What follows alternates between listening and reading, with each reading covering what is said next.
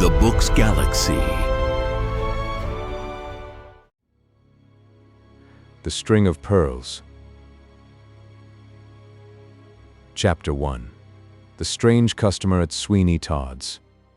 Before Fleet Street had reached its present importance, and when George III was young, and the two figures who used to strike the chimes at old St. Dunstan's church were in all their glory, being a great impediment to errand boys on their progress, and a matter of gaping curiosity to country people, there stood close to the sacred edifice a small barber's shop, which was kept by a man of the name of Sweeney Todd. How it was that he came by the name of Sweeney, as a Christian appellation, we are at a loss to conceive, but such was his name, as might be seen in extremely corpulent yellow letters over his shop window, by any who chose there to look for it. Barbers by that time in Fleet Street had not become fashionable, and no more dreamt of calling themselves artists than of taking the Tower by storm. Moreover, they were not, as they are now, constantly slaughtering fine fat bears, and yet somehow people had hair on their heads just the same as they have at present, without the aid of that unctuous auxiliary. Moreover, Sweeney Todd, in common with those really primitive sort of times, did not think it at all necessary to have any waxen effigies of humanity in his window. There was no languishing young lady looking over the left shoulder in order that a profusion of auburn tresses might repose upon her lily neck, and great conquerors and great statesmen were not then, as they are now, held up to public ridicule with dabs of rouge upon their cheeks, a quantity of gunpowder scattered in for beard, and some bristles sticking on end for eyebrows. No. Sweeney Todd was a barber of the old school, and he never thought of glorifying himself on account of any extraneous circumstance. If he had lived in Henry VIII's palace, it would be all the same as Henry VIII's dog kennel, and he would scarcely have believed human nature to be so green as to pay an extra sixpence to be shaven and shorn in any particular locality. A long pole painted white, with a red stripe curling spirally round it, projected into the street from his doorway, and on one of the panes of glass in his window was presented the following couplet: "Easy shaving for a penny, as good as you will find any." We do not put these lines forth as a specimen of the poetry of the age. They may have been the production of some young Templar, but if they were a little wanting in poetic fire, that was amply made up by the clear and precise manner in which they set forth what they intended. The barber himself was a long, low-jointed, ill-put-together sort of fellow, with an immense mouth, and such huge hands and feet that he was, in his way, quite a natural curiosity, and, what was more wonderful, considering his trade, there never was seen such a head of hair as Sweeney Todd's.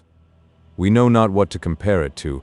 Probably it came nearest to what one might suppose to be the appearance of a thick-set hedge, in which a quantity of small wire had got entangled. In truth, it was a most terrific head of hair, and as Sweeney Todd kept all his combs in it, some people said his scissors likewise, when he put his head out of the shop door to see what sort of weather it was, he might have been mistaken for an Indian warrior with a very remarkable headdress.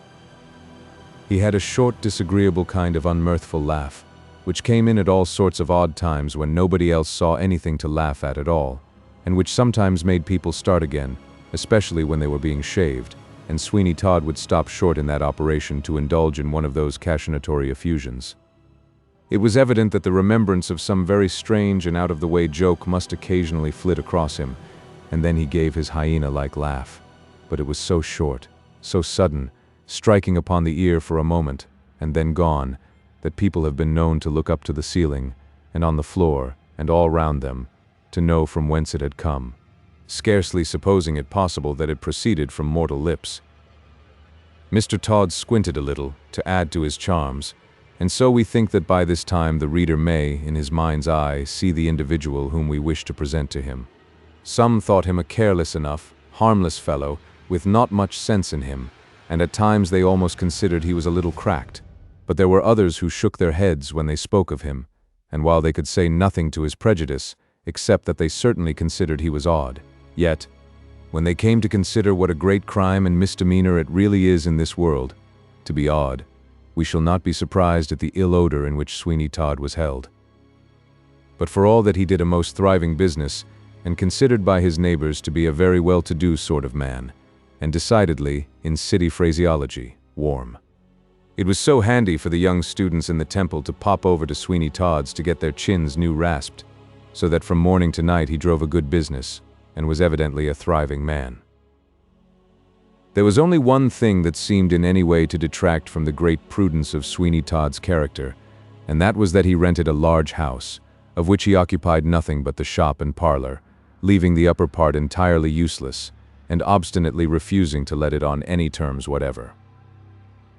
Such was the state of things Anno Domini 1785 as regarded Sweeney Todd. The day is drawing to a close and a small drizzling kind of rain is falling, so that there are not many passengers in the streets, and Sweeney Todd is sitting in his shop looking keenly in the face of a boy, who stands in an attitude of trembling subjection before him. "You will remember," said Sweeney Todd, and he gave his countenance a most horrible twist as he spoke. "You will remember, Tobias Ragg, that you are now my apprentice, that you have of me had board, washing, and lodging, with the exception that you don't sleep here, that you take your meals at home, and that your mother, Mrs. Ragg, does your washing, which she may very well do, being a laundress in the temple, and making no end of money. As for lodging, you lodge here, you know, very comfortably in the shop all day. Now, are you not a happy dog?" "Yes, sir," said the boy timidly. "You will acquire a first-rate profession, quite as good as the law, which your mother tells me she would have put you to, only that a little weakness of the headpiece unqualified you. And now, Tobias, listen to me, and treasure up every word I say." "Yes, sir." "I'll cut your throat from ear to ear if you repeat one word of what passes in this shop, or dare to make any supposition, or draw any conclusion from anything you may see or hear, or fancy you see or hear. Now you understand me. I'll cut your throat from ear to ear. Do you understand me?" "Yes, sir, I won't say nothing. I wish, sir, as I may be made into veal pies at Lovett's in Bellyard if I as much as says a word." Sweeney Todd rose from his seat, and opening his huge mouth, he looked at the boy for a minute or two in silence, as if he fully intended swallowing him, but had not quite made up his mind where to begin. "Very good," at length he said. "I am satisfied, I am quite satisfied, and mark me, the shop, and the shop only, is your place." "Yes, sir. And if any customer gives you a penny, you can keep it, so that if you get enough of them you will become a rich man. Only I will take care of them for you, and when I think you want them I will let you have them. Run out and see what's o'clock by St. Dunstan's." There was a small crowd collected opposite the church, for the figures were about to strike 6:15, and among that crowd was one man who gazed with as much curiosity as anybody at the exhibition. "Now for it," he said. "They are going to begin. Well, that is ingenious. Look at the fellow lifting up his club, and down it comes bang upon the old bell." The 3/4 were struck by the figures, and then the people who had loitered to see it done, many of whom had day by day looked at the same exhibition for years past, walked away, with the exception of the man who seemed so deeply interested. He remained, and crouching at his feet was a noble-looking dog, who looked likewise up at the figures, and who, observing his master's attention to be closely fixed upon them, endeavored to show as great an appearance of interest as he possibly could. "What do you think of that, Hector?" said the man. The dog gave a short, low whine, and then his master proceeded. "There is a barber's shop opposite, so before I go any farther, as I have got to see the ladies, although it's on a very melancholy errand, for I have got to tell them that poor Mark in Jestry is no more, and heaven knows what poor Johanna will say. I think I should know her by his description of her, poor fellow. It grieves me to think how he used to talk about her in the long night watches, when all was still, and not a breath of air touched a curl upon his cheek.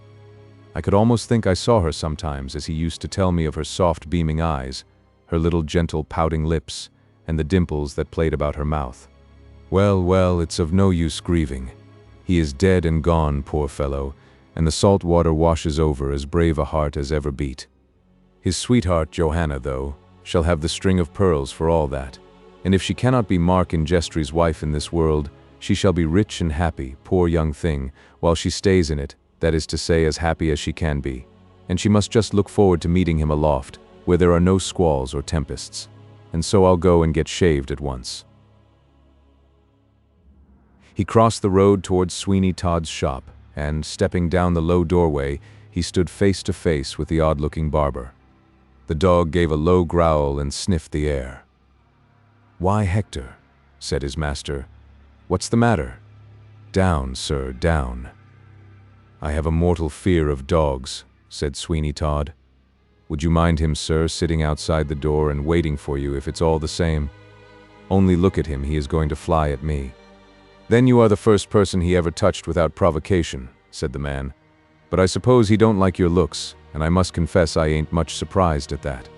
I have seen a few rum-looking guys in my time, but hang me if ever I saw such a figurehead as yours. What the devil noise was that?" "It was only me," said Sweeney Todd. "I laughed." "Laughed? Do you call that a laugh? I suppose you caught it of somebody who died of it. If that's your way of laughing, I beg you won't do it any more." "Stop the dog! Stop the dog! I can't have dogs running into my back parlor." "Here, Hector, here," cried his master. "Get out." Most unwillingly the dog left the shop and crouched down close to the outer door, which the barber took care to close, muttering something about a draught of air coming in, and then, turning to the apprentice boy who was screwed up in a corner, he said, "Tobias, my lad, go to Leadenhall Street and bring a small bag of the thick biscuits from Mr. Peterson's. Say they are for me. Now, sir, I suppose you want to be shaved, and it is well you have come here, for there ain't a shaving shop, although I say it, in the city of London that ever thinks of polishing anybody off as I do. I tell you what it is, Master Barber, if you come that laugh again, I will get up and go. I don't like it, and there is an end of it." "Very good," said Sweeney Todd as he mixed up a lather. "Who are you? Where did you come from, and where are you going?" "That's cool, at all events." "Damn it. What do you mean by putting the brush in my mouth? Now don't laugh, and since you are so fond of asking questions, just answer me one." "Oh yes, of course. What is it, sir?" "Do you know a Mr. Oakley, who lives somewhere in London, and is a spectacle maker?" "Yes, to be sure I do, John Oakley, the spectacle maker in 4 Street, and he has got a daughter named Johanna, that the young bloods call the flower of 4 Street. "Ah, poor thing, do they? Now, confound you. What are you laughing at now? What do you mean by it? Don't you say, 'Ah, poor thing'? Just turn your head a little a one side, that will do. You have been to sea, sir?" "Yes, I have, and have only now lately come up the river from an Indian voyage." "Indeed. Where can my strop be? I had it this minute, I must have laid it down somewhere. What an odd thing that I can't see it. It's very extraordinary. What can have become of it? Oh, I recollect. I took it into the parlor. Sit still, sir. I shall not be gone a moment. Sit still, sir, if you please. By the by, you can amuse yourself with the courier, sir, for a moment." Sweeney Todd walked into the back parlor and closed the door. There was a strange sound suddenly, compounded of a rushing noise and then a heavy blow, immediately after which Sweeney Todd emerged from his parlor, and folding his arms, he looked upon the vacant chair where his customer had been seated, but the customer was gone, leaving not the slightest trace of his presence behind except his hat, and that Sweeney Todd immediately seized and thrust into a cupboard that was at one corner of the shop. "What's that?" he said. "What's that? I thought I heard a noise." "If you please, sir, I have forgot the money, and have run all the way back from St. Paul's churchyard." In 2 strides Todd reached him, and clutching him by the arm he dragged him into the farther corner of the shop, and then he stood opposite to him, glaring him full in the face with such a demoniac expression that the boy was frightfully terrified. "Speak," cried Todd. "Speak, and speak the truth, or your last hour has come. How long were you peeping through the door before you came in?" "Peeping, sir?" "Yes, peeping. Don't repeat my words, but answer me at once. You will find it better for you in the end." "I wasn't peeping, sir, at all." Sweeney Todd drew a long breath as he then said, in a strange, shrieking sort of manner, which he intended, no doubt, should be jocose, "Well, well, very well. If you did peep, what then?" "It's no matter. I only wanted to know, that's all. It was quite a joke, wasn't it? Quite funny, though rather odd, eh? Why don't you laugh, you dog? Come. Now, there is no harm done. Tell me what you thought about it at once, and we will be merry over it. Very merry." "I don't know what you mean, sir," said the boy, who was quite as much alarmed at Mr. Todd's mirth as he was at his anger. "I don't know what you mean, sir. I only just come back because I hadn't any money to pay for the biscuits at Peterson's." "I mean nothing at all," said Todd, suddenly turning upon his heel. "What's that scratching at the door?" Tobias opened the shop door, and there stood the dog, who looked wistfully round the place, and then gave a howl which seriously alarmed the barber. "It's the gentleman's dog, sir," said Tobias. "It's the gentleman's dog, sir, that was looking at old St. Dunstan's clock, and came in here to be shaved. It's funny, ain't it, sir, that the dog didn't go away with his master? Why don't you laugh if it's funny? Turn out the dog, Tobias. We'll have no dogs here.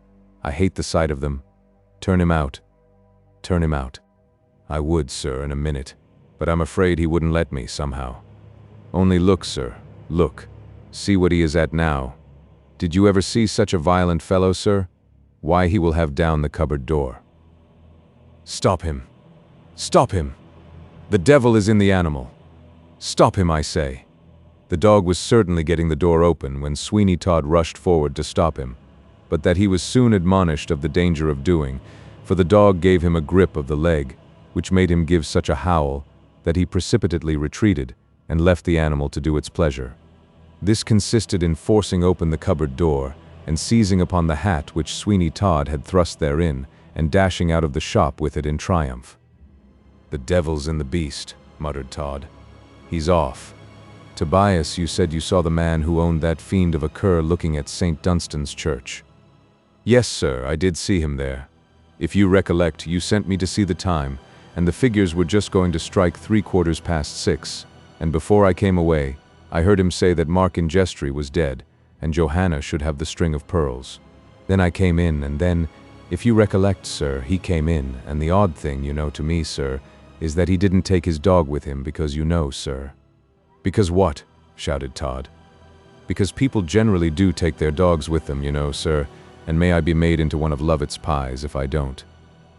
"Hush! Someone comes. It's old Mr. Grant from the temple. How do you do, Mr. Grant? Glad to see you looking so well, sir.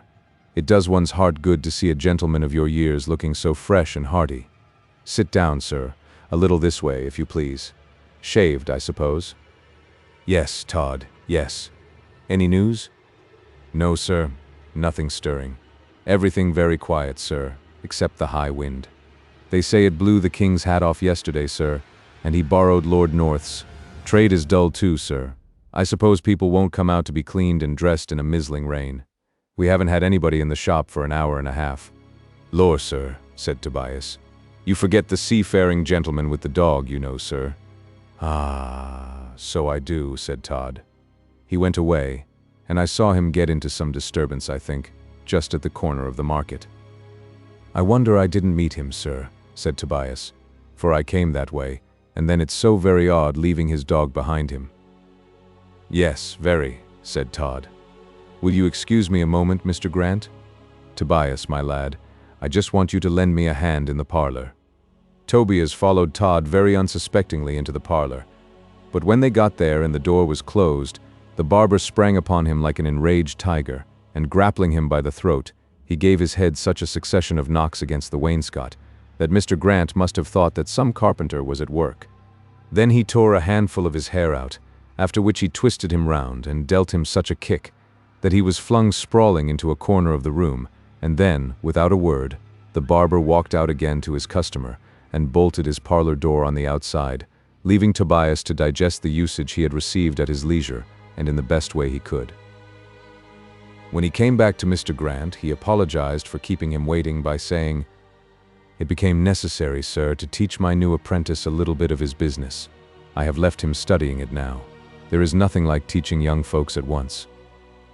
"Ah," said Mr. Grant with a sigh, "I know what it is to let young folks grow wild. For although I have neither chick nor child of my own, I had a sister's son to look to, a handsome, wild, harum-scarum sort of fellow, as like me as one pea is like another. I tried to make a lawyer of him, but it wouldn't do, and it's now more than 2 years ago he left me altogether, and yet there were some good traits about Mark." "Mark, sir? Did you say Mark?" "Yes, that was his name, Mark in Jestry. God knows what's become of him." "Oh," said Sweeney Todd. He went on lathering the chin of Mr. Grant. Chapter 2. The Spectacle Maker's Daughter. "Johanna? Johanna, my dear, do you know what time it is? Johanna, I say, my dear, are you going to get up? Here's your mother has trotted out to Parson Lupin's, and you know I have got to go to Alderman Judd's house in Cripplegate, the first thing, and I haven't had a morsel of breakfast yet. Johanna, my dear, do you hear me?" These observations were made by Mr. Oakley, the spectacle maker, at the door of his daughter Johanna's chamber, on the morning after the events we have just recorded at Sweeney Todd's, and presently a soft, sweet voice answered him, saying, "I am coming, father. I am coming. In a moment, father, I shall be down. Don't hurry yourself, my darling, I can wait." The little old spectacle maker descended the staircase again and sat down in the parlor at the back of the shop, where in a few moments he was joined by Johanna, his only and his much-loved child. She was indeed a creature of the rarest grace and beauty. Her age was 18, but she looked rather younger, and upon her face she had that sweetness and intelligence of expression which almost bids defiance to the march of time. Her hair was of a glossy blackness, and what was rare in conjunction with such a feature, her eyes were of a deep and heavenly blue. There was nothing of the commanding or of the severe style of beauty about her, but the expression of her face was all grace and sweetness. It was one of those countenances which one could look at for a long summer's day, as upon the pages of some deeply interesting volume, which furnished the most abundant food for pleasant and delightful reflection. There was a touch of sadness about her voice, which, perhaps, only tended to make it the more musical, although mournfully so, and which seemed to indicate that at the bottom of her heart there lay some grief which had not yet been spoken, some cherished aspiration of her pure soul, which looked hopeless as regards completion, some remembrance of a former joy, which had been turned to bitterness and grief. It was the cloud in the sunny sky, the shadow through which there still gleamed bright and beautiful sunshine, but which still proclaimed its presence. "I have kept you waiting, father," she said, as she flung her arms about the old man's neck. "I have kept you waiting. Never mind, my dear, never mind. Your mother is so taken up with Mr. Lupin that you know, this being Wednesday morning, she is off to his prayer meeting, and so I have had no breakfast. And really I think I must discharge Sam." "Indeed, father. What has he done?" "Nothing at all, and that's the very reason. I had to take down the shutters myself this morning, and what do you think for? He had the coolness to tell me he couldn't take down the shutters this morning, or sweep out the shop, because his aunt had the toothache." "A poor excuse, father," said Johanna, as she bustled about and got the breakfast ready. "A very poor excuse. Poor indeed, but his month is up today, and I must get rid of him. But I suppose I shall have no end of bother with your mother, because his aunt belongs to Mr. Lupin's congregation. But as sure as this is the 20th day of August." "It is the 20th day of August," said Johanna, as she sunk into a chair and burst into tears. It is. I thought I could have controlled this, but I cannot, father, I cannot. It was that which made me late. I knew mother was out, I knew that I ought to be down attending upon you, and I was praying to heaven for strength to do so because this was the 20th of August. Johanna spoke these words incoherently and amidst sobs, and when she had finished them, she leant her sweet face upon her small hands and wept like a child. The astonishment, not unmingled with positive dismay, of the old spectacle maker was vividly depicted on his countenance, and for some minutes he sat perfectly aghast, with his hands resting on his knees, and looking in the face of his beautiful child, that is to say, as much as he could see of it between those little taper fingers that were spread upon it, as if he were newly awakened from some dream. "Good God, Johanna," he said at length. "What is this, my dear child? What has happened? Tell me, my dear, unless you wish to kill me with grief." "You shall know, father," she said. I did not think to say a word about it, but considered I had strength enough of mind to keep my sorrows in my own breast, but the effort has been too much for me, and I have been compelled to yield. If you had not looked so kindly on me, if I did not know that you loved me as you do, I should easily have kept my secret, but knowing that much, I cannot." "My darling," said the old man, "you are right, there. I do love you. What would the world be to me without you? There was a time, 20 years ago, when your mother made up much of my happiness. But of late, what with Mr. Lupin, and psalm singing, and tea drinking, I see very little of her, and what little I do see is not very satisfactory. Tell me, my darling, what it is that vexes you, and I'll soon put it to rights. I don't belong to the city train bands for nothing." Father, I know that your affection would do all for me that it is possible to do, but you cannot recall the dead to life, and if this day passes over and I see him not, nor hear from him, I know that, instead of finding a home for me whom he loved, he has in the effort to do so found a grave for himself. He said he would. He said he would.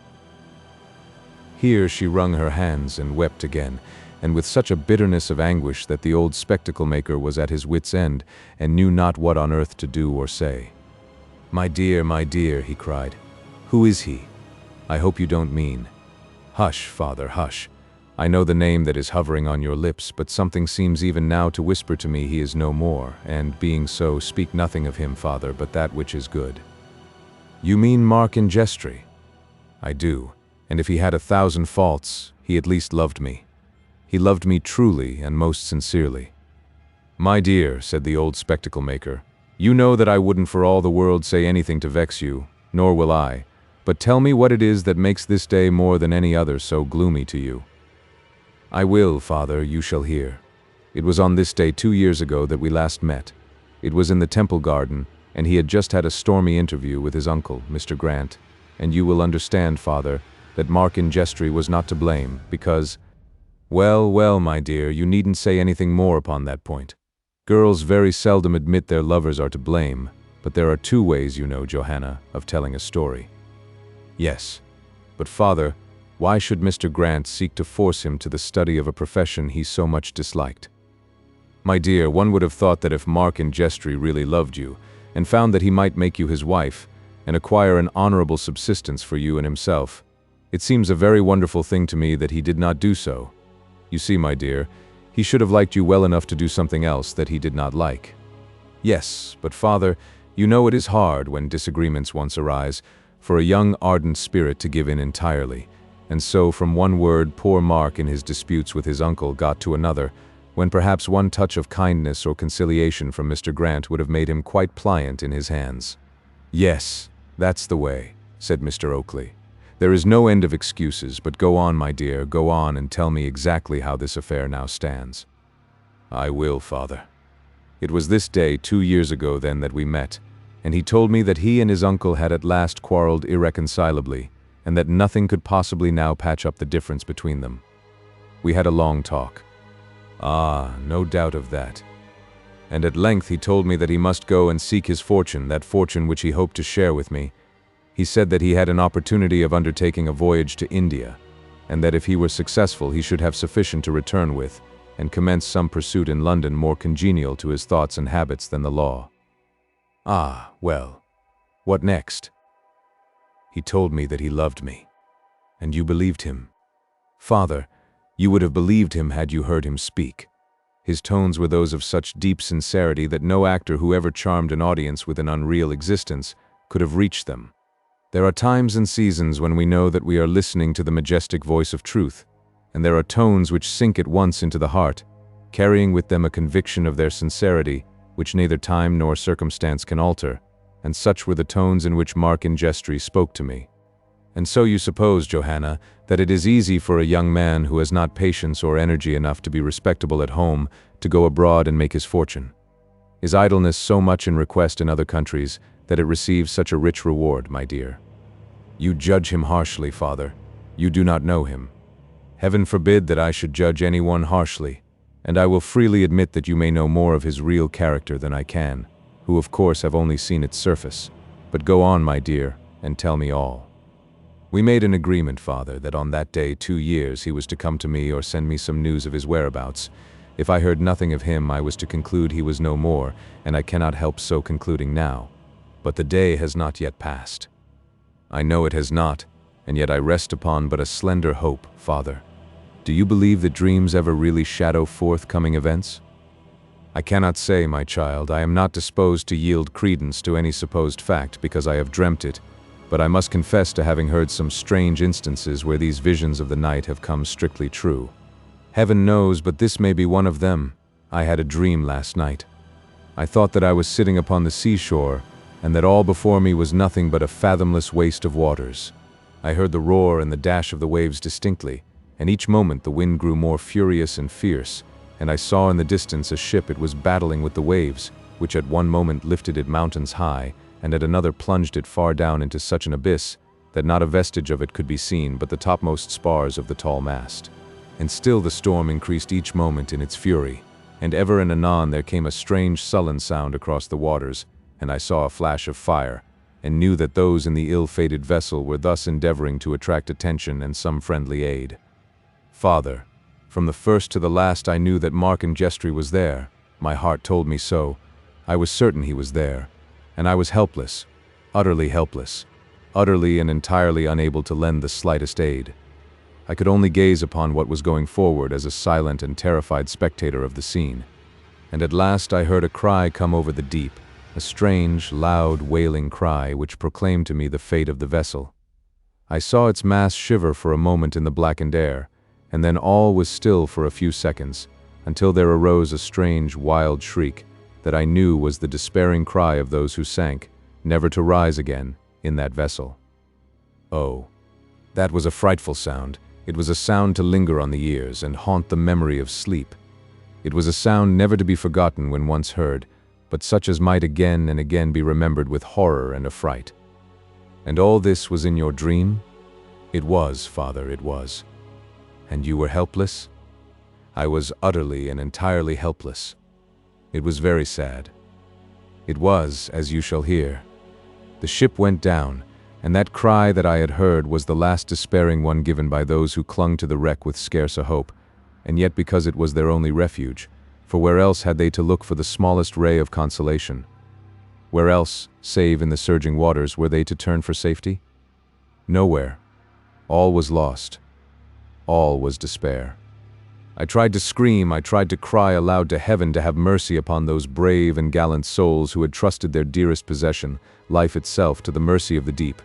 And while I so tried to render so inefficient succor, I saw a small speck in the sea, and my straining eyes perceived that it was a man floating and clinging to a piece of the wreck, and I knew it was Mark Ingestri. But my dear, surely you are not annoyed at a dream? It saddened me. I stretched out my arms to save him. I heard him pronounce my name and call upon me for help. 'Twas all in vain. He battled with the waves as long as human nature could battle with them. He could do no more, and I saw him disappear before my anxious eyes. Don't say you saw him, my dear. Say you fancy you saw him. It was such a fancy as I shall not lose the remembrance of for many a day. Well, well, after all, my dear, it's only a dream, and it seems to me, without at all adverting to anything that should give you pain as regards Mark Ingestri, that you made a very foolish bargain, for only consider how many difficulties might arise in the way of his keeping faith with you. You know I have your happiness so much at heart that, if Mark had been a worthy man and an industrious one, I should not have opposed myself to your union, but, believe me, my dear Johanna, that a young man with great facilities for spending money, and none whatever for earning any, is just about the worst husband you could choose, and such a man was Mark Ingestri. But come, we will say nothing of this to your mother. Let the secret, if we may call it such, rest with me, and if you can inform me in what capacity and in what vessel he left England, I will not carry my prejudice so far against him as to hesitate about making what inquiry I can concerning his fate. I know nothing more, Father. We parted, and never met again. Well, dry your eyes, Johanna, and as I go to Alderman Judd's, I'll think over the matter, which, after all, may not be so bad as you think. The lad is a good enough looking lad, and has, I believe, a good ability, if he would put it to some useful purpose, but if he goes scampering about the world in an unsettled manner, you are well rid of him, and as for his being dead, you must not conclude that by any means, for somehow or another, like a bad penny, these fellows always come back. There was more consolation in the kindly tone of the spectacle maker than in the words he used, but, upon the whole, Johanna was well enough pleased that she had communicated the secret to her father, for now, at all events, she had someone to whom she could mention the name of Mark Ingestri without the necessity of concealing the sentiment with which she did so, and when her father had gone, she felt that, by the mere relation of it to him, some of the terrors of her dream had vanished. She sat for some time in a pleasing reverie, till she was interrupted by Sam, the shop boy, who came into the parlor and said, "Please, Miss Johanna, suppose I was to go down to the docks and try and find out for you Mr. Mark Ingestri. I say, suppose I was to do that. I heard it all, and if I do find him, I'll soon settle him." "What do you mean?" I means that I won't stand it. Didn't I tell you, more than 3 weeks ago, as you was the object of my infections? Didn't I tell you that when Aunt died, I should come in for the soap and candle business, and make you my missus?" The only reply which Johanna gave to this was to rise and leave the room, for her heart was too full of grief and sad speculation to enable her to do now as she had often been in the habit of doing, namely, laugh at Sam's protestations of affection. So he was left to chew the cud of sweet and bitter fancy by himself. "1,000 damns," said he, when he entered the shop. "I always suspected there was some other fellow, and now I know it I am ready to gnaw my head off that ever I consented to come here. Confound him. I hope he is at the bottom of the sea, and eat up by this time. Oh, I should like to smash everybody. If I had my way now, I'd just walk into society at large, as they calls it, and let it know what 1, 2, 3 slap in the eye is, and down it would go." Mr. Sam, in his rage, did upset a case of spectacles, which went down with a tremendous crash, and which, however good imitation of the manner in which society at large was to be knocked down, was not likely to be at all pleasing to Mr. Oakley. "I have done it now," he said. "But never mind. I'll try the old dodge whenever I break anything. That is, I'll place it in old Oakley's way, and swear he did it. I never knew such an old goose. You may persuade him into anything. The idea, now, of his pulling down all the shutters this morning because I told him my aunt had the toothache. That was a go, to be sure. But I'll be revenged of that fellow who has took away, I consider, Johanna from me. I'll let him know what a blighted heart is capable of. He won't live long enough to want a pair of spectacles, I'll be bound, or else my name ain't Sam Bolt." Chapter 3. A Man is Lost. The earliest dawn of morning was glistening upon the masts, the cordage, and the sails of a fleet of vessels lying below Sheerness. The crews were rousing themselves from their night's repose, and to make their appearance on the decks of the vessels, from which the night watch had just been relieved. A man-of-war, which had been the convoy of the fleet of merchantmen through the channel, fired a gun as the first glimpse of the morning sun fell upon her tapering masts.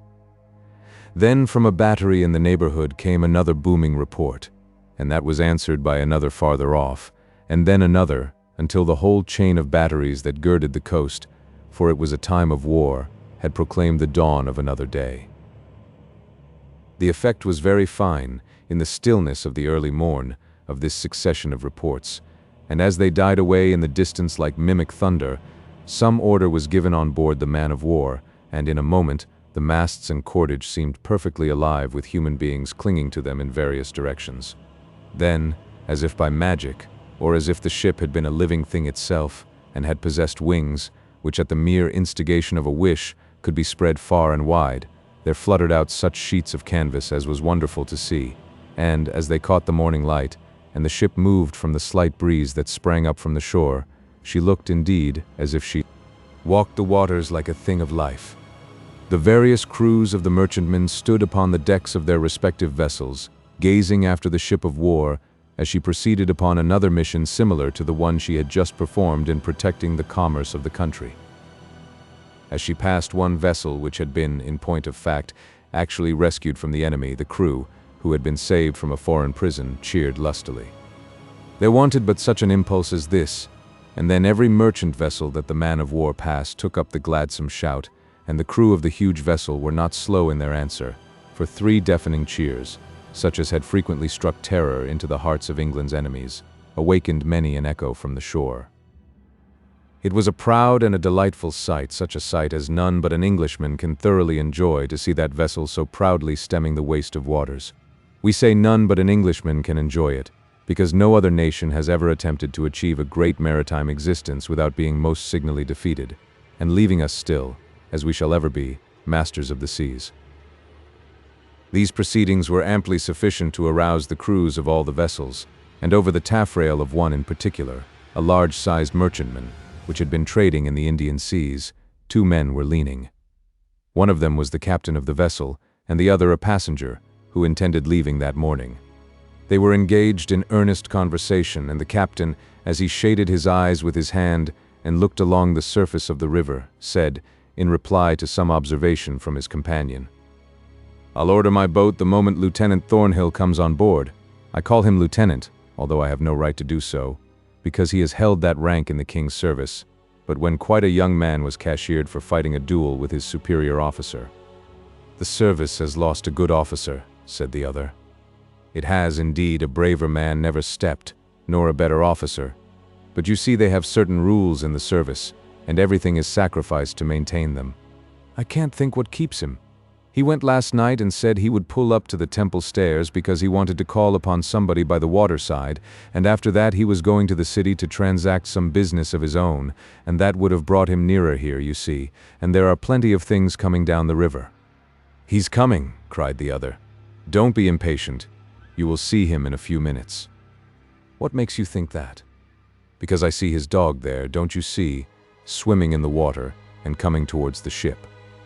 I cannot imagine. I can see the dog, certainly, but I can't see Thornhill, nor is there any boat at hand. I know not what to make of it. Do you know my mind misgives me that something has happened amiss?" The dogs seem exhausted. Lend a hand there to Mr. Thornhill's dog, some of you. Why, it's a hat he has in his mouth. The dog made towards the vessel, but without the assistance of the seaman, with the whole of whom he was an immense favorite, he certainly could not have boarded the vessel, and when he reached the deck, he sank down upon it in a state of complete exhaustion, with the hat still in his grasp. As the animal lay, panting, upon the deck, the sailors looked at each other in amazement, and there was but one opinion among them all now, and that was that something very serious had unquestionably happened to Mr. Thornhill. "I dread," said the captain, "an explanation of this occurrence. What on earth can it mean? That's Thornhill's hat, and here is Hector. Give the dog some meat and drink directly. He seems thoroughly exhausted." The dog ate sparingly of some food that was put before him, and then, seizing the hat again in his mouth, he stood by the side of the ship and howled piteously. Then he put down the hat for a moment, and walking up to the captain, he pulled him by the skirt of the coat. "You understand him," said the captain to the passenger. "Something has happened to Thornhill, I'll be bound, and you see the object of the dog is to get me to follow him to see what it's about. Think you so? It is a warning, if it be such at all, that I should not be inclined to neglect, and if you will follow the dog, I will accompany you. There may be more in it than we think of, and we ought not to allow Mr. Thornhill to be in want of any assistance that we can render him, when we consider what great assistance he has been to us. Look how anxious the poor beast is." The captain ordered a boat to be launched at once and manned by 4 stout rowers. He then sprang into it, followed by the passenger, who was a Colonel Jeffery of the Indian Army, and the dog immediately followed them, testifying by his manner great pleasure at the expedition they were undertaking, and carrying the hat with him, which he evidently showed an immense disinclination to part with. The captain had ordered the boat to proceed up the river towards the temple stairs, where Hector's master had expressed his intention of proceeding, and, when the faithful animal saw the direction in which they were going, he lay down in the bottom of the boat perfectly satisfied, and gave himself up to that repose, of which he was evidently so much in need. It cannot be said that Colonel Jeffery suspected that anything of a very serious nature had happened. Indeed, their principal anticipation, when they came to talk it over, consisted in the probability that Thornhill had, with an impetuosity of character they knew very well he possessed, interfered to redress what he considered some street grievance, and had got himself into the custody of the civil power in consequence. "Of course," said the captain, "Master Hector would view that as a very serious affair, and finding himself denied access to his master, you see he has come off to us, which was certainly the most prudent thing he could do, and I should not be at all surprised if he takes us to the door of some watch-house, where we shall find our friend snug enough." The tide was running up, and that Thornhill had not saved the turn of it by dropping down earlier to the vessel was one of the things that surprised the captain. However, they got up quickly, and as at that hour there was not much on the river to impede their progress, and as at that time the Thames was not a thoroughfare for little stinking steamboats, they soon reached the ancient temple stairs.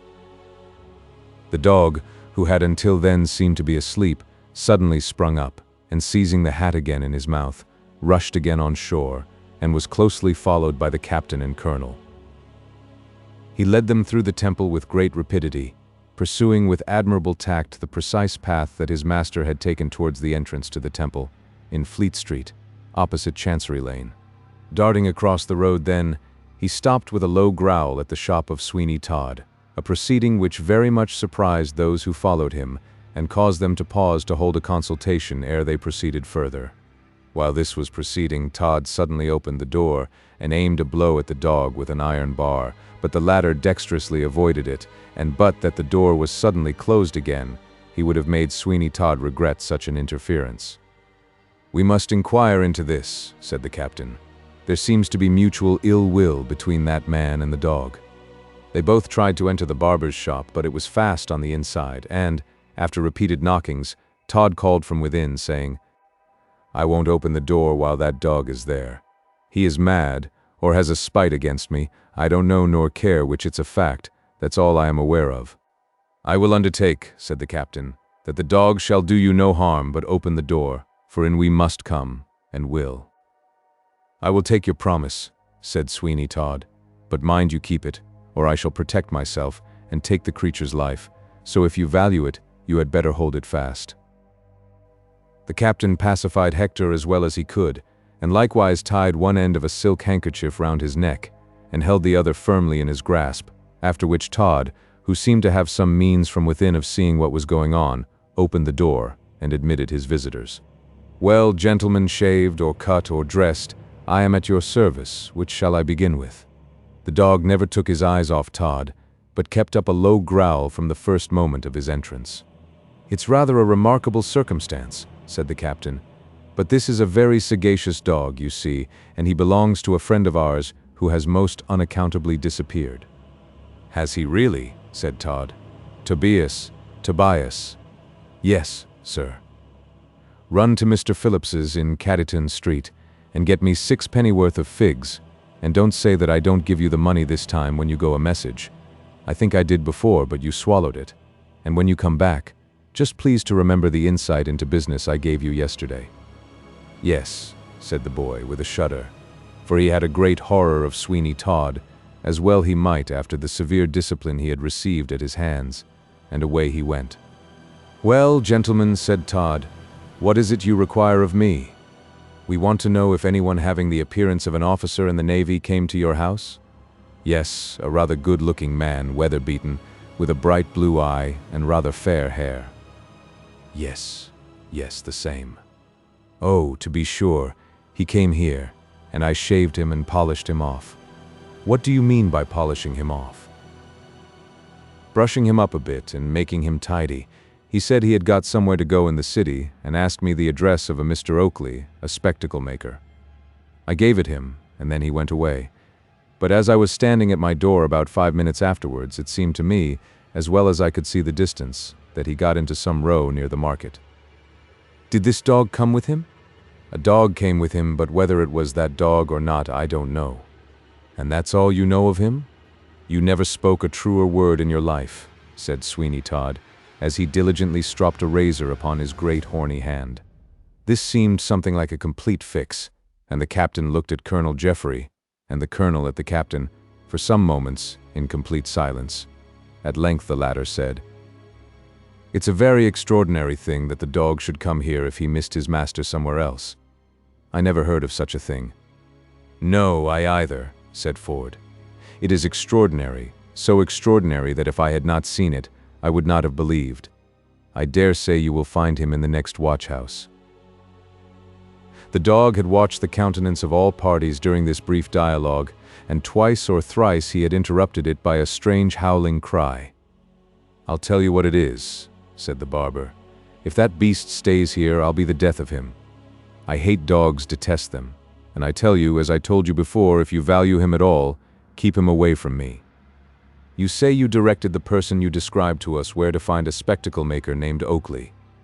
We happen to know that he was going in search of such a person, and as he had property of value about him, we will go there and ascertain if he reached his destination. It is in 4 Street, a little shop with 2 windows. You cannot miss it." The dog, when he saw they were about to leave, grew furious, and it was with the greatest difficulty they succeeded by main force in getting him out of the shop and dragging him some short distance with them, but then he contrived to get free of the handkerchief that held him, and darting back, he sat down at Sweeney Todd's door, howling most piteously. They had no resource but to leave him, intending fully to call as they came back from Mr. Oakley's, and as they looked behind them, They saw that Hector was collecting a crowd round the barber's door, and it was a singular thing to see a number of persons surrounding the dog, while he, to all appearance, appeared to be making efforts to explain something to the assemblage. They walked on until they reached the spectacle makers. There they paused, for they all of a sudden recollected that the mission that Mr. Thornhill had to execute there was of a very delicate nature, and one by no means to be lightly executed, or even so much as mentioned, probably, in the hearing of Mr. Oakley himself. "We must not be so hasty," said the colonel. "But what am I to do? I sail tonight. At least I have to go round to Liverpool with my vessel. Do not then call at Mr. Oakley's at all at present, but leave me to ascertain the fact quietly and secretly. My anxiety for Thornhill will scarcely permit me to do so, but I suppose I must, and if you write me a letter to the Royal Oak Hotel at Liverpool, it will be sure to reach me, that is to say, unless you find Mr. Thornhill himself, in which case I need not by any means give you so much trouble. You may depend upon me. My friendship for Mr. Thornhill and gratitude, as you know, for the great service he has rendered to us all, will induce me to do my utmost to discover him, but that I know he set his heart upon performing the message he had to deliver accurately and well, I should recommend that we at once go into this house of Mr. Oakley's, only that the fear of compromising the young lady who is in the case, and who will have quite enough to bear, poor thing, of her own grief, restrains me." After some more conversation of a similar nature, they decided that this should be the plan adopted. They made an unavailing call at the watch-house of the district, being informed there that no such person, nor anyone answering the description of Mr. Thornhill, had been engaged in any disturbance, or apprehended by any of the constables. And this only involved the thing in greater mystery than ever. So they went back to try and recover the dog, but that was a matter easier to be desired and determined upon than executed, for threats and persuasions were alike ineffectual. Hector would not stir an inch from the barber's door. There he sat with the hat by his side, a most melancholy and strange-looking spectacle, and a most efficient guard was he for that hat, and it was evident that while he chose to exhibit the formidable row of teeth he did occasionally, when anybody showed a disposition to touch it, it would remain sacred. Some people, too, had thrown a few copper coins into the hat, so that Hector, if his mind had been that way inclined, was making a very good thing of it. But who shall describe the anger of Sweeney Todd, when he found that he was so likely to be so beleaguered? He doubted if, upon the arrival of the first customer to his shop, the dog might dart in and take him by storm, but that apprehension went off at last, when a young gallant came from the temple to have his hair dressed, and the dog allowed him to pass in and out unmolested, without making any attempt to follow him. This was something, at all events, but whether or not it ensured Sweeney Todd's personal safety when he himself should come out was quite another matter. It was an experiment, however, which he must try. It was quite out of the question that he should remain a prisoner much longer in his own place, so, after a time, he thought he might try the experiment, and that it would be best done when there were plenty of people there, because if the dog assaulted him, he would have an excuse for any amount of violence he might think proper to use upon the occasion. It took some time, however, to screw his courage to the sticking place, but at length, muttering deep curses between his clenched teeth, he made his way to the door, and carried in his hand a long knife, which he thought a more efficient weapon against the dog's teeth than the iron bludgeon he had formerly used. "I hope he will attack me," said Todd, to himself as he thought. But Tobias, who had come back from the place where they sold the preserved figs, heard him, and after devoutly in his own mind wishing that the dog would actually devour Sweeney, said aloud, "Oh dear sir, you don't wish that, I'm sure. Who told you what I wished, or what I did not? Remember, Tobias, and keep your own counsel, or it will be the worse for you, and your mother too, remember that." The boy shrunk back. How had Sweeney Todd terrified the boy about his mother? He must have done so, or Tobias would never have shrunk as he did. Then that rascally barber, who we begin to suspect of more crimes than fall ordinarily to the share of man, went cautiously out of his shop door. We cannot pretend to account for why it was so, but, as faithful recorders of facts, we have to state that Hector did not fly at him, but with a melancholy and subdued expression of countenance he looked up in the face of Sweeney Todd. Then he whined piteously, as if he would have said, "Give me my master, and I will forgive you all that you have done, Give me back my beloved master, and you shall see that I am neither revengeful nor ferocious." This kind of expression was as legibly written in the poor creature's countenance as if he had actually been endowed with speech and uttered the words themselves. This was what Sweeney Todd certainly did not expect, and, to tell the truth, it staggered and astonished him a little. He would have been glad of an excuse to commit some act of violence, but he had now none, and as he looked in the faces of the people who were around, he felt quite convinced that it would not be the most prudent thing in the world to interfere with the dog in any way that savored of violence. "Where's the dog's master?" said one. "Ah, where indeed?" said Todd. "I should not wonder if he had come to some foul end." "But I say, old soapsuds," cried a boy, "the dog says you did it." There was a general laugh, but the barber was by no means disconcerted, and he shortly replied, "Does he? He is wrong then." Sweeney Todd had no desire to enter into anything like a controversy with the people, so he turned again and entered his own shop, in a distant corner of which he sat down, and folding his great gaunt-looking arms over his chest, he gave himself up to thought, and if we may judge from the expression of his countenance, those thoughts were of a pleasant anticipatory character, for now and then he gave such a grim sort of smile as might well have sat upon the features of some ogre. And now we will turn to another scene of a widely different character. Chapter 4.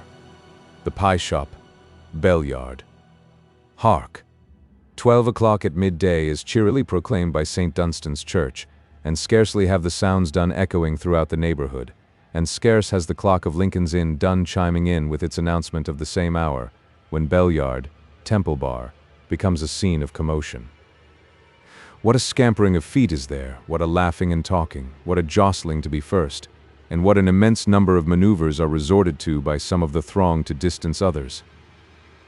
And mostly from Lincoln's Inn do these persons, young and old, but most certainly a majority of the former, come bustling and striving, although from the neighboring legal establishments likewise there came not a few. The Temple contributes its numbers, and from the more distant Gray's Inn there came a goodly lot.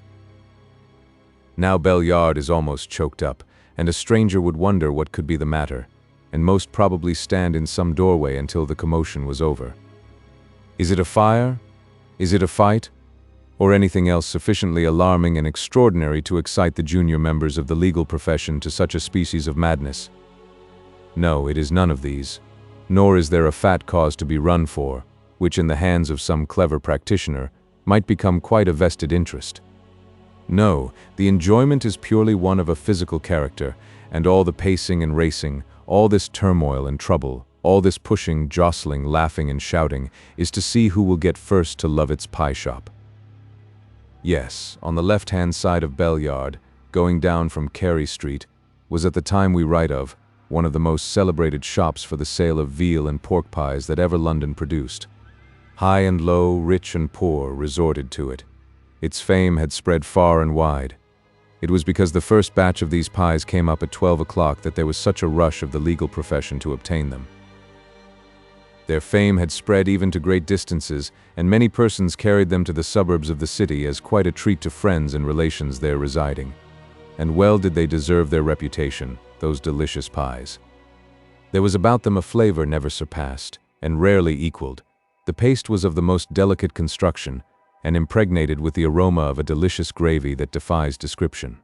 Then the small portions of meat which they contained were so tender, and the fat and the lean so artistically mixed up, that to eat one of LOVETT'S pies was such a provocative to eat another, that many persons who came to lunch stayed to dine, wasting more than an hour, perhaps, of precious time, and endangering, who knows to the contrary, the success of some lawsuit thereby.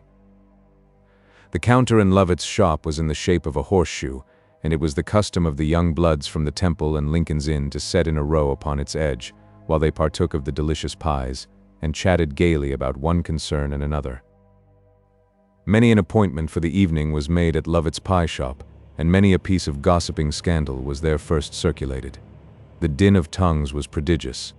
The ringing laugh of the boy who looked upon the quarter of an hour he spent at LOVETT'S as the brightest of the whole 24, mingled gaily with the more boisterous mirth of his seniors, and, oh, with what rapidity the pies disappeared.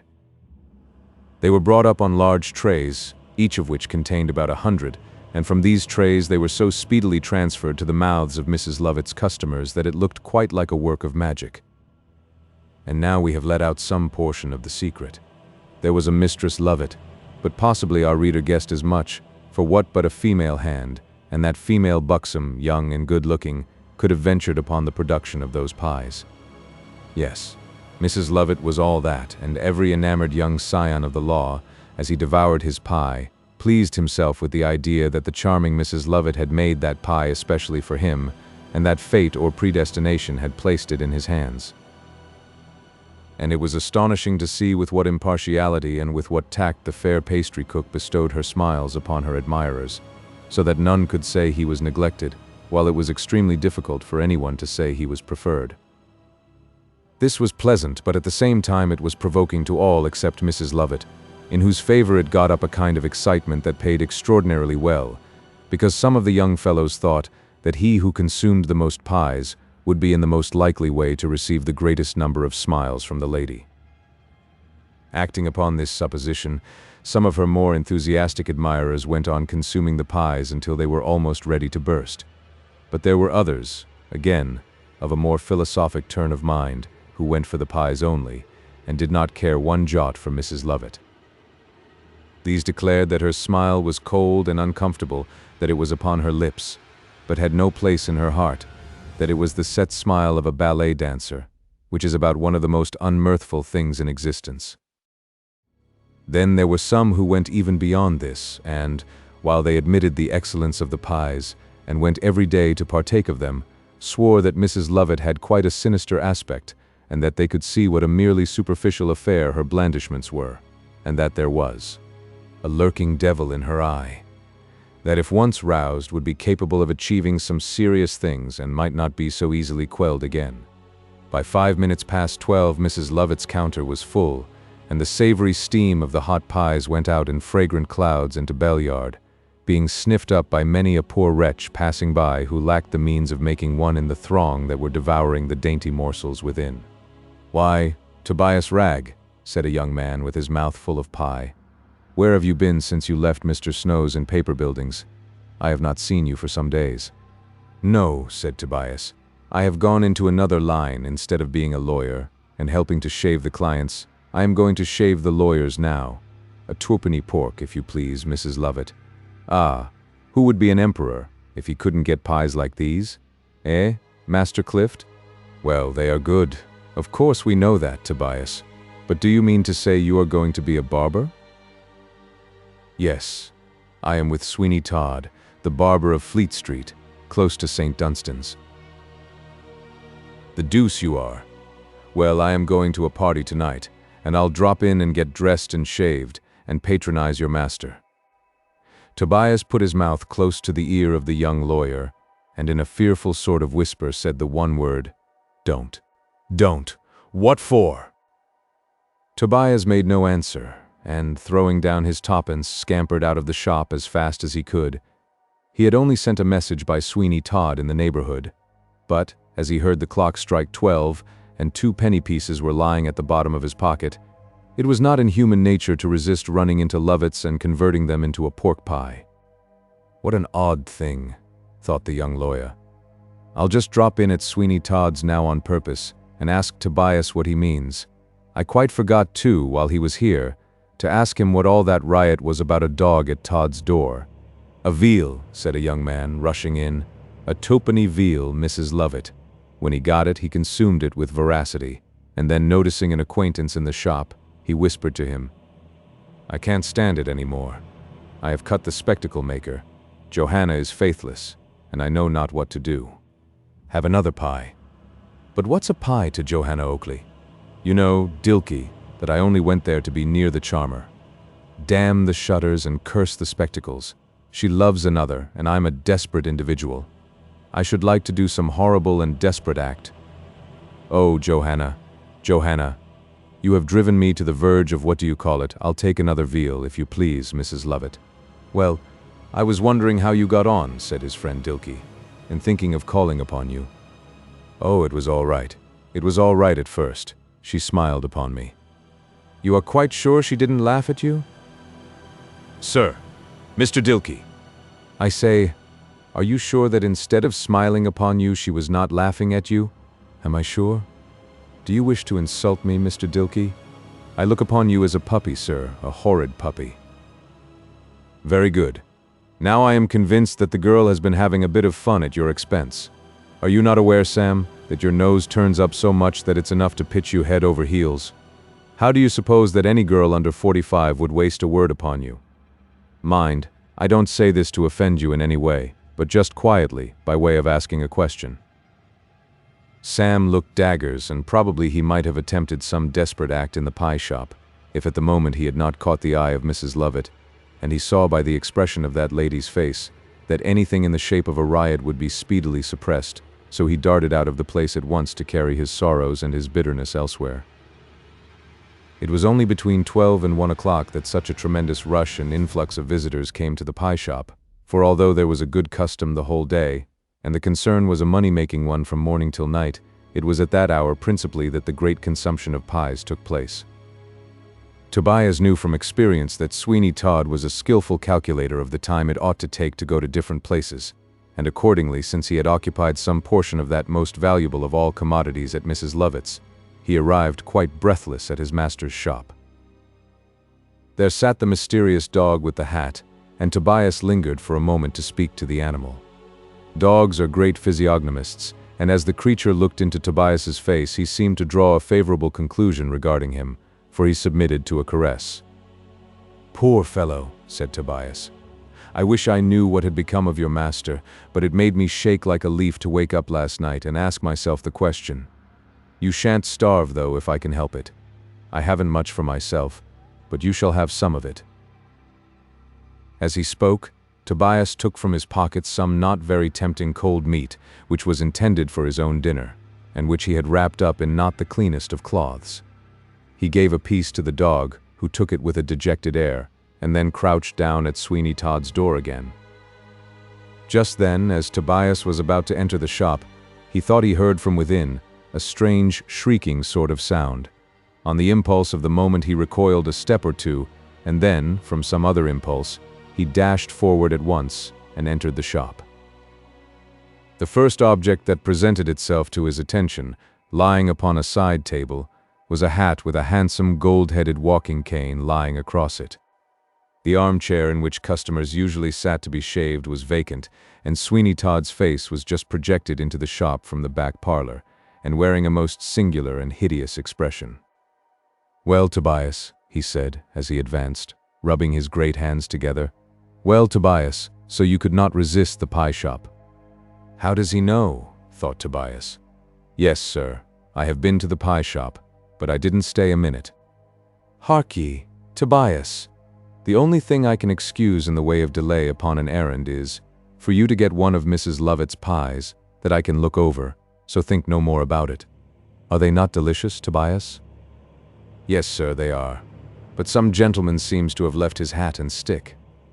"Yes," said Sweeney Todd, "he has," and lifting the stick he struck Tobias a blow with it that felled him to the ground. Lesson the second to Tobias Ragg, which teaches him to make no remarks about what does not concern him. "You may think what you like, Tobias Ragg, but you shall say only what I like." "I won't endure it," cried the boy. "I won't be knocked about in this way, I tell you, Sweeney Todd, I won't." "You won't? Have you forgotten your mother?" "You say you have a power over my mother, but I don't know what it is, and I cannot and will not believe it. I'll leave you, and come of it what may. I'll go to sea or anywhere rather than stay in such a place as this." "Oh, you will you? Then, Tobias, you and I must come to some explanation.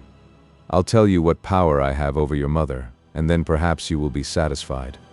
Last winter, when the frost had continued 18 weeks, and you and your mother were starving, she was employed to clean out the chambers of a Mr. King in the temple, a cold-hearted, severe man, who never forgave anything in all his life, and never will."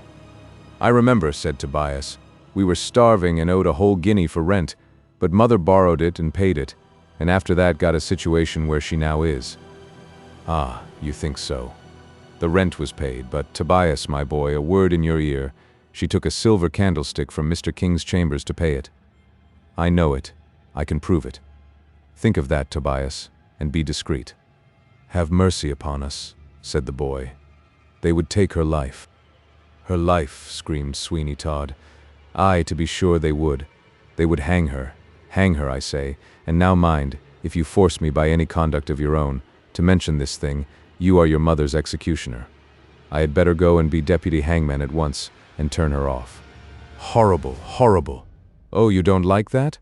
Indeed, that don't suit you, Master Tobias. Be discreet then, and you have nothing to fear. Do not force me to show a power which will be as complete as it is terrific. I will say nothing. I will think nothing. 'Tis well. Now go and put that hat and stick in yonder cupboard. I shall be absent for a short time, and if anyone comes, tell them I am called out, and shall not return for an hour or perhaps longer, and mind you take good care of the shop." Sweeney Todd took off his apron and put on an immense coat with huge lapels, and then, clapping a three-cornered hat on his head and casting a strange withering kind of look at Tobias, he sallied forth into the street. Chapter 5.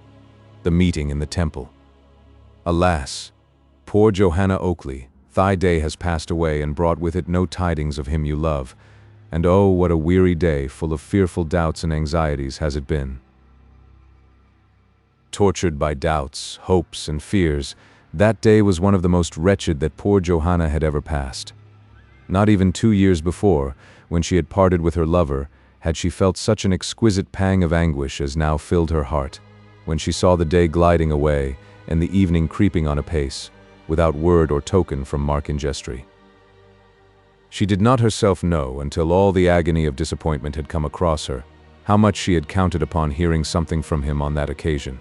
And when the evening deepened into night, and hope grew so slender that she could no longer rely upon it for the least support, she was compelled to proceed to her own chamber, and, feigning indisposition to avoid her mother's questions, for Mrs. Oakley was at home, and making herself and everybody else as uncomfortable as possible, she flung herself on her humble couch and gave way to a perfect passion of tears.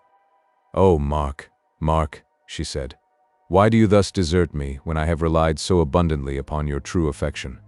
Oh, why have you not sent me some token of your existence and of your continued love? The merest slightest word would have been sufficient, and I should have been happy." She wept then such bitter tears as only such a heart as hers can know, when it feels the deep and bitter anguish of desertion, and when the rock, upon which it supposed it had built its fondest hopes, resolves itself to a mere quicksand, in which becomes engulfed all of good that this world can afford to the just and the beautiful. Oh, it is heartrending to think that such a one as she, Johanna Oakley, a being so full of all those holy and gentle emotions which should constitute the truest felicity, should thus feel that life to her had lost its greatest charms, and that nothing but despair remained. "I will wait until midnight," she said, "and even then it will be a mockery to seek repose, and tomorrow I must myself make some exertion to discover some tidings of him." Then she began to ask herself what that exertion could be, and in what manner a young and inexperienced girl, such as she was, could hope to succeed in her inquiries. And the midnight hour came at last, telling her that, giving the utmost latitude to the word day, it had gone at last, and she was left despairing. She lay the whole of that night sobbing, and only at times dropping into an unquiet slumber, during which painful images were presented to her, all, however, having the same tendency, and pointing towards the presumed fact that Mark Ingestre was no more. But the weariest night to the weariest waker will pass away, and at length the soft and beautiful dawn stole into the chamber of Johanna Oakley, chasing away some of the more horrible visions of the night, but having little effect in subduing the sadness that had taken possession of her. She felt that it would be better for her to make her appearance below than to hazard the remarks and conjectures that her not doing so would give rise to, so all unfitted as she was to engage in the most ordinary intercourse. She crept down to the breakfast parlor, looking more like the ghost of her former self than the bright and beautiful being we have represented her to the reader. Her father understood what it was that robbed her cheeks of their bloom, and although he saw it with much distress, yet he fortified himself with what he considered were some substantial reasons for future hopefulness. It had become part of his philosophy, it generally is a part of the philosophy of the old, to consider that those sensations of the mind that arise from disappointed affection are of the most evanescent character, and that, although for a time they exhibit themselves with violence, they, like grief for the dead, soon pass away, scarcely leaving a trace behind of their former existence. And perhaps he was right as regards the greater number of those passions, but he was certainly wrong when he applied that sort of worldly-wise knowledge to his daughter Johanna. She was one of those rare beings whose hearts are not won by every gaudy flutterer who may buzz the accents of admiration in their ears.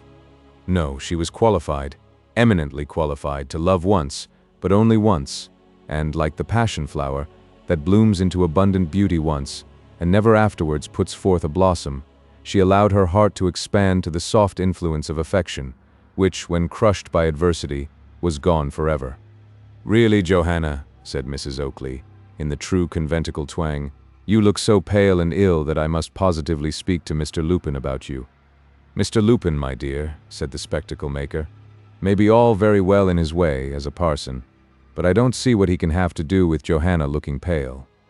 A pious man, Mr. Oakley, has to do with everything and everybody. Then he must be the most intolerable bore in existence, and I don't wonder at his being kicked out of some people's houses, as I have heard Mr. Lupin has been. And if he has, Mr. Oakley, I can tell you he glories in it. Mr. Lupin likes to suffer for the faith, and if he were to be made a martyr of tomorrow, I am quite certain it would give him a deal of pleasure. My dear, I am quite sure it would not give him half the pleasure it would me. I understand your insinuation, Mr. Oakley. You would like to have him murdered on account of his holiness, but though you can say these kind of things at your own breakfast table, you won't say as much to him when he comes to tea this afternoon." "To tea, Mrs. Oakley? Haven't I told you over and over again that I will not have that man in my house? And haven't I told you, Mr. Oakley, twice that number of times that he shall come to tea? And I have asked him now, and it can't be altered." "But, Mrs. Oakley—" "It's of no use, Mr. Oakley, your talking. Mr. Lupin is coming to tea, and come he shall, and if you don't like it, you can go out. There now, I am sure you can't complain. Now you have actually the liberty of going out. But you are like the dog in the manger, Mr. Oakley. I know that well enough, and nothing will please you. A fine liberty, indeed, the liberty of going out of my own house to let somebody else into it that I don't like." "Johanna, my dear," said Mrs. Oakley, "I think my old complaint is coming on, of the beating of the heart and the hysterics. I know what produces it. It's your father's brutality, and, just because Dr. Fungus said over and over again that I was to be perfectly quiet, your father seizes upon the opportunity like a wild beast or a raving maniac to try and make me ill." Mr. Oakley jumped up, stamped his feet upon the floor, and uttering something about the probability of his becoming a maniac in a very short time, rushed into his shop and set to polishing the spectacles as if he were doing it for a wager. This little affair between her father and mother certainly had had the effect, for a time, of diverting attention from Johanna, and she was able to assume a cheerfulness she did not feel. But she had something of her father's spirit in her as regarded Mr. Lupin, and most decidedly objected to sitting down to any meal whatever with that individual. So that Mrs. Oakley was left in a minority of one upon the occasion, which perhaps, as she fully expected it, was no great matter after all. Johanna went upstairs to her own room, which commanded a view of the street. It was an old-fashioned house, with a balcony in front, and as she looked listlessly out into Fore Street, which was far then from being the thoroughfare it is now, she saw standing in a doorway on the opposite side of the way a stranger, who was looking intently at the house, and who, when he caught her eye, walked instantly across to it and cast something into the balcony of the first floor. Then he touched his cap and walked rapidly from the street. The thought immediately occurred to Johanna that this might possibly be some messenger from him concerning whose existence and welfare she was so deeply anxious.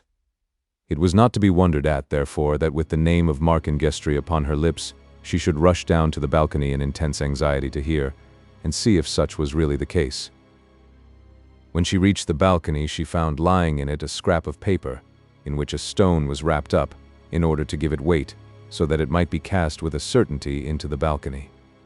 With trembling eagerness she opened the paper, and read upon it the following words: "For news of Mark Ingestry, come to the Temple Gardens 1 hour before sunset, and do not fear addressing a man who will be holding a white rose in his hand. He lives, she cried. He lives, and joy again becomes the inhabitant of my bosom. Oh, it is daylight now and sunshine compared to the black midnight of despair. Mark and Gestry lives, and I shall be happy yet."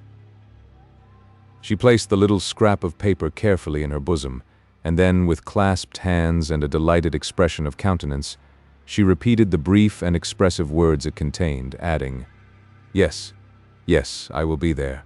The white rose is an emblem of his purity and affection, his spotless love, and that is why his messenger carries it.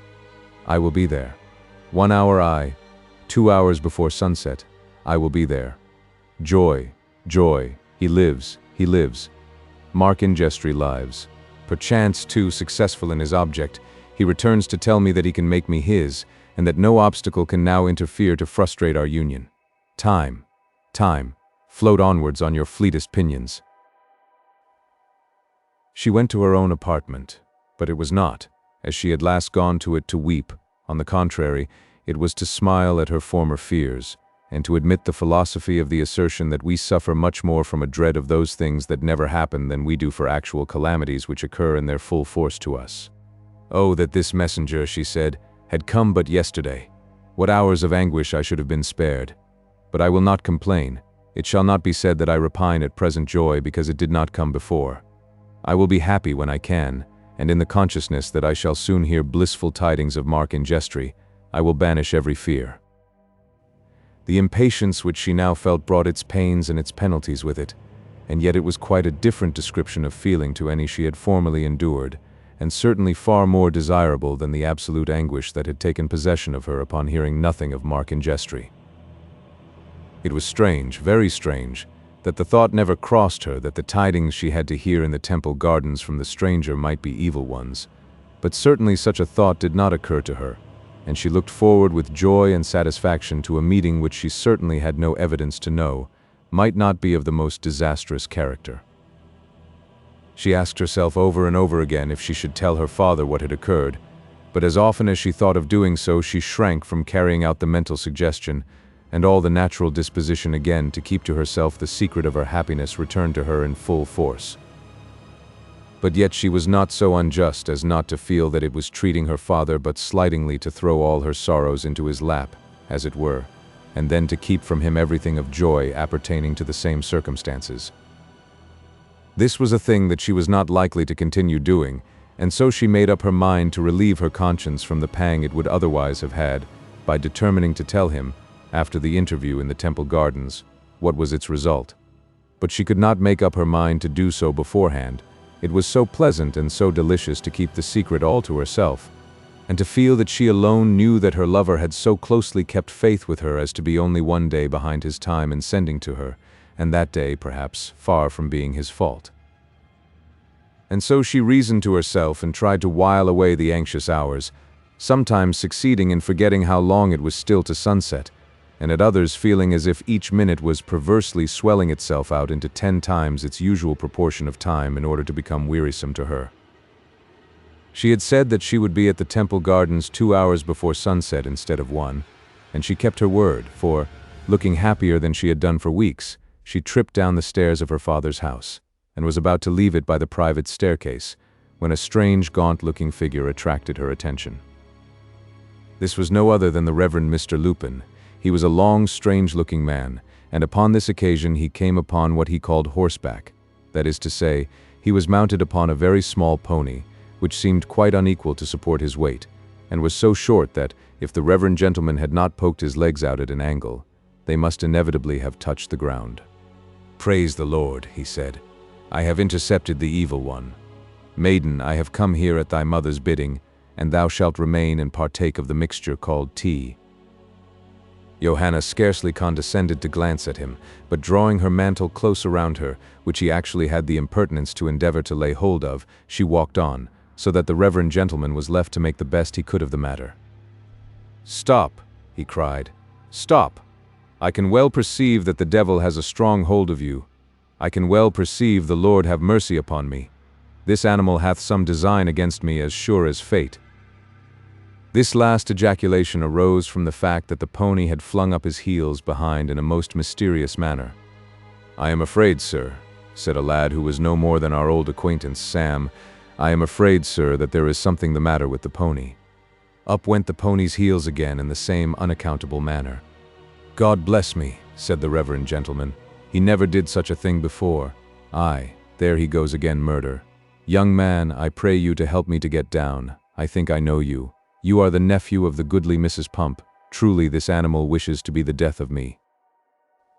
At this moment the pony gave such a vigorous kick up behind that Mr. Lupin was fairly pitched upon his head, and made a complete somerset, alighting with his heels in the spectacle-maker's passage, and it unfortunately happened that Mrs. Oakley at that moment, hearing the altercation, came rushing out, and the first thing she did was to fall sprawling over Mr. Lupin's feet. Sam now felt it time to go, and as we dislike useless mysteries, we may as well explain that these extraordinary circumstances arose from the fact that Sam had brought from the haberdasher's opposite a halfpenny worth of pins, and had amused himself by making a pincushion of the hindquarters of the Reverend Mr. Lupin's pony, which, not being accustomed to that sort of thing, had kicked out vigorously in opposition to the same, and produced the results we have recorded. Johanna Oakley was some distance upon her road before the reverend gentleman was pitched into her father's house in the manner we have described, so that she knew nothing of it, nor would she have cared if she had, for her mind was wholly bent upon the expedition she was proceeding on.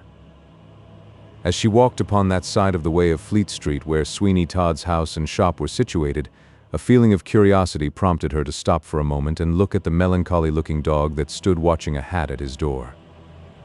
The appearance of grief upon the creature's face could not be mistaken, and, as she gazed, she saw the shop door gently opened and a piece of meat thrown out. "These are kind people," she said, "be they whom they may." But when she saw the dog turn away with loathing, and herself observed that there was a white powder upon it, the idea that it was poisoned, and only intended for the poor creature's destruction, came instantly across her mind. And when she saw the horrible-looking face of Sweeney Todd glaring at her from the partially open door, she could not doubt any further the fact, for that face was quite enough to give a warrant for any amount of villainy whatever. She passed on with a shudder, little suspecting, however, that that dog had anything to do with her fate, or the circumstances which made up the sum of her destiny. It wanted a full hour to the appointed time of meeting when she reached the Temple Gardens, and partly blaming herself that she was so soon, while at the same time she would not for worlds have been away, she sat down on one of the garden seats to think over the past, and to recall to her memory with all the vivid freshness of young love's devotion, the many gentle words which from time to time had been spoken to her 2 summers since by him whose faith she had never doubted, and whose image was enshrined at the bottom of her heart. Chapter 6. The Conference, and the fearful narration in the garden. The temple clock struck the hour of meeting, and Johanna looked anxiously around her for anyone who should seem to her to bear the appearance of being such a person as she might suppose Mark Industry would choose for his messenger. She turned her eyes towards the gate, for she thought she heard it close, and then she saw a gentlemanly-looking man, attired in a cloak, and who was looking around him, apparently in search of someone. When his eye fell upon her, he immediately produced from beneath his cloak a white rose, and in another minute they met. "I have the honor," he said, "of speaking to Miss Johanna Oakley?" "Yes, sir, and you are Mark Industry's messenger?" "I am, that is to say, I am he who comes to bring you news of Mark Industry, although I grieve to say I am not the messenger that was expressly deputed by him so to do." "Oh, sir, your looks are sad and serious. You seem as if you would announce that some misfortune had occurred. Tell me that it is not so. Speak to me at once, or my heart will break." "Compose yourself, lady, I pray you." "I dare not do so, unless you tell me he lives. Tell me that Mark Industry lives, and then I shall be all patience. Tell me that, and you shall not hear a murmur from me. Speak the word at once, at once. It is cruel. Believe me, it is cruel to keep me in this suspense." "This is one of the saddest errands I ever came upon," said the stranger, as he led Johanna to a seat. "Recollect, lady, what creatures of accident and chance we are. Recollect how the slightest circumstances will affect us, in driving us to the confines of despair, and remember by how frail a tenure the best of us hold existence." "No more, no more," shrieked Johanna, as she clasped her hands. "I know all now, and am desolate." She let her face drop upon her hands and shook as with a convulsion of grief. "Mark, Mark," she cried, "you have gone from me. I thought not this, I thought not this. Oh, heaven! Why have I lived so long as to have the capacity to listen to such fearful tidings? Lost, lost, all lost. God of heaven, what a wilderness the world is now to me. Let me pray you, lady, to subdue this passion of grief, and listen truly to what I shall unfold to you. There is much to hear and much to speculate upon, and if from all that I have learnt I dare not tell you that Mark Ingestre lives, I likewise shrink from telling you he is no more. Speak again, say those words again. There is hope then. Oh, there is a hope. There is a hope, and better is it that your mind should receive the first shock of the probability of the death of him whom you have so anxiously expected, and then afterwards, from what I shall relate to you, gather hope that it may not be so, than that from the first you should expect too much, and then have those expectations rudely destroyed. It is so, it is so. This is kind of you, and if I cannot thank you as I ought, you will know that it is because I am in a state of too great affliction so to do, and not from want of will. You will understand that, I am sure you will understand that. Make no excuses to me. Believe me, I can fully appreciate all that you would say, and all that you must feel. I ought to tell you who I am, that you may have confidence in what I have to relate to you. My name is Jeffery, and I am a colonel in the Indian Army. I am much beholden to you, sir, but you bring with you a passport to my confidence, in the name of Mark Ingestre, which is at once sufficient. I live again in the hope that you have given me of his continued existence, and in that hope I will maintain a cheerful resignation that shall enable me to bear up against all you have to tell me, be it what it may, and with a feeling that through much suffering there may come joy at last. You shall find me very patient, aye, extremely patient, so patient that you shall scarcely see the havoc that grief has already made here. She pressed her hands upon her breast as she spoke, and looked in his face with such an expression of tearful melancholy that it was quite heartrending to witness it, and he, although not used to the melting mood, was compelled to pause for a few moments ere he could proceed in the task he had set himself. I will be as brief, he said, as possible, consistent with stating all that is requisite for me to state, and I must commence by asking you if you are aware under what circumstances it was that Mark Ingestre was abroad. I am aware of so much, that a quarrel with his uncle, Mr. Grant, was the great cause, and that his main endeavor was to better his fortunes, so that we might be happy, and independent of those who looked not with an eye of favor upon our projected union. Yes, but what I meant was, were you aware of the sort of adventure he embarked into the Indian seas? No, I know nothing further. We met here on this spot. We parted at yonder gate, and we have never met again. Then I have something to tell you, in order to make the narrative clear and explicit. They both sat upon the garden seat, and while Johanna fixed her eyes upon her companion's face, expressive as it was of the most generous emotions and noble feelings, he commenced relating to her the incidents which never left her memory, and in which she took so deep an interest.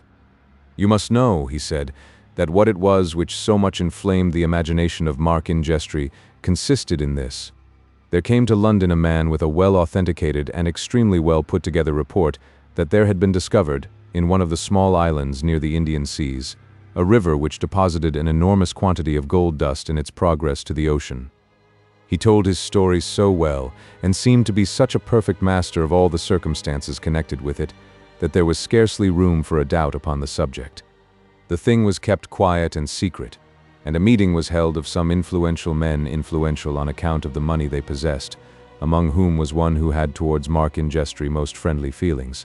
So Mark attended the meeting with this friend of his, although he felt his utter incapacity, from want of resources, to take any part in the affair. But he was not aware of what his friend's generous intentions were in the matter until they were explained to him, and they consisted in this. He, the friend, was to provide the necessary means for embarking in the adventure, so far as regarded taking a share in it, and he told Mark Ingestre that, if he would go personally on the expedition, he should share in the proceeds with him. Be they what they might. Now, to a young man like Ingestre, totally destitute of personal resources, but of ardent and enthusiastic temperament, you can imagine how extremely tempting such an offer was likely to be. He embraced it at once with the greatest pleasure, and from that moment he took an interest in the affair of the closest and most powerful description. It seized completely hold of his imagination, presenting itself to him in the most tempting colors, and from the description that has been given me of his enthusiastic disposition, I can well imagine with what kindness and impetuosity he would enter into such an affair." "You know him well?" said Johanna, gently. "No, I never saw him. All that I say concerning him is from the description of another who did know him well, and who sailed with him in the vessel that ultimately left the port of London on the vague and wild adventure I have mentioned. That one, be he who he may, must have known Mark Ingestry well, and have enjoyed much of his confidence to be able to describe him so accurately. I believe that such was the case, and it is from the lips of that one, instead of from mine, that you ought to have heard what I am now relating. That gentleman, whose name was Thornhill, ought to have made to you this communication, but by some strange accident it seems he has been prevented, or you would not be here listening to me upon a subject which would have come better from his lips." "And was he to have come yesterday to me?" "He was." "Then Mark Ingestry kept his word, and but for the adverse circumstances which delayed his messenger, I should yesterday have heard what you are now relating to me. I pray you go on, sir, and pardon this interruption. I need not trouble you with all the negotiations, the trouble and the difficulty that arose before the expedition could be started. Fairly suffice it to say that at length, after much annoyance and trouble, it was started, and a vessel was duly chartered and manned for the purpose of proceeding to the Indian seas in search of the treasure, which was reported to be there for the first adventurer who had the boldness to seek it. It was a gallant vessel. I saw it many a mile from England ere it sunk beneath the waves, never to rise again." "Sunk." "Yes, it was an ill-fated ship, and it did sink, but I must not anticipate it. Let me proceed in my narrative with regularity.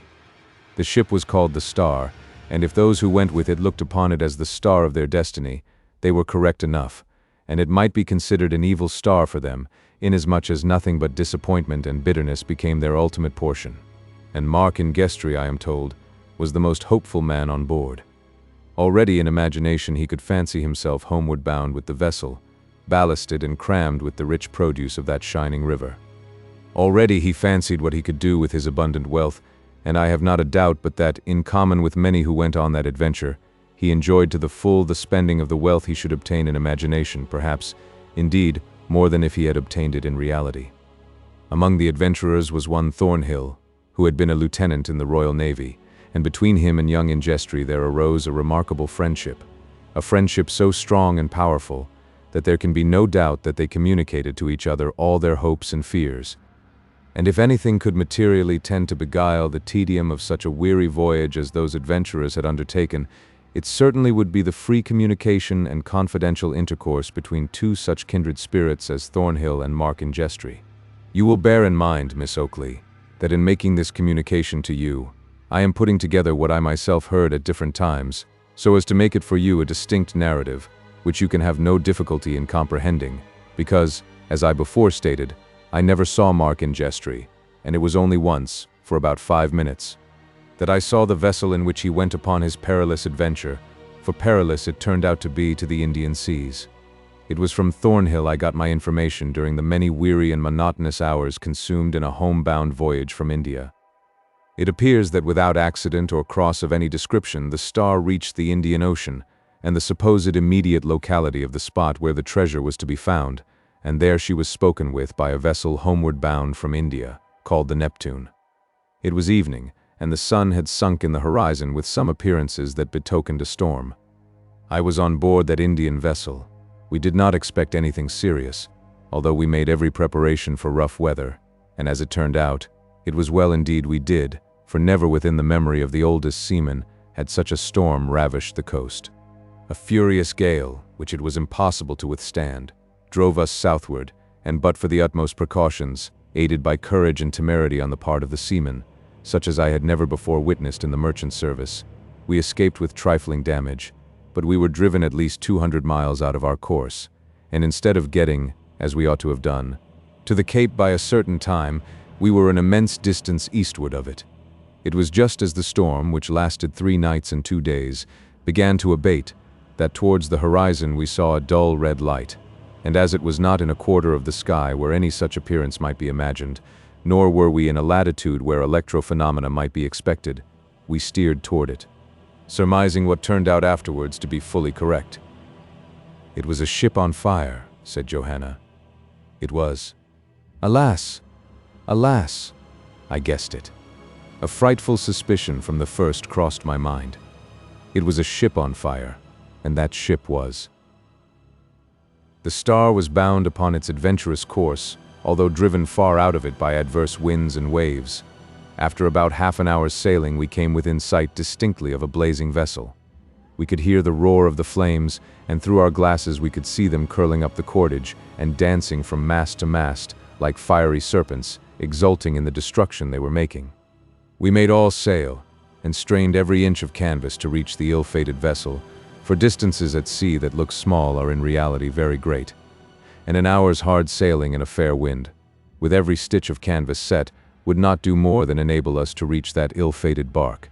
But fancy in an hour what ravages the flames might make. The vessel was doomed. The fiat had gone forth that it was to be among the things that had been, and long before we could reach the spot upon which it floated idly on the now comparatively calm waters, we saw a bright shower of sparks rush up into the air. Then came a loud roaring sound over the surface of the deep, and all was still. The ship had disappeared, and the water closed over it forever. "But how knew you," said Johanna, as she clasped her hands, and the pallid expression of her countenance betrayed the deep interest she took in the narration, "how knew you that the ship was the Star? Might it not have been some other ill-fated vessel that met with so dreadful a fate?" "I will tell you. Although we had seen the ship go down, we kept on our course, straining every effort to reach the spot, with the hope of picking up some of the crew, who surely had made an effort by the boats to leave the burning vessel." The captain of the Indiaman kept his glass at his eye, and presently he said to me, "There is a floating piece of wreck, and something clinging to it. I know not if there be a man, but what I can perceive seems to me to be the head of a dog." I looked through the glass myself, and saw the same object, but as we neared it, we found it was a large piece of the wreck, with a dog and a man supported by it, who were clinging with all the energy of desperation. In 10 minutes more we had them on board the vessel. The man was the Lieutenant Thornhill I have before mentioned, and the dog belonged to him. He related to us that the ship we had seen burning was the Star, and that it had never reached its destination, and that he believed all had perished but himself and the dog. For, although one of the boats had been launched, so desperate a rush was made into it by the crew that it had swamped, and all perished. Such was his own state of exhaustion that, after he had made this short statement, it was some days before he left his hammock. But when he did, and began to mingle with us, we found an intelligent, cheerful companion, such a one, indeed, as we were glad to have on board, and in confidence he related to the captain and myself the object of the voyage of the Star, and the previous particulars with which I have made you acquainted.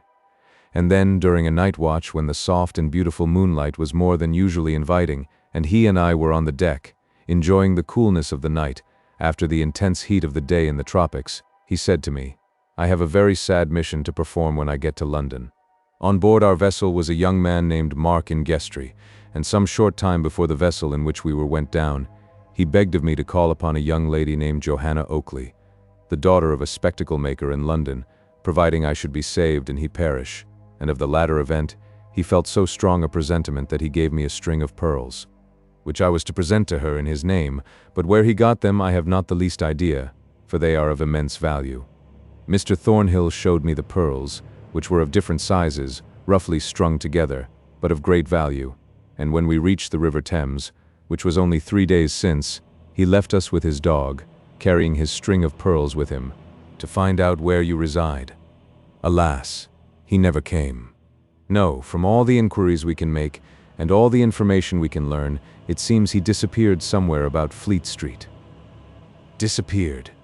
Yes, we can trace him to the Temple Stairs and from thence to the barber shop, kept by a man named Sweeney Todd, but beyond there no information of him can be obtained. Sweeney Todd? Yes, and what makes the affair more extraordinary is that neither force nor persuasion will induce Thornhill's dog to leave the place. I saw it. I saw the creature, and it looked imploringly, although kindly, in my face. But little did I think, when I paused a moment to look upon that melancholy but faithful animal, that it held a part in my destiny. Oh, Mark in Gestry, Mark in Gestry, dare I hope that you live when all else have perished?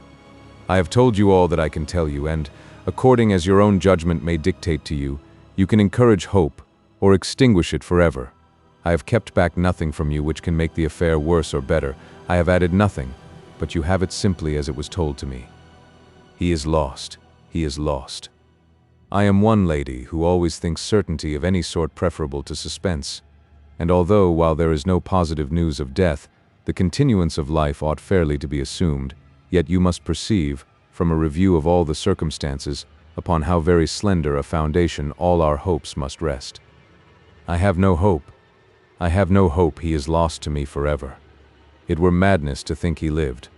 Oh, Mark, Mark, and is this the end of all our fond affection?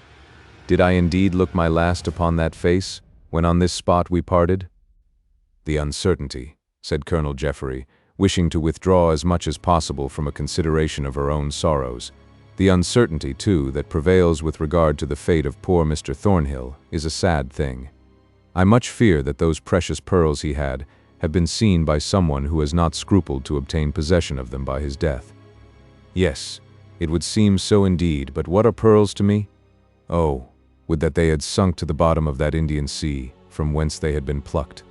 Alas, alas, it has been their thirst for gain that has produced all these evils. We might have been poor here, but we should have been happy.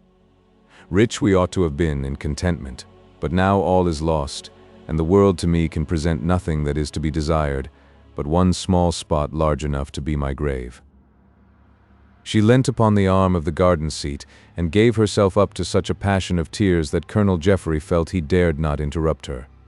There is something exceeding sacred about real grief which awes the beholder, and it was with an involuntary feeling of respect that Colonel Jeffery stepped a few paces off and waited until that burst of agony had passed away. It was during those brief moments that he overheard some words uttered by one who seemed likewise to be suffering from that prolific source of all affliction, disappointed affection. Seated at some short distance was a maiden, and one not young enough to be called a youth, but still not far enough advanced in existence to have had all his better feelings crushed by an admixture with the cold world, and he was listening while the maiden spoke. "It is the neglect," she said, "which touched me to the heart. But one word spoken or written, one message of affection, to tell me that the memory of a love I thought would be eternal, still lingered in your heart, would have been a world of consolation, but it came not, and all was despair." "Listen to me," said her companion, "and if ever in this world you can believe that one who truly loves can be cruel to be kind, believe that I am that one. I yielded for a time to the fascination of a passion which should never have found a home within my heart, but yet it was far more of a sentiment than a passion, inasmuch as never for one moment did an evil thought mingle with its pure aspirations. It was a dream of joy which for a time obliterated a remembrance that ought never to have been forgotten, but when I was rudely awakened to the fact that those whose opinions were of importance to your welfare and your happiness knew nothing of love, but in its grossest aspect, it became necessary at once to crush a feeling, which in its continuance could shadow forth nothing but evil. You may not imagine, and you may never know, for I cannot tell the heart pangs that it has cost me to persevere in a line of conduct which I felt was due to you, whatever heart pangs it might cost me. I have been content to imagine that your affection would turn to indifference, perchance to hatred, that a consciousness of being slighted would arouse in your defense all a woman's pride, and that thus you would be lifted above regret. Farewell forever. I dare not love you honestly and truly, and better is it thus to part than to persevere in a delusive dream that can but terminate in degradation and sadness." "Do you hear those words?" whispered Colonel Jeffery to Johanna. "You perceive that others suffer, and from the same cause, the perils of affection. I do. I will go home and pray for strength to maintain my heart against this sad affliction. The course of true love never yet ran smooth. Wonder not, therefore, Johanna Oakley, that yours has suffered such a blight. It is the great curse of the highest and noblest feelings of which humanity is capable, that while, under felicitous circumstances, they produce to us an extraordinary amount of happiness, when anything adverse occurs, they are most prolific sources of misery.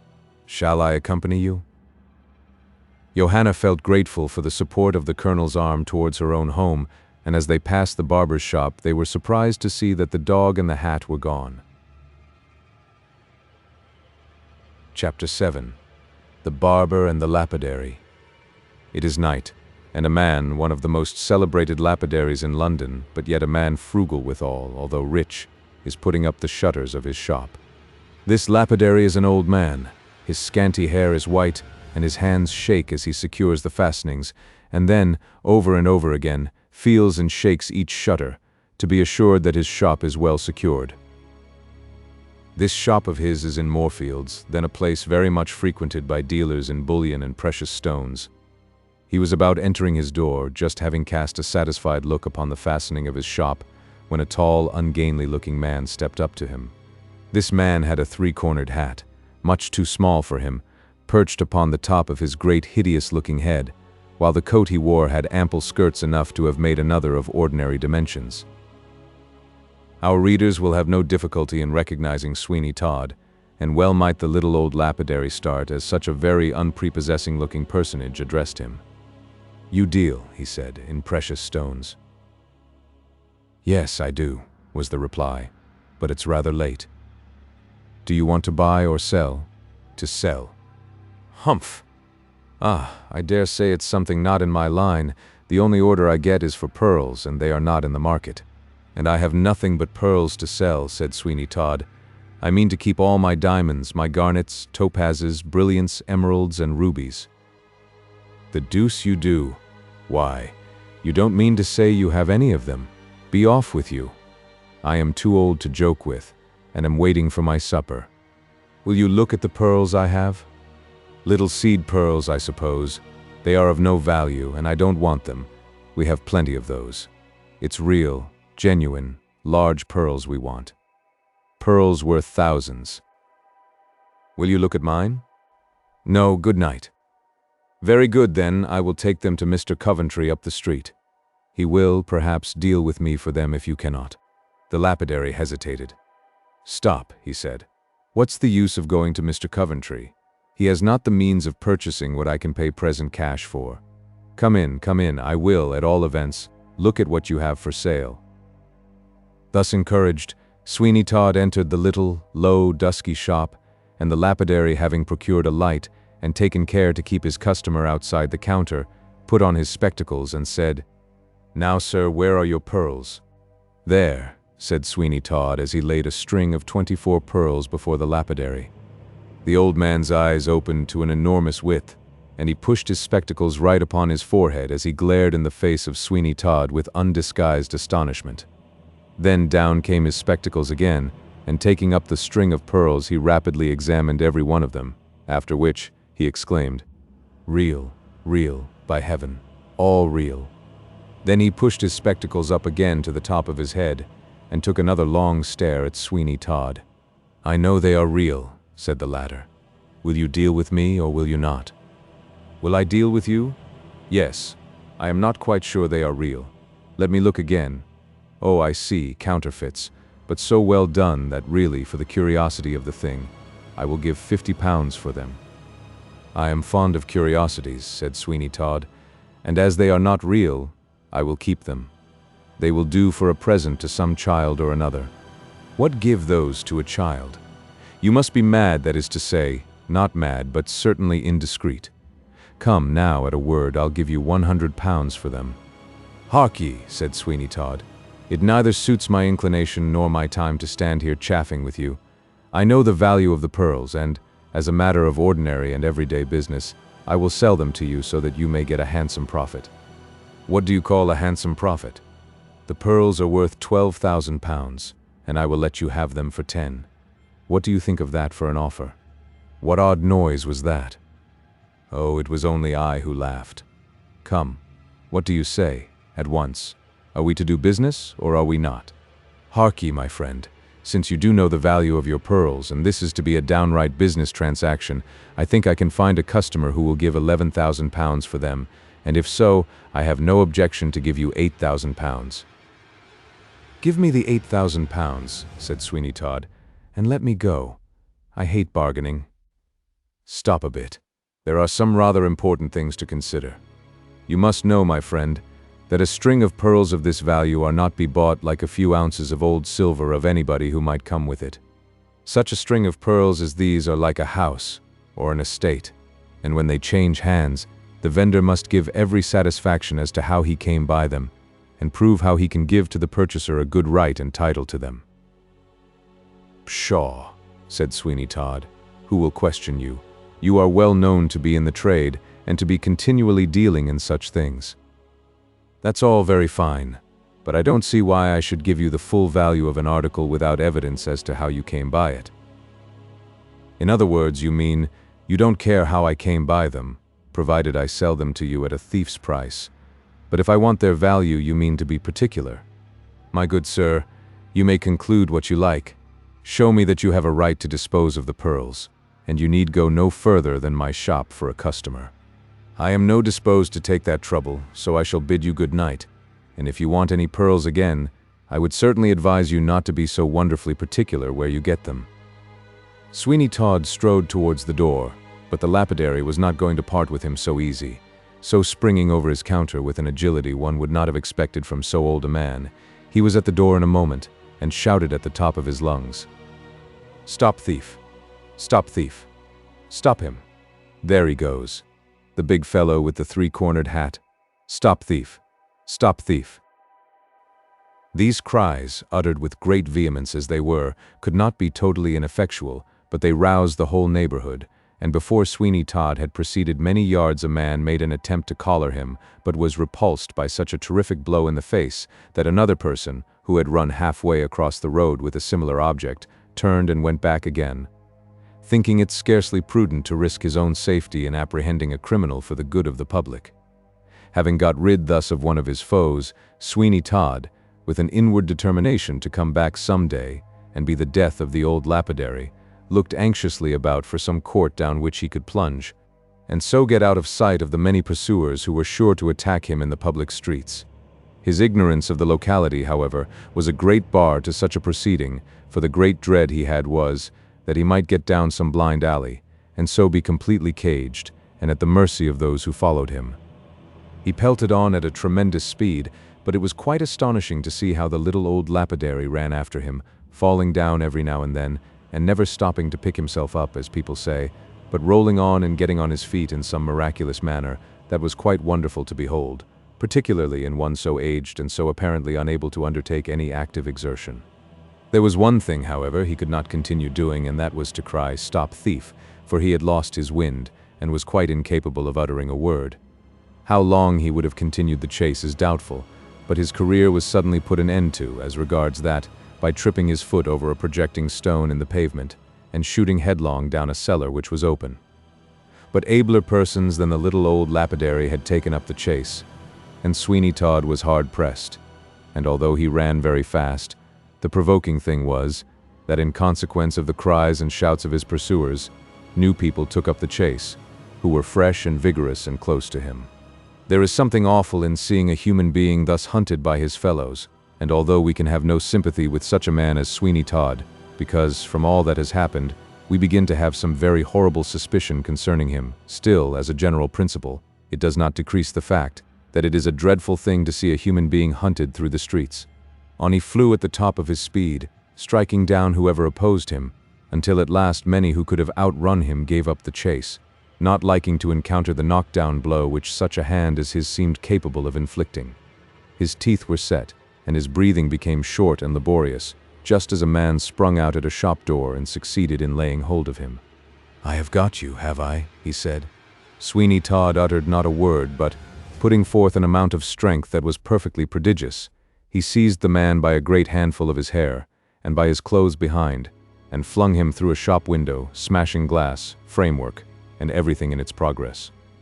The man gave a shriek, for it was his own shop, and he was a dealer in fancy goods of the most flimsy texture, so that the smash with which he came down among his stock in trade produced at once what the haberdashers are so delighted with in the present day, namely, a ruinous sacrifice. This occurrence had a great effect upon Sweeney Todd's pursuers. It taught them the practical wisdom of not interfering with a man possessed evidently of such tremendous powers of mischief, and consequently, as just about this period the defeat of the little lapidary took place, he got considerably the start of his pursuers. He was by no means safe. The cry of "Stop thief!" still sounded in his ears, and on he flew, panting with the exertion he made, till he heard a man behind him say, "Turn into the second court on your right, and you will be safe. I'll follow you. They shan't nab you if I can help it." Sweeney Todd had not much confidence in human nature, It was not likely he would, but, panting and exhausted as he was, the voice of anyone speaking in friendly accents was welcome, and, rather impulsively than from reflection, he darted down the second court to his right. Chapter 8. The Thieves' Home. In a very few minutes, Sweeney Todd found that this court had no thoroughfare, and therefore there was no outlet or escape, but he immediately concluded that something more was to be found than was at first sight to be seen, and casting a furtive glance beside him in the direction in which he had come, rested his hand upon a door which stood close by. The door gave way, and Sweeney Todd, hearing, as he imagined, a noise in the street, dashed in and closed the door, and then he, heedless of all consequences, walked to the end of a long, dirty passage, and, pushing open a door, descended a short flight of steps, to the bottom of which he had scarcely got, when the door which faced him at the bottom of the steps opened by some hand, and he suddenly found himself in the presence of a number of men seated round a large table. In an instant all eyes were turned towards Sweeney Todd, who was quite unprepared for such a scene, and for a minute he knew not what to say, but as indecision was not Sweeney Todd's characteristic, he at once advanced to the table and sat down. There was some surprise evinced by the persons who were seated in that room, of whom there were many more than a score, and much talking was going on among them, which did not appear to cease on his entrance. Those who were near him looked hard at him, but nothing was said for some minutes, and Sweeney Todd looked about to understand, if he could, how he was placed, though it could not be much a matter of doubt as to the character of the individuals present. Their looks were often an index to their vocations, for all grades of the worst of characters were there, and some of them were by no means complimentary to human nature, for there were some of the most desperate characters that were to be found in London. Sweeney Todd gave a glance around him, and at once satisfied himself of the desperate nature of the assembly into which he had thrust himself. They were dressed in various fashions, some after the manner of the city, some more gay, and some half military, while not a few wore the garb of countrymen, but there was in all that an air of scampish, offhand behavior, not unmixed with brutality. "Friend," said one who sat near him, "how came you here? Are you known here?" "I came here because I found the door open, and I was told by someone to come here, as I was pursued." "Pursued?" "Aye, someone running after me, you know." "I know what being pursued is," replied the man, "and yet I know nothing of you." "That is not at all astonishing," said Sweeney, "seeing that I never saw you before, nor you me, but that makes no difference. I'm in difficulties, and I suppose a man may do his best to escape the consequences." "Yes, he may. Yet that is no reason why he should come here. This is the place for free friends who know and aid one another. And such I am willing to be, but at the same time I must have a beginning.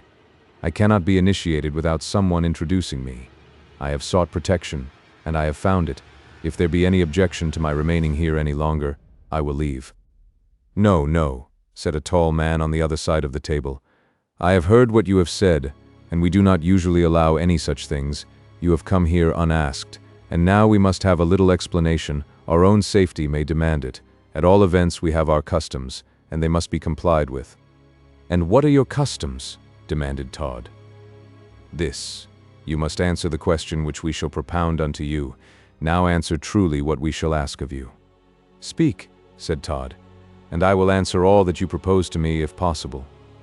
"We will not tax you too hardly. Depend upon it. Who are you?" "Candidly, then," said Todd, "that's a question I do not like to answer, nor do I think it is one that you ought to ask. It is an inconvenient thing to name oneself. You must pass by that inquiry." "Shall we do so?" inquired the interrogator of those around him, and gathering his cue from their looks, he, after a brief space, continued. "Well, we will pass over that, seeing it is not necessary, but you must tell us what you are, cutpurse, footpad, or what not." "I am neither." "Then tell us in your own words," said the man, "and be candid with us. What are you?" "I am an artificial pearl maker, or sham pearl maker, whichever way you please to call it." "A sham pearl maker. That may be an honest trade for all we know, and that will hardly be your passport to our house, friend sham pearl maker." "That may be as you say," replied Todd, "but I will challenge any man to equal me in my calling. I have made pearls that would pass with almost a lapidary, and which would pass with nearly all the nobility. I begin to understand you, friend, but I would wish to have some proof of what you say. We may hear a very good tale, and yet none of it shall be true. We are not men to be made dupes of. Besides, there are enough to take vengeance, if we desire it." "Aye, to be sure there is," said a gruff voice from the other end of the table, which was echoed from one to the other, till it came to the top of the table. "Proof, proof, proof," now resounded from one end of the room to the other. "My friends," said Sweeney Todd, rising up and advancing to the table, and thrusting his hand into his bosom and drawing out the string of 24 pearls, "I challenge you, or anyone, to make a set of artificial pearls equal to these. They are my make, and I'll stand to it in any reasonable sum, that you cannot bring a man who shall beat me in my calling." "Just hand them to me," said the man who had made himself interrogator.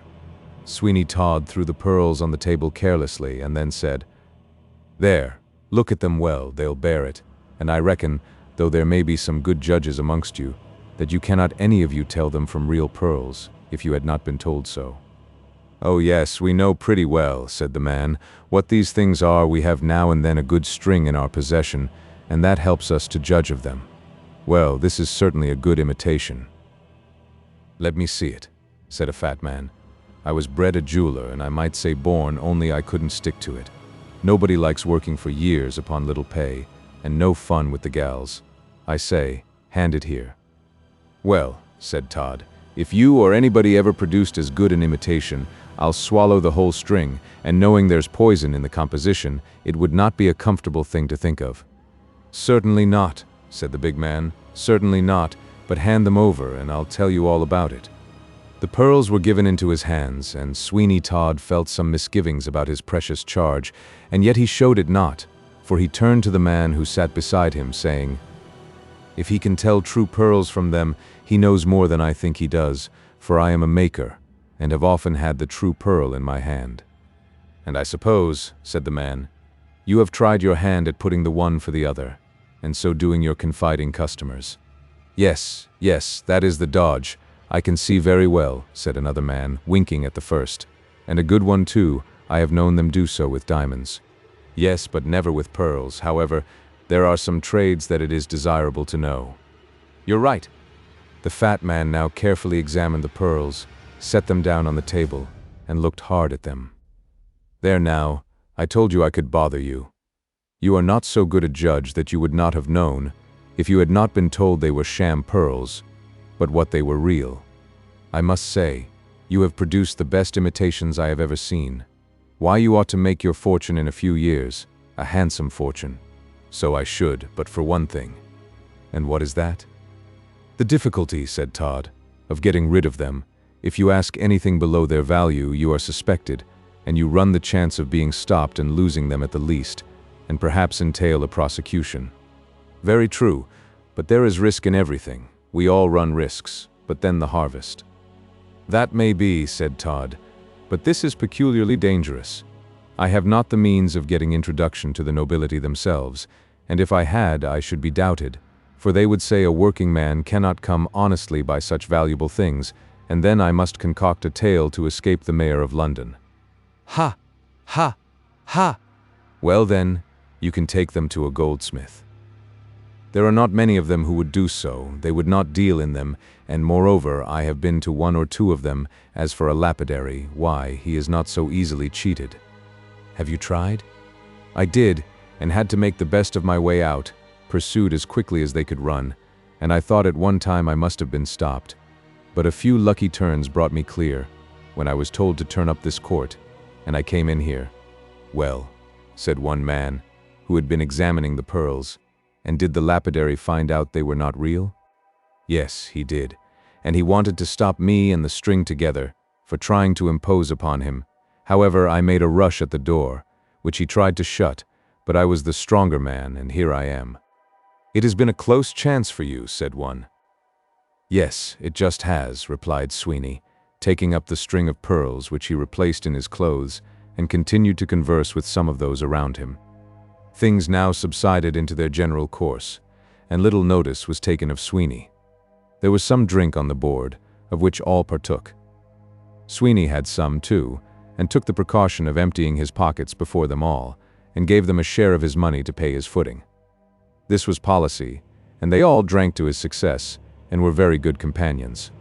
Sweeney, however, was desirous of getting out as soon as he could, and more than once cast his eyes towards the door, but he saw there were eyes upon him, and dared not excite suspicion, for he might undo all that he had done. To lose the precious treasure he possessed would be maddening. He had succeeded to admiration in inducing the belief that what he showed them was merely a counterfeit, but he knew so well that they were real, and that a latent feeling that they were humbugged might be hanging about, and that the first suspicious movement he would be watched, and some desperate attempt made to make him give them up. It was with no small violence to his own feelings that he listened to their conversation, and appeared to take an interest in their proceedings. "Well," said one who sat next him, "I'm just off for the North Road. Any fortune there?" "Not much, and yet I mustn't complain. These last 3 weeks, the best I have had has been 260s. Well, that would do very well." "Yes. The last man I stopped was a regular Luby Londoner. He appeared like a Don, complete tip-top man of fashion, but Lord, when I came to look over him, he hadn't as much as would carry me 24 miles on the road." "Indeed. Don't you think he had any hidden about him?" "They do so now." Ah, returned another. "Well said, old fellow. 'Tis a true remark that we can't always judge a man from appearances. Lor bless me now, who'd have thought your swell cove proved to be out o' luck? Well, I'm sorry for you, but you know 'tis a long lane that has no turning, as Mr. Somebody says, so, perhaps, you'll be more fortunate another time. But come, cheer up, whilst I relate an adventure that occurred a little time ago. 'Twas a slice of good luck, I assure you, for I had no difficulty in bouncing my victim out of a good swag of tin, for you know farmers returning from market are not always too wary and careful, especially as the lots of wine they take at the market dinners make the cozy old boys ripe and mellow for sleep. Well, I met one of these jolly gentlemen, mounted on horseback, who declared he had nothing but a few paltry guineas about him. However, that would not do. I searched him, and found £104 secreted about his person." "Where did you find it?" "About him. I tore his clothes to ribbons. A pretty figure he looked upon horseback, I assure you. By Jove, I could hardly help laughing. In fact, I did laugh at him, which so enraged him that he immediately threatened to horsewhip me, and yet he dared not defend his money, but I threatened to shoot him, and that soon brought him to his senses." "I should imagine so. Did you ever have a fight for it?" inquired Sweeney Todd. "Yes, several times." "Ah, it's by no means an easy life, you may depend. It is free, but dangerous. I have been fired at 6 or 7 times. "So many?" "Yes. I was near York once when I stopped a gentleman. I thought him an easy conquest, but not as he turned out, for he was a regular devil." "Resisted you?" "Yes, he did. I was coming along when I met him, and I demanded his money. 'I can keep it myself,' he said, 'and do not want any assistance to take care of it.' 'But I want it,' said I. 'Your money or your life?' 'You must have both, for we are not to be parted,' he said, presenting his pistol at me. And then I had only time to escape from the effect of the shot. I struck the pistol up with my riding whip, and the bullet passed by my temples and almost stunned me. I cocked and fired. He did the same, but I hit him, and he fell. He fired, however, but missed me. I was down upon him. He begged hard for life." "Did you give it him?" "Yes, I dragged him to the side of the road and then left him. Having done so much, I mounted my horse and came away as fast as I could, and then I made for London, and spent a merry day or 2 there. I can imagine you must enjoy your trips into the country, and then you must have still greater relish for the change when you come to London. The change is so great and so entire." "So it is. But have you never any run of luck in your line? I should think you must at times succeed in tricking the public." Yes, said Todd. "Now and then we do, but I tell you it is only now and then, and I have been afraid of doing too much. In small sums I have been a gainer, but I want to do something grand. I tried it on, but at the same time I have failed." "That is bad, but you may have more opportunities by and by. Luck is all chance." "Yes," said Todd. "That is true, but the sooner the better, for I am growing impatient." Conversation now went on, each man speaking of his exploits, which were always some species of rascality and robbery, accompanied by violence generally. Some were midnight robbers and breakers into people's houses. In fact, all the crimes that could be imagined. This place was in fact a complete house of rendezvous for thieves, cutpurses, highwaymen, footpads, and burglars of every grade and description, a formidable set of men of the most determined and desperate appearance. Sweeney Todd hardly knew how to rise and leave the place, though it was now growing very late, and he was most anxious to get safe out of the den he was in, but how to do that was a problem yet to be solved. "What is the time?" he muttered to the man next to him. "Past midnight," was the reply.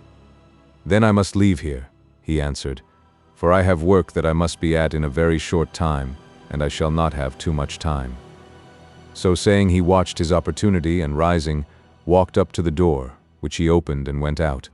After that he walked up the 5 steps that led to the passage, and this ladder had hardly been gained when the street door opened, and another man came in at the same moment and met him face to face. "What do you do here?"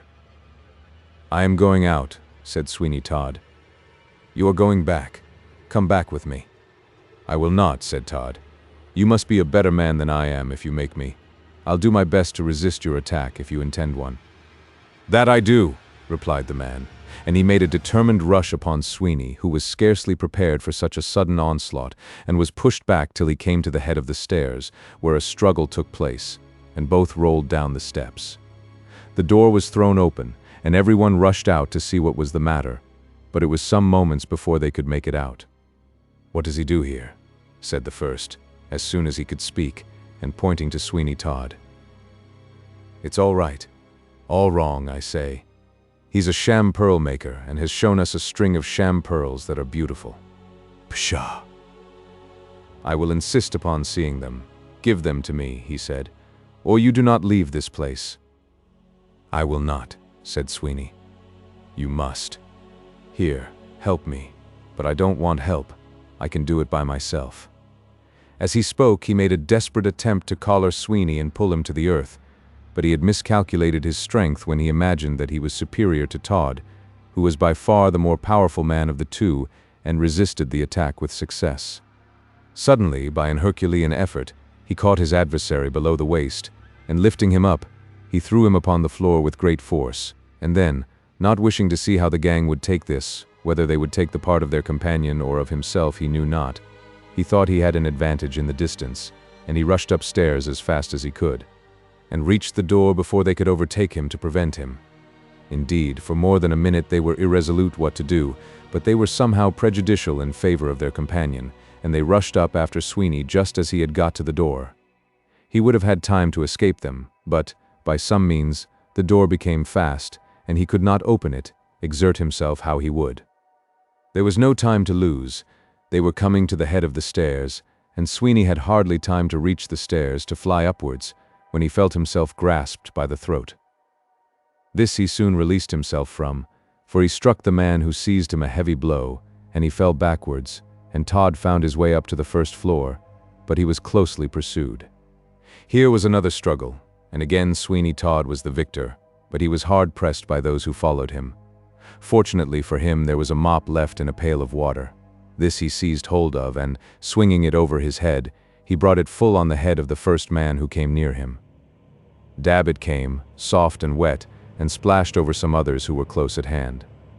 It is astonishing what an effect a new weapon will sometimes have.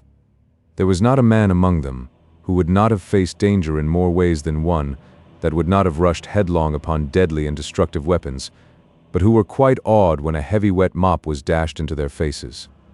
They were completely paralyzed for a moment. Indeed, they began to look upon it as something between a joke and a serious matter, and either would have been taken just as they might be termed. "Get the pearls!" shouted the man who had first stopped him. "Seize the spy! Seize him! Secure him! Rush at him! You are men enough to hold one man." Sweeney Todd saw matters were growing serious, and he plied his mop most vigorously upon those who were ascending, but they had become somewhat used to the mop, and it had lost much of its novelty, and was by no means a dangerous weapon. They rushed on, despite the heavy blows showered by Sweeney, and he was compelled to give way stair after stair. The head of the mop came off, and then there remained but the handle, which formed an efficient weapon, and which made fearful havoc on the heads of the assailants. And despite all that their slouched hats could do in the way of protecting them, yet the staff came with a crushing effect. The best fight in the world cannot last forever, and Sweeney again found numbers were not to be resisted for long. Indeed, he could not have physical energy enough to sustain his own efforts, supposing he had received no blows in return. He turned and fled as he was forced back to the landing, and then came to the next stairhead, and again he made a desperate stand. This went on for stair after stair, and continued for more than 2 or 3 hours. There were moments of cessation when they all stood still and looked at each other. "Fire upon him," said one. "No, no, we shall have the authorities down upon us, and then all will go wrong. I think we had much better have let it alone in the first place as he was in, for you may be sure this won't make him keep a secret. We shall all be split upon as sure as fate. Well then, rush upon him, and down with him. Never let him out. On to him, hurrah!" Away they went, but they were resolutely met by the staff of Sweeney Todd, who had gained new strength by the short rest he had had. "Down with the spy!" This was shouted out by the men, but as each of them approached, they were struck down, and at length, finding himself on the second-floor landing, and being fearful that someone was descending from above, he rushed into one of the inner rooms. In an instant he had locked the doors, which were strong and powerful. "Now," he muttered, "for means to escape." He waited a moment to wipe the sweat from his brow, and then he crossed the floor to the windows, which were open. They were the old-fashioned bay windows, with the heavy ornamental work which some houses possessed, and overhung the low doorways, and protected them from the weather. "This will do," he said as he looked down to the pavement. "This will do. I will try this descent if I fall." The people on the other side of the door were exerting all their force to break it open, and it had already given 1 or 2 ominous creaks, and a few minutes more would probably let them into the room. The streets were clear, no human being was moving about, and there were faint signs of the approach of morning. He paused a moment to inhale the fresh air, and then he got outside of the window. By means of the sound oaken ornaments, he contrived to get down to the drawing-room balcony, and then he soon got down into the street. As he walked slowly away, he could hear the crash of the door and a slight cheer as they entered the room, and he could imagine to himself the appearance of the faces of those who entered, when they found the bird had flown, and the room was empty. Sweeney Todd had not far to go. He soon turned into Fleet Street, and made for his own house. He looked about him, but there were none near him. He was tired and exhausted, and right glad was he when he found himself at his own door. Then stealthily he put the key into the door, and slowly entered the house. Chapter 9. Johanna at Home, and the Resolution. Johanna Oakley would not allow Colonel Jeffrey to accompany her all the way home, and he, appreciating the scruples of the young girl, did not press his attention upon her, but left her at the corner of 4th Street, after getting from her a half-promise that she would meet him again on that day week, at the same hour, in the Temple Gardens. "I ask this of you, Johanna Oakley," he said, "because I have resolved to make all the exertion in my power to discover what has become of Mr. Thornhill, in whose fate I am sure I have succeeded in interesting you, although you care so little for the string of pearls which he has in trust for you." "I do indeed care little for them," said Johanna, "so little that it may be said to amount to nothing. But still they are yours, and you ought to have the option of disposing of them as you please. It is not well to despise such gifts of fortune, for if you can yourself do nothing with them, there are surely some others whom you may know, upon whom they would bestow great happiness." "A string of pearls, great happiness?" said Johanna, inquiringly. "Your mind is so occupied by your grief that you quite forget such strings are of great value. I have seen those pearls, Johanna, and can assure you that they are in themselves a fortune. I suppose," she said sadly, "it is too much for human nature to expect 2 blessings at once. I had the fond, warm heart that loved me without the fortune that would have enabled us to live in comfort and affluence, and now, when that is perchance within my grasp, the heart, that was by far the more costly possession, and the richest jewel of them all, lies beneath the wave with its bright influences and its glorious and romantic aspirations, quenched forever. You will meet me then, as I request of you, to hear if I have any news for you? I will endeavor so to do. I have all the will, but heaven knows if I may have the power." What mean you, Johanna? I cannot tell what a week's anxiety may do. I know not but a sick bed may be my resting place, until I exchange it for the tomb. I feel even now my strength fail me, and that I am scarcely able to totter to my home. Farewell, sir. I owe you my best thanks, as well for the trouble you have taken, as for the kindly manner in which you have detailed to me what has passed. Remember, said Colonel Jeffrey, that I bid you adieu, with the hope of meeting you again. It was thus they parted, and Johanna proceeded to her father's house, who now that had met her and had chanced not to see that sweet face, which could never be forgotten, would have supposed her to be the once gay and sprightly Johanna Oakley. Her steps were sad and solemn, and all the juvenile elasticity of her frame seemed like one prepared for death, and she hoped that she would be able to glide, silently and unobserved, to her own little bedchamber, that chamber where she had slept since she was a child, and on the little couch, on which she had so often laid down to sleep that holy and calm slumber which such hearts as hers can only know. But she was doomed to be disappointed, for the Reverend Mr. Lupin was still there, and as Mrs. Oakley had placed before that pious individual a great assortment of creature comforts, and among the rest some mulled wine, which seemed particularly to agree with him, he showed no disposition to depart. It unfortunately happened that this wine, of which the reverend gentleman partook with such a holy relish, was kept in a cellar, and Mrs. Oakley had had occasion twice to go down to procure a fresh supply, and it was on a third journey for the same purpose that she encountered poor Johanna, who had just let herself in at the private door. "Oh, you have come home, have you?" said Mrs. Oakley. "I wonder where you have been to, gallivanting, but I suppose I may wonder long enough before you will tell me. Go into the parlor, I want to speak to you." Now poor Johanna had quite forgotten the very existence of Mr. Lupin, so, rather than explain to her mother, which she knew would beget more questions, she wished to go to bed at once, notwithstanding it was an hour before the usual time for so doing. She walked unsuspectingly into the parlor, and as Mr. Lupin was sitting, the slightest movement of his chair closed the door, so she could not escape. Under any other circumstances probably Johanna would have insisted upon leaving the apartment, but a glance at the countenance of the pious individual was quite sufficient to convince her that he had been sacrificing sufficiently to Bacchus to be capable of any amount of effrontery, so that she dreaded passing him, more especially as he swayed his arms about like the sails of a windmill. She thought at least that when her mother returned she would rescue her, but in that hope she was mistaken, and Johanna had no more idea of the extent to which religious fanaticism will carry its victim than she had of the manners and customs of the inhabitants of the moon. When Mrs. Oakley did return, she had some difficulty in getting into the apartment, inasmuch as Mr. Lupin's chair occupied so large a portion of it, but when she did obtain admission, and Johanna said, "Mother, I beg of you to protect me against this man, and allow me a free passage from the apartment," Mrs. Oakley affected to lift up her hands in amazement as she said, "How dare you speak so disrespectfully of a chosen vessel? How dare you, I say, do such a thing? It's enough to drive anyone mad to see the young girls nowadays." "Don't snub her. Don't snub the Virgin," said Mr. Lupin.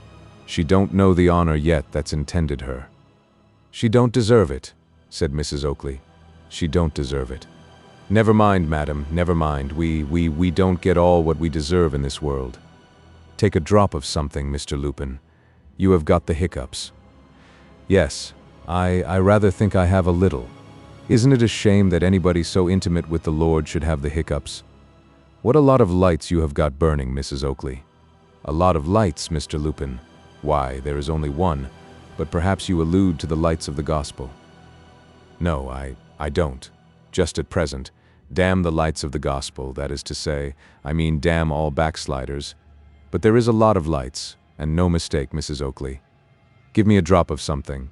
I'm as dry as dust." "There is some more mulled wine, Mr. Lupin, but I am surprised that you think there is more than one light." "It's a miracle, madam, in consequence of my great faith.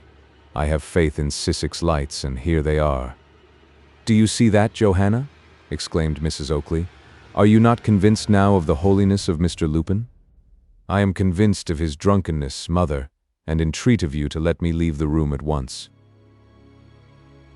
"Tell her of the honor," said Mr. Lupin. "Tell her of the honor." "I don't know, Mr. Lupin, but don't you think it would be better to take some other opportunity?" Very well then, this is the opportunity. If it's your pleasure, Mr. Lupin, I will. You must know then, Johanna, that Mr. Lupin has been kind enough to consent to save my soul on condition that you marry him, and I am quite sure you can have no reasonable objection. Indeed, I think it's the least you can do, whether you have any objection or not. Well put, said Mr. Lupin. Excellently well put. Mother, said Johanna, if you are so far gone in superstition as to believe this miserable drunkard ought to come between you and heaven, I am so lost as not to be able to reject the offer with more scorn and contempt than ever I thought I could have entertained for any human being. But hypocrisy never, to my mind, wears so disgusting a garb as when it attires itself in the outward show of religion. This conduct is unbearable, cried Mrs. Oakley. Am I to have one of the Lord's saints under my own roof? If he were 10 times a saint, mother, instead of being nothing but a miserable drunken profligate, it would be better that he should be insulted 10 times over than that you should permit your own child to have passed through the indignity of having to reject such a proposition as that which has just been made. I must claim the protection of my father. He will not suffer one, towards whom he has ever shown an affection, the remembrance of which sinks deep into my heart, to meet with so cruel an insult beneath his roof. That's right, my dear, cried Mr. Oakley, at that moment pushing open the parlor door. That's right, my dear, you never spoke truer words in all your life. A faint scream came from Mrs. Oakley, and the Reverend Mr. Lupin immediately seized upon the fresh jug of mulled wine and finished it at a draught. Get behind me, Satan, he said. Mr. Oakley, you will be damned if you say a word to me. It's all the same, then, said Mr. Oakley, for I'll be damned if I don't. Then, Ben, come in, Ben.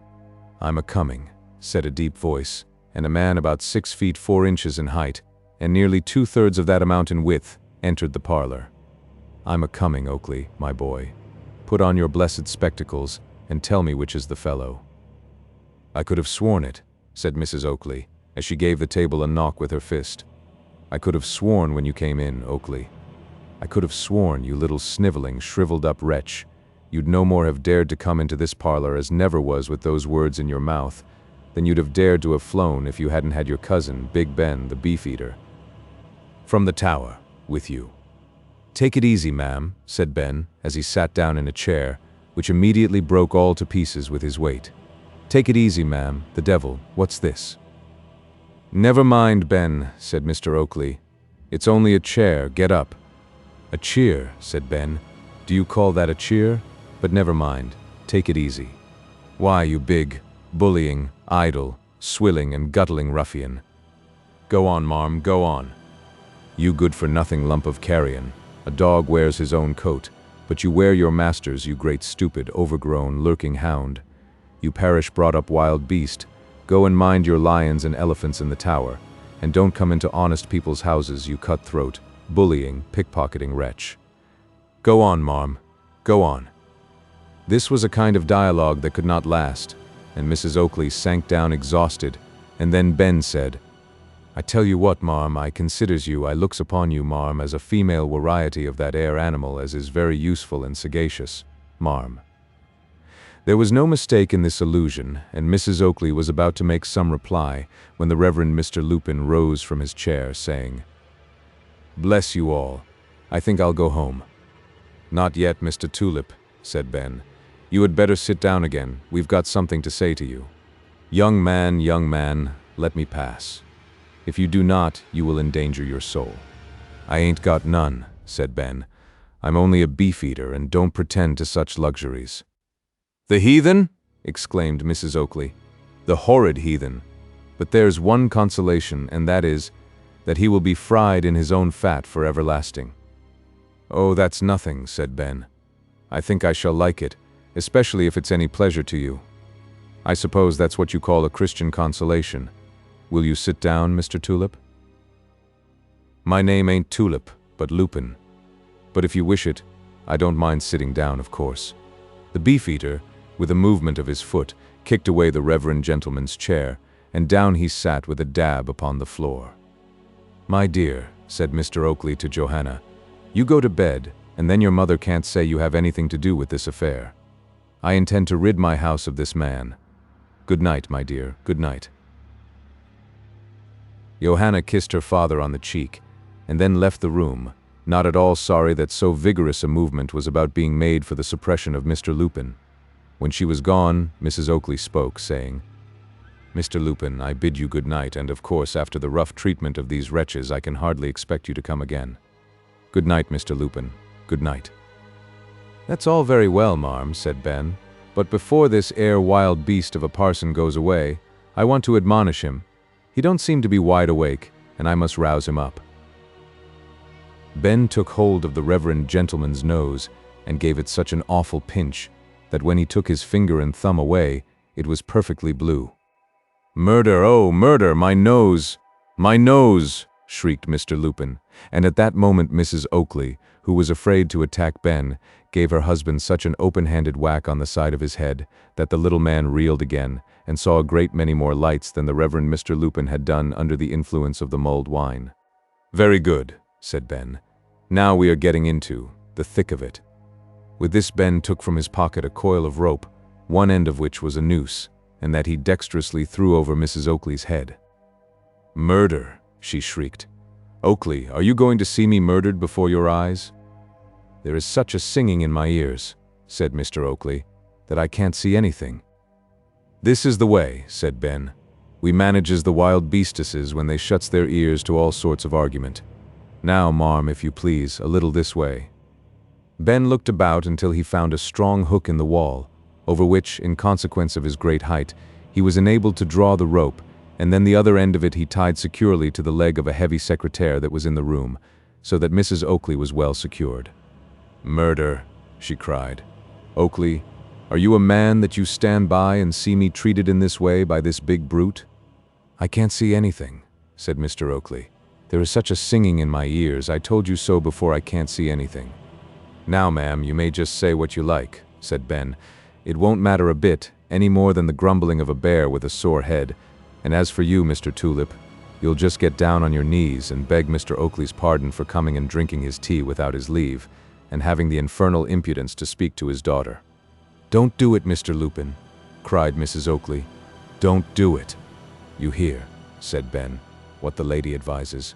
Now, I am quite different. I advise you to do it, for, if you don't, I shan't hurt you, but it strikes me I shall be obliged to fall on you and crush you." "I think I will," said Mr. Lupin. "The saints were always forced to yield to the Philistines." "If you call me any names," said Ben, "I'll just wring your neck." Young man, let me exhort you. Allow me to go, and I will put up prayers for your conversion." "Confound your impudence. What do you suppose the beasts in the tower would do if I was converted? Why, that tiger we have had lately would eat his own tail to think as I had turned out such an ass. Come, I can't waste any more of my precious time, and if you don't get down on your knees directly, we'll see what we can do." "I must," said Mr. Lupin. "I must, I suppose," and down he flopped on his knees. "Very good. Now repeat after me. I am a wolf that stole sheep's clothing." "Yes, I am a wolf that stole sheep's clothing. The Lord forgive me." "Perhaps he may, and perhaps he mayn't. Now go on. All that's virtuous is my loathing." "Oh dear, yes. All that's virtuous is my loathing. Mr. Oakley, I have offended." "Yes, I am a miserable sinner, Mr. Oakley. I have offended." And asks his pardon on my bended. "Oh dear, yes. I asks his pardon on my bended. The Lord have mercy upon us, miserable sinners. Knees, I won't do so no more. Yes, knees, I won't do so no more. As sure as I lies on this floor. Yes, as sure as I lies on this floor. Death and the devil, you've killed me." Ben took hold of the reverend gentleman by the back of the neck and pressed his head down upon the floor until his nose, which had before been such a sufferer, was nearly completely flattened with his face. "Now you may go," said Ben. Mr. Lupin scrambled to his feet, but Ben followed him into the passage, and did not yet let him go until he had accelerated his movements by 2 hearty kicks. And then the victorious beefeater returned to the parlor. "Why, Ben," said Mr. Oakley, "you are quite a poet." "I believe you, Oakley, my boy," said Ben, "and now let us be off, and have a pint round the corner." "What?" exclaimed Mrs. Oakley, "and leave me here, you wretches." "Yes," said Ben, "unless you promises never to be a female variety of a useful animal again, and begs pardon of Mr. Oakley for giving him all this trouble. As for me, I'll let you off cheap. You shall only give me a kiss and say you loves me. If I do, may I be—" "Damned, you mean." "No, I don't. Choked, I was going to say." "Then you may be choked, for you have nothing to do but to let your legs go from under you, and you will be hung as comfortable as possible. Come along, Oakley." "Mr. Oakley, stop, don't leave me here. I am sorry." "That's enough," said Mr. Oakley. "And now, my dear, bear in mind one thing from me. I intend from this time forward to be master in my own house. If you and I are to live together, we must do so on very different terms to what we have been living, and if you won't make yourself agreeable, Lawyer Hutchins tells me that I can turn you out and give you a maintenance, and in that case, I'll have my sister Rachel home to mind house for me. So now you know my determination and what you have to expect. If you wish to begin well, do so at once, by getting something nice and tasty for Ben's supper." Mrs. Oakley made the required promise, and being released, she set about preparations for the supper in real earnest, but whether was really subdued or not we shall, in due time, see. Chapter 10. The Colonel and his Friend. Colonel Jeffery was not at all satisfied with the state of affairs, as regarded the disappointment of Mr. Thornhill, for whom he entertained a sincere regard, both on account of the private estimation in which he held him, and on account of actual services rendered to Thornhill by him. Not to detain Johanna Oakley in the Temple Gardens, he had stopped his narrative, completely at the point when what concerned her had ceased, and had said nothing of much danger which the ship Neptune and its crew and passengers had gone through, after Mr. Thornhill had been taken on board with his dog. The fact is, the storm which he had mentioned was only the first of a series of gales of wind that buffeted the ship about for some weeks, doing it much damage, and enforcing almost the necessity of putting in somewhere for repairs. But a glance at the map will be sufficient to show that, situated as the Neptune was, the nearest port at which they could at all expect assistance was the British colony, at the Cape of Good Hope. But such was the contrary nature of the winds and waves, that just upon the evening of a tempestuous day, they found themselves bearing down close inshore on the eastern coast of Madagascar. There was much apprehension that the vessel would strike on a rocky shore, but the water was deep, and the vessel rode well. There was a squall, and they let go both anchors to secure the vessel, as they were so close inshore, lest they should be driven in and stranded. It was fortunate they had so secured themselves, for the gale while it lasted blew half a hurricane, and the ship lost some of her mast and some other trifling damage, which, however, entailed upon them the necessity of remaining there a few days, to cut timber to repair their masts, and to obtain a few supplies. There is but little to interest a general reader in the description of a gale. Order after order was given until the masts and spars went one by one, and then the orders for clearing the wreck were given. There was much work to be done, and but little pleasure in doing it, for it was wet and miserable while it lasted, and there was the danger of being driven upon a lee shore and knocked to pieces upon the rocks. This danger was averted, and they anchored safe at a very short distance from the shore in comparative security. "We are safe now," remarked the captain, as he gave his second-in-command charge of the deck, and approached Mr. Thornhill and Colonel Jeffery. "I am happy it is so," replied Jeffery. "Well, Captain," said Mr. Thornhill, "I am glad we have done with being knocked about. We are anchored, and the water here appears smooth enough." "It is so, and I dare say it will remain so. It is a beautiful basin of water, deep and good anchorage, but you see it is not large enough to make a fine harbor." "True, but it is rocky." "It is, and that may make it sometimes dangerous, though I don't know that it would be so in some gales. The sea may beat in at the opening, which is deep enough for anything to enter. Even Noah's Ark would enter easily enough. What will you do now?" "Stay here a day or so, and send boats ashore to cut some pine trees to refit the ship with masts."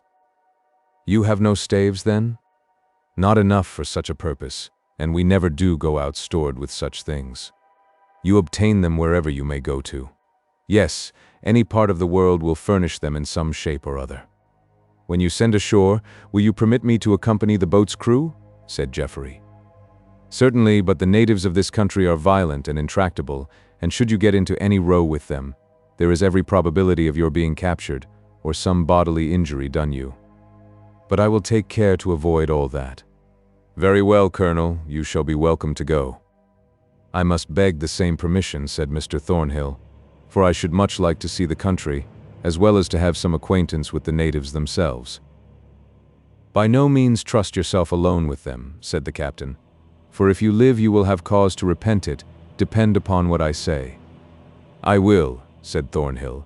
"I will go nowhere but where the boat's company goes." "You will be safe then." "But do you apprehend any hostile attack from the natives?" inquired Colonel Jeffrey. "No, I do not expect it. But such things have happened before today, and I have seen them when least expected, though I have been on this coast before, and yet I never met with any ill treatment.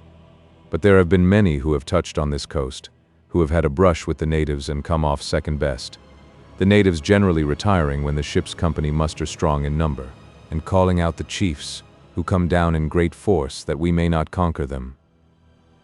The next morning the boats were ordered out to go ashore with crews, prepared for cutting timber, and obtaining such staves as the ship was in want of. With these boats old Thornhill and Colonel Jeffrey went both of them on board, and after a short ride they reached the shore of Madagascar. It was a beautiful country, and one in which vegetables appear luxuriant and abundant, and the party in search of timber for shipbuilding purposes soon came to some lordly monarchs of the forest, which would have made vessels of themselves. But this was not what was wanted, but where the trees grew thicker and taller, they began to cut some tall pine trees down. This was the wood they most desired. In fact, it was exactly what they wanted, but they hardly got through a few such trees, when the natives came down upon them, apparently to reconnoiter. At first they were quiet and tractable enough, but anxious to see and inspect everything, being very inquisitive and curious. However, that was easily borne, but at length they became more numerous, and began to pilfer all they could lay their hands upon, which of course brought resentment, and, after some time, a blow or two was exchanged. Colonel Jeffrey was forward, and endeavoring to prevent some violence being offered to one of the woodcutters. In fact, he was interposing himself between the two contending parties, and tried to restore order and peace, but several armed natives rushed suddenly upon him, secured him, and were hurrying him away to death before anyone could stir in his behalf. His doom appeared certain, for, had they succeeded, they would have cruelly and brutally murdered him. However, just at that moment aid was at hand, and Mr. Thornhill, seeing how matters stood, seized a musket from one of the sailors, and rushed after the natives who had Colonel Jeffrey. There were 3 of them, 2 others had gone on to a prize, it was presumed, the chiefs. When Mr. Thornhill arrived, they had thrown a blanket over the head of Jeffrey, but Mr. Thornhill in an instant hurled one down with a blow from the butt end of his musket, and the second met the same fate, as he turned to see what was the matter. The third, seeing the colonel free and the musket leveled at his own head, immediately ran after the other 2 to avoid any serious consequences to himself. "Thornhill, you have saved my life," said Colonel Jeffrey excitedly. "Come away, don't stop here, to the ship. To the ship." And as he spoke, they hurried after the crew, and they succeeded in reaching the boats and the ship in safety, congratulating themselves not a little upon so lucky an escape from a people quite warlike enough to do mischief, but not civilized enough to distinguish when to do it. When men are far away from home, and in foreign lands with the skies of other climes above them, their hearts become more closely knit together in those ties of brotherhood, which certainly ought to actuate the whole universe, but which as certainly do not do so except in very rare instances. One of these instances, however, would be found in the conduct of Colonel Jeffrey and Mr. Thornhill, even under any circumstances, for they were most emphatically what might be termed kindred spirits, but when we come to unite to that fact the remarkable manner in which they had been thrown together, and the mutual services that they had it in their power to render to each other, we should not be surprised at the almost romantic friendship that arose between them. It was then that Thornhill made the colonel's breast the depository of all his thoughts and all his wishes, and a freedom of intercourse and a community of feeling ensued between them, which, when it does take place between persons of really congenial dispositions, produces the most delightful results of human companionship. No one who has not endured the tedium of a sea voyage can at all be aware of what a pleasant thing it is to have someone on board, in the rich stores of whose intellect and fancy one can find a never-ending amusement.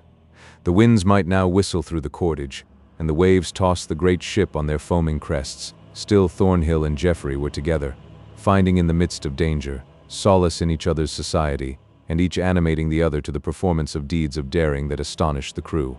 The whole voyage was one of the greatest peril, and some of the oldest seamen on board did not scruple, during the continuance of their night watches, to intimate to their companions that the ship, in their opinion, would never reach England, and that she would founder somewhere along the long stretch of the African coast. The captain, of course, made every possible exertion to put a stop to such prophetic sayings, but when once they commenced, in a short time there is no such thing as completely eradicating them, and they, of course, produce the most injurious effect, paralyzing the exertions of the crew in times of danger, and making them believe that they are in a doomed ship, and consequently all they can do is useless. Sailors are extremely superstitious on such matters, and there cannot be any reasonable doubt but that some of the disasters that befell the Neptune on her homeward voyage from India may be attributed to this feeling of fatality getting hold of the seamen, and inducing them to think that, let them try what they might, they could not save the ship. It happened that after they had rounded the Cape, a dense fog came on, such as had not been known on that coast for many a year, although the western shore of Africa at some seasons of the year is rather subject to such a species of vaporous exhalation. Every object was wrapped in the most profound gloom, and yet there was a strong eddy or current of the ocean, flowing parallel with the land, and as the captain hoped, rather off than on the shore. Still there was a suspicion that the ship was making leeway, which must eventually bring it on shore, by some of the low promontories that were by the maps indicated to be upon the coast. In consequence of this fear, the greatest anxiety prevailed on board the vessel, and lights were left burning on all parts of the deck, while 2 men were continually engaged making soundings. It was about half an hour after midnight, as the chronometer indicated a storm, that suddenly the men, who were on watch on the deck, raised a loud cry of dismay. They had suddenly seen close on to the larboard bow lights which must belong to some vessel that, like the Neptune, was encompassed in the fog, and a collision was quite inevitable, for neither ship had time to put about. The only doubt, which was a fearful and an agonizing one to have solved, was whether the stronger vessel was of sufficient bulk and power to run them down, or they it, and that fearful question was one which a few moments must settle. In fact, almost before the echo of that cry of horror which had come from the men had died away, the vessels met. There was a hideous crash, one shriek of dismay and horror, and then all was still. The Neptune, with considerable damage, and some of her bulwarks stove in, sailed on, but the other ship went, with a surging sound, to the bottom of the sea. Alas, nothing could be done. The fog was so dense that, coupled too, as it was with the darkness of the night, there could be no hope of rescuing one of the ill-fated crew of the ship, and the officers and seamen of the Neptune, although they shouted for some time and then listened, to hear if any survivors of the ship that had been run down were swimming, no answer came to them, and when in about 6 hours more, they sailed out of the fog into a clear sunshine, where there was not so much as a cloud to be seen, they looked at each other like men newly awakened from some strange and fearful dream. They never discovered the name of the ship they had run down, and the whole affair remained a profound mystery. When the Neptune reached the port of London, the affair was repeated, and every exertion was made to obtain some information concerning the ill-fated ship that had met with so fearful a doom. Such were the circumstances which awakened all the liveliest feelings of gratitude on the part of Colonel Jeffrey towards Mr. Thornhill, and hence was it that he considered it a sacred duty, now that he was in London, and had the necessary leisure to do so, to leave no stone unturned to discover what had become of him. After deep and anxious thought, and feeling convinced that there was some mystery which it was beyond his power to discover, he resolved upon asking the opinion of a friend, likewise in the army, a Captain Rathbone, concerning the whole of the facts. This gentleman, and a gentleman he was in the fullest acceptance of the term, was in London.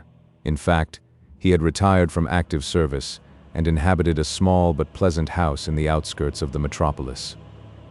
It was one of those old-fashioned cottage residences, with all sorts of odd places and corners about it, and a thriving garden full of fine old wood, such as are rather rare near to London, and which are daily becoming more rare, in consequence of the value of land immediately contiguous to the metropolis not permitting large pieces to remain attached to small residences. Captain Rathbone had an amiable family about him, such as he was and might well be proud of, and was living in as great a state of domestic felicity as this world could very well afford him. It was to this gentleman, then, that Colonel Jeffery resolved upon going to lay all the circumstances before him concerning the probable fate of poor Thornhill. This distance was not so great but that he could walk it conveniently, and he did so, arriving, towards the dusk of the evening, on the following day to that which had witnessed his deeply interesting interview with Johanna Oakley in the Temple Gardens.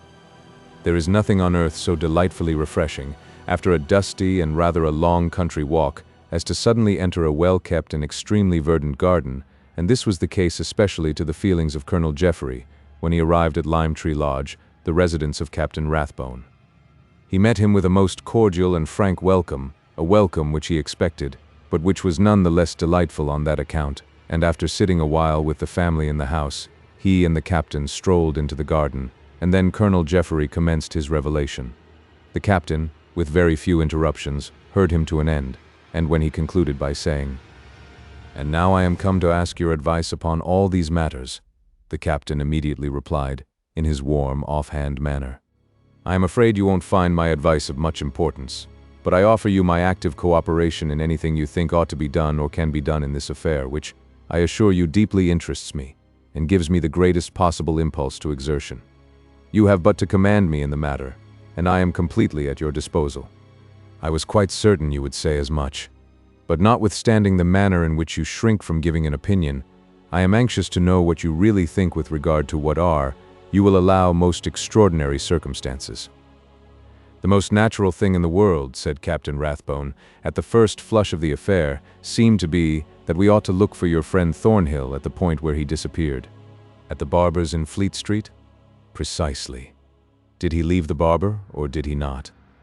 "Sweeney Todd says that he left him, and proceeded down the street towards the city, in pursuance of a direction he had given him to Mr. Oakley, the spectacle maker, and that he saw him get into some sort of disturbance at the end of the market. But to put against that, we have the fact of the dog remaining by the barber's door, and his refusing to leave it on any amount of solicitation. Now the very fact that a dog could act in such a way proclaims an amount of sagacity that seems to tell loudly against the presumption that such a creature could make any mistake. It does.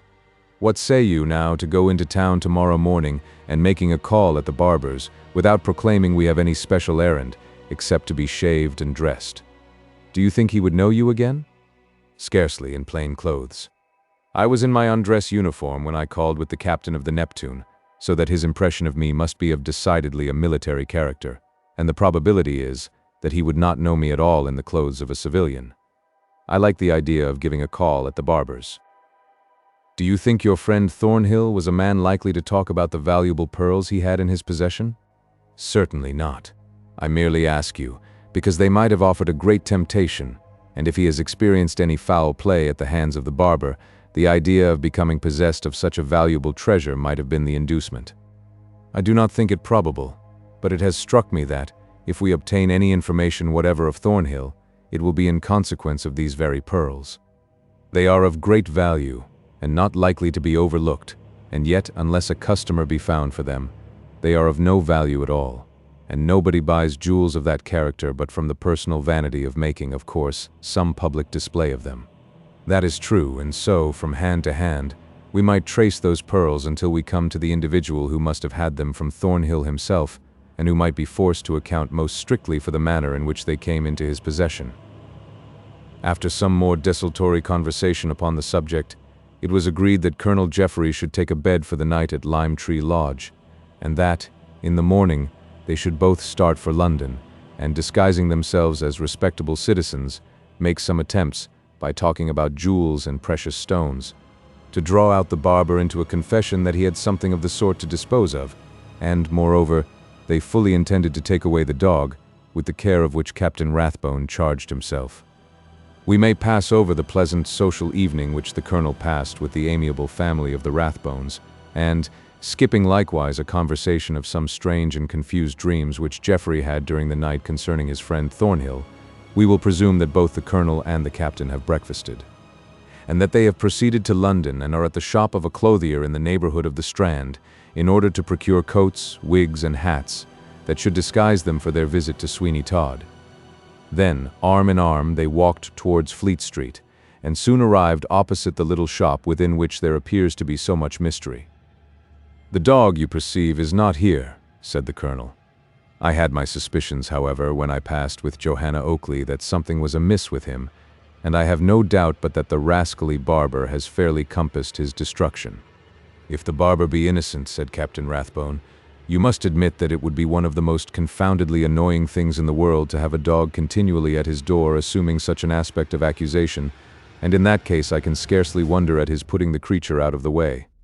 No, presuming upon his innocence, certainly, but we will say nothing about all that, and remember we must come in as perfect strangers, knowing nothing of the affair of the dog, and presuming nothing about the disappearance of anyone in this locality." "Agreed, come on. If he should see us through the window, hanging about at all or hesitating, his suspicions will be at once awakened, and we shall do no good." They both entered the shop and found Sweeney Todd wearing an extraordinary singular appearance, for there was a black patch over one of his eyes, which was kept in its place by a green ribbon that went round his head, so that he looked more fierce and diabolical than ever, and having shaved off a small whisker that he used to wear, his countenance, although to the full as hideous as ever, certainly had a different character of ugliness to that which had before characterized it, and attracted the attention of the colonel. That gentleman would hardly have known him again anywhere but in his own shop, and when we come to consider Sweeney Todd's adventures of the preceding evening, we shall feel not surprised that he saw the necessity of endeavoring to make as much change in his appearance as possible, for fear he should come across any of the parties who had chased him, and who, for all he knew to the contrary, might, quite unsuspectingly, drop in to be shaved in the course of the morning, perhaps to retail at that acknowledged mart for all sorts of gossip, a barber's shop, some of the very incidents which he has so well qualified himself to relate. "Shaved and dressed, gentlemen?" said Sweeney Todd, as his customers made their appearance. "Shaved only," said Captain Rathbone, who had agreed to be principal spokesman in case Sweeney Todd should have any remembrance of the colonel's voice, and so suspect him. "Pray be seated," said Sweeney Todd to Colonel Jeffery. "I'll soon polish off your friend, sir, and then I'll begin upon you. Would you like to see the morning paper, sir? It's at your service. I was just looking myself, sir, at a most mysterious circumstance, if it's true, but you can't believe, you know, sir, all that is put in newspapers." Thank you, said the colonel. Captain Rathbone sat down to be shaved, for he had purposely omitted that operation at home, in order that it should not appear a mere excuse to get into Sweeney Todd's shop. "Why, sir," continued Sweeney Todd, "as I was saying, it is a most remarkable circumstance." "Indeed?" "Yes, sir. An old gentleman of the name of Fiedler had been to receive a sum of money at the west end of the town, and has never been heard of since. That was yesterday, sir, and here is a description of him in the papers of today. A snuff-colored coat, and velvet smalls, black velvet, I should have said silk stockings, and silver shoe buckles, and a gold-headed cane, with WDF. Upon it, meaning William Dumpledown Fiedler, a most mysterious affair, gentlemen." A sort of groan came from the corner of the shop, and on the impulse of the moment, Colonel Jeffery sprang to his feet, exclaiming, "What's that? What's that?" "Oh, it's only my apprentice, Tobias Ragg. He has got a pain in his stomach from eating too many of Lovett's pork pies. Ain't that it, Tobias, my bud?" "Yes, sir," said Tobias with another groan. "Oh, indeed," said the colonel. "It ought to make him more careful for the future." "It's to be hoped it will, sir. Tobias, do you hear what this gentleman says? It ought to make you more careful in future. I am too indulgent to you, that's the fact. Now, sir, I believe you are as clean-shaved as ever you were in your life." "Why, yes," said Captain Rathbone. "I think that will do very well, and now, Mr. Green," addressing the colonel by that assumed name, "and now, Mr. Green, be quick, or we shall be too late for the Duke, and so lose the sale of some of our jewels." "We shall indeed," said the colonel, "if we don't mind. We sat too long over our breakfast at the inn, and his grace is too rich and too good a customer to lose. He don't mind what price he gives for things that take his fancy, or the fancy of his duchess." "Jewel merchants, gentlemen, I presume," said Sweeney Todd. "Yes, we have been in that line for some time, and by one of us trading in one direction, and the other in another, we manage extremely well. because we exchange what suits our different customers and keep up two distinct connections." "A very good plan," said Sweeney Todd. "I'll be as quick as I can with you, sir. Dealing in jewels is better than shaving." "I dare say it is." "Of course it is, sir. Here have I been slaving for some years in this shop, and not done much good. That is to say, when I talk of not having done much good, I admit I have made enough to retire upon quietly and comfortably, and I mean to do so very shortly.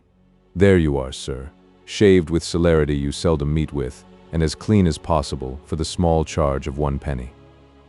"Thank you, gentlemen, there's your change. Good morning." They had no resource but to leave the shop, and when they had gone, Sweeney Todd, as he stropped the razor he had been using upon his hand, gave a most diabolical grin, muttering, "Clever, very ingenious, but it won't do. Oh dear, no, not at all. I am not so easily taken in, diamond merchants, and no objection, of course, to deal in pearls, a good jest, that truly a capital jest. If I had been accustomed to be so easily defeated, I had not now been here a living man. Tobias, I say." "Yes, sir," said the lad dejectedly. "Have you forgotten your mother's danger in case you breathe a syllable of anything that has occurred here, or that you think has occurred here, or so much as dream of?" "No," said the boy. "Indeed I have not. I never can forget it, if I were to live 100 years.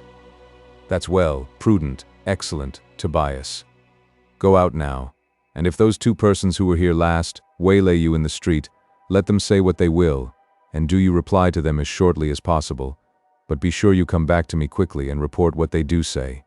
They turn to the left, towards the city. Now be off with you." "It's of no use," said Colonel Jeffrey to the captain. "The barber is either too cunning for me, or he is really innocent of all participation in the disappearance of Thornhill. And yet there are suspicious circumstances.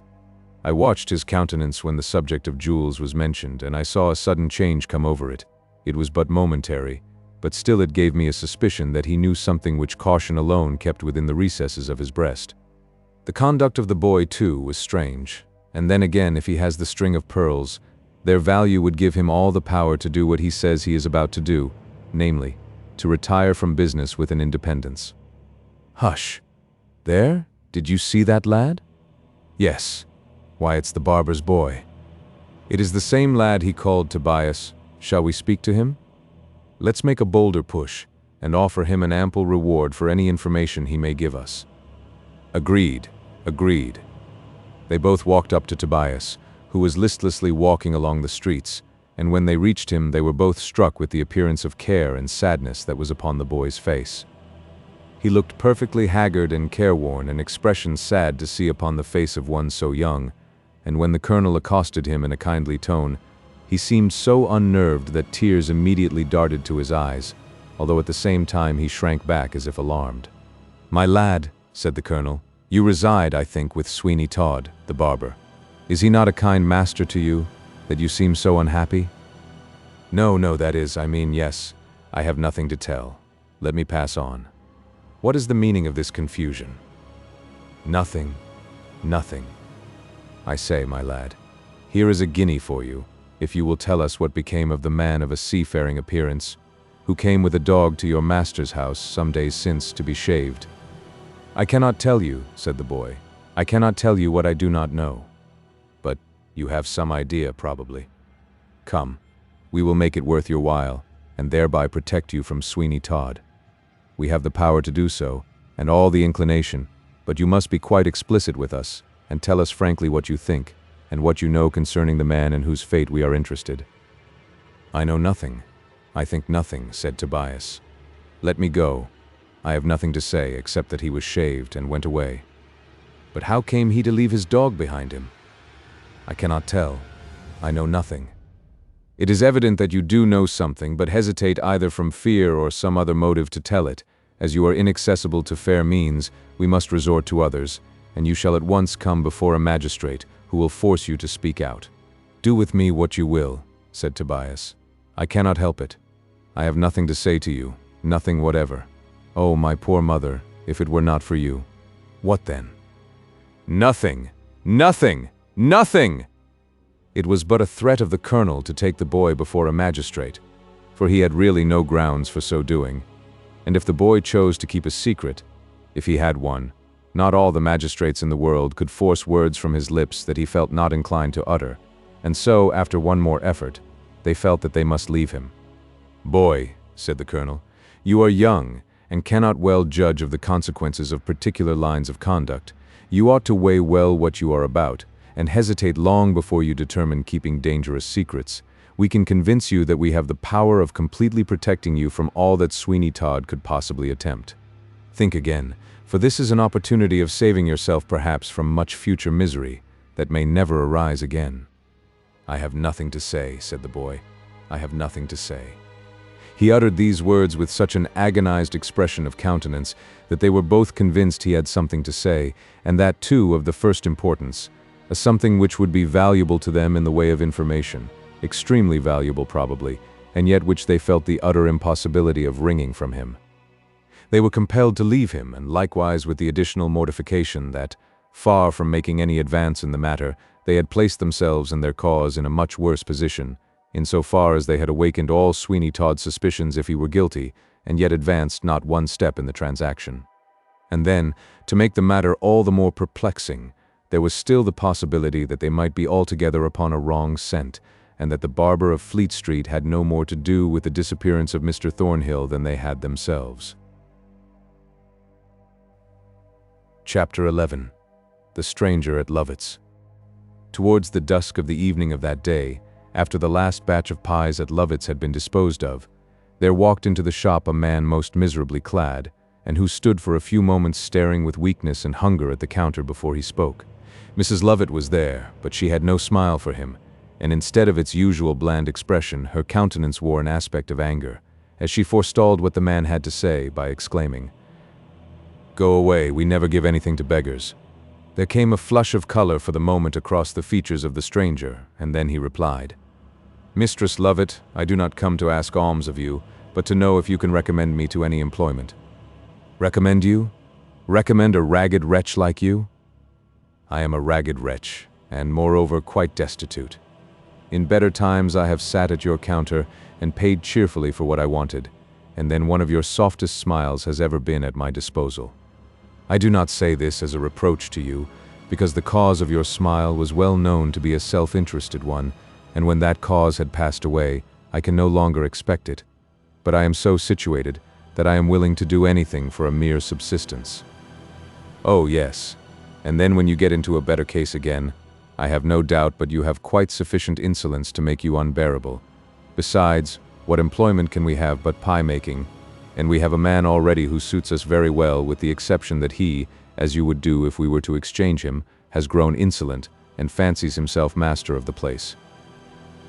"Well, well," said the stranger, "of course there is always sufficient argument against the poor and destitute to keep them so. If you will assert that my conduct will be the nature you describe, it is quite impossible for me to prove the contrary." He turned and was about to leave the shop, but Mrs. Lovett called after him, saying, "Come in again in 2 hours." He paused a moment or two, and then, turning his emaciated countenance upon her, said, "I will, if my strength permit me. Water from the pumps in the street is but a poor thing for a man to subsist upon for 24 hours.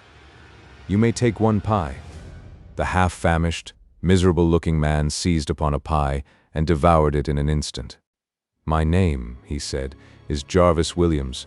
I'll be here, never fear, Mrs. Lovett, in 2 hours, and notwithstanding all you have said, you shall find no change in my behavior, because I may be well kept and better clothed, but if I should feel dissatisfied with my situation, I will leave it, and no harm done." So saying, he walked from the shop, and when he was gone, a strange expression came across the countenance of Mrs. Lovett, and she said in a low tone to herself, "He might suit for a few months like the rest, and it is clear that we must get rid of the one we have. I must think of it. There is a cellar of vast extent, and of dim and sepulchral aspect. Some rough red tiles are laid upon the floor, and pieces of flint and large jagged stones have been hammered into the earthen walls to strengthen them, while here and there rough huge pillars made by beams of timber rise perpendicularly from the floor, and prop large flat pieces of wood against the ceiling to support it. Here and there gleaming lights seem to be peeping out from furnaces, and there is a strange hissing, simmering sound going on, while the whole air is impregnated with a rich and savory vapor. This is Lovett's pie manufactory beneath the pavement of Bell Yard, and at this time a night batch of some thousands is being made for the purpose of being sent by carts the first thing in the morning all over the suburbs of London. By the earliest dawn of day, a crowd of itinerant hawkers of pies would make their appearance, carrying off a large quantity to regular customers who had them daily, and no more thought of being without them than of forbidding the milkman or the baker to call at their residences. It will be seen and understood, therefore, that the retail part of Mrs. Lovett's business, which took place principally between the hours of 12 and 1, was by no means the most important or profitable portion of a concern which was really of immense magnitude, and which brought in a large yearly income. To stand in the cellar when this immense manufacture of what, at first sight, would appear such a trivial article was carried on, and to look about as far as the eye could reach, was by no means to have a sufficient idea of the extent of the place. For there were as many doors in different directions and singular low-arched entrances to different vaults, which all appeared as black as midnight, that one might almost suppose the inhabitants of all the surrounding neighborhood had, by common consent, given up their cellars to Lovett's pie factory. There is but one miserable light, except the occasional fitful glare that comes from the ovens where the pies are stewing, hissing, and spluttering in their own luscious gravy. There is but one man, too, throughout all the place, and he is sitting on a low three-legged stool in one corner, with his head resting upon his hands, and gently rocking to and fro as he utters scarcely audible moans. He is but lightly clad. In fact, he seems to have but little on him except a shirt and a pair of loose canvas trousers. The sleeves of the former are turned up beyond his elbows, and on his head he has a white nightcap. It seems astonishing that such a man, even with the assistance of Mrs. Lovett, could make so many pies as are required in a day. But then system does wonders, and in those cellars there are various mechanical contrivances for kneading the dough, chopping up the meat, etc., which greatly reduce the labor. But what a miserable object is that man, what a sad and soul-stricken wretch he looks. His face is pale and haggard, his eyes deeply sunken, and as he removes his hands from before his visage and looks about him, a more perfect picture of horror could not have been found. "I must leave tonight," he said, in coarse accents. "I must leave tonight. I know too much, my brain is full of horrors. I have not slept now for 5 nights, nor dare I eat anything but the raw flour. I will leave tonight if they do not watch me too closely. Oh, if I could but get into the streets, if I could but once again breathe the fresh air. Hush, what's that? I thought I heard a noise." He rose and stood trembling and listening, but all was still save the simmering and hissing of the pies, and then he resumed his seat with a deep sigh. "All the doors fastened upon me," he said. "What can it mean? It's very horrible, and my heart dies within me. 6 weeks only have I been here, only 6 weeks. I was starving before I came. Alas, alas, how much better to have starved. I should have been dead before now, and spared all this agony." "Skinner!" cried a voice, and it was a female one. "Skinner, how long will the ovens be?" "A quarter of an hour. A quarter of an hour, Mrs. Lovett. God help me." "What is that you say?" I said, "God help me." Surely a man may say that without offense. A door slammed shut, and the miserable man was alone again. "How strangely," he said. "On this night my thoughts go back to early days, and to what I once was. The pleasant scenes of my youth recur to me. I see again the ivy-mantled porch and the pleasant village green. I hear again the merry ringing laughter of my playmates, and there, in my mind's eye, appears to me the bubbling stream and the ancient mill, the old mansion house, with its tall turrets and its air of silent grandeur. I hear the music of the birds, and the winds making rough melody among the trees. 'Tis very strange that all those sights and sounds should come back to me at such a time as this, as if just to remind me what a wretch I am." He was silent for a few moments, during which he trembled with emotion. Then he spoke again, saying, "Thus the forms of those whom I once knew, and many of whom have gone already to the silent tomb, appear to come thronging round me. They bend their eyes momentarily upon me, and with settled expressions show acutely the sympathy they feel for me. I see her too, who first, in my bosom, lit up the flame of soft affection. I see her gliding past me like the dim vision of a dream, indistinct but beautiful, no more than a shadow, and yet to me most palpable. What am I now? What am I now? He resumed his former position, with his head resting upon his hands. He rocked himself slowly to and fro, uttering those moans of a tortured spirit, which we have before noticed. But see, one of the small arch doors open, in the gloom of those vaults, and a man in a stooping posture creeps in. A half-mask is upon his face, and he wears a cloak, but both his hands are at liberty. In one of them he carries a double-headed hammer with a powerful handle of about 10 inches in length. He has probably come out of a darker place than the one into which he now so cautiously creeps, for he shades the light from his eyes as if it were suddenly rather too much for him, and then he looks cautiously round the vault, until he sees the crouched-up figure of the man whose duty it is to attend the ovens. From that moment he looks at nothing else, but advances towards him, steadily and cautiously. It is evident that great secrecy is his object, for he is walking on his stocking soles only, and it is impossible to hear the slightest sounds of his footsteps. Nearer and nearer he comes, so slowly, and yet so surely towards him, who still keeps up the low moaning sound, indicative of mental anguish. Now he is close to him, and he bends over him for a moment, with a look of fiendish malice. It is a look which, despite his mask, glances full from his eyes, and then grasping the hammer tightly, in both hands, he raises it slowly above his head, and gives it a swinging motion through the air. There is no knowing what induced the man that was crouching on the stool to rise at that moment, but he did so, and paced about with great quickness. A sudden shriek burst from his lips, as he beheld so terrific an apparition before him, but, before he could repeat the word, the hammer descended, crushing into his skull, and he fell lifeless, without a moan. "And so, Mr. Jarvis Williams, you have kept your word," said Mrs. Lovett to the emaciated, careworn stranger who had solicited employment of her. "And so, Jarvis Williams, you have kept your word, and come for employment?" "I have, madam, and hope that you can give it to me. I frankly tell you that I would seek for something better, and more congenial to my disposition, if I could. But who would employ one presenting such a wretched appearance as I do? You see that I am all in rags, and I have told you that I have been half-starved, and therefore it is only some common and ordinary employment that I can hope to get, and that made me come to you. Well, I don't see why we should not make a trial of you at all events, so if you like to go down into the bakehouse, I will follow you, and show you what you have to do. You remember that you have to live entirely upon the pies, unless you like to purchase for yourself anything else, which you may do if you can get the money. We give none, and you must likewise agree never to leave the bakehouse." "Never to leave it?" "Never, unless you leave it for good, and for all. If upon those conditions you choose to accept the situation, you may, and if not, you can go about your business at once, and leave it alone." "Alas, madam, I have no resource, but you spoke of having a man already." "Yes, but he has gone to his friends. He has gone to some of his very oldest friends, who will be quite glad to see him, so now say the word. Are you willing, or are you not, to take the situation?" "My poverty and my destitution consent, if my will be averse, Mrs. Lovett, but of course, I quite understand that I leave when I please." "Oh, of course, we never think of keeping anybody many hours after they begin to feel uncomfortable. If you be ready, follow me." "I am quite ready, and thankful for a shelter. All the brightest visions of my early life have long since faded away, and it matters little or indeed nothing what now becomes of me.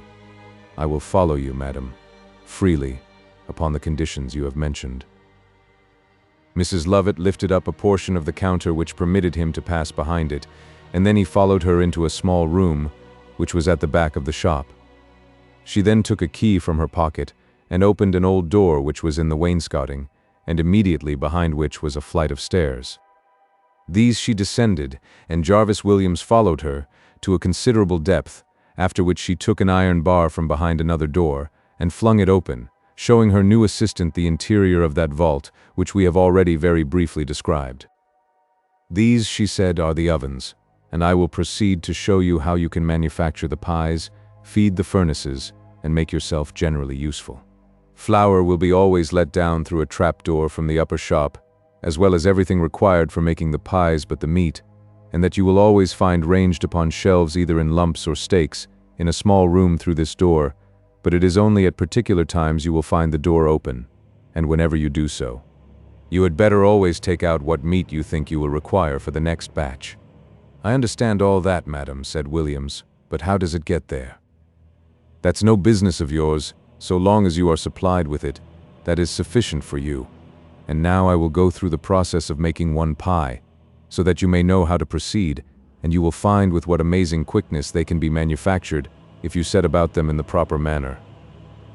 She then showed him how a piece of meat thrown into a machine became finely minced up by merely turning a handle, and then how flour and water and lard were mixed up together to make the crust of the pies by another machine, which threw out the paste thus manufactured in small pieces, each just large enough for a pie. Lastly, she showed him how a tray, which just held 100, could be filled and, by turning a windlass, sent up to the shop through a square trapdoor which went right up to the very counter. "And now," she said, "I must leave you. As long as you are industrious you will go on very well, but as soon as you begin to be idle, and neglect the orders which are sent to you by me, you will get a piece of information which will be useful, and which, if you be a prudent man, will enable you to know what you are about." "What is that?" "You may as well give it to me now." "No.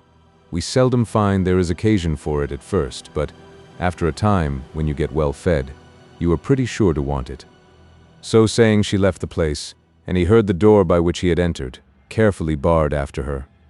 Suddenly then he heard her voice again, and so clearly and distinctly too, that he thought she must have come back again.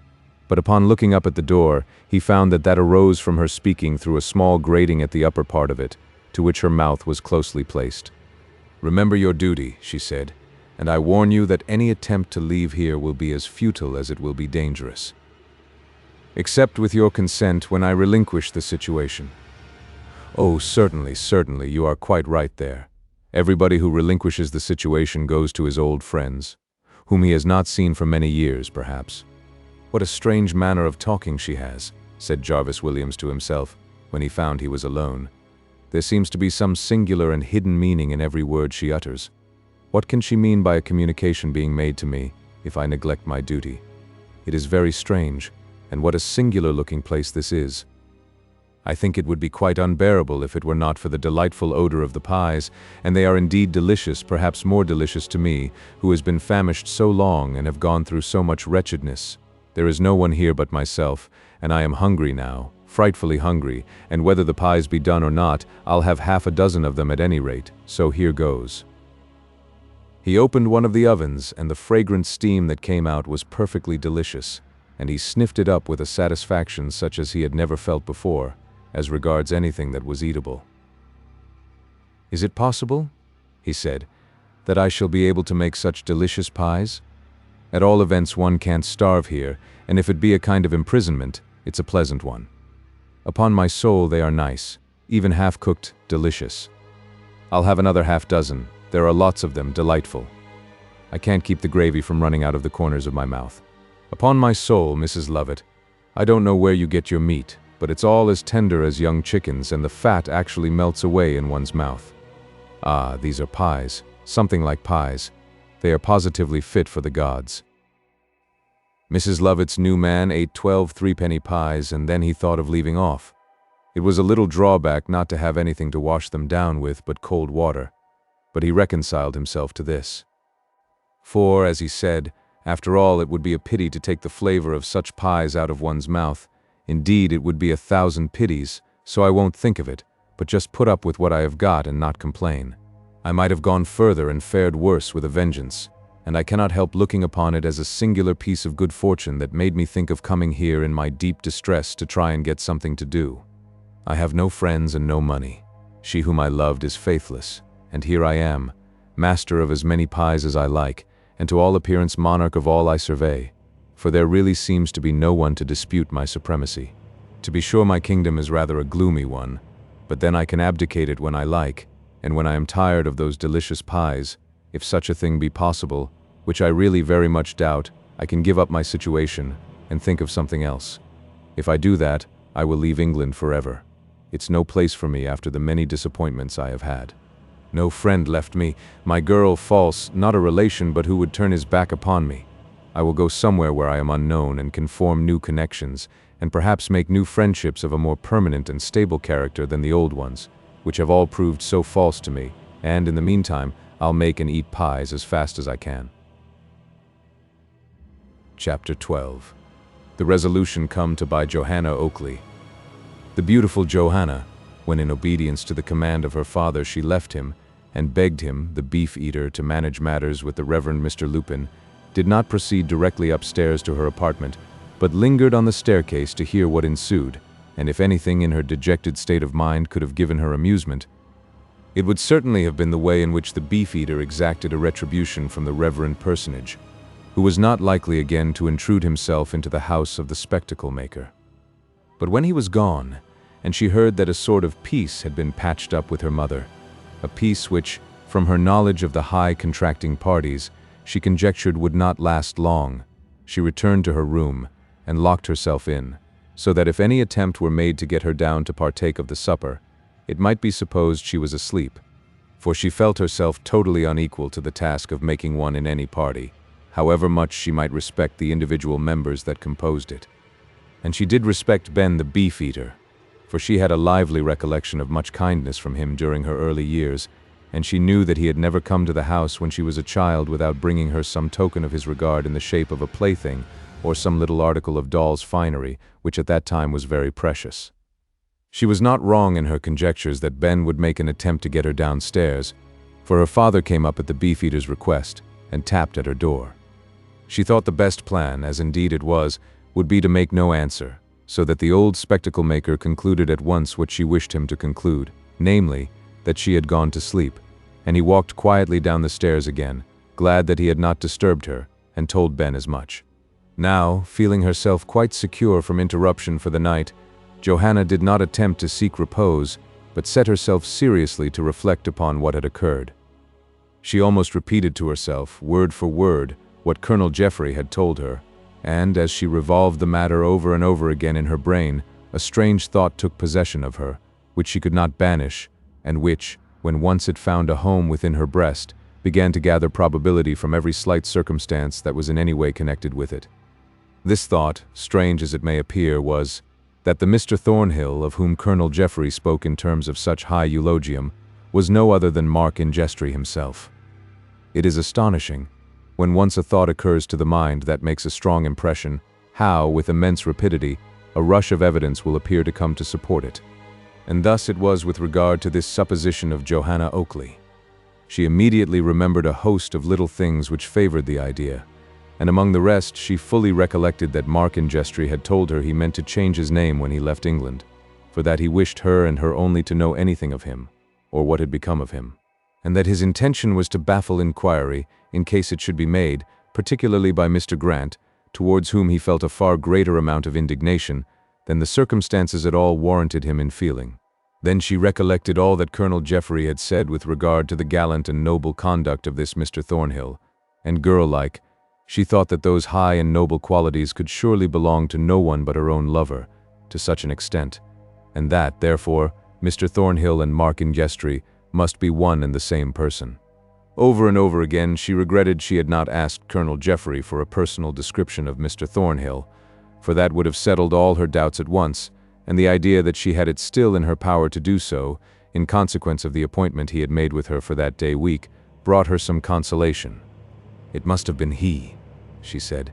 His anxiety to leave the ship, and get here by the day he mentions, proves it. Besides, how improbable it is, that at the burning of the ill-fated vessel, Ingestre should place in the hands of another what he intended for me, when that other was quite as likely, and perhaps more so, to meet with death as Mark himself.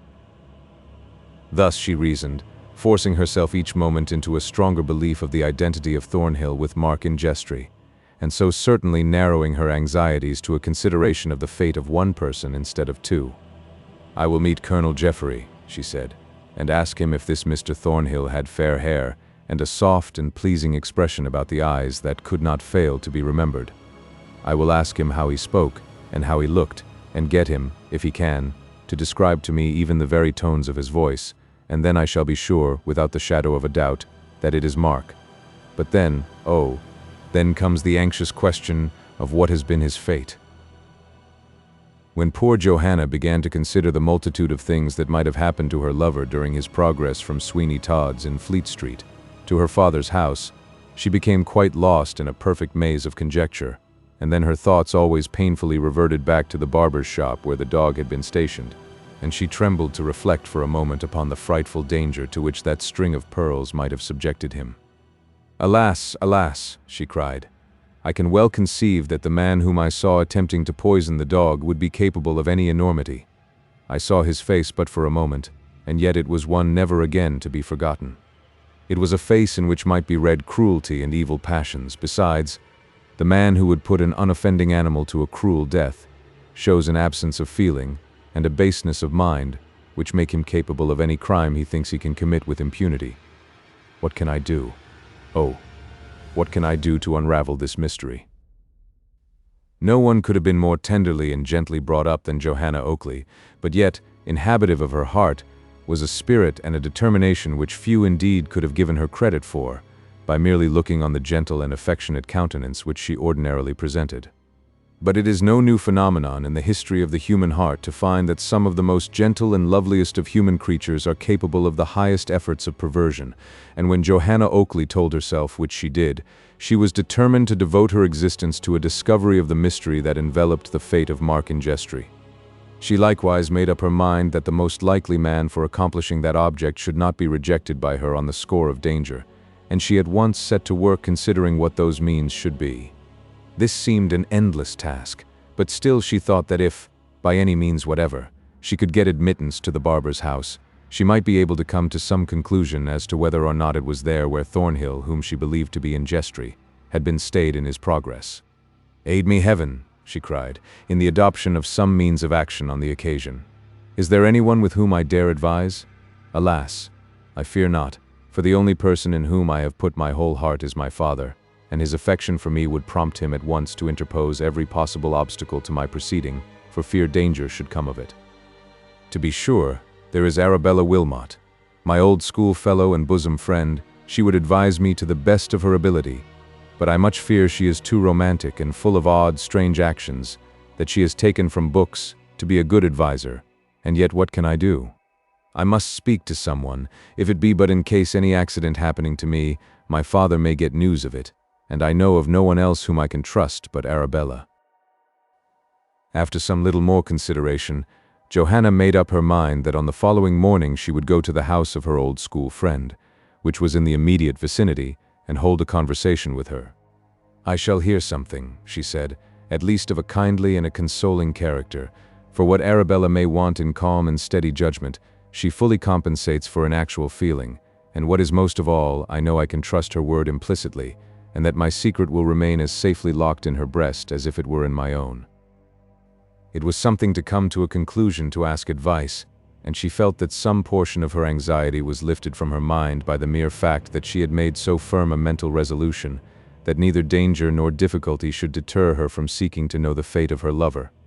She retired to rest now with a greater hope, and while she is courting repose, notwithstanding the chance of the discovered images that fancy may present to her in her slumbers, we will take a glance at the parlor below, and see how far Mrs. Oakley is conveying out the pacific intention she had so tacitly expressed, and how the supper is going forward, which, with not the best grace in the world, she is preparing for her husband, who for the first time in his life had begun to assert his rights, and for Big Ben, the beef-eater, whom she as cordially disliked as it was possible for any woman to detest any man. Mrs. Oakley by no means preserved her taciturn demeanor, for after a little she spoke, saying, "There's nothing tasty in the house. Suppose I run over the way to Waggarge's and get some of those Epping sausages with the peculiar flavor." "Ah, do," said Mr. Oakley. "They are beautiful, Ben, I can assure you." "Well, I don't know," said Ben the beef-eater. "Sausages are all very well in their way, but you need such a plaguey lot of them, for if you only eat them one at a time, how soon will you get through a dozen or two?" "A dozen or two," said Mrs. Oakley. "Why, there are only 5 to a pound." "Then," said Ben, making a mental calculation, "then I think, ma'am, that you ought not to get more than 9 pounds of them, and that will be a matter of 45 mouthfuls for us." "Get 9 pounds of them," said Mr. Oakley, "if they be wanted. I know Ben has an appetite." "Indeed," said Ben. But I have fell off lately, and don't take to my wittles as I used. You can order, missus, if you please, a gallon of half and half as you go along. One must have a drain of drink of some sort, and mind you don't be going to any expense on my account and getting anything but the little snack I have mentioned. For 10 to 1 I shall take supper when I get to the tower. Only human nature is weak, you know, missus, and requires something to be a continually a holding of it up. Certainly, said Mr. Oakley. Certainly have what you like, Ben. Just say the word before Mrs. Oakley goes out. Is there anything else? No, no, said Ben. Oh dear no, nothing to speak of. But if you should pass a shop where they sells fat bacon about 4 or 5 pounds, cut into rashers, you'll find, missus, will help down the blessed sausages. Gracious Providence, said Mrs. Oakley. Who is to cook it? Who is to cook it, ma'am? Why, the kitchen fire, I suppose. But mind ye, if the man ain't got any sausages, there's a shop where they sells biled beef at the corner, and I shall be quite satisfied if you brings in about 10 or 12 pounds of that. You can make it up into about half a dozen sandwiches. Go, my dear, go at once, said Mr. Oakley, and get Ben his supper. I am quite sure he wants it, and be as quick as you can. Ah, said Ben, when Mrs. Oakley was gone, I didn't tell you how I was sarved last week at Mrs. Harvey's. You know they are so precious genteel there that they don't speak above their blessed breaths for fear of wearing themselves out, and they sits down in a chair as if it were balanced only on one leg, and a little more one way or t'other would upset them. Then, if they sees a crumb a-laying on the floor, they rings the bell, and a poor half-starved devil of a servant comes and says, "Did you ring, ma'am?" And then they says, "Yes, bring a dust shovel and a broom, there is a crumb a-laying there." And then says I, "Damn you all," says I, "bring a scavenger's cart, and half-dozen birch brooms. There's a cinder just fell out of the fire." Then in course they gets shocked, and looks as blue as possible, and arter that, when they see as I ain't a-going, one of them says, "Mr. Benjamin Bloomerguts, would you like to take a glass of wine?" "I should think so," says I. Then he says he, "Which would you prefer, red or white?" says he. "White," says I. "While you are screwing up your courage to pull out the red." So out they pull it, and as soon as I got hold of the bottle, I knocked the neck of it off over the top bar of the fireplace, and then drank it all up. "Now, damn ye," says I, "you thinks all this is mighty genteel and fine, but I don't, and consider you to be the blessedest set of humbugs ever I set my eyes on, and if ever you catch me here again, I'll be genteel too, and I can't say more than that. Go to the devil, all of ye." So out I went, only I met with a little accident in the hall, for they had got a sort of lamp hanging there, and somehow or nother my head went bang into it, and I carried it out round my neck. But when I did get out, I took it off, and shied it slap in at the parlor window. You never heard such a smash in all your life. I dare say they all fainted away for about a week, the blessed humbugs. "Well, I should not wonder," said Mr. Oakley. "I never go near them, because I don't like their foolish pomposity and pride, which, upon very slender resources, tries to ape what it don't at all understand. But here is Mrs. Oakley with the sausages, and I hope you will make yourself comfortable, Ben." "Comfortable, I believe ye, I rather shall. I means it, and no mistake. I have brought 3 pounds, said Mrs. Oakley, and told the man to call in a quarter of an hour, in case there is any more wanted. The devil you have, and the bacon, Mrs. Oakley, the bacon. I could not get any, the man had nothing but hams. Lor, ma'am, I'd put up with a ham cut thick, and never have said a word about it. I am a angel of a temper, and if you did but know it. Hilloa, look, is that the fellow with the half and half? Yes, here it is, a pot. A what? A pot, to be sure. Well, I never. You are getting genteel, Mrs. Oakley. Then give us a hold of it. Ben took the pot and emptied it at a draught, and then he gave a tap at the bottom of it with his knuckles, to signify that he had accomplished that feat, and then he said, I tells you what, ma'am, if you takes me for a baby, it's a great mistake, and anyone would think you did, to see you offering me a pot merely. It's an insult, ma'am. Fiddle-de-dee, said Mrs. Oakley. It's a much greater insult to drink it all up and give nobody a drop. Is it? I wants to know how you are to stop it, ma'am, when you gets it to your mouth. That's what I axes you. How are you to stop it, ma'am? You didn't want me to spew it back again, did you, ma'am? You vile, low wretch. Come, come, my dear, said Mr. Oakley. "You know our cousin. Ben don't live among the most refined society, and so you ought to be able to look over a little of his, I may say, I am sure, without offense, roughness now and then. Come, come, there is no harm done, I'm sure. Forget and forgive, say I. That's my maxim, and has always been, and will always be." "Well," said the beefeater, "it's a good one to get through the world with, and so there's an end of it. I forgives you, Mother Oakley." "You forgive?" "Yes, to be sure. Though I am only a beefeater, I suppose as I may forgive people for all that, eh, Cousin Oakley?" "Oh, of course, Ben, of course. Come, come, wife. You know as well as I that Ben has many good qualities, and that take him for all in all, as the man in the play says, we shan't in a hurry look upon his like again." "And I'm sure I don't want to look upon his like again," said Mrs. Oakley. "I'd rather by a good deal keep him a week than a fortnight. He's enough to breed a famine in the land, that he is." "Oh, bless you, no," said Ben. "That's amongst your little mistakes, ma'am, I can assure you. By the by, what a blessed long time that fellow is coming with the rest of the beer and the other sausages. Why, what's the matter with you, Cousin Oakley? Eh, old chap, you look out of sorts." "I don't feel just the thing, do you know, Ben?" "Not the thing, why, now you come to mention it, I somehow feel as if all my blessed inside was on a turn and a twist.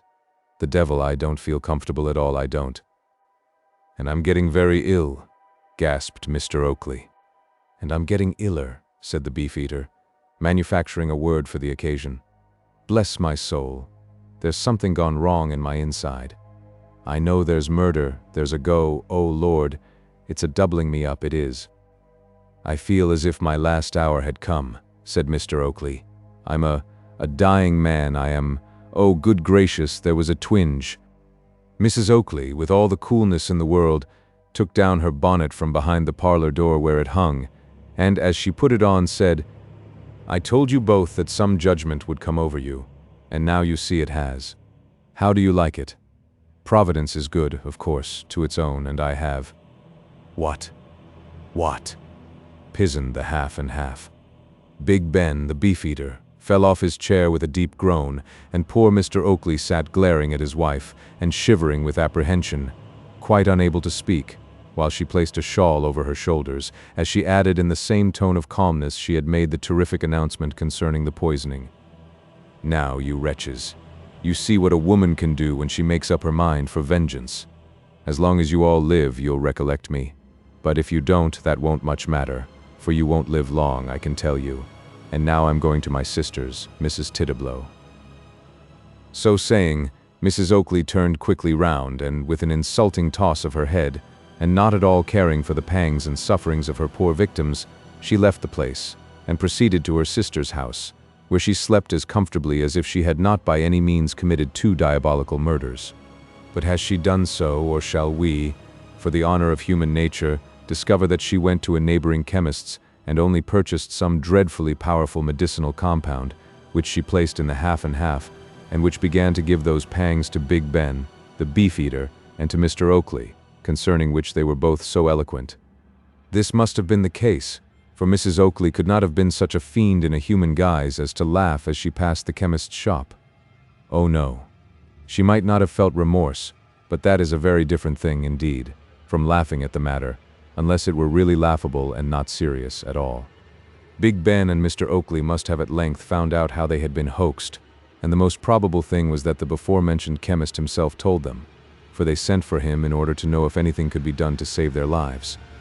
Ben from that day forthwith made a determination that he would not visit Mr. Oakley, and the next time they met he said, "I tell you what it is, that old hag, your wife, is one too many for us, that's a fact. She gets the better of me altogether, so, whenever you feels a little inclined for a gossip about old times, just you come down to the tower." "I will, Ben." "Do. We can always find something to drink, and you can amuse yourself too by looking at the animals.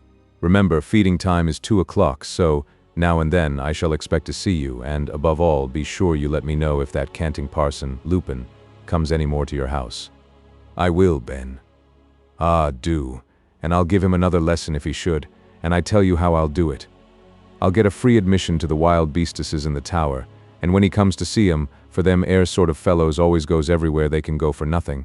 I'll just manage to pop him into a cage along of some of the most cantankerous creatures as we have. But would not that be dangerous? Oh dear no.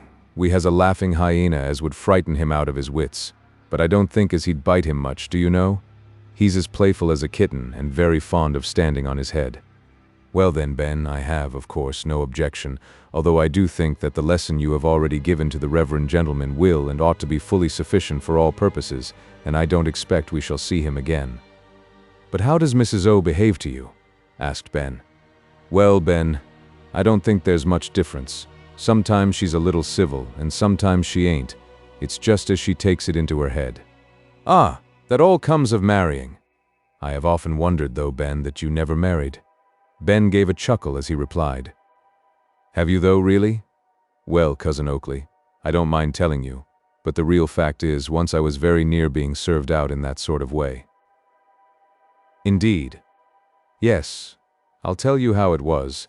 There was a girl called Angelina Day, and a nice-looking enough creature she was as you'd wish to see, and didn't seem as if she'd got any claws at all. Leastways she kept them in, like a cat at mealtimes. Upon my word, Ben, you have a great knowledge of the world. I believe you I have. Haven't I been brought up among the wild beasts in the tower all my life? That's the place to get a knowledge of the world in, my boy. I ought to know a thing or two, and in course I does. Well, but how was it, Ben, that you did not marry this Angelina you speak of? I'll tell you. She thought she had me as safe as a hare in a trap, and she was as amiable as a lump of cotton. You'd have thought, to look at her, that she did nothing but smile, and to hear her, that she said nothing but nice, mild, pleasant things, and I really began to think as I had found out the proper sort of animal. But you were mistaken? I believe you, I was. One day I'd been there to see her, at her father's house, and she'd been as amiable as she could be. I got up to go away, with a determination that the next time I got there I would ask her to say yes, and when I had got a little way out of the garden of the house where they lived, it was out of town some distance, I found I had left my little walking cane behind me. So I goes back to get it, and when I got into the garden I heard a voice. Whose voice? Why, Angelina's, to be sure. She was speaking to a poor little dab of a servant they had, and oh my eye, how she did rap out, to be sure. Such a speech as I never heard in all my life. She went on a matter of 10 minutes without stopping, and every other word was some ill name or another, and her voice, oh gracious, it was like a bundle of wire, all of a tangle it was. And what did you do then, upon making such a discovery as that in so very odd and unexpected a manner? Do. What do you suppose I did? I really cannot say, as you are rather an eccentric fellow. Well then, I'll tell you. I went up to the house and just popped in my head, and says I, Angelina, I find out that all cats have claws after all. Good evening, and no more from your humble servant, who don't mind the job of taming any wild animal but a woman, and then off I walked, and I never heard of her afterwards. Ah, Ben, it's true enough. You never know them beforehand, but after a little time, as you say, then out come the claws. They does. And I suppose you since then made up your mind to be a bachelor for the rest of your life, Ben? Of course I did. After such experience as that, I should have deserved all I got, and no mistake, I can tell you. And if ever you catches me paying any attention to a female woman, just put me in mind of Angelina Day, and you'll see how I shall be off at once like a shot. Ah, said Mr. Oakley with a sigh. Everybody, Ben, ain't born with your good luck, I can tell you. You are a most fortunate man, Ben, and that's a fact. You must have been born under some lucky planet, I think, Ben, or else you never would have had such a warning as you have had about the claws. I found 'em out, Ben, but it was a deal too late, so I had only to put up with my fate, and put the best face I could upon the matter. Yes, that's what learned folks call, what's its name, Phil something. Philosophy, I suppose you mean, Ben. Ah, that's it. You must put up with what you can't help, it means, I take it. It's a fine name for saying you must grin and bear it. I suppose that is about the truth, Ben. It cannot, however, be exactly said that the little incident connected with Mr. Lupin had no good effect upon Mrs. Oakley, for it certainly shook most alarmingly her confidence in that pious individual. In the first place, it was quite clear that he shrank from the horrors of martyrdom, and indeed, to escape any bodily inconvenience, was perfectly willing to put up with any amount of degradation or humiliation that he could be subjected to, and that was, to the apprehension of Mrs. Oakley, a great departure from what a saint ought to be.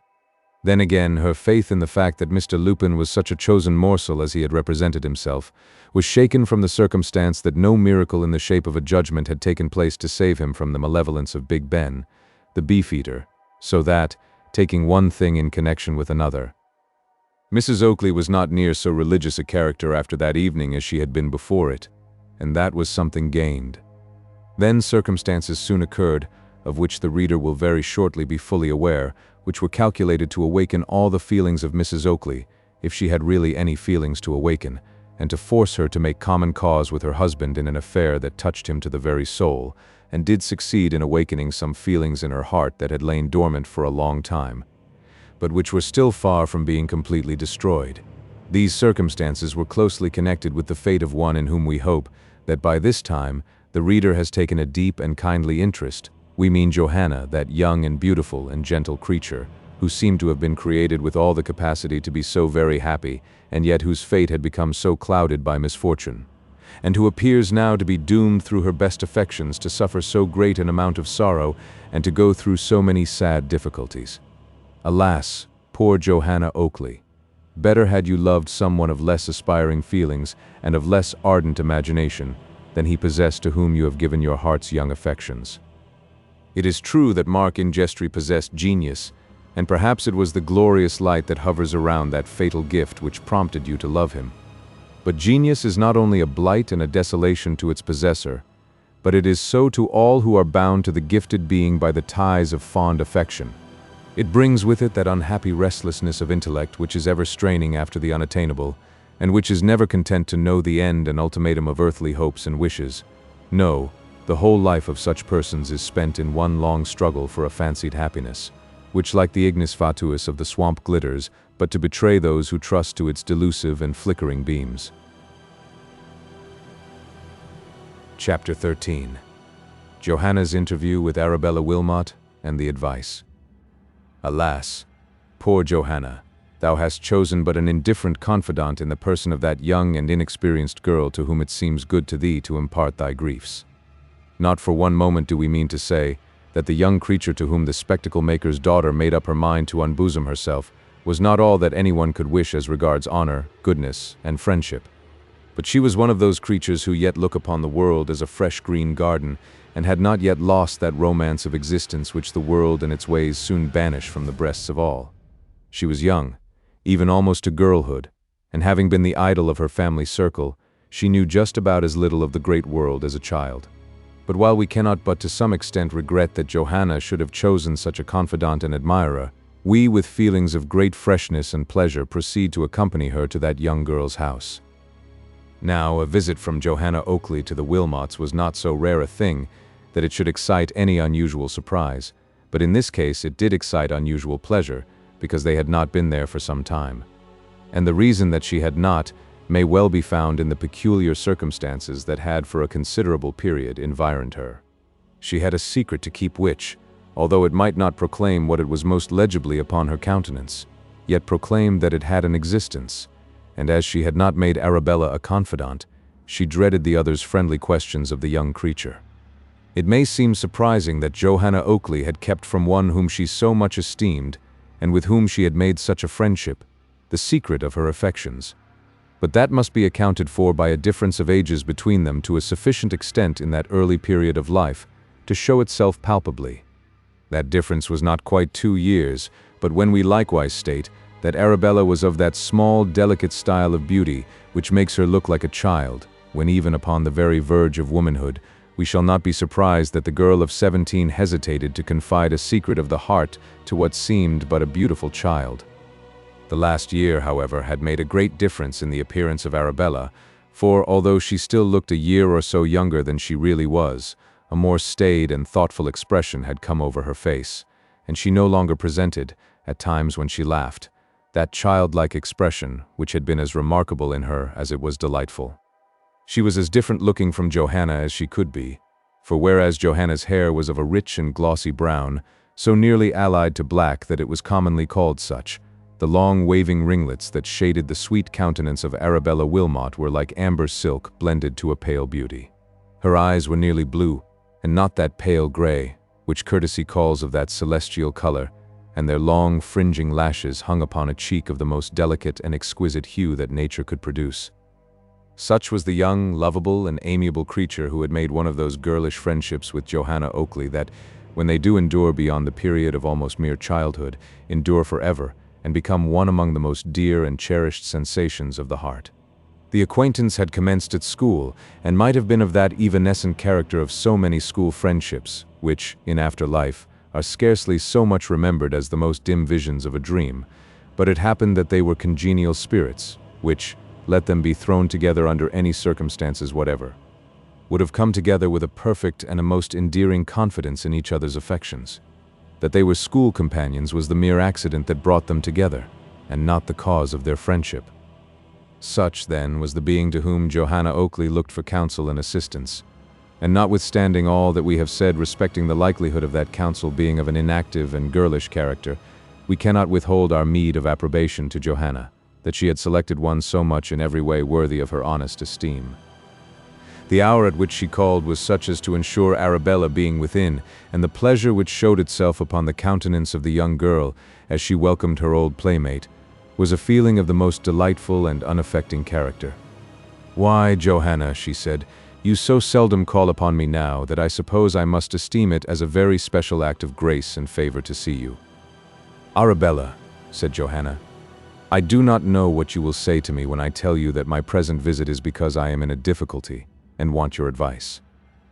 "Then you could not have come to a better person, for I have read all the novels in London, and know all the difficulties that anybody can possibly get into, and, what is more important too, I know all the means of getting out of them, let them be what they may. And yet, Arabella, scarcely in all your novel reading will you find anything so strange and so eventful as the circumstances, I grieve to say, it is in my power to record to you. Sit down and listen to me, dear Arabella, and you shall know all. You surprise and alarm me by that serious countenance, Johanna. The subject is a serious one. I love. Oh, is that all? So do I. There's a young Captain Desbrook in the King's Guards. He comes here to buy his gloves, and if you did but hear him sigh as he leans over the counter, you would be astonished. Ah! But, Arabella, I know you well. Yours is one of those fleeting passions that, like the forked lightning, appear for a moment, and ere you can say behold, is gone again. Mine is deeper in my heart, so deep, that to divorce it from it would be to destroy its home forever. But why so serious, Johanna? You do not mean to tell me that it is possible for you to love any man without his loving you in return. You are right there, Arabella. I do not come to speak to you of a hopeless passion, far from it, but you shall hear. Lend me, my dear friend, your serious attention, and you shall hear of such mysterious matters. Mysterious. Then I shall be in my very element. For know that I quite live and exult in mystery, and you could not possibly have come to anyone who would more welcomely receive such a commission from you. I am all impatience. Johanna then, with great earnestness, related to her friend the whole of the particulars connected with her deep and sincere attachment to Markin Jestry. She told her how, in spite of all circumstances which appeared to have a tendency to cast a shadow and blight upon their young affection, they had loved, and loved truly, how in Jestry, disliking, both from principle and distaste, the study of the law, had quarreled with his uncle, Mr. Grant, and then how, as a bold adventurer, he had gone to seek his fortunes in the Indian seas. Fortunes which promised to be splendid, but which might end in disappointment and defeat, and that they had ended in such calamities most deeply and truly did she mourn to be compelled to state. And she concluded by saying, "And now, Arabella, you know all I have to tell you.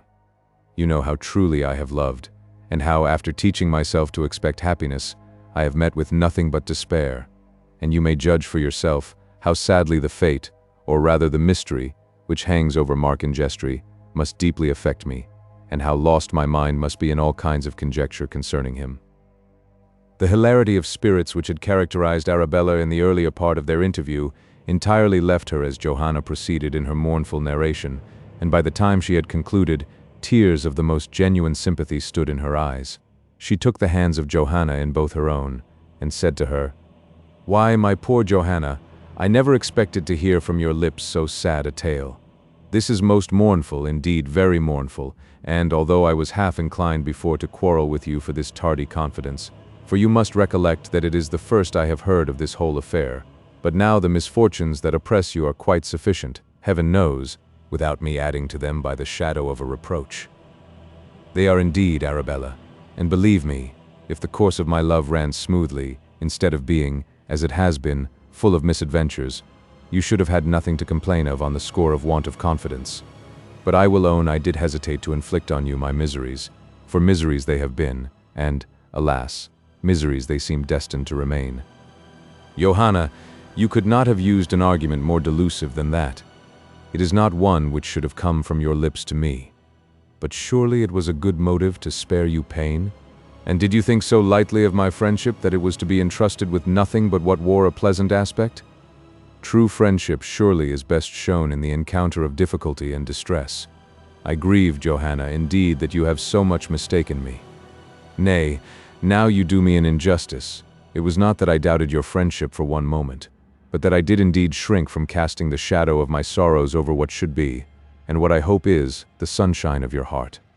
That was the respect which deterred me from making you a confidant of, what I suppose I must call, this ill-fated passion.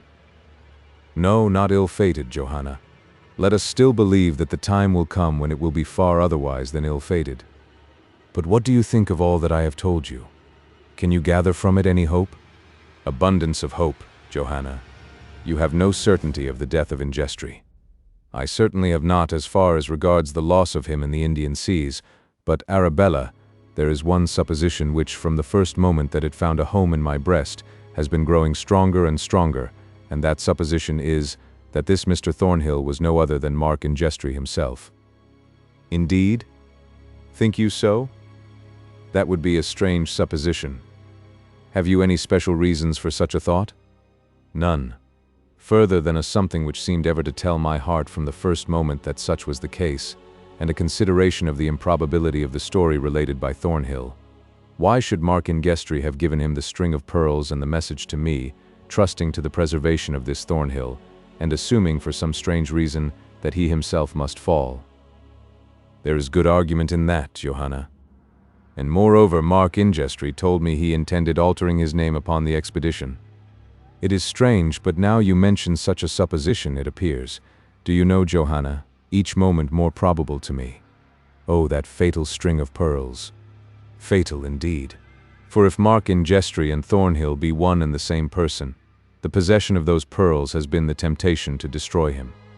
There cannot be a doubt upon that point, Johanna, and so you will find in all tales of love and of romance that jealousy and wealth have been the sources of all the abundant evils which fond and attached hearts have from time to time suffered. It is so, I believe, it is so, Arabella. But advise me what to do, for truly I am myself incapable of action. Tell me what you think it is possible to do under those disastrous circumstances, for there is nothing which I will not dare attempt. Why, my dear Johanna, you must perceive that all the evidence you have regarding this Thornhill follows him up to that barber's shop in Fleet Street, and no farther. It does, indeed. Can you not imagine, then, that there lies the mystery of his fate? And, from what you have yourself seen of this man, Todd, do you think he is one who would hesitate even at murder? Oh, horror! My own thoughts have taken that dreadful turn, but I dreaded to pronounce the word which would embody them. If indeed that fearful-looking man fancied that, by any deed of blood, he could become possessed of such a treasure as that which belonged to Mark Ingestri, unchristian and illiberal as it may sound, the belief clings to me that he would not hesitate to do it. Do not, however, conclude, Johanna, that such is the case. It would appear from all you have heard and seen of these circumstances that there is some fearful mystery, but do not, Johanna, conclude hastily that that mystery is one of death. Be it so or not, said Johanna. I must solve it or go distracted. Heaven have mercy upon me, for even now I feel a fever in my brain that precludes almost the possibility of rational thought. Be calm, be calm. We will think the matter over calmly and seriously, and who knows but that, mere girls as we are, we may think of some adventitious mode of arriving at a knowledge of the truth. And now I am going to tell you something which your narrative has recalled to my mind. Say on, Arabella. I shall listen to you with deep attention. A short time since, about 6 months, I think, an apprentice of my father, in the last week of his servitude, was sent to the west end of the town to take a considerable sum of money. But he never came back with it, and from that day to this we have heard nothing of him, although, from inquiry that my father made, he ascertained that he received the money, and that he met an acquaintance in the Strand who parted from him at the corner of Milford Lane, and to whom he said that he intended to call at Sweeney Todd's, the barber in Fleet Street, to have his hair dressed, because there was to be a regatta on the Thames, and he was determined to go to it whether my father liked or not. And he was never heard of? Never. Of course, my father made every inquiry upon the subject, and called upon Sweeney Todd for the purpose, but, as he declared that no such person had ever called at his shop, the inquiry there terminated. 'Tis very strange, and most mysterious, for the friends of the youth were indeed indefatigable in their searches for him, and by subscribing together for the purpose, they offered a large reward to anyone who could or would give them information regarding his fate. And was it all in vain? All, nothing could be learned whatever. Not even the remotest clue was obtained, and there the affair has rested in the most profound of mysteries. Johanna shuddered, and for some few moments the two young girls were silent. It was Johanna who broke that silence by exclaiming, "Arabella, assist me with what advice you can, so that I may set about what I purpose with the best prospect of success and the least danger. Not that I shrink on my own account from risk, but if any misadventure were to occur to me, I might thereby be incapacitated from pursuing that object, to which I will now devote the remainder of my life." But what can you do, my dear Johanna? It was but a short time since there was a placard in the barber's window to say that he wanted a lad as an assistant in his business, but that has been removed, or we might have procured someone to take the situation for the express purpose of playing the spy upon the barber's proceedings. But perchance, still there may be an opportunity of accomplishing something in that way, if you knew of anyone that would undertake the adventure. There will be no difficulty, Johanna, in discovering one willing to do so, although we might be long in finding one of sufficient capacity that we could trust. But I am adventurous, Johanna, as you know, and I think I could have got my cousin Albert to personate the character, only that I think he's rather a giddy youth, and scarcely to be trusted with a mission of so much importance. Yes, and a mission likewise, Arabella, which, by a single false step, might be made frightfully dangerous. It might indeed. Then it will be unfair to place it upon anyone but those who feel most deeply for its success. Johanna, the enthusiasm with which you speak awakens in me a thought which I shrink from expressing to you, and which I fear perhaps more originates from a certain feeling of romance, which, I believe, is a besetting sin than from any other cause. Name it, Arabella, name it. It would be possible for you or I to accomplish the object by going disguised to the barber's and accepting such a situation, if it were vacant, for a period of about 24 hours, in order that during that time an opportunity might be taken of searching in his house for some evidence upon the subject nearest to your heart. It is a happy thought, said Johanna, and why should I hesitate at encountering any risk, or toil, or difficulty, for him who has risked so much for me? What is there to hinder me from carrying out such a resolution? At any moment, if great danger should beset me, I can rush into the street and claim protection from the passers-by. And moreover, Johanna, if you went on such a mission, remember you go with my knowledge, and that consequently I would bring you assistance if you appeared not in the specified time for your return. Each moment, Arabella, the plan assumes to my mind a better shape. If Sweeney Todd be innocent of contriving anything against the life and liberty of those who seek his shop, I have nothing to fear. But if, on the contrary, he be guilty, danger to me would be the proof of such guilt, and that is a proof which I am willing to chance encountering for the sake of the great object I have in view. But how am I to provide myself with the necessary means? Be at rest upon that score. My cousin Albert and you are as nearly of a size as possible. He will be staying here shortly, and I will secure from his wardrobe a suit of clothes, which I am certain will answer your purpose. But let me implore you to wait until you have had your second interview with Colonel Jeffery. That is well thought of. I will meet him, and question him closely as to the personal appearance of this Mr. Thornhill. Beside, I shall hear if he has any confirmed suspicion on the subject. That is well. You will soon meet him, for the week is running on, and let me implore you, Johanna, to come to me the morning after you have so met him, and then we will again consult upon this plan of operations, which appears to us feasible and desirable. Some more conversation of a similar character ensued between these young girls, and upon the whole, Johanna Oakley felt much comforted by her visit, and more able to think calmly as well as seriously upon the subject which engrossed her whole thoughts and feelings. And when she returned to her own home, she found that much of the excitement of despair which had formerly had possession of her had given way to hope, and with that natural feeling of joyousness, and that elasticity of mind which belongs to the young, she began to build in her imagination some airy fabrics of future happiness. Certainly, these suppositions went upon the fact that Mark Ingestre was a prisoner, and not that his life had been taken by the mysterious barber. For although the possibility of his having been murdered had found a home in her imagination, still to her pure spirit it seemed by far too hideous to be true, and she scarcely could be said really and truly to entertain it as a matter which was likely to be true. Chapter 14. Tobias's Threat, and its Consequences. Perhaps one of the most pitiable objects now in our history is poor Tobias, Sweeney Todd's boy, who certainly had his suspicions aroused in the most terrific manner, but who was terrified by the threats of what the barber was capable of doing against his mother from making any disclosures. The effect upon his personal appearance of this wear and tear of his intellect was striking and manifest. The hue of youth and health entirely departed from his cheeks, and he looked so sad and careworn that it was quite a terrible thing to look upon a young lad so, as it were, upon the threshold of existence, and in whom anxious thoughts were making such war upon the physical energies.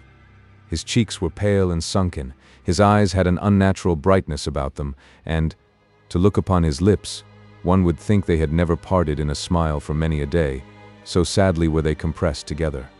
He seemed ever to be watching likewise for something fearful, and even as he walked the streets he would frequently turn and look inquiringly around him with a shudder, and in his brief interview with Colonel Jeffery and his friend the captain, we can have a tolerably good comprehension of the state of his mind. Oppressed with fears and all sorts of dreadful thoughts, panting to give utterance to what he knew and to what he suspected, yet terrified into silence for his mother's sake, we cannot but view him as signally entitled to the sympathy of the reader, and as, in all respects, one sincerely to be pitied for the cruel circumstances in which he was placed. The sun is shining brightly, and even that busy region of trade and commerce, Fleet Street, is looking gay and beautiful. But not for that poor spirit-stricken lad are any of the sights and sounds which used to make up the delight of his existence, reaching his eyes or ears now with their accustomed force. He sits moody and alone, and in the position which he always assumes when Sweeney Todd is from home, that is to say, with his head resting on his hands, and looking the picture of melancholy abstraction. "What shall I do?" he said to himself. "What will become of me? I think if I live here any longer I shall go out of my senses. Sweeney Todd is a murderer. I am quite certain of it, and I wish to say so, but I dare not for my mother's sake. Alas, alas, the end of it will be that he will kill me, or that I shall go out of my senses, and then I shall die in some madhouse, and no one will care what I say." The boy wept bitterly after he had uttered these melancholy reflections, and he felt his tears something of a relief to him, so that he looked up after a little time and glanced around him. "What a strange thing," he said, "that people should come into this shop, to my certain knowledge, who never go out of it again, and yet what becomes of them I cannot tell." He looked with a shuddering anxiety towards the parlor, the door of which Sweeney Todd took care to lock always when he left the place, and he thought that he should like much to have a thorough examination of that room. "I have been in it," he said, "and it seems full of cupboards and strange holes and corners, such as I never saw before, and there is an odd stench in it that I cannot make out at all, but it's out of the question thinking of ever being in it above a few minutes at a time, for Sweeney Todd takes good care of that." The boy rose and opened a small cupboard that was in the shop. It was perfectly empty. "Now, that's strange," he said. "There was a walking stick with an ivory top to it here just before he went out, and I could swear it belonged to a man who came in to be shaved. More than once, and more than twice too, when I have come in suddenly, I have seen people's hats, and Sweeney Todd would try and make me believe that people go away after being shaved and leave their hats behind them." He walked up to the shaving chair, as it was called, which was a large, old-fashioned piece of furniture made of oak and carved, and as the boy threw himself into it, he said, "What an odd thing it is that this chair is screwed so tight to the floor." Here is a complete fixture, and Sweeney Todd says it is so because it's in the best possible light, and if he were not to make it fast in such a way, the customers would shift it about from place to place, so that he could not conveniently shave them. It may be true, but I don't know. And you have your doubts, said the voice of Sweeney Todd, as that individual, with a noiseless step, walked into the shop. You have your doubts, Tobias? I shall have to cut your throat, that is quite clear. No, no, have mercy upon me, I did not mean what I said. Then it's uncommonly imprudent to say it, Tobias.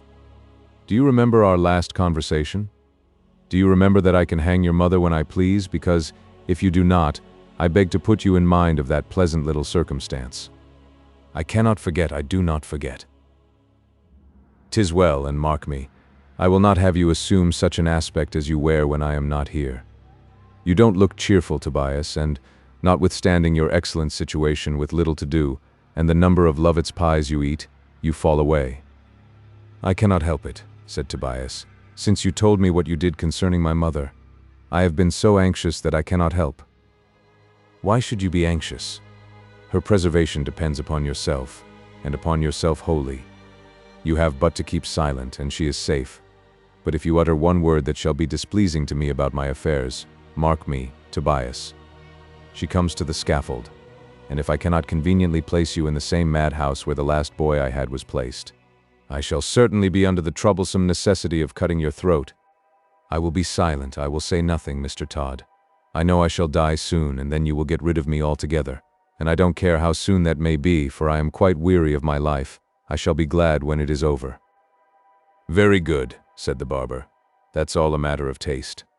And now, Tobias, I desire that you look cheerful and smile, for a gentleman is outside feeling his chin with his hand, and thinking he may as well come in and be shaved. I may want you, Tobias, to go to Billingsgate, and bring me a pennyworth of shrimps. Yes, thought Tobias with a groan. Yes, while you murder him. Chapter 15. The second interview between Johanna and the Colonel in the Temple Gardens. Now that there was a great object to gain by a second interview with Colonel Jeffery, the anxiety of Johanna Oakley to have it became extremely great, and she counted the very hours until the period should arrive when she could again proceed to the Temple Gardens with something like a certainty of finding him. The object, of course, was to ask him for a description of Mr. Thornhill, sufficiently accurate to enable her to come to something like a positive conclusion as to whether she ought to call him to her own mind as Mark and Jestry or not.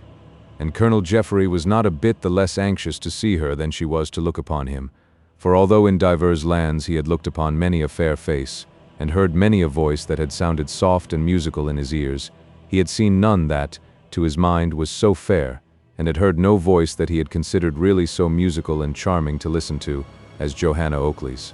A man of more honorable and strict sense of honor than Colonel Jeffery could not have been found, and, therefore, it was that he allowed himself to admire the beautiful under any circumstances, because he knew that his admiration was of no dangerous quality, but that, on the contrary, it was one of those feelings which might exist in a bosom such as his, quite undebased by a meaner influence. We think it necessary, however, before he has his second meeting with Johanna Oakley, to give such an explanation of his thoughts and feelings as it is in our power. When first he met her, the purity of her mind, and the genuine and beautiful candor of all she said, struck him most forcibly, as well as her great beauty, which could not fail to be extremely manifest.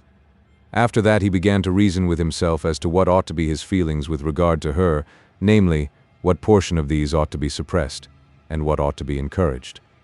If Mark and Jestry were dead, there was not a shadow of interference or dishonor in him, Colonel Jeffery, loving the beautiful girl, who was surely not to be shut out of the pale of all affection because the first person to whom her heart had warmed with a pure and holy passion was no more.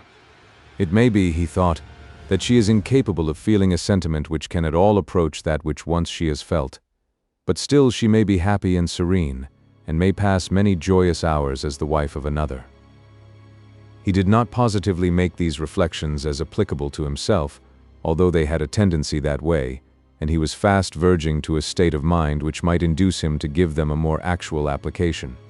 He did not tell himself that he loved her, no, the word admiration took the place of the more powerful term, but then can we not doubt that, at this time, the The germ of a very pure and holy affection was lighted up in the heart of Colonel Jeffrey for the beautiful creature who suffered the pangs of so much disappointment, and who loved one so well, who, we almost fear, if he were living, was scarcely the sort of person fully to requite such an affection. But we know so little of Mark Ingestry, and there appears to be so much doubt as to whether he be alive or dead, that we should not prejudge him upon such very insufficient evidence. Johanna Oakley did think of taking Arabella Wilmot with her to this meeting with Colonel Jeffrey, but she abandoned the idea, because it really looked as if she was either afraid of him or afraid of herself. So she resolved to go alone, and when the hour of appointment came, she was then walking upon that broad gravelled path which has been trodden by some of the best, and some of the most eminent, as well as some of the worst of human beings. It was not likely that with the feelings of Colonel Jeffrey towards her, he would keep her waiting.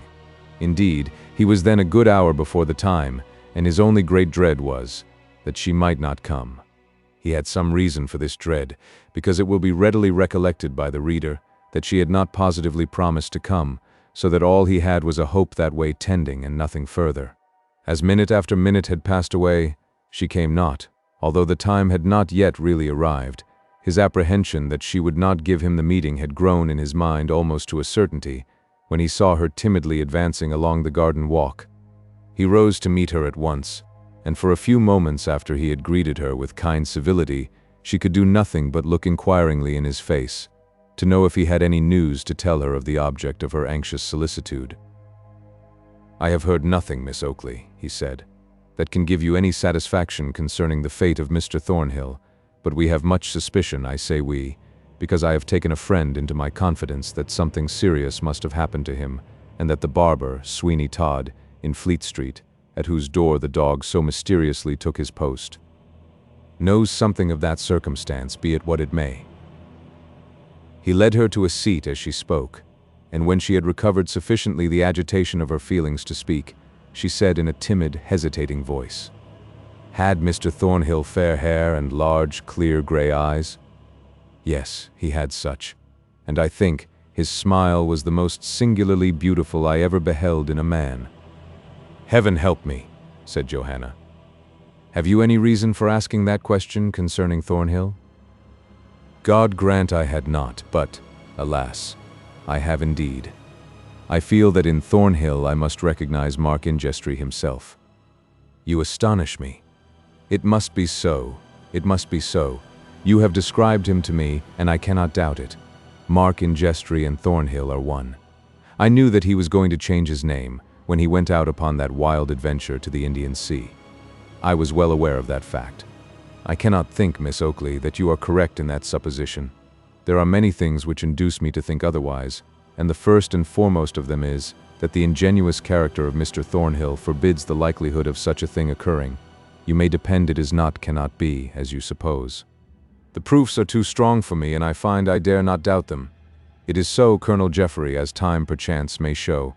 It is sad, very sad, to think that it is so, but I dare not doubt it, now that you have described him to me exactly as he lived. I must own that in giving an opinion on such a point to you, I may be accused of arrogance and presumption, for I have had no description of Mark Ingestry and never saw him. And although you never saw certainly Mr. Thornhill, yet I have described him to you, and therefore you are able to judge from that description something of him. I am indeed, and I cannot dare not doubt. It is horrible to be positive on this point to me, because I do fear with you that something dreadful has occurred, and that the barber in Fleet Street could unravel a frightful secret, if he chose, connected with Mark Ingestry's fate. I do sincerely hope from my heart that you are wrong. I hope it, because I tell you frankly, dim and obscure as the hope that Mark Ingestry may have been picked up from the wreck of his vessel, it is yet stronger than the supposition that Thornhill has escaped the murderous hands of Sweeney Todd, the barber." Johanna looked in his face so imploringly, and with such an expression of hopelessness, that it was most sad indeed to see her, and quite involuntarily he exclaimed, "If the sacrifice of my life would be to you a relief, and save you from the pangs you suffer, believe me, it should be made." She started as she said, "No, no. Heaven knows enough has been sacrificed already, more than enough, much more than enough. But do not suppose that I am ungrateful for the generous interest you have taken in me. Do not suppose that I think any the less of the generosity and nobility of soul that would offer a sacrifice, because it is one that I would hesitate to accept. No, believe me, Colonel Jeffery, that among the few names that are enrolled in my breast, and such to me will ever be honored. Remember, yours will be found while I live, but that will not be long, Nay, do not speak so despairingly. Have I not cause for despair? Cause have you for great grief, but yet scarcely for despair. You are young yet, and let me entertain a hope that even if a feeling of regret may mingle with your future thoughts, time will achieve something in tempering your sorrow, and if not great happiness, you may know yet great serenity. I dare not hope it, but I know your words are kindly spoken and most kindly meant. You may well assure yourself that they are so. I will ascertain his fate, or perish. You alarm me by those words, as well as by your manner of uttering them. Let me implore you, Miss Oakley, to attempt nothing rash. Remember how weak and inefficient must be the exertions of a young girl like yourself, one who knows so little of the world, and can really understand so little of its wickedness. Affection conquers all obstacles, and the weakest and most inefficient girl that ever stepped, if she have strong within her that love which, in all its sacred intensity, knows no fear, shall indeed accomplish much. I feel that in such a cause, I could shake off all girlish terrors and ordinary alarms, and if there be danger, I would ask, what is life to me without all that could adorn it and make it beautiful? This, indeed, is the very enthusiasm of affection when, believe me, it will lead you to some excess, to some romantic exercise of feeling, such as will bring great danger in its train, to the unhappiness of those who love you. Those who love me, who is there to love me now? Johanna Oakley, I dare not and will not utter words that come thronging to my lips, but which I fear might be unwelcome to your ears.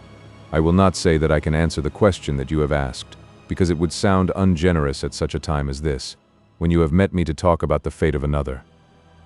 Oh, forgive me that, hurried away by the feeling of a moment, I have uttered these words, for I meant not to utter them. Johanna looked at him in silence, and it might be that there was the slightest possible tinge of reproach in her look, but it was very slight, for one glance at that ingenuous countenance would be sufficient to convince the most skeptical of the truth and single-mindedness of its owner. Of this there could be no doubt whatever, and if anything in the shape of a reproach was upon the point of coming from her lips, she forbore to utter it. May I hope, he added, that I have not lowered myself in your esteem, Miss Oakley, by what I have said? I hope, she said gently, that you will continue to be my friend. He laid an emphasis on the word friend, and he fully understood what she meant to imply thereby, and after a moment's pause said, Heaven forbid that ever, by word or by action, Johanna, I should do aught to deprive myself of that privilege. Let me be yet your friend, since... He left the sentence unfinished, but if he had added the words, since I can do no more, he could not have made it more evident to Johanna that those were the words he intended to utter. And now, he added, that I hope and trust we understand each other better than we did, and you are willing to call me by the name of friend. Let me once more ask of you, by the privilege of such a title, to be careful of yourself, and not to risk much in order that you may, perhaps, have some remote chance of achieving very little. But can I endure this dreadful suspense? It is, alas, too common an infliction on human nature, Johanna. Pardon me for addressing you as Johanna. Nay, it requires no excuse. I am accustomed so to be addressed by all who feel a kindly interest for me. Call me Johanna if you will, and I shall feel a greater assurance of your friendship and your esteem. I will then avail myself of that permission, and again I will entreat you to leave to me the task of making what attempts may be made to discover the fate of Mr. Thornhill. There must be danger even in inquiring for him, if he has met with any foul play, and therefore I ask you to let that danger be mine. Johanna asked herself if she should or not tell him of the scheme of operations that had been suggested by Arabella Wilmot, but, somehow or another, she shrank most wonderfully from so doing, both on account of the censure which she concluded he would be likely to cast upon it, and the romantic, strange nature of the plan itself. So she said, gently and quickly, I will attempt nothing that shall not have some possibility of success attending it. I will be careful, you may depend, for many considerations. My father, I know, centers all his affections in me, and for his sake I will be careful. I shall be content then, and now may I hope that this day week I may see you here again, in order that I may tell you if I have made any discovery, and that you may tell me the same, for my interest in Thornhill is that of a sincere friend, to say nothing of the deep interest in your happiness which I feel, and which now has become an element in the transaction of the highest value. I will come, said Johanna, if I can come. You do not doubt? No, no, I will come, and I hope to bring you some news of him in whom you are so much interested. It shall be no fault of mine if I come not. He walked with her from the gardens, and together they passed the shop of Sweeney Todd, but the door was close shut, and they saw nothing of the barber, or of that poor boy, his apprentice, who was so much to be pitied. He parted with Johanna near to her father's house, and he walked slowly away with his mind so fully impressed with the excellence and beauty of the spectacle-maker's daughter, that it was quite clear, as long as he lived, he would not be able to rid himself of the favorable impression she had made upon him. I love her, he said. I love her, but she seems in no respect willing to enchain her affections. Alas, alas, how sad it is for me that the being who above all others I could wish to call my own, instead of a joy to me, I have only encountered that she might impart a pang to my heart. Beautiful and excellent Johanna, I love you, but I can see that your own affections are withered forever. Chapter 16. The barber makes another attempt to sell the string of pearls. It would seem as if Sweeney Todd, after his adventure and already trying to dispose of the string of pearls which he possessed, began to feel little doubtful about his chances of success in that matter, for he waited patiently for a considerable period before he again made the attempt, and then he made it after a totally different fashion. Towards the close of night on that same evening when Johanna Oakley had met Colonel Jeffery for the second time in the Temple Garden, and while Tobias sat alone in the shop in his usual deep dejection, a stranger entered the place with a large blue bag in his hand, and looked inquiringly about him. "Hilloa, my lad," said he. "Is this Mr. Todd's?" "Yes," said Tobias, "but he is not at home. What do you want?" "Well, I'll be hanged," said the man, "if this don't beat everything. You don't mean to tell me he is a barber, do you?" "Indeed I do. Don't you see?" "Yes, I see to be sure, but I'll be shot if I thought of it beforehand. What do you think he has been doing?" "Doing?" said Tobias with animation. "Do you think he will be hung?" "Why, no. I don't say it is a hanging matter, although you seem as if you wished it was. But I'll just tell you now we are artists at the west end of the town." "Artists? Do you mean to say you draw pictures?" "No, no, we make clothes, but we call ourselves artists now, because tailors are out of fashion."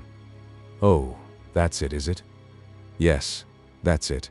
And you would scarcely believe it, but he came to our shop actually, and ordered a suit of clothes, which were to come to no less a sum than £30, and told us to make them up in such a style that they were to do for any nobleman, and he gave his name and address, as Mr. Todd, at this number in Fleet Street. But I hadn't the least idea that he was a barber. If I had, I am quite certain the clothes would not have been finished in the style they are, but quite the reverse." "Well," said Tobias, "I can't think what he wants such clothing for, but I suppose it's all right. Was he a tall, ugly-looking fellow?" "As ugly as the very devil. I'll just show you the things, as he is not at home. The coat is of the finest velvet, lined with silk and trimmed with lace. Did you ever in all your life see such a coat for a barber?" "Indeed, I never did, but it is some scheme of his, of course. It is a superb coat." "Yes, and all the rest of the dress is of the same style. What on earth he can be going to do with it I can't think, for it's only fit to go to court in." "Oh well, I know nothing about it," said Tobias with a sigh. "You can leave it or not as you like. It is all one to me." "Well, you do seem the most melancholy wretch ever I came near. What's the matter with you?" "The matter with me? Oh, nothing. Of course, I am as happy as I can be. Ain't I Sweeney Todd's apprentice, and ain't that enough to make anybody sing all day long?" "It may be for all I know, but certainly you don't seem to be in a singing humor. But however, we artists cannot waste our time, so just be so good as to take care of the clothes, and be sure you give them to your master, and so I wash my hands of the transaction." "Very good. He shall have them. But do you mean to leave such valuable clothes without getting the money for them?" "Not exactly, for they are paid for." Oh, that makes all the difference, he shall have them. Scarcely had this tailor left the place, when a boy arrived with a parcel and, looking around him with undisguised astonishment, said, "Isn't there some other Mr. Todd in Fleet Street?" "Not that I know of," said Tobias. "What have you got there?" "Silk stockings, gloves, lace, cravats, ruffles, and so on." "The deuce you have, I dare say it's all right." "I shall leave them, they are paid for. This is the name, and this is the number. Now, stupid." This last exclamation arose from the fact that this boy, in going out, ran up against another who was coming in. "Can't you see where you are going?" said the new arrival. "What's that to you? I have a good mind to punch your head. Do it, and then come down our court, and see what a licking I'll give you. Will you? Why don't you? Only let me catch you, that's all." They stood for some moments so closely together that their noses very nearly touched, and then, after mutual assertions of what they would do if they caught each other, although in either case to stretch out an arm would have been quite sufficient to have accomplished that object, they separated, and the last comer said to Tobias in a tone of irritation, probably consequent upon the misunderstanding he had just had with the hosier's boy, "You can tell Mr. Todd that the carriage will be ready at 7:30 precisely." And then he went away, leaving Tobias in a state of great bewilderment as to what Sweeney Todd could possibly be about to do with such an amount of finery as that which was evidently coming home for him. "I can't make it out," he said. "It's some villainy, of course, but I can't make out what it is. I wish I knew. I might thwart him in it. He is a villain, and neither could nor would project anything good, but what can I do? I am quite helpless in this, and will just let it take its course. I can only wish for a power of action I shall never possess. Alas, alas, I am very sad, and know not what will become of me. I wish that I was in my grave, and there I am sure I shall be soon, unless something happens to turn the tide of all this wretched evil fortune that has come upon me." It was in vain for Tobias to think of vexing himself with conjectures as to what Sweeney Todd was about to do with so much finery, for he had not the remotest foundation to go upon in the matter, and could not for the life of him imagine any possible contingency or chance which should make it necessary for the barber to deck himself in such gaudy apparel. All he could do was to lay down in his own mind a general principle as regarded Sweeney Todd's conduct, and that consisted in the fact that whatever might be his plans, and whatever might be his objects, they were for no good purpose, but on the contrary, were most certainly intended for the accomplishment of some great evil, which that most villainous person intended to perpetrate. "I will observe all I can," thought Tobias to himself, "and do what I can to put a stop to his mischiefs, but I fear it will be very little he will allow me to observe, and perhaps still less that he will allow me to do, but I can but try and do my best." Poor Tobias's best, as regarded achieving anything against Sweeney Todd, we may well suppose would be little indeed, for that individual was not the man to give anybody an opportunity of doing much, and, possessed as he was of the most consummate art, as well as the greatest possible amount of unscrupulousness, there can be very little doubt but that any attempt poor Tobias might make would recoil upon himself. In about half an hour the barber returned, and his first question was, "Have anything been left for me?" "Yes, sir," said Tobias. "Here are 2 parcels, and a boy has been to say that the carriage will be ready at 7:30 precisely." "'Tis well," said the barber. "That will do, and Tobias, you will be careful whilst I am gone of the shop. I shall be back in half an hour, mind you, and not later, and be sure that I find you here at your post. But you may say, if anyone comes here on business, there will be neither shaving nor dressing tonight. You understand me?" "Yes, sir, certainly." Sweeney Todd then took the bundles which contained the costly apparel, and retired into the parlor with them, and, as it was then 7 o'clock, Tobias correctly enough supposed that he had gone to dress himself, and he waited with a considerable amount of curiosity to see what sort of an appearance the barber would cut in his fine apparel. Tobias had not to control his impatience long, for in less than 20 minutes, out came Sweeney Todd, attired in the very height of fashion for the period. His waistcoat was something positively gorgeous, and his fingers were loaded with such costly rings that they quite dazzled the sight of Tobias to look upon. Then, moreover, he wore a sword with a jeweled hilt, but it was one which Tobias really thought he had seen before, for he had a recollection that a gentleman had come to have his hair dressed, and had taken it off, and laid just such a sword across his hat during the operation. "Remember," said Sweeney Todd, "remember your instructions. Obey them to the letter, and no doubt you will ultimately become happy and independent." With these words, Sweeney Todd left the place, and poor Tobias looked after him with a frown as he repeated the words, "Happy and independent. Alas, what a mockery it is of this man to speak to me in such a way. I only wish that I were dead." But we will leave Tobias to his own reflections and follow the more interesting progress of Sweeney Todd, who, for some reason best known to himself, was then playing so grand a part and casting away so large a sum of money. He made his way to a livery stables in the immediate neighborhood, and there, sure enough, the horses were being placed to a handsome carriage, and all being very soon in readiness, Sweeney Todd gave some whispered directions to the driver, and the vehicle started off westward. At that time Hyde Park Corner was very nearly out of town, and it looked as if you were getting a glimpse of the country and actually seeing something of the peasantry of England when you got another couple of miles off, and that was the direction in which Sweeney Todd went. And as he goes, we may as well introduce to the reader the sort of individual whom he was going to visit in so much state, and for whom he thought it necessary to go to such great expense. At that period the follies and vices of the nobility were somewhere about as great as they are now, and consequently extravagance induced on many occasions tremendous sacrifice of money, and it was found extremely convenient on many occasions for them to apply to a man of the name of John Mundell, an exceedingly wealthy person, a Dutchman by extraction, who was reported to make immense sums of money by lending to the nobility and others what they required on emergencies at enormous rates of interest. But it must not be supposed that John Mundell was so confiding as to lend his money without security. It was quite the reverse, for he took care to have the jewels, some costly plate, or the title deeds of an estate, perchance, as security, before he would part with a single shilling of his cash. In point of fact, John Mundell was nothing more than a pawnbroker on a very extensive scale, and, although he had an office in town, he usually received his more aristocratic customers at his private residence, which was about 2 miles off on the Uxbridge Road. After this explanation, it can very easily be imagined what was the scheme of Sweeney Todd, and that he considered, if he borrowed from John Mundell a sum equal in amount to half the real value of the pearls, he should be well rid of a property which he certainly could not sufficiently well account for the possession of, to enable him to dispose of it openly to the highest bidder. We give Sweeney Todd great credit for the scheme he proposed.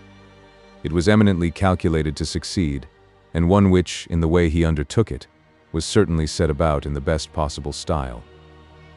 During the ride he revolved in his mind exactly what he should say to John Mundell, and, from what we know of him, we may be well convinced that Sweeney Todd was not likely to fail from any amount of bashfulness in the transaction, but that, on the contrary, he was just the man to succeed in any scheme which required great assurance to carry it through. For he was most certainly master of great assurance, and possessed of a kind of diplomatic skill, which, had fortune placed him in a more elevated position of life, would no doubt have made a great man of him, and gained him great political reputation. John Mundell's villa, which was called, by the by, Mundell House, was a large, handsome, and modern structure, surrounded by a few acres of pleasure gardens, which, however, the money-lender never looked at, for his whole soul was too much engrossed by his love for cash to enable him to do so, and if he derived any satisfaction at all from it, that satisfaction must have been entirely owing to the fact that he had wrung mansion, grounds, and all the costly furnishing of the former from an improvident debtor who had been forced to fly the country and leave his property wholly in the hands of the money-lender and usurer. It was but a short drive with the really handsome horses that Sweeney Todd had succeeded in hiring for the occasion, and he soon found himself opposite the entrance gates of the residence of John Mundell.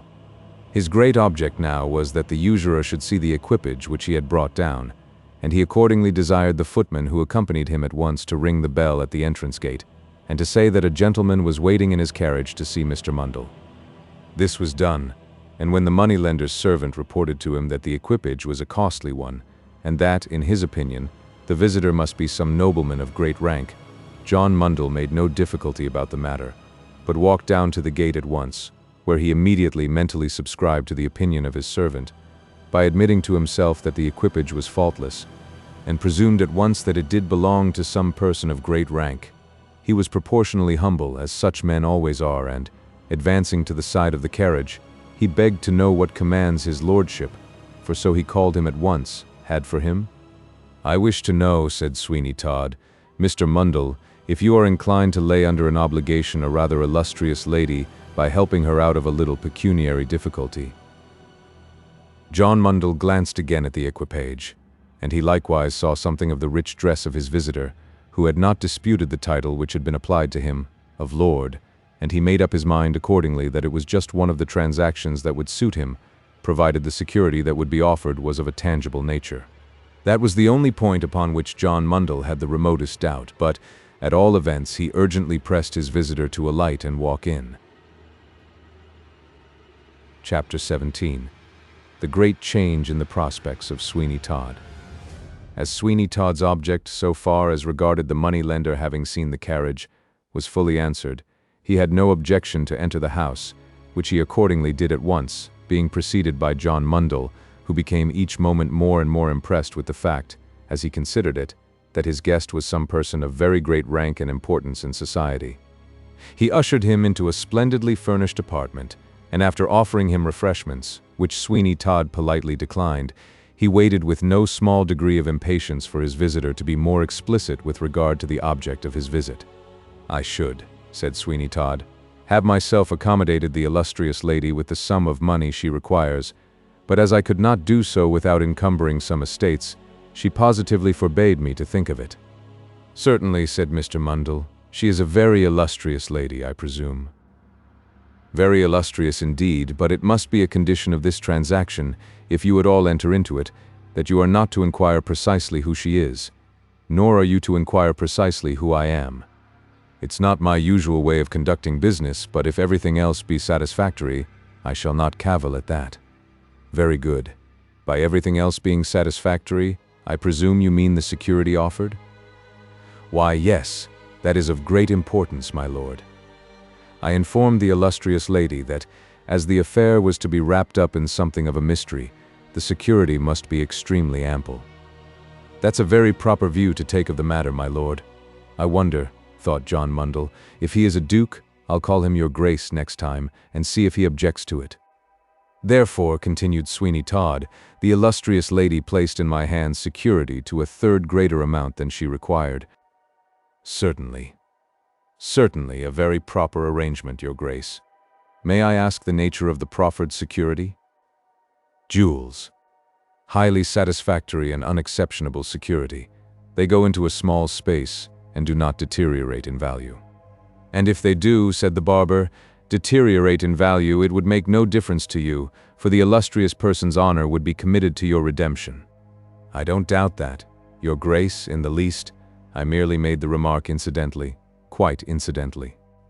Of course, and I trust, before going further, that you are quite in a position to enter into this subject." "Certainly I am, and I am proud to say, to any amount. Show me the money's worth, your grace, and I will show you the money. That's my way of doing business, and no one can say that John Mundell ever shrunk from a matter that was brought fairly before him, and that he considered worth his going into. It was by hearing such a character of you that I was induced to come to you. What do you think of that?" Sweeney Todd took from his pocket, with a careless air, the string of pearls, and cast them down before the eyes of the moneylender, who took them up and ran them rapidly through his fingers for a few seconds before he said, "I thought there was but one string like this in the kingdom, and those belonged to the Queen." "Well," said Sweeney Todd, "I humbly beg your grace's pardon. How much money does your grace require on these pearls?" £12,000 is their current value. If a sale of them was enforced, £8,000 are required of you on their security. 8,000 is a large sum. As a general thing I lend but half the value upon anything, but in this case, to oblige your grace and the illustrious personage, I do not, of course, hesitate for one moment, but shall for 1 month lend you the required amount." "That will do," said Sweeney Todd, scarcely concealing the exultation he felt at getting so much more from John Mundell than he expected, and which he certainly would not have got if the moneylender had not been most fully and completely impressed with the idea that the pearls belonged to the Queen, and that he had actually at length Majesty itself for a customer. He did not suppose for one moment that it was the Queen who wanted the money, but his view of the case was that she had lent the pearls to this nobleman to meet some exigency of his own, and that, of course, they would be redeemed very shortly. Altogether, a more pleasant transaction for John Mundell could not have been imagined. It was just the sort of thing he would have looked out for, and had the greatest satisfaction in bringing to a conclusion, and he considered it was opening the door to the highest class of business in his way that he was capable of doing. "In what name, Your Grace," he said, "shall I draw a check upon my banker?" "In the name of Colonel George." "Certainly, certainly, and if Your Grace will give me an acknowledgment for £8,000, and please to understand that at the end of a month from this time the transaction will be renewed if necessary, I will give you a check for £7,500. "Why £7,500 only, when you mentioned £8,000? "The £500 is my little commission upon the transaction. Your Grace will perceive that I appreciate highly the honor of Your Grace's custom, and consequently charge the lowest possible price. I can assure Your Grace I could get more for my money by a great deal, but the pleasure of being able to meet Your Grace's views is so great that I am willing to make a sacrifice, and therefore it is that I say 500, when I really ought to say £1,000, taking into consideration the great scarcity of money at the present juncture, and I can assure Your Grace that—" "Peace, peace," said Sweeney Todd, "and if it be not convenient to redeem the jewels at the end of a month from this time, you will hear from me most assuredly." "I am quite satisfied of that," said John Mundell, and he accordingly drew a check for £7,500, which he handed to Sweeney Todd, who put it in his pocket, not a little delighted that at last he had got rid of his pearls, even at a price so far beneath their real value. "I need scarcely urge upon you, Mr. Mundell," he said, "the propriety of keeping this affair profoundly secret. Indeed you need not, Your Grace, for it is part of my business to be discreet and cautious. I should very soon have nothing to do in my line, Your Grace may depend, if I were to talk about it. No, this transaction will forever remain locked up in my own breast, and no living soul but Your Grace and I need know what has occurred." With this, John Mundell showed Sweeney Todd to his carriage with abundance of respect, and in 2 minutes more he was traveling along towards town with what might be considered a small fortune in his pocket. We should have noticed earlier that Sweeney Todd had, upon the occasion of his going to sell the pearls to the lapidary in the city, made some great alterations in his appearance, so that it was not likely he should be recognized again to a positive certainty. For example, having no whiskers whatever of his own, he had put on a large black pair of false ones, as well as mustachios, and he had given some color to his cheeks likewise, which had so completely altered his appearance, that those who were most intimate with him would not have known him except by his voice, and that he took good care to alter in his intercourse with John Mundell, so that it should not become a future means of detection. "I thought that this would succeed," he muttered to himself, as he went towards town, "and I have not been deceived. For 3 months longer, and only 3, I will carry on the business in Fleet Street, so that any sudden alteration in my fortunes may not give rise to suspicion." He was then silent for some minutes, during which he appeared to be revolving some very knotty question in his brain, and then he said suddenly, Well, as regards Tobias, I think it will be safer, unquestionably, to put him out of the way by taking his life, than to try to dispose of him in a madhouse, and I think there are 1 or 2 more persons whom it will be highly necessary to prevent being mischievous, at all events at present. I must think. When such a man as Sweeney Todd set about thinking, there could be no possible doubt but that some serious mischief was meditated, and anyone who could have watched his face during that ride home from the moneylenders would have seen by its expression that the thoughts which agitated him were of a dark and desperate character, and such as anybody but himself would have shrunk from aghast. But he was not a man to shrink from anything, and, on the contrary, the more a set of circumstances presented themselves in a gloomy and a terrific aspect, the better they seemed to suit him and the peculiar constitution of his mind. There can be no doubt but that the love of money was the predominant feeling in Sweeney Todd's intellectual organization, and that, by the amount it would bring him, or the amount it would deprive him of, he measured everything. With such a man, then, no question of morality or ordinary feeling could arise, and there can be no doubt that he would quite willingly have sacrificed the whole human race if, by so doing, he could have achieved any of the objects of his ambition. And so, on his road homeward, he probably made up his mind to plunge still deeper into criminality, and perchance to indulge in acts that a man not already so deeply versed in iniquity would have shrunk from with the most positive terror. And by a strange style of reasoning, such men as Sweeney Todd reconcile themselves to the most heinous crimes upon the ground of what they call policy. That is to say, that having committed some serious offense, they are compelled to commit a great number more for the purpose of endeavoring to avoid the consequences of the first lot, and hence the continuance of criminality becomes a matter necessary to self-defense, and an essential ingredient in their consideration of self-preservation. Probably Sweeney Todd had been for the greater part of his life aiming at the possession of extensive pecuniary resources and, no doubt by the aid of a superior intellect and a mind full of craft and design, he had managed to make others subservient to his views, and now that those views were answered and that his underlings and accomplices were no longer required, they became positively dangerous. He was well aware of that cold-blooded policy which teaches that it is far safer to destroy than to cast away the tools by which a man carves his way to power and fortune. "They shall die," said Sweeney Todd. "Dead men tell no tales, nor women nor boys either, and they shall all die, after which there will, I think, be a serious fire in Fleet Street. Ha, ha. It may spread to what mischief it likes, always provided it stops not short of the entire destruction of my house and premises. Rare sport will it be to me, for then I will at once commence a new career, in which the barber will be forgotten, and the man of fashion only seen and remembered, for with this sad addition to my means, I am fully capable of vying with the highest and the noblest, let them be whom they may."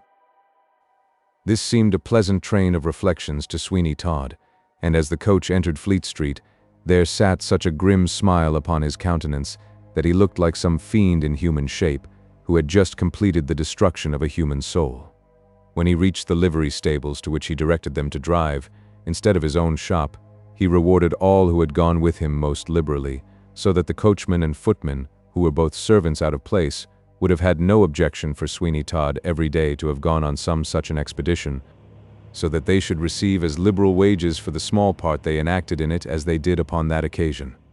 He then walked from the stables toward his own house, but upon reaching there a little disappointment awaited him, for he found to his surprise that no light was burning, and when he placed his hand upon the shop door, it opened, but there was no trace of Tobias, although he, Sweeney Todd, called loudly upon him the moment he set foot within the shop. Then a feeling of apprehension crept across the barber, and he groped anxiously about for some matches, by the aid of which he hoped to procure a light, and then an explanation of the mysterious absence of Tobias. But in order that we may, in its proper form, relate how it was that Tobias had had the daring thus, in open contradiction of his master, to be away from the shop, we must devote to Tobias a chapter which will plead his extenuation. Chapter 18. Tobias's adventures during the absence of Sweeney Todd. Tobias guessed, and guessed rightly too, that when Sweeney Todd said he would be away half an hour, he only mentioned that short period of time, in order to keep the lad's vigilance on the alert, and to prevent him from taking any advantage of a more protracted absence. The very style and manner in which he had gone out precluded the likelihood of it being for so short a period of time, and that circumstance set Tobias seriously thinking over a situation which was becoming more intolerable every day. The lad had the sense to feel that he could not go on much longer as he was going on, and that in a short time such a life would destroy him. "It is beyond endurance," he said, "and I know not what to do, and since Sweeney Todd has told me that the boy he had before went out of his senses, and is now in the cell of a madhouse, I feel that such will be my fate, and that I too shall come to that dreadful end, and then no one will believe a word I utter, but consider everything to be mere raving." After a time, as the darkness increased, he lit the lamp which hung in the shop, and which, until it was closed for the night, usually shed a dim ray from the window. Then he sat down to think again, and he said to himself, "If I could now but summon courage to ask my mother about this robbery which Sweeney Todd imputes to her, she might assure me it was false, and that she never did such a deed. But then it is dreadful for me to ask her such a question, because it may be true, and then how shocking it would be for her to be forced to confess to me, her own son, such a circumstance." These were the honorable feelings which prevented Tobias from questioning his mother as regarded Todd's accusation of her, an accusation too dreadful to believe implicitly, and yet sufficiently probable for him to have a strong suspicion that it might be true after all. It is to be deeply regretted that Tobias's philosophy did not carry him a little further and make him see, the moment the charge was made, that he ought unquestionably to investigate it to the very utmost. But still we could hardly expect from a mere boy that acute reasoning and power of action which depends so much upon the knowledge of the world and an extensive practice in the usages of society. It was sufficient if he felt correctly, we could scarcely expect him to reason so. But upon this occasion, above all others, he seemed completely overcome by the circumstances which surrounded him, and from his excited manner one might have almost imagined that the insanity he himself predicted at the close of his career was really not far off. He wrung his hands and he wept, every now and then in sad speech, bitterly bemoaning his situation, until at length with a sudden resolution he sprang to his feet, exclaiming, "This night shall end it. I can endure it no more. I will fly from this place and seek my fortune elsewhere. Any amount of distress, danger, or death itself even, is preferable to the dreadful life I lead." He walked some paces towards the door, and then he paused, as he said to himself in a low tone, "Todd will surely not be home yet a while, and why should I then neglect the only opportunity I may ever have of searching this house to satisfy my mind as regards any of the mysteries that it contains?" He paused over this thought, and considered well its danger, for dangerous indeed it was to no small extent, but he was desperate, and with a resolution that scarcely could have been expected from him, he determined upon taking that step, above all others, which Todd was almost sure to punish with death. He closed the shop door and bolted it upon the inside so that he could not be suddenly interrupted, and then he looked round him carefully for some weapon, by the aid of which he should be able to break his way into the parlor, which the barber always kept closed and locked in his absence. A weapon that would answer the purpose of breaking any lock, if he, Tobias, chose to proceed so roughly to work, was close at hand in the iron bar, which, when the place was closed at night, secured a shutter to the door. Wrought up as he was to almost frenzy, Tobias seized this bar, and advancing towards the parlor door, he with one blow smashed the lock to atoms, and the door yielded. The moment it did so, there was a crash of glass, and when Tobias entered the room he saw that upon its threshold lay a wineglass shattered to atoms, and he felt certain that it had been placed in some artful position by Sweeney Todd as a detector, when he should return, of any attempt that had been made upon the door of the parlor. And now Tobias felt that he was so far committed that he might as well go on with his work, and accordingly he lit a candle, which he found upon the parlor table, and then proceeded to make what discoveries he could. Several of the cupboards in the room yielded at once to his hands, and in them he found nothing remarkable, but there was one that he could not open.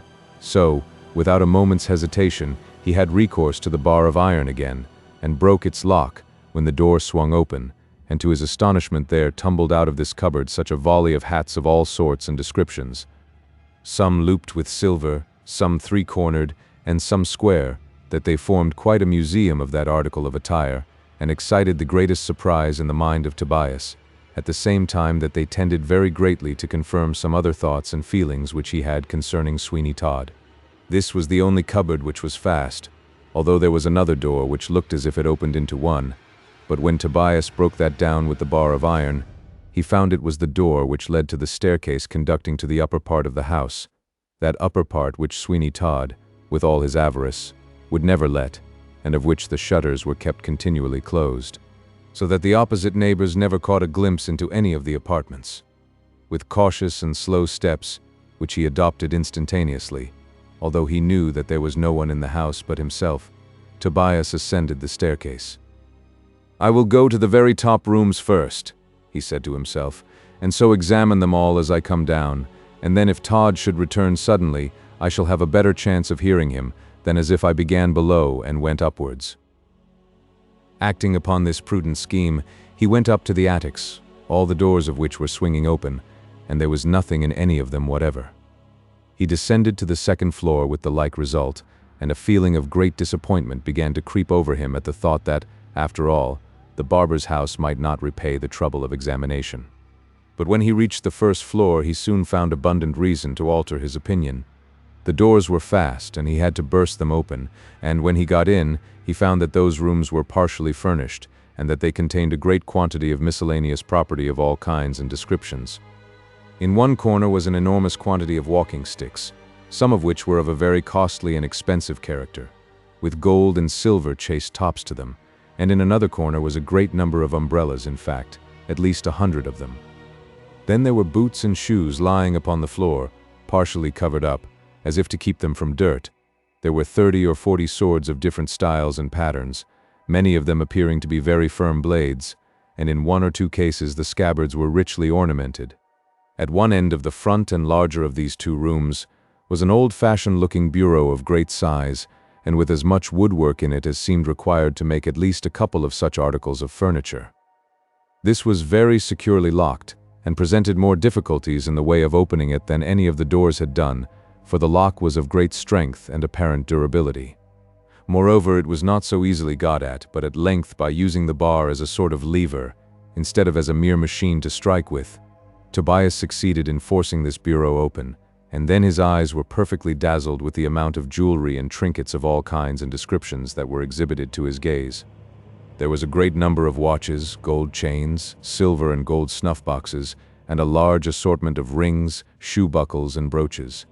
These articles must have been of great value, and Tobias could not help exclaiming aloud, "How could Sweeney Todd come by these articles, except by the murder of their owners?" This indeed seemed but too probable a supposition, and the more especially so as in a further part of this bureau a great quantity of apparel was found by Tobias. He stood with a candle in his hand, looking upon these various objects for more than a quarter of an hour, and then as a sudden and a natural thought came across him of how completely a few of them even would satisfy his wants and his mother's for a long time to come, he stretched forth his hand towards the glittering mass, but he drew it back again with a shudder, saying, "No, no, these things are the plunder of the dead. Let Sweeney Todd keep them to himself, and look upon them, if he can, with eyes of enjoyment. I will have none of them. They would bring misfortune along with every guinea that they might be turned into." As he spoke, he heard St. Dunstan's clock strike 9, and he started at the sound, for it let him know that already Sweeney Todd had been away an hour beyond the time he said he would be absent, so that there was a probability of his quick return now, and it would scarcely be safe to linger longer in his house. "I must be gone, I must be gone. I should like to look upon my mother's face once more before I leave London forever perhaps. I may tell her of the danger she is in from Todd's knowledge of her secret. No, no, I cannot speak to her of that. I must go and leave her to those chances which I hope and trust will work favorably for her." Flinging down the iron bar which had done him such good service, Tobias stopped not to close any of those receptacles which contained the plunder that Sweeney Todd had taken most probably from murdered persons, but he rushed downstairs into the parlor again, where the boots that had fallen out of the cupboard still lay upon the floor in wild disorder.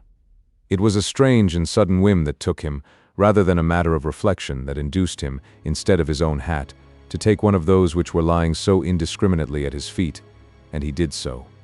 By mere accident it turned out to be an exceedingly handsome hat, of rich workmanship and material, and then Tobias, feeling terrified lest Sweeney Todd should return before he could leave the place, paid no attention to anything, but turned from the shop, merely pulling the door after him, and then darting over the road towards the temple like a hunted hare. For his great wish was to see his mother, and then he had an undefined notion that his best plan for escaping the clutches of Sweeney Todd would be to go to sea. In common with all boys of his age, who know nothing whatever of the life of a sailor, it presented itself in the most fascinating colors. A sailor ashore and a sailor afloat are about as 2 different things as the world can present, but, to the imagination of Tobias Ragg, a sailor was somebody who was always dancing hornpipes, spending money, and telling wonderful stories. No wonder, then, that the profession presented itself under such fascinating colors to all such persons as Tobias, and as it seemed, and seems still, to be a sort of general understanding that the real condition of a sailor should be mystified in every possible way and shape by both novelist and dramatist. It is no wonder that it requires actual experience to enable those parties who are in the habit of being carried away by just what they hear to come to a correct conclusion.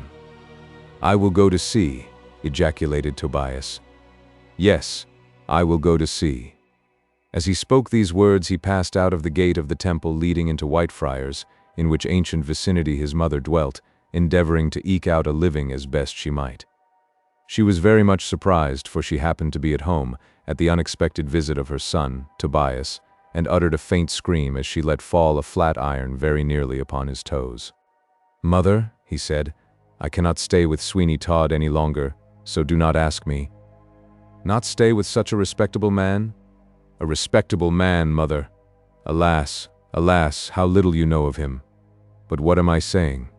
I dare not speak. Oh, that fatal, fatal candlestick. But how are you to live? And what do you mean by a fatal candlestick? Forgive me, I did not mean to say that. Farewell, mother. I am going to see."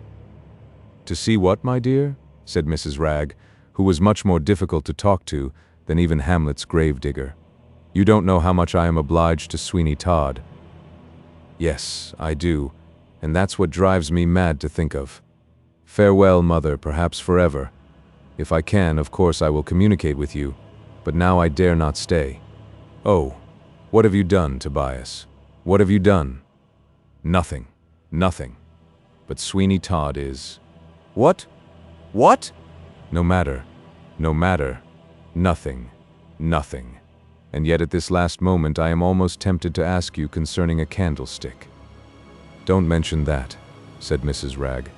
"I don't want to hear anything said about it." "It is true, then?" "Yes. But did Mr. Todd tell you?" "He did. He did. I have now asked the question I never thought could have passed my lips. Farewell, mother. Forever farewell." Tobias rushed out of the place, leaving old Mrs. Ragg astonished at his behavior, and with a strong suspicion that some accession of insanity had come over him. "The Lord have mercy upon us," she said. "What shall I do? I am astonished at Mr. Todd telling him about the candlestick. It's true enough, though, for all that. I recollect it as well as though it were yesterday. It was a very hard winter, and I was minding a set of chambers, when Todd came to shave the gentleman, and I saw him with my own eyes put a silver candlestick in his pocket. Then I went over to his shop and reasoned with him about it, and he gave it me back again, and I brought it to the chambers, and laid it down exactly on the spot where he took it from."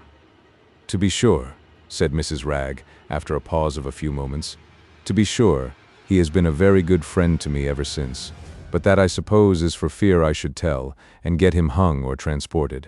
But however, we must take the good with the bad, and when Tobias comes to think of it, he will go back again to his work, I dare say, for after all it's a very foolish thing for him to trouble his head whether Mr. Todd stole a silver candlestick or not." Chapter 19. The Strange Odor in Old St. Dunstan's Church. About this time, and while the incidents of our most strange and eventful narrative were taking place, the pious frequenters of Old St. Dunstan's Church began to perceive a strange and most abominable odor throughout that sacred edifice. It was in vain that old women who came to hear the sermons, although they were too deaf to catch a third part of them, brought smelling bottles and other means of stifling their noses. Still that dreadful charnel house sort of smell would make itself most painfully and most disagreeably apparent. And the Reverend Joseph Stillingport, who was the regular preacher, smelt it in the pulpit, and had been seen to sneeze in the midst of a most pious discourse indeed, and to hold to his pious mouth a handkerchief, in which was some strong and pungent essence, for the purpose of trying to overcome the horrible effluvia. The organ-blower and the organ-player were both nearly stifled, for the horrible odor seemed to ascend to the upper part of the church, although those who sat in what may be called the pit by no means escaped it. The church-wardens looked at each other in their pews with contorted countenances, and were almost afraid to breathe, and the only person who did not complain bitterly of the dreadful odor in St. Dunstan's Church was an old woman who had been a pew-opener for many years. But then she had lost the faculties of her nose, which, perhaps, accounted satisfactorily for that circumstance. At length, however, the nuisance became so intolerable that the beadle, whose duty it was in the morning to open the church doors, used to come up to them with the massive key in one hand and a cloth soaked in vinegar in the other, just as the people used to do in the time of the Great Plague of London, and when he had opened the doors, he used to run over to the other side of the way. "Ah, Mr. Blunt," he used to say to the bookseller who lived opposite, "Ah, Mr. Blunt, I is obligated to cut over here, leastways till the atmospheric air is mixed up all along with the stinkifications which come from the church." By this it will be seen that the beadle was rather a learned man, and no doubt went to some mechanics' institution of those days, where he learned something of everything but what was calculated to be of some service to him. As might be supposed from the fact that this sort of thing had gone on for a few months, it began to excite some attention with a view to a remedy. For, in the great city of London, a nuisance of any sort or description requires to become venerable by age before anyone thinks of removing it, and after that, it is quite clear that that becomes a good argument against removing it at all. But at last, the churchwardens began to have a fear that some pestilential disease would be the result if they for any longer period of time put up with the horrible stench, and that they might be among its first victims, so they began to ask each other what could be done to obviate it. Probably, if this frightful stench, being suggestive as it was of all sorts of horrors, had been graciously pleased to confine itself to some poor locality, nothing would have been heard of it. But when it became actually offensive to a gentleman in a metropolitan pulpit, and when it began to make itself perceptible to the sleepy faculties of the churchwardens of St. Dunstan's Church, Fleet Street, so as to prevent them even from dozing through the afternoon sermon, it became a very serious matter indeed. But what was it? What could it be? And what was to be done to get rid of it? These were the anxious questions that were asked right and left, as regarded the serious nuisance, without the fates graciously acceding any reply. But yet one thing seemed to be generally agreed, and that was that it did come, and must come, somehow or other, out of the vaults from beneath the church.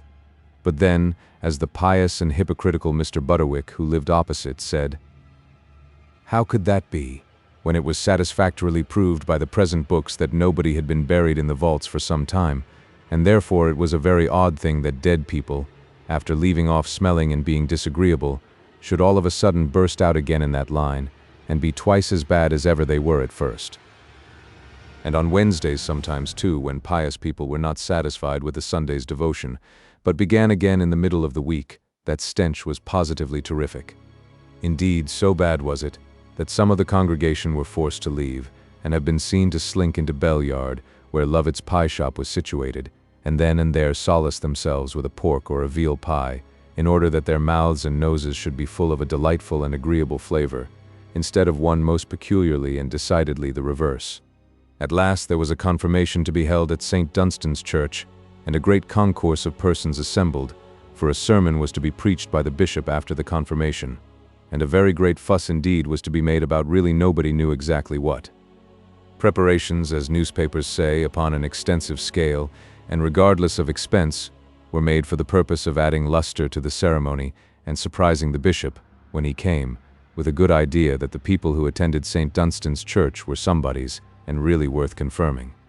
The confirmation was to take place at 12 o'clock, and the bells ushered in the morning with their most pious tones, for it was not every day that the authorities of St. Dunstan succeeded in catching a bishop, and when they did so, they were determined to make the most of him.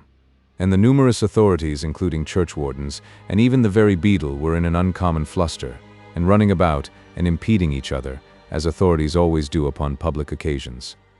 But to those who only looked to the surface of things, and who came to admire what was grand and magnificent in the preparations, the beadle certainly carried away the palm, for that functionary was attired in a completely new cocked hat and coat, and certainly looked very splendid and showy upon the occasion.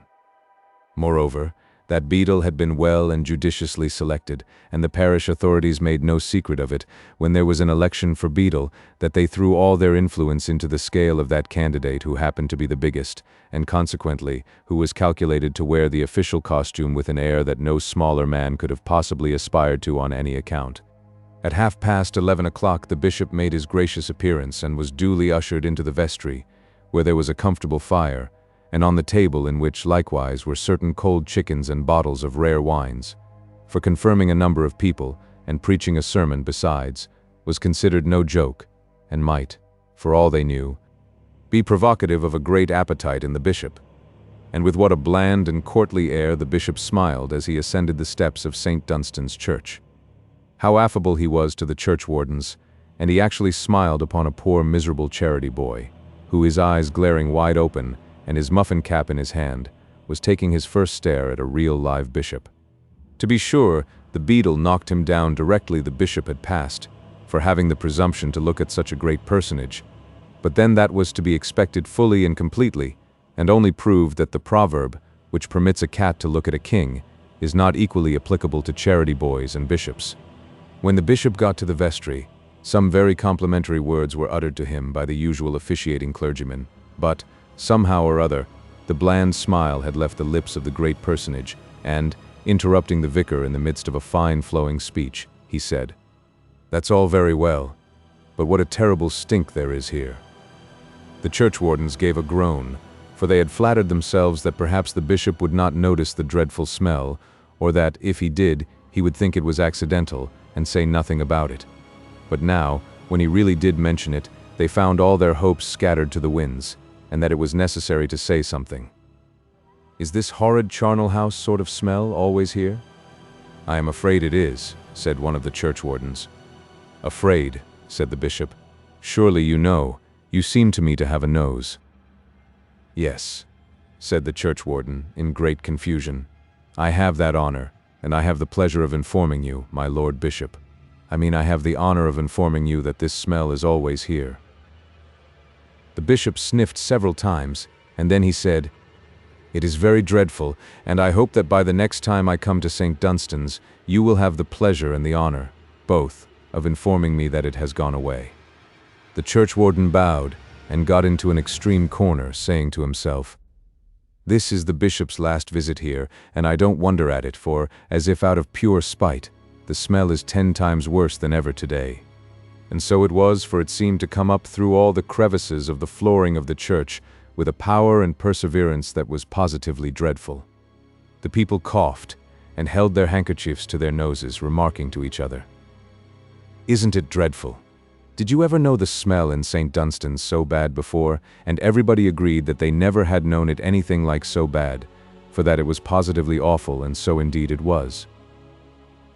The anxiety of the bishop to get away was quite manifest, and if he could have decently taken his departure without confirming anybody at all, there is no doubt but that he would have willingly done so, and left all the congregation to die and be something or another. But this he could not do, but he could cut it short, and he did so. The people found themselves confirmed before they almost knew where they were, and the bishop would not go into the vestry again on any account, but hurried down the steps of the church and into his carriage with the greatest precipitation in the world, thus proving that holiness is no proof against a most abominable stench. As may be well supposed, after this, the subject assumed a much more serious aspect, and on the following day a solemn meeting was held of all the church authorities, at which it was determined that men should be employed to make a thorough and searching examination of the vaults of St. Dunstan's, with the view of discovering, if possible, from whence particularly the abominable stench emanated. And then it was decided that the stench was to be put down, and that the bishop was to be apprised it was put down, and that he might visit the church in perfect safety. Chapter 20. Sweeney Todd's proceedings consequent upon the departure of Tobias.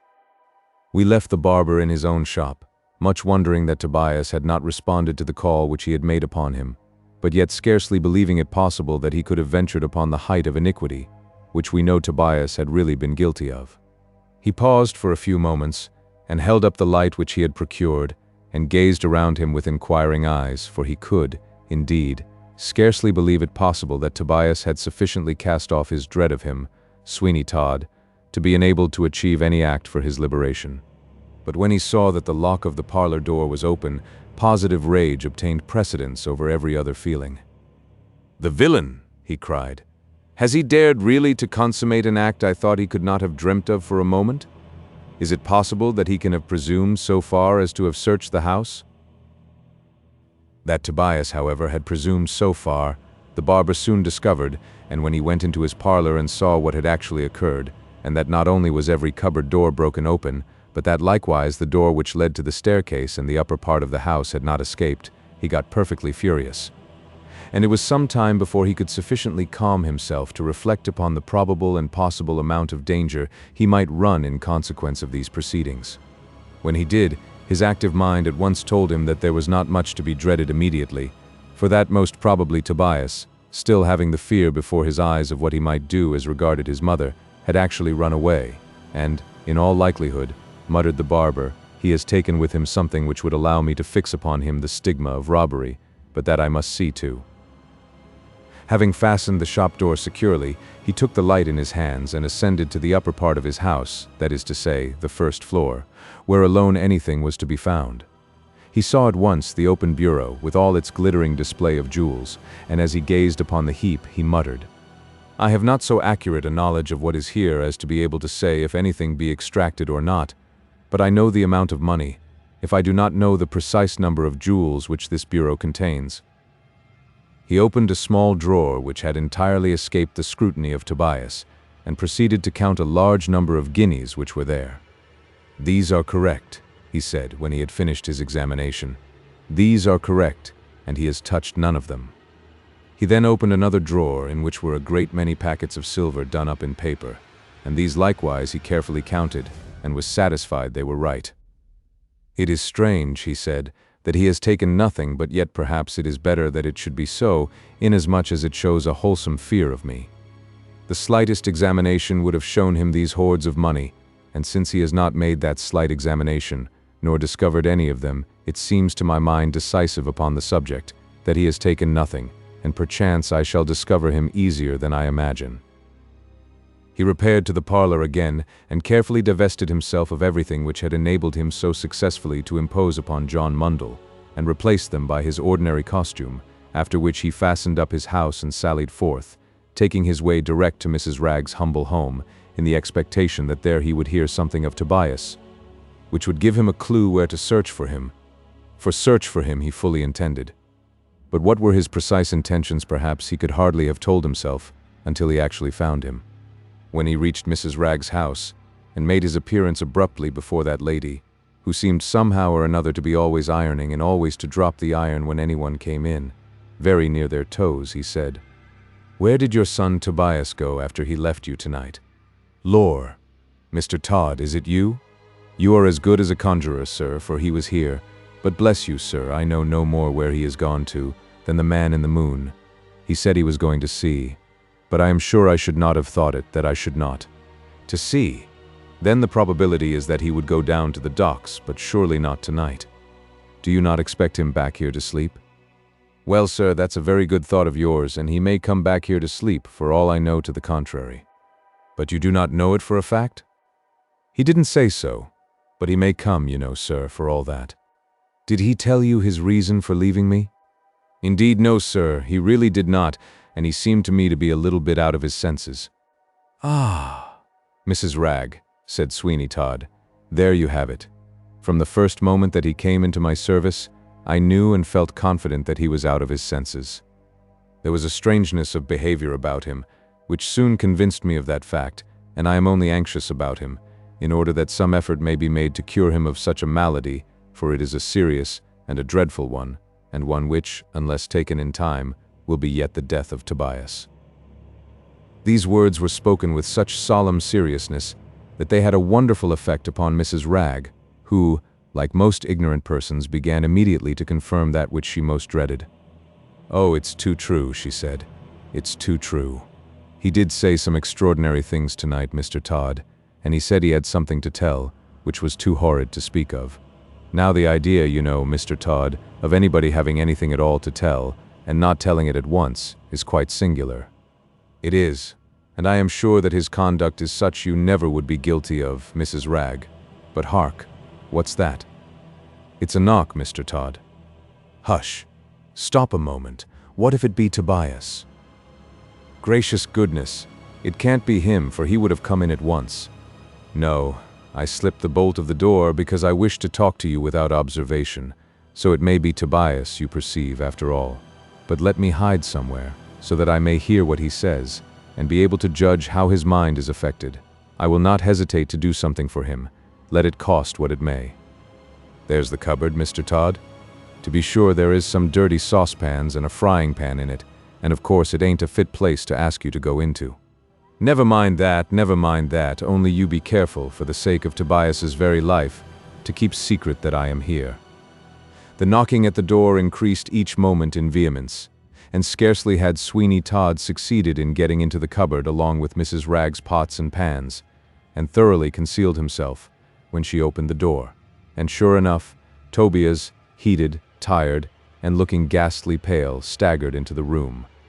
"Mother," he said, "I have taken a new thought and have come back to you." "Well, I thought you would, Tobias, and a very good thing it is that you have. Listen to me. I thought of flying from England forever, and of never again setting foot upon its shores. I have altered that determination completely, and I feel now that it is my duty to do something else."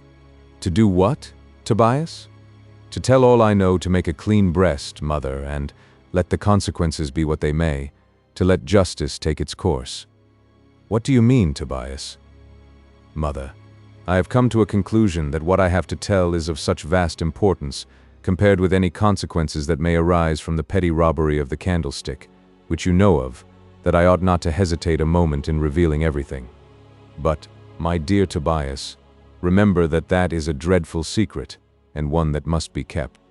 It cannot matter. It cannot matter. And besides, it is more than probable that by revealing what I actually know, and which is of such great magnitude, I may, mother, in a manner of speaking, perchance completely exonerate you from the consequences of that transaction. Besides, it was long ago, and the prosecutor may have mercy. But, be all that how it may, and be the consequences what they may, I must and will tell what I now know." "But what is it, Tobias, that you know?" "Something too dreadful for me to utter to you alone. Go into the temple, mother, to some of the chambers you attend to, and ask them to come to me, and listen to what I have got to say. They will be amply repaid for their trouble, for they will hear that which may, perhaps, save their own lives." "He is quite gone," thought Mrs. Wragge, "and Mr. Todd is correct. Poor Tobias is as mad as he can be. Alas, alas. Tobias, why don't you try to reason yourself into a better state of mind? You don't know a bit what you are saying, any more than the man in the moon." "I know I am half mad, mother, but yet I know what I am saying well. So do not fancy that it is not to be relied upon, but go and fetch someone at once to listen to what I have to relate." "Perhaps," thought Mrs. Wragge, "if I were to pretend to humor him, it would be as well, and while I am gone, Mr. Todd can speak to him." This was a bright idea of Mrs. Wragge's, and she forthwith proceeded to carry it into execution, saying, "Well, my dear, if it must be, and I will go. But I hope while I have gone, somebody will speak to you, and convince you that you ought to try to quiet yourself." These words Mrs. Wragge uttered aloud, for the special benefit of Sweeney Todd, who, she considered, would have been there to take the hint accordingly. It is needless to say he did hear them, and how far he profited by them, we shall quickly perceive. As for poor Tobias, he had not the remotest idea of the close proximity of his arch-enemy. If he had, he would quickly have left that spot, where he might well to conjecture so much danger awaited him. For although Sweeney Todd, under the circumstances, probably felt that he dared not take Tobias's life, still he might exchange something that could place it in his power to do so shortly, with the least personal danger to himself. The door closed after the retreating form of Mrs. Wragge, and as, considering the mission she was gone upon, it was very clear some minutes must elapse before she could return, Sweeney Todd did not feel that there was any very particular hurry in the transaction. "What shall I do?" he said to himself. "Shall I await his mother's coming again, and get her to aid me, or shall I of myself adopt some means which will put an end to trouble on this boy's account?" Sweeney Todd was a man tolerably rapid in thought, and he contrived to make up his mind that the best plan, unquestionably, would be to lay hold of Tobias at once, and so prevent the possibility of any appeal to his mother becoming effective. Tobias, when his mother left the place, as he imagined, for the purpose of procuring someone to listen to what he considered to be Sweeney Todd's delinquencies, rested his face upon his hands, and gave himself up to painful and deep thought. He felt that he had arrived at quite a crisis in his history, and that the next few hours could not surely but be very important to him in their results, and so they were indeed, but not certainly exactly in the way that he all along anticipated, for he thought of nothing but of the arrest and discomfiture of Todd, little expecting how close was his proximity to that formidable personage. "Surely," thought Tobias, "I shall, by disclosing all that I know about Todd, gain some consideration for my mother, and after all, she may not be prosecuted for the robbery of the candlestick, for how very trifling is that affair compared to the much more dreadful things which I more than suspect Sweeney Todd to be guilty of. He is and must be, from all that I have seen and heard, a murderer, although how he disposes of his victims is involved in the most complete mystery, and is to me a matter past all human power of comprehension. I have no idea even upon that subject whatever.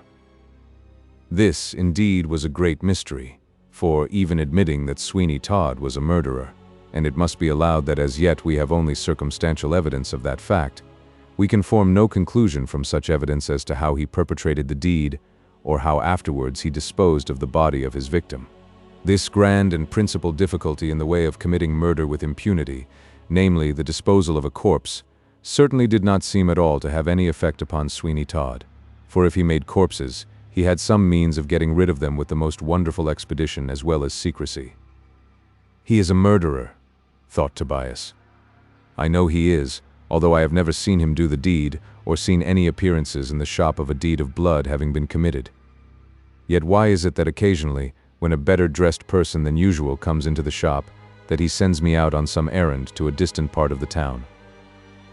Tobias did not forget, too, that on more than one occasion he had come back quicker than he had been expected, and that he had caught Sweeney Todd in some little confusion, and seen the hat, the stick, or perhaps the umbrella of the last customer quietly waiting there, although the customer had gone. And even if the glaring improbability of a man leaving his hat behind him in a barber's shop was got over, why did he not come back for it? This was a circumstance which was entitled to all the weight which Tobias, during his mental cogitations, could give to it, and there could be but one possible explanation of a man not coming back for his hat, and that was that he had not the power to do so. "This house will be searched," thought Tobias, "and all those things which of course must have belonged to so many different people will be found, and then they will be identified, and he will be required to say how he came by them, which, I think, will be a difficult task indeed for Sweeney Todd to accomplish. What a relief it will be to me, to be sure, when he is hanged, as I think he is tolerably sure to be." "What a relief," muttered Sweeney Todd, as he slowly opened the door, unseen by Tobias. "What a relief it will be to me when this boy is in his grave, as he will be soon, or else I have forgotten all my moral learning, and turned chicken-hearted, neither of them very likely circumstances." Chapter 21. The Misadventure of Tobias. The Madhouse on Peckham-RYE. Sweeney Todd paused for a moment at the cupboard door, before he made up his mind as to whether he should pounce upon poor Tobias at once, or adopt a more creeping, cautious mode of operation.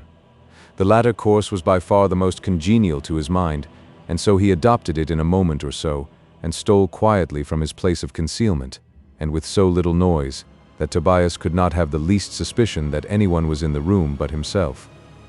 Treading, as if each step might involve some serious consequences, he thus at length got completely behind the chair on which Tobias was sitting, and stood with folded arms, and such a hideous smile upon his face, that they together formed no inapt representation of the Mephistopheles of the German drama. "I shall at length," murmured Tobias, "be free from my present dreadful state of mind, by thus accusing Todd. He is a murderer, of that I have no doubt. It is but a duty of mine to stand forward as his accuser." Sweeney Todd stretched out his two brawny hands and clutched Tobias by the head, which he turned round till the boy could see him, and then he said, "Indeed, Tobias, and did it never strike you that Todd was not so easily to be overcome as you would wish him, Tobias?"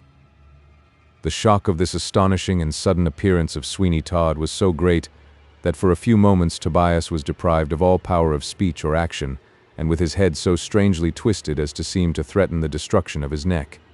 He glared in the triumphant and malignant countenance of his persecutor, as he would into that of the arch-enemy of all mankind, which probably he now began to think the barber really was. If one thing more than another was calculated to delight such a man as Todd, it certainly was to perceive what a dreadful effect his presence had upon Tobias, who remained for about a minute and a half in this state before he ventured upon uttering a shriek, which, however, when it did come, almost frightened Todd himself. It was one of those cries which can only come from a heart in its utmost agony, a cry which might have heralded the spirit to another world, and proclaimed, as it very nearly did, the destruction of the intellect forever. The barber staggered back a pace or two as he heard it, for it was too terrific even for him. But it was for a very brief period that it had that stunning effect upon him, and then, with a full consciousness of the danger to which it subjected him, he sprang upon poor Tobias as a tiger might be supposed to do upon a lamb, and clutched him by the throat, exclaiming, "Such another cry, and it is the last you ever live to utter, although it cover me with difficulties to escape the charge of killing you. Peace, I say, peace." This exhortation was quite needless, for Tobias could not have uttered a word had he been ever so much inclined to do so. The barber held his throat with such an iron clutch, as if it had been in a vice. "Villain," growled Todd, "villain. So this is the way in which you have dared to disregard my injunctions, but no matter, no matter. You shall have plenty of leisure to reflect upon what you have done for yourself. Fool, to think that you could cope with me, Sweeney Todd, ha ha." He burst into a laugh, so much more hideous than his ordinary efforts in that way, that, had Tobias heard it, which he did not, for his head had dropped upon his breast, and he had become insensible, it would have terrified him almost as much as Sweeney Todd's sudden appearance had done. "So," muttered the barber, "he has fainted, has he? Dull child, that is all the better. For once in a way, Tobias, I will carry you not to oblige you but to oblige myself. By all that's damnable, it was a lively thought that brought me here tonight, or else I might, by the dawn of the morning, have had some very troublesome inquiries made of me." He took Tobias up as easily as if he had been an infant and strode from the chambers with him, leaving Mrs. Wragge to draw whatever inference she chose from his absence, but feeling convinced that she was too much under his control to take any steps of a nature to give him the smallest amount of uneasiness. "The woman," he muttered to himself, "is a double-distilled ass, and can be made to believe anything, so that I have no fear whatever of her. I dare not kill Tobias, because it is necessary, in case of the matter being at any other period mentioned, that his mother shall be in a position to swear that she saw him after this night alive and well." The barber strode through the temple, carrying the boy, who seemed not at all in a hurry to recover from the nervous and partial state of suffocation into which he had fallen. As they passed through the gate opening into Fleet Street, the porter, who knew the barber well by sight, said, "Hilloa, Mr. Todd, is that you? Why, who are you carrying?" "Yes, it's I," said Todd, "and I am carrying my apprentice boy, Tobias Wragge, poor fellow." "Poor fellow. Why, what's the matter with him?" "I can hardly tell you, but he seems to me and to his mother to have gone out of his senses. Good night to you. Good night. I'm looking for a coach." "Good night, Mr. Todd. I don't think you'll get one nearer than the market. What a kind thing now of him to carry the boy. It ain't every master would do that, but we must not judge of people by their looks, and even Sweeney Todd, though he has a face that one would not like to meet in a lonely place on a dark night, may be a kind-hearted man." Sweeney Todd walked rapidly down Fleet Street towards Old Fleet Market, which was then in all its glory, if that could be called glory which consisted in all sorts of filth, enough to produce a pestilence within the city of London. When there, he addressed a large bundle of great coats, in the middle of which was supposed to be a hackney coachman of the regular old school, and who was lounging over his vehicle, which was as long and lumbering as a city barge. "Jarvey," he said, "what will you take me to Peckham-RYE for?" "Peckham-RYE, you and the boy, there ain't any more of you waiting round the corner, are there? Coes, you know, that won't be fair?" "No, no, no." "Well, don't be in a passion, master. I only asked, you know, so you need not be put out about it. I will take you for 12 shillings, and that's what I call remarkably cheap, all things considered." "I'll give half the amount," said Sweeney Todd, "and you may consider yourself well paid." "Half, master. That is cutting it low, but howsomedever, I suppose I must put up with it and take you.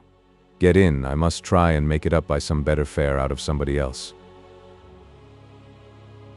The barber paid no heed to these renewed remonstrances of the coachman, but got into the vehicle, carrying Tobias with him, apparently with great care and consideration.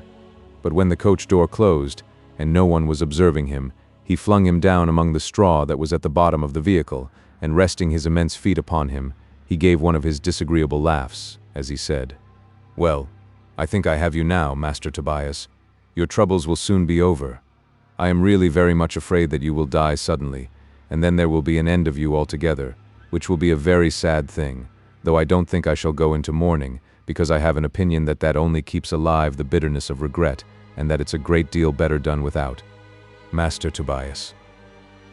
The hackney coach swung about from side to side, in the proper approved manner of hackney coaches in the olden time, when they used to be called bone setters, and to be thought wonderful if they made a progress of 3 miles and a half an hour. This was the sort of vehicle, then, in which poor Tobias, still perfectly insensible, was rumbled over Blackfriars Bridge, and so on towards Peckham, which Sweeney Todd had announced to be his place of destination.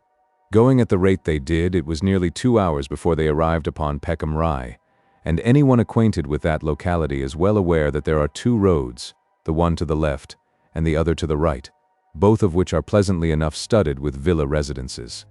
Sweeney Todd directed the coachman to take the road to the left, which he accordingly did, and they pursued it for a distance of about 1.5 miles. It must not be supposed that this pleasant district of country was then in the state it is now, as regards inhabitants or cultivation. On the contrary, it was rather a wild spot, on which now and then a serious robbery had been committed, and which had witnessed some of the exploits of those highwaymen whose adventures in the present day, if one may judge from the public patronage they may receive, are viewed with such a great amount of interest. There was a lonely, large, rambling, old-looking house by the wayside on the left. A high wall surrounded it, which only allowed the topmost portion of it to be visible, and that presented great symptoms of decay in the dilapidated character of the chimney-pot and the general appearance of discomfort which pervaded it. There Sweeney Todd directed the coachman to stop, and when the vehicle, after swinging to and fro for several minutes, did indeed at last resolve itself into a state of repose, Sweeney Todd got out himself and rang a bell, the handle of which hung invitingly at the gate. He had to wait several minutes before an answer was given to this summons, but at length a noise proceeded from within, as if several bars and bolts were being withdrawn, and presently the door was opened, and a huge, rough-looking man made his appearance on the threshold. "Well, what is it now?" he cried. "I have a patient for Mr. Fogg," said Sweeney Todd. "I want to see him immediately." "Oh, well, the more the merrier. It don't matter to me a bit. Have you got him with you? And is he tolerably quiet?" "It's a mere boy, and he is not violently mad, but very decidedly so as regards what he says." "Oh, that's it, is it? He can say what he likes here. It can make no difference in the world to us. Bring him in. Mr. Fogg is in his own room." "I know the way. You take charge of the lad, and I will go and speak to Mr. Fogg about him. But stay, give the coachman these 6 shillings and discharge him." The doorkeeper of the lunatic asylum, for such it was, went out to obey the injunctions of Sweeney Todd, while that rascally individual himself walked along a wide passage to a door which was at the further extremity of it. Chapter 22. The Madhouse Cell. When the porter of the madhouse went out to the coach, his first impression was that the boy, who was said to be insane, was dead, for not even the jolting ride to Peckham had been sufficient to arouse him to a consciousness of how he was situated, and there he lay still at the bottom of the coach, alike insensible to joy or sorrow. "Is he dead?" said the man to the coachman. "How should I know?" was the reply. "He may be or he may not, but I want to know how long I am to wait here for my fare." "There is your money, be off with you. I can see now that the boy is all right, for he breathes, although it's after an odd fashion that he does so. I should rather think he has had a knock on the head, or something of that kind." As he spoke, he conveyed Tobias within the building, and the coachman, since he had got his 6 shillings, feeling that he had no further interest in the matter, drove away at once, and paid no more attention to it whatever. When Sweeney Todd reached the door at the end of the passage, he tapped at it with his knuckles, and a voice cried, "Who knocks? Who knocks? Curses on you all! Who knocks?" Sweeney Todd did not make any verbal reply to this polite request, but opening the door he walked into the apartment, which is one that really deserves some description. It was a large room with a vaulted roof, and in the center was a superior oaken table, at which sat a man considerably advanced in years, as was proclaimed by his grizzled locks that graced the sides of his head, but whose Herculean frame and robust constitution had otherwise successfully resisted the assaults of time. A lamp swung from the ceiling, which had a shade over the top of it, so that it cast a tolerably bright glow upon the table below, which was covered with books and papers, as well as glasses and bottles of different kinds, which showed that the madhouse keeper was, at all events, as far as himself was concerned, not at all indifferent to personal comfort. The walls, however, presented the most curious aspect, for they were hung with a variety of tools and implements, which would have puzzled anyone not initiated into the matter even to guess at their uses. These were, however, in point of fact, specimens of the different kinds of machinery which were used for the purpose of coercing the unhappy persons whose evil destiny made them members of that establishment. Those were what is called the good old times, when all sorts of abuses flourished in perfection, and when the unhappy insane were actually punished as if they were guilty of some great offense. Yes, and worse than that were they punished, for a criminal who might have injustice done to him by any who were in authority over him could complain, and if he got hold of a person of higher power, his complaints might be listened to, but no one heeded what was said by the poor maniac, whose bitterest accusations of his keepers, let their conduct be what it might, was only listened to and set down as a further proof of his mental disorder. This was indeed a most awful and sad state of things, and, to the disgrace of this country, it is a social evil allowed until very late years to continue in full force. Mr. Fogg, the madhouse keeper, fixed his keen eyes from beneath his shaggy brows upon Sweeney Todd as the latter entered his apartment, and then he said, "Mr. Todd, I think, unless my memory deceives me." "The same," said the barber, making a hideous face. "I believe I am not easily forgotten." "True," said Mr. Fogg, as he reached a book, the edge of which was cut into a lot of little slips, on each of which was a capital letter in the order of the alphabet. "True, you are not easily forgotten, Mr. Todd." He then opened the book at the letter T and read from it. Mr. Sweeney Todd, Fleet Street, London, paid 1 year's keep and burial of Thomas Simpkins, aged 15, found dead in his bed, after a residence in the asylum of 10 months and 4 days. I think, Mr. Todd, that was our last little transaction. What can I do now for you, sir?"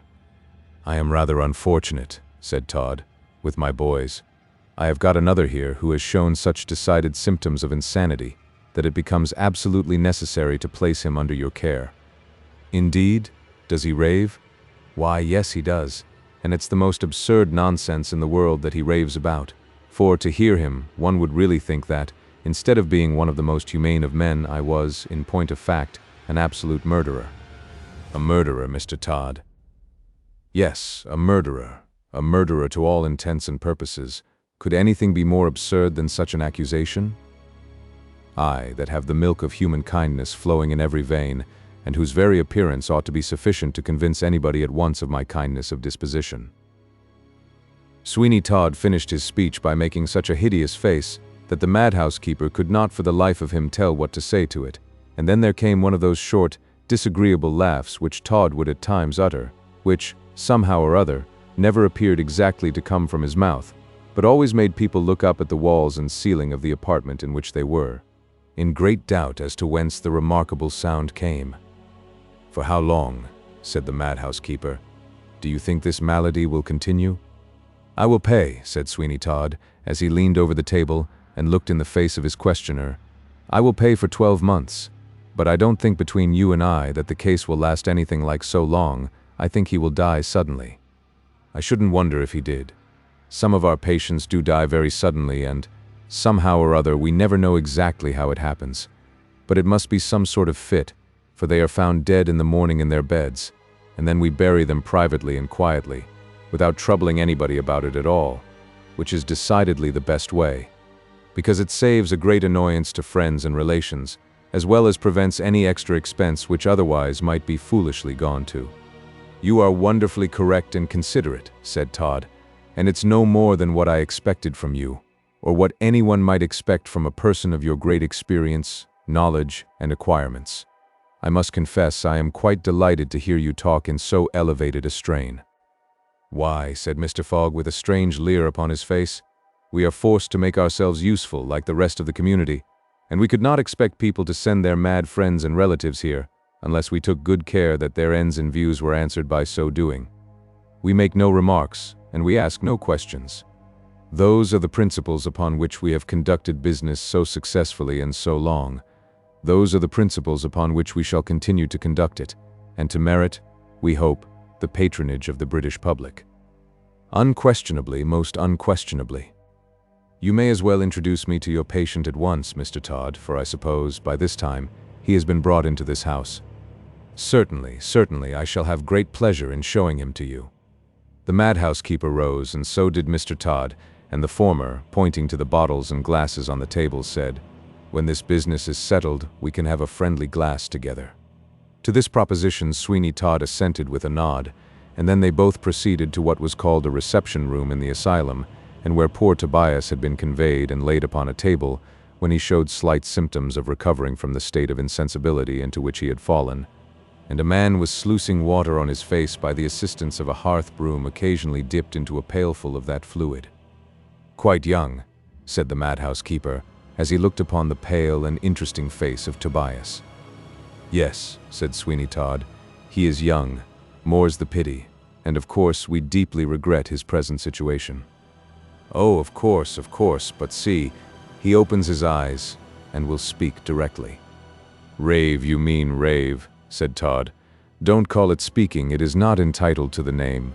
Hush, listen to him." "Where am I?" said Tobias. "Where am I? Todd is a murderer. I denounce him." "You hear? You hear?" said Todd. "Mad indeed," said the keeper. "Oh, save me from him. Save me from him," said Tobias, fixing his eyes upon Mr. Fogg. "Save me from him. It is my life he seeks because I know his secrets. He is a murderer, and many a person comes into his shop who never leaves it again in life, if at all." "You hear him?" said Todd. "Was there ever anybody so mad?" "Desperately mad," said the keeper. Come, young fellow. We shall be under the necessity of putting you in a strait waistcoat if you go on in that way. We must do it, for there is no help in such cases if we don't." Todd slunk back into the dark of the apartment so that he was not seen, and Tobias continued, in an imploring tone, "I do not know who you are, sir, or where I am, but let me beg of you to cause the house of Sweeney Todd, the barber, in Fleet Street, near St. Dunstan's Church, to be searched, and you will find that he is a murderer. There are at least 100 hats, quantities of walking sticks, umbrellas, watches, and rings, all belonging to unfortunate persons who from time to time have met with their deaths through him." "How uncommonly mad," said Mr. Fogg. No, said Tobias. "I am not mad. Why call me mad, when the truth or falsehood of what I say can be ascertained so easily? Search his house, and if those things be not found there, say that I am mad, and have but dreamed of them. I do not know how he kills the people. That is a great mystery to me yet, but that he does kill them, I have no doubt. I cannot have a doubt." "Watson!" cried the madhouse keeper. "Hilloa here, Watson!" "I am here, sir," said the man, who had been dashing water upon poor Tobias's face. "You will take this lad, Watson, as he seems extremely feverish and unsettled. You will take him and shave his head, Watson, and put a strait waistcoat upon him, and let him be put in one of the dark, damp cells. We must be careful of him, and too much light encourages delirium and fever." "Oh, no, cried Tobias. "What have I done that I should be subjected to such cruel treatment? What have I done that I should be placed in a cell? If this be a madhouse, I am not mad. Oh, have mercy upon me. Have mercy upon me." "You will give him nothing but bread and water, Watson, and the first symptom of his recovery, which will produce better treatment, will be his exonerating his master from what he has said about him, for he must be mad so long as he continues to accuse such a gentleman as Mr. Todd of such things. Nobody but a madman or a mad boy would think of it." "Then," said Tobias, "I shall continue mad, for if it be madness to know and aver that Sweeney Todd, the barber of Fleet Street, is a murderer, mad am I, for I know it, and aver it. It is true, it is true. Take him away, Watson, and do as I desired you. I begin to find that the boy is a very dangerous character, and more viciously mad than anybody we have had here for a considerable time." The man named Watson seized upon Tobias, who again uttered a shriek something similar to the one which had come from his lips when Sweeney Todd clutched hold of him in his mother's room. But they were used to such things in that madhouse, and cared little for them, so no one heeded the cry in the least. But poor Tobias was carried to the door half-maddened in reality by the horrors that surrounded him. Just as he was being conveyed out, Sweeney Todd stepped up to him, and putting his mouth close to his ear, he whispered, "Ha! Ha! Tobias, how do you feel now? Do you think Sweeney Todd will be hung, or will you die in the cell of a madhouse?" Chapter 23. The new cook to Mrs. Lovett gets tired of his situation. From what we have already had occasion to record about Mrs. Lovett's new cook, who ate so voraciously in the cellar, our readers will no doubt be induced to believe that he was a gentleman likely enough soon to be tired of his situation. To a starving man, and one who seemed completely abandoned even by hope, Lovett's bakehouse, with an unlimited leave to eat as much as possible, must of course present itself in the most desirable and lively colors, and no wonder therefore that, banishing all scruple, a man so placed would take the situation with very little inquiry. But people will tire of good things, and it is a remarkable, well-authenticated fact that human nature is prone to be discontented. And those persons who are well acquainted with the human mind, and who know well how little value people set upon things which they possess, while those which they are pursuing, and which seem to be beyond their reach, assume the liveliest colors imaginable, adopt various means of turning this to account. Napoleon took good care that the meanest of his soldiers should see in perspective the possibility of grasping a marshal's baton. Confectioners at the present day, when they take a new apprentice, tell him to eat as much as he likes of those tempting tarts and sweetmeats, one or two of which before had been a most delicious treat. The soldier goes on fighting away, and never gets the marshal's baton. The confectioner's boy crams himself with Banbury cakes, gets dreadfully sick, and never touches one afterwards. And now to revert to our friend in Mrs. Lovett's bakehouse. At first everything was delightful, and by the aid of the machinery, he found that it was no difficult matter to keep up the supply of pies by really a very small amount of manual labor. And that labor also was such a labor of love, for the pies were delicious. There could be no mistake about that. He tasted them half-cooked, he tasted them wholly, and he tasted them overdone, hot and cold, pork and veal with seasoning and without seasoning, until at last he had had them in every possible way and shape, and when the fourth day came after his arrival in the cellar, he might have been sitting in rather a contemplative attitude with a pie before him. It was 12 o'clock. He had heard that sound come from the shop. Yes, it was 12 o'clock, and he had eaten nothing yet, but he kept his eye fixed upon the pie that lay untouched before him. "The pies are all very well," he said. "In fact, of course they are capital pies, and now that I see how they are made, and know that there is nothing wrong in them, I, of course, relish them more than ever. But one can't always live upon pies. It's quite impossible one can subsist upon pies from one end of the year to the other, if they were the finest pies the world ever saw, or ever will see. I don't say anything against the pies. I know they are made of the finest flour, the best possible butter, and that the meat, which comes from God knows where, is the most delicate-looking and tender I ever ate in all my life." He stretched out his hand and broke a small portion of the crust from the pie that was before him, and he tried to eat it. He certainly did succeed, but it was a great effort, and when he had done, he shook his head, saying, "No, no, damn it. I cannot eat it, and that's the fact. One cannot be continually eating pies. It is out of the question, quite out the question, and all I have to remark is, damn the pies. I really don't think I shall be able to let another one pass my lips." He rose and paced with rapid strides the place in which he was, and then suddenly he heard a noise, and looking up, he saw a trap door in the roof open, and a sack of flour begin gradually to come down. "Hilloa, hilloa," he cried. "Mrs. Lovett, Mrs. Lovett!" Down came the flour, and the trap door was closed. "Oh, I can't stand this sort of thing," he exclaimed. "I cannot be made into a mere machine for the manufacture of pies. I cannot and will not endure it. It is past all bearing." For the first time almost since his incarceration, for such it really was, he began to think that he would take an accurate survey of the place where this tempting manufacture was carried on. The fact was, his mind had been so intensely occupied during the time he had been there in providing merely for his physical wants, that he had scarcely had time to think or reason upon the probabilities of an uncomfortable termination of his career. But now, when he had really become quite surfeited with the pies, and tired of the darkness and gloom of the place, many unknown fears began to creep across him, and he really trembled, as he asked himself what was to be the end of all. It was with such a feeling as this that he now set about a careful and accurate survey of the place, and taking a little lamp in his hand, he resolved upon peering into every corner of it, with a hope that surely he should find some means by which he should effect an escape from what otherwise threatened to be an intolerable imprisonment. The vault in which the ovens were situated was the largest, and although a number of smaller ones communicated with it, containing the different mechanical contrivances for pie making, he could not from any one of them discover an outlet. But it was to the vault where the meat was deposited upon stone shelves that he paid the greatest share of attention, for to that vault he felt convinced there must be some hidden and secret means of ingress, and therefore of egress likewise, or else how came the shelves always so well stocked with meat as they were? This vault was larger than any of the other subsidiary ones, and the roof was very high, and, come into it when he would, it always happened that he found meat enough upon the shelves, cut into large lumps, and sometimes into slices, to make a batch of pies with.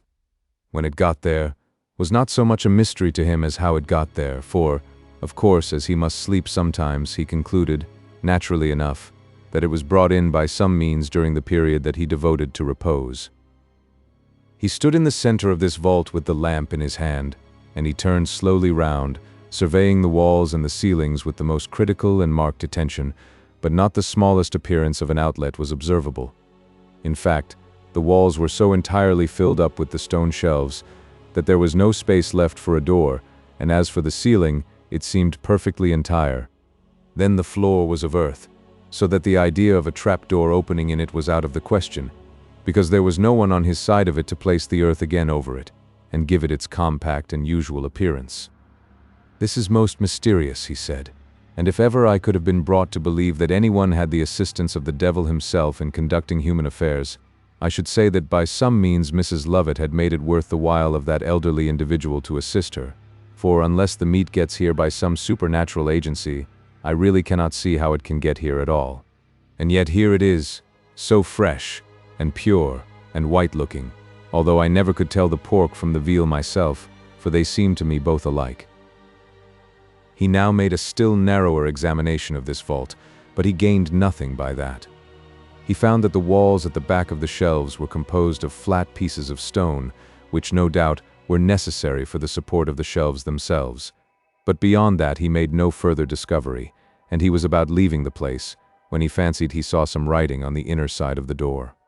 A closer inspection convinced him that there were a number of lines written with lead pencil, and after some difficulty he deciphered them as follows: "Whatever unhappy wretch reads these lines may bid adieu to the world and all hope, for he is a doomed man. He will never emerge from these vaults with life, for there is a secret connected with them so awful and so hideous, that to write it makes one's blood curdle, and the flesh to creep upon my bones. That secret is this, and you may be assured, whoever is reading these lines, that I write the truth, and that it is as impossible to make that awful truth worse by any exaggeration, as it would be by a candle at midday to attempt to add any new luster to the sunbeams." Here, most unfortunately, the writing broke off, and our friend, who, up to this point, had perused the lines with the most intense interest, felt great bitterness of disappointment, from the fact that enough should have been written to stimulate his curiosity to the highest possible point, but not enough to gratify it. "This is indeed most provoking," he exclaimed. "What can this most dreadful secret be, which it is impossible to exaggerate? I cannot for a moment divine to what it can allude." In vain he searched over the door for some more writing. There was none to be found, and from the long straggling pencil mark which followed the last word, it seemed as if he who had been then writing had been interrupted, and possibly met the fate that he had predicted, and was about to explain the reason of. "This is worse than no information. I had better have remained in ignorance than have received so indistinct a warning. But they shall not find me an easy victim, and besides, what power on earth can force me to make pies unless I like, I should wish to know." As he stepped out of the place in which the meat was kept into the large vault where the ovens were, he trod upon a piece of paper that was lying upon the ground, and which he was quite certain he had not observed before. It was fresh and white and clean too, so that it could not have been long there, and he picked it up with some curiosity. That curiosity was, however, soon turned to dismay when he saw what was written upon it, which was to the following effect, and well calculated to produce a considerable amount of alarm in the breast of anyone situated as he was, so entirely friendless and so entirely hopeless of any extraneous aid in those dismal vaults, which he began, with a shudder, to suspect would be his tomb. "You are getting dissatisfied, and therefore it becomes necessary to explain to you your real position, which is simply this. You are a prisoner, and were such from the first moment that you set foot where you now are, and you will find, unless you are resolved upon sacrificing your life, that your best plan will be to quietly give in to the circumstances in which you find yourself placed. Without going into any argument or details upon the subject, it is sufficient to inform you that so long as you continue to make the pies, you will be safe. But if you refuse, then the first time you are caught asleep, your throat will be cut. This document was so much to the purpose, and really had so little of verbosity about it, that it was extremely difficult to doubt its sincerity. It dropped from the half-paralyzed hands of that man, who in the depth of his distress, and urged on by great necessity, had accepted a situation that he would have given worlds to escape from, had he been possessed of them. "Gracious heaven!" he exclaimed, "and am I then indeed condemned to such a slavery?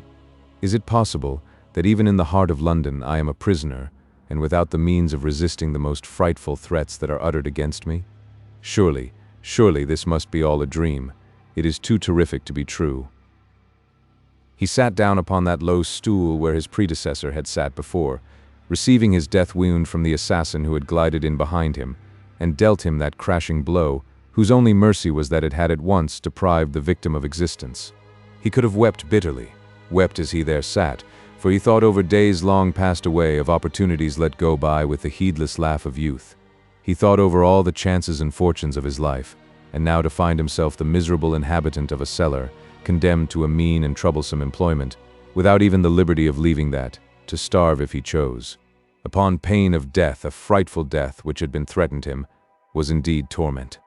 No wonder that at times he felt himself unnerved, and that a child might have conquered him, while at other moments such a feeling of despair would come across him, that he called aloud upon his enemies to make their appearance, and give him at least the chance of a struggle for his life. "If I am to die," he cried, "let me die with some weapon in my hand, as a brave man ought, and I will not complain, for there is little indeed in life now which should induce me to cling to it, but I will not be murdered in the dark." He sprang to his feet, and rushing up to the door, which opened from the house into the vaults, he made a violent and desperate effort to shake it. But such a contingency as this had surely been looked forward to and provided against, for the door was of amazing strength, and most effectually resisted all his efforts, so that the result of his endeavors was but to exhaust himself, and he staggered back, panting and despairing, to the seat he had so recently left. Then he heard a voice, and upon looking up he saw that the small square opening in the upper part of the door, through which he had been before addressed, was open, and a face there appeared. But it was not the face of Mrs. Lovett. On the contrary, it was a large and hideous male physiognomy, and the voice that came from it was croaking and harsh, sounding most unmusically upon the ears of the unfortunate man who was thus made a victim to Mrs. Lovett's pie popularity. "Continue at your work," said the voice, "or death will be your portion as soon as sleep overcomes you, and you sink exhausted to that repose which you will never awaken from, except to feel the pangs of death, and to be conscious that you are weltering in your blood. Continue at your work, and you will escape all this, neglect it, and your doom is sealed. What have I done that I should be made such a victim of? Let me go, and I will swear never to divulge the fact that I have been in these vaults, so I cannot disclose any of their secrets, even if knew them." "Make pies," said the voice. "Eat them and be happy. How many a man would envy your position, withdrawn from all the struggles of existence, amply provided with board and lodging, and engaged in a pleasant and delightful occupation. It is astonishing how you can be dissatisfied." Bang! Went the little square orifice at the top of the door, and the voice was heard no more.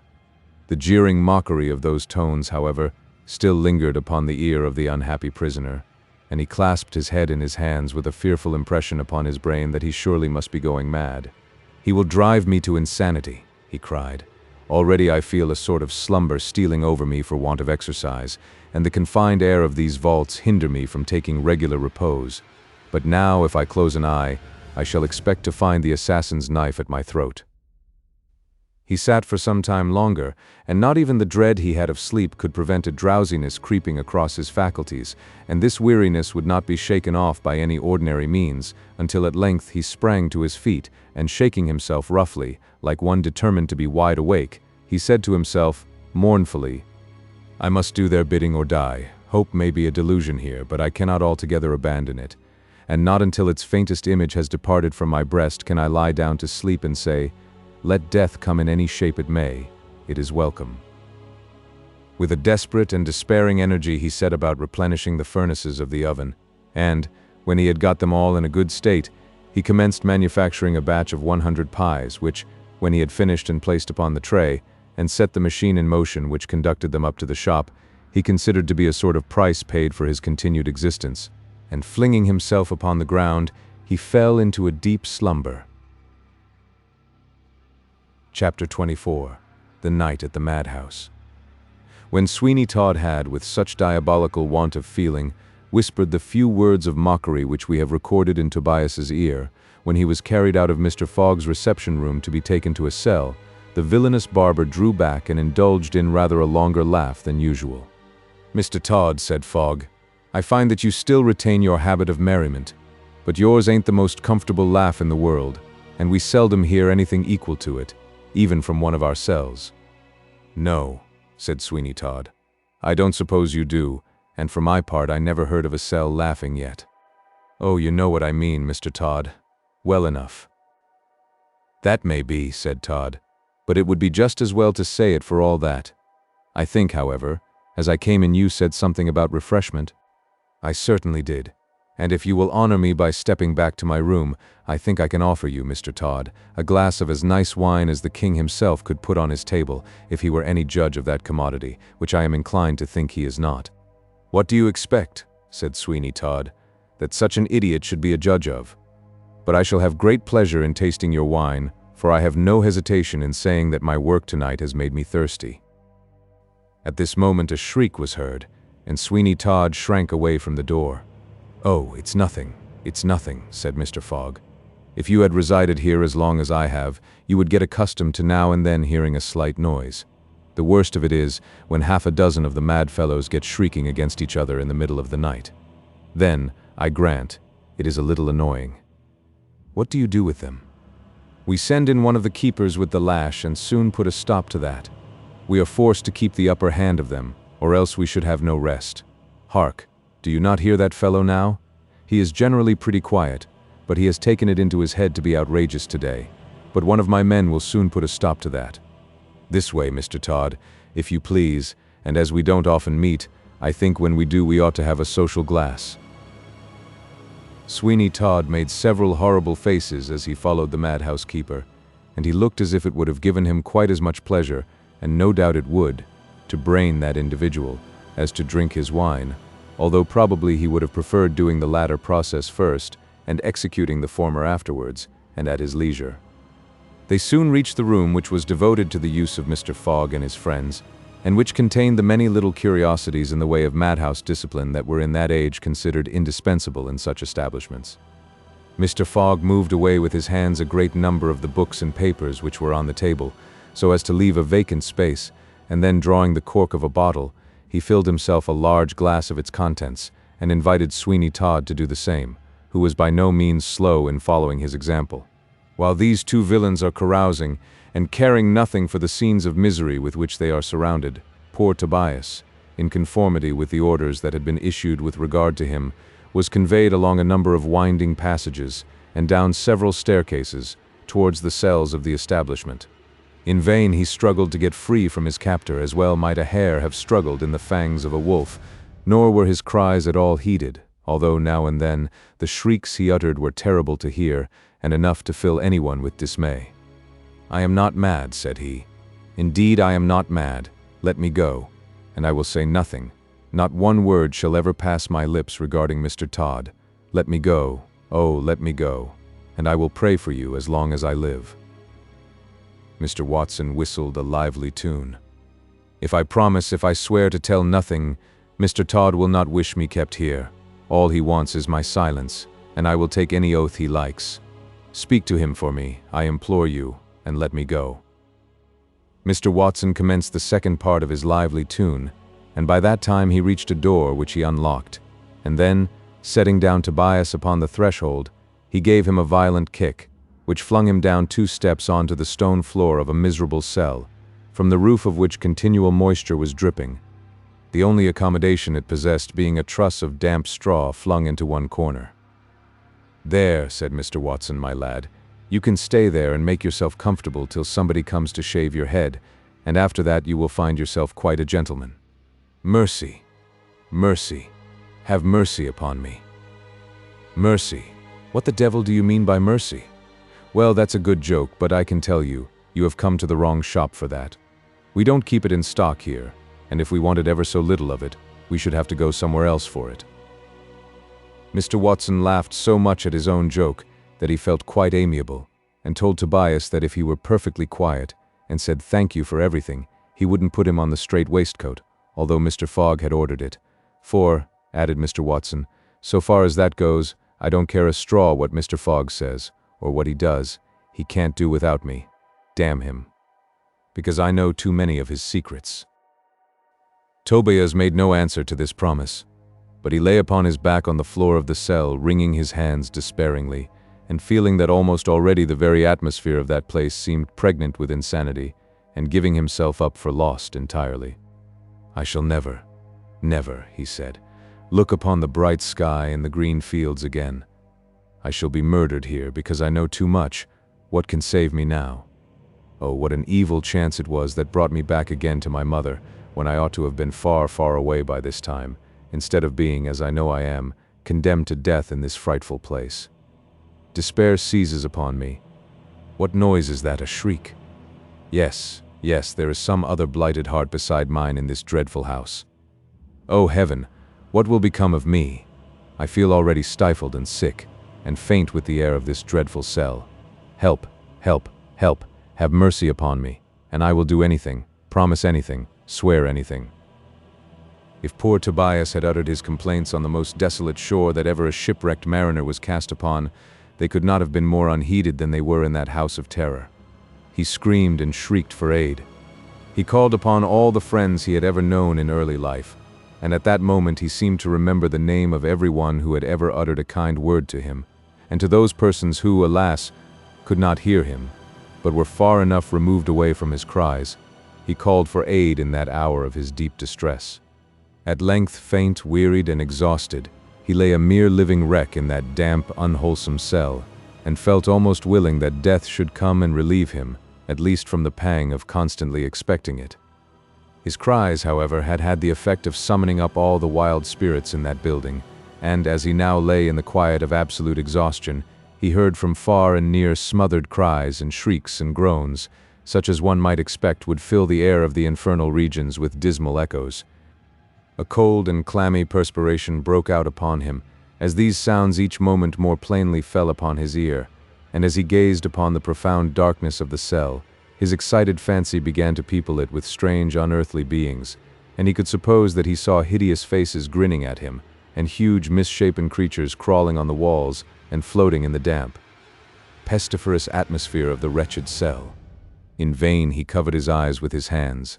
Those creatures of his imagination were not to be shut out from the mind, and he saw them, if possible, more vividly than before, and presenting themselves in more frightfully tangible shapes.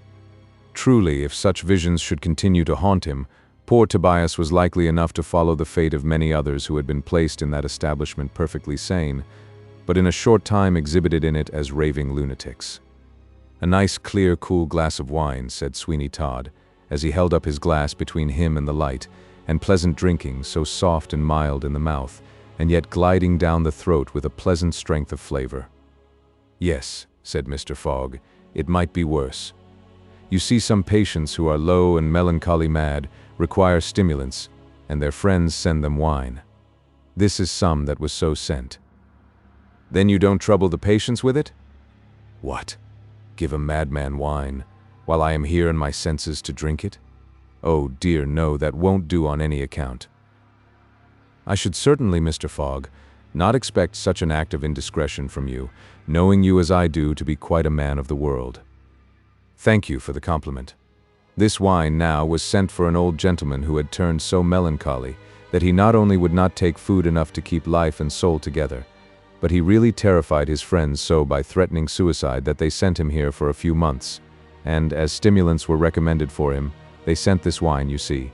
But I stimulated him without it quite as well, for I drink the wine myself and give him an infernal good kick or two every day, and that stimulates him, for it puts him in such a devil of a passion that I am quite sure he doesn't want any wine." "A good plan," said Sweeney Todd, But I wonder you don't contrive that your own private room should be free from the annoyance of hearing such sounds as those that have been coming upon my ears for the last 5 or 10 minutes. It's impossible. You cannot get out of the way if you live in the house at all, and you see, as regards these mad fellows, they are quite like a pack of wolves, and when once one of them begins howling and shouting, the others are sure to chime in full chorus, and make no end of disturbance till we stop them, as I have already told you we do, with a strong hand. "While I think of it," said Sweeney Todd, as he drew from his pocket a leathern bag, "while I think of it, I may as well pay you the year's money for the lad I have now brought you. You see, I have not forgot the excellent rule you have of being paid in advance. There is the amount." "Ah, Mr. Todd," said the madhouse keeper as he counted the money, and then placed it in his pocket. "It's a pleasure to do business with a thorough businessman like yourself. The bottle stands with you, Mr. Todd, and I beg you will not spare it. Do you know, Mr. Todd, this is a line of life which I have often thought would have suited you. I am certain you have a genius for such things." "Not equal to you," said Todd, "but as I am fond, certainly, of what is strange and out of the way, some of the scenes and characters you come across would, I have no doubt, be highly entertaining to me." "Scenes and characters, I believe you. During the course of a business like ours, we come across all sorts of strange things, and if I choose to do it, which of course I don't, I could tell a few tales which would make some people shake in their shoes, but I have no right to tell them, for I have been paid, and what the deuce is it to me?" "Oh, nothing, of course, nothing. But just while we are sipping our wine now, couldn't you tell me something that would not be betraying anybody's confidence?" I could. I don't mean to say that I could not, and I don't care much if I do to you. Chapter 25. Mr. Fogg's Story at the Madhouse to Sweeney Todd. After a short pause, during which Mr. Fogg appeared to be referring to the cells of memory, with the view of being refreshed in a matter that had long since been a bygone, but which he desired to place as clearly before his listener as he could, in fact, to make, if possible, the relation real to him, and to omit nothing during its progress that should be told, or possibly. That amiable individual was engaged in considering if there were any salient point that might criminate himself, or give even a friend a handle to make use of against him, but apparently there was nothing of the kind, for, after a loud hem, he filled the glasses, saying, "Well now, as you are a friend, I don't mind telling you how we do business here, things that have been done, you know, by others, but I have had my share as well as others. I have known a thing or two, Mr. Todd, and I may say I have done a thing or two too." "Well, we must live and let live," said Sweeney Todd. "There's no going against that, you know. If all I have done could speak, why, but no matter, I am listening to you. However, if deeds could speak, 1 or 2 clever things would come out rather, I think." "Aye, 'tis well they don't," said Mr. Fogg, with much solemnity. "If they did, they would be constantly speaking at times when it would be very inconvenient to hear them, and dangerous besides." "So it would," said Sweeney. "A still tongue makes a wise head, but then the silent system would bring no grist to the mill, and we must speak when we know we are right and among friends." "Of course," said Fogg. "Of course, that's the right use of speech, and one may as well be without it, as to have it and not use it. But come, drink, and fill again before I begin, and then to my tale. But we may as well have a sentiment. Sentiment, you know," continued Fogg, "is the very soul of friendship. What do you say to the heart that can feel for another?" "With all my soul," said Sweeney Todd. "It's very touching indeed. The heart that can feel for another." And as he spoke, he emptied the glass, which he pushed towards Fogg to refill. "Well," said Fogg, as he complied, "we have had the sentiment. We may as well have the exemplification." "Ha! Ha! Ha!" said Todd. Very good indeed. Pray go on, that will do capitally." "I may as well tell you the whole matter as it occurred. I will then let you know all I know, and in the same manner. None of the parties are now living, or at least, they are not in this country, which is just the same thing so far as I am concerned." "Then that is an affair settled and done with," remarked Sweeney Todd, parenthetically. "Yes, quite. Well, it was one night such a one as this, and pretty well about the same hour, perhaps somewhat earlier than this. However, it doesn't signify a straw about the hour, but it was quite night, a dark and wet night too, when a knock came at the street door, a sharp double knock it was. I was sitting alone, as I might have been now, drinking a glass or two of wine. I was startled, for I was thinking about an affair I had on hand at that very moment, of which there was a little stir. However, I went to the door and peeped through a grating that I had there, and saw only a man. He had drawn his horse inside the gate and secured him. He wore a large Whitney riding coat, with a nap that would have thrown off a deluge. I fancied, or thought I could tell, that he meant no mischief. So I opened the door at once and saw a tall, gentlemanly man, but wrapped up so that you could not tell who or what he was. But my eyes are sharp, you know, Mr. Todd. We haven't seen so much of the world without learning to distinguish what kind of person one has to deal with. I should think not, said Todd. Well, said I, what is your pleasure, sir? The stranger paused a moment or two before he made any reply to me. Is your name Fogg? He said. Yes, it is, said I. My name is Fogg. What is your pleasure with me, sir? Why, said he, after another pause, during which he fixed his keen eye very hard upon me, why, I wish to have a little private conversation with you, if you can spare so much time, upon a very important matter which I have in hand. Walk in, sir, said I, as soon as I heard what it was he wanted, and he followed me in. It is a very unpleasant night, and it's coming on to rain harder. I think it is fortunate you have got housed. Yes, he replied, but I am tolerably well protected against the rain, at all events. He came into this very parlor, and took a seat before the fire, with his back to the light, so that I couldn't see his face very well. However, I was determined that I would be satisfied in these particulars, and so, when he had taken off his hat, I stirred up the fire and had a blaze that illuminated the whole room, and which showed me the sharp, thin visage of my visitor, who was a dark man, with keen gray eyes that were very restless. Will you have a glass of wine? Said I. The night is cold as well as wet. Yes, I will, he replied. I am cold with riding. You have a lonely place about here. Your house, I see, stands alone too. You have not many neighbors. No, sir, said I. We hadn't need, for when any of the poor things set to screaming, it would make them feel very uncomfortable indeed. So it would. There is an advantage in that to yourself as well as to them. It would be disagreeable to you to know that you were disturbing your neighbors, and they would feel equally uncomfortable in being disturbed, and yet you must do your duty. Aye, to be sure, said I must do my duty, and people won't pay me for letting madmen go, though they may for keeping them, and besides that, I think some on 'em would get their throats cut if I did. You are right, quite right, said he. I am glad to find you of that mind, for I came to you concerning an affair that requires some delicacy about it, since it is a female patient. Ah, said I always pay great attention, very great attention, and I don't recollect a case, however violent it may be, but what I can overcome.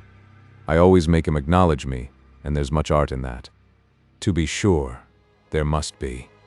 And moreover, they wouldn't so soon crouch and shrink away from me, and do what I tell 'em, if I did not treat them with kindness, that is, as far as is consistent with one's duty, for I mustn't forget that. Exactly, he replied. Those are my sentiments, exactly. And now, sir, will you inform me in what way I can serve you? Why, I have a relative, a female relative, who is unhappily affected with a brain disease. We have tried all we can do without any effect. Do what we will, it comes to the same thing in the end. Ah, said I. Poor thing, what a dreadful thing it must be to you or any of her friends who have the charge of her, to see her day by day an incurable maniac. Why, it is just as bad as when a friend or relative is dead, and you are obliged to have the dead body constantly in your house and before your eyes. Exactly, my friend, said the stranger. Exactly. You are a man of discernment, Mr. Fogg. I see, that is truly the state of the case. You may then guess at the state of our feelings when we have to part with one beloved by us. As he spoke, he turned right round and faced me, looking very hard into my face. Well, said I, yours is a hard case, but to have one afflicted about you in the manner the young lady is truly distressing. It's like having a perpetual lumbago in your back. Exactly, said the stranger. I tell you what, you are the very man to do this thing for me. I am sure of it, said I. Then we understand each other, eh? Said the stranger. I must say I like your appearance. It is not often such people as you and I meet. I hope it will be to our mutual advantage, said I. because such people don't meet every day and we oughtn't to meet to no purpose. So, in anything delicate and confidential you may command me." "I see you are a clever man," said he. "Well, well, I must pay you in proportion to your talents. How do you do business, by the job or by the year?" "Well," said I, "where it's a matter of some nicety, it may be both, but it entirely depends upon circumstances. I had better know exactly what it is I have to do.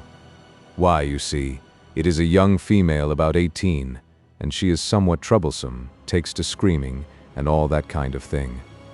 I want her taken care of, though you must be very careful she neither runs away nor suddenly commits any mischief, as her madness does not appear to me to have any particular form, and would at times completely deceive the best of us, and then suddenly she will break out violently, and snap or fly at anybody with her teeth." "Is she so bad as that?" "Yes, quite. So it is quite impossible to keep her at home, and I expect it will be a devil of a job to get her here. I tell you what you shall have. I'll pay you your yearly charge for board and care, and I'll give you a £10 note for your trouble, if you'll come and assist me in securing her, and bringing her down. It will take some trouble." "Very well," said I. "That will do, but you must double the note and make it 20, if you please. It will cost something to come and do the thing well." "I see very well we won't disagree about a £10 note, but you'll know how to dispose of her if she comes here." "Oh yes, very healthy place. But I don't know that health is a very great blessing to anyone under such circumstances. Indeed, who could regret an early grave to one so severely afflicted?" "Nobody ought," said I. "If they knew what mad people went through, they would not, I'm sure." "That is very true again, but the fact is they don't, and they only look at one side of the picture. For my own part, I think that it ought to be so ordained that when people are so afflicted, nature ought to sink under the affliction, and so insensibly to revert to the former state of nonentity." "Well," said I, "that may be as you please, I don't understand all that. But I tell you what, I hope if she were to die much sooner than you expect, you would not think it too much trouble to afford me some compensation for my loss." "Oh dear, no. And to show you that I shall entertain no such illiberal feeling, I will give you £200 when the certificate of her burial can be produced. You understand me?" "Certainly. Her death will be of little value to me without the legal proof," said the stranger. "So she must die at her own pleasure, or live while she can." "Certainly," said I. "But what terrifies me," continued the stranger, "most is her terror-stricken countenance, always staring us in our faces, and it arose from her being terrified. Indeed, I think if she were thoroughly frightened, she would fall dead. I am sure, if any wickedly disposed person were to do so, death would no doubt result." "Ah," said I, "it would be a bad job. Now tell me where I am to see you, and how about the particulars?" "Oh, I will tell you. Now, can you be at the corner of Grosvenor Street, near Park Lane?" "Yes," I replied, "I will. With a coach, too. I wish you to have a coach, and one that you can depend upon, because there may be a little noise. I will try to avoid it, if possible, but we cannot always do what we desire. But you must have good horses. Now, I tell you what is my plan, that is, if you don't mind the damages, if any happen." "What are they?" "This. Suppose a horse falls and is hurt, or an upset, would you stand the racket?" "I would, of course." "Then listen to me. I have had more of these affairs than you have, no doubt. Well then, I have had experience which you have not. Now, I'll get a trotting horse, and a covered cart or chaise, one that will go along well at 10 miles an hour, and no mistake about it." "But will it hold enough?" "Yes, 4 or 5 or 6, and upon a push, I have known 8 to cram in it. But then you know we were not particular how we were placed. But still it will hold as many as a hackney coach, only not so conveniently. But then we have nobody in the affair to drive us, and there can't be too few." "Well, that is perhaps best, but have you a man on whom you can depend? Because if you have, why, I would not be in the affair at all." "You must," said I. "In the first place, I can depend upon one man best. Him I must leave here to mind the place, so if you can manage the girl, I will drive, and I know the road as well as the way to my own mouth. I would rather have as few in it as possible." "Your precaution is very good, and I think I will try and so manage it, that there shall be only you and I acquainted with the transaction, at all events, should it become necessary, it will be time enough to let some other person into the secret at the moment their services are required. That, I think, will be the best arrangement that I can come to. What do you say? That will do very well when we get her here, and when I have seen her a few days, I can tell what to do with her. Exactly. And now, good night. There is the money I promised, and now again, good night. I shall see you at the appointed time. You will, said I. One glass more. It will do you good, and keep the rain out. He took off a glass of wine, and then pulled his hat over his face, and left the house. It was a dark, wet night, and the wind blew, and we heard the sound of his horse's hoofs for some time. However, I shut the door and went in, thinking over in my own mind what would be the gain of my own exertions. Well, at the appointed hour, I borrowed a chaise cart, a covered one, with what you call a head to it, and I trotted to town in it. At the appointed time I was at the corner of Grosvenor Street. It was late, and yet I waited there an hour or more before I saw anyone. I walked into a little house to get a glass of spirits to keep up the warmth of the body, and when I came out again, I saw someone standing at my horse's head. I immediately went up. "Oh, you are here," he said. "Yes, I am," said I. "I have been here the Lord knows how long. Are you ready?" "Yes, I am." "Come," said he, as he got into the cart. "Come to the place I shall tell you. I shall only get her into the cart, and you must do the rest. You'll come back with me. I shall want help on the road, and I have no one with me." "Yes, I will come with you, and manage the girl, but you must drive, and take all the casualties of the road, for I shall have enough to do to hold her and keep her from screaming when she does awake." "What? Is she asleep?" "I have given her a small dose of laudanum, which will cause her to sleep comfortably for an hour or two, but the cold air and disturbance will most probably awaken her at first. Throw something over her, and keep her warm, and have something ready to thrust into her mouth, in case she takes to screaming, and then you are all right." "Good," he replied. "Now wait here. I am going to yon house. When I have entered and disappeared several minutes, you may quietly drive up, and take your station on the other side of the lamp-post." As he spoke, he got out, and walked to a large house, which he entered softly, and left the door ajar, and after he had gone in, I walked the horse quietly up to the lamp-post, and as I placed it, the horse and front of the cart were completely in the dark. I had scarcely got up to the spot, when the door opened and he looked out to see if anybody was passing. I gave him the word, and out he came, leaving the door, and came with what looked like a bundle of clothes, but which was the young girl and some clothes he had brought with him. "Give her to me," said I, "and jump up and take the reins. Go on as quickly as you can." I took the girl into my arms and handed her into the back part of the chaise, while he jumped up and drove away. I placed the young girl in an easy position upon some hay and stuffed the clothes under her, so as to prevent the jolting from hurting her. "Well," said I, "you may as well come back here and sit beside her. She is all right. You seem rather in a stew." "Well, I have run with her in my arms, and altogether it has flurried me." "You had better have some brandy," said I. "No, no, don't stop." "Pooh, pooh," I replied, pulling up. "Here is the last house we shall come to have a good stiff tumbler of hot brandy and water. Come, have you any change? About a sovereign will do, because I shall want change on the road. Come, be quick." He handed me a sovereign, saying, "Don't you think it's dangerous to stop? We may be watched, or she may wake." "Not a bit of it. She snores too loudly to wake just now, and you'll faint without the cordial, so keep a good lookout upon the wench, and you will recover your nerves again."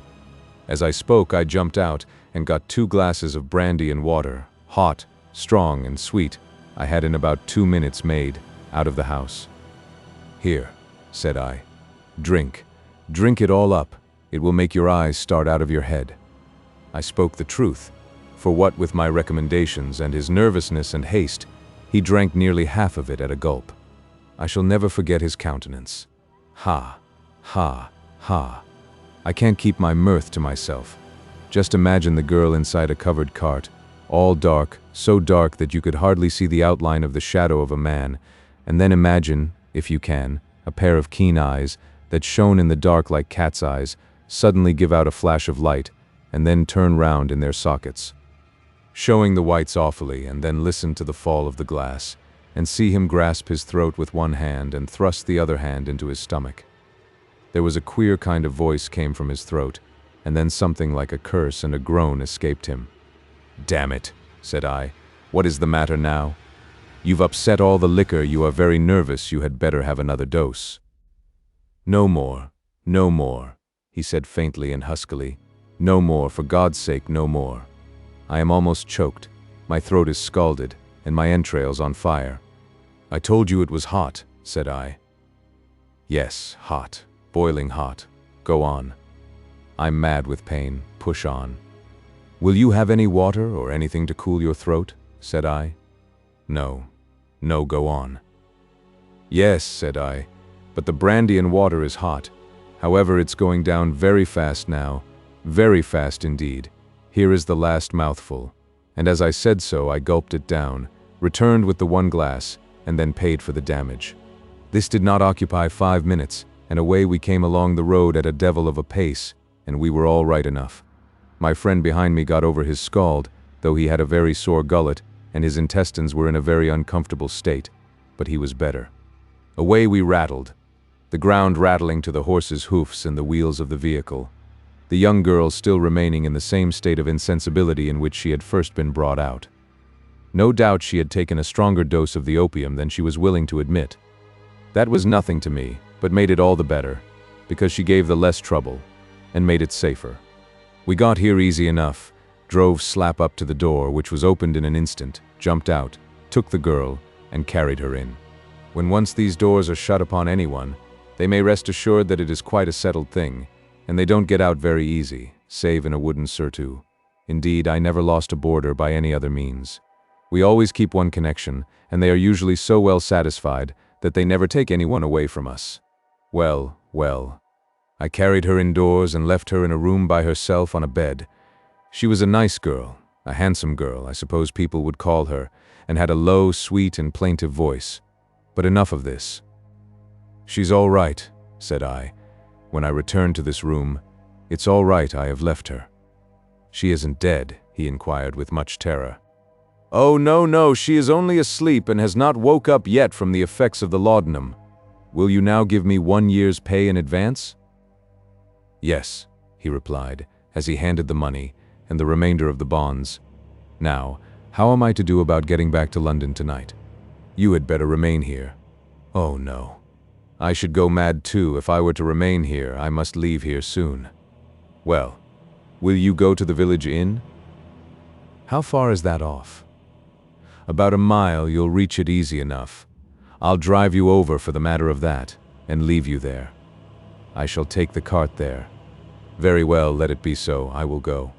"Well, well, I am glad it is all over, and the sooner it is over forever, the better. I am truly sorry for her, but it cannot be helped.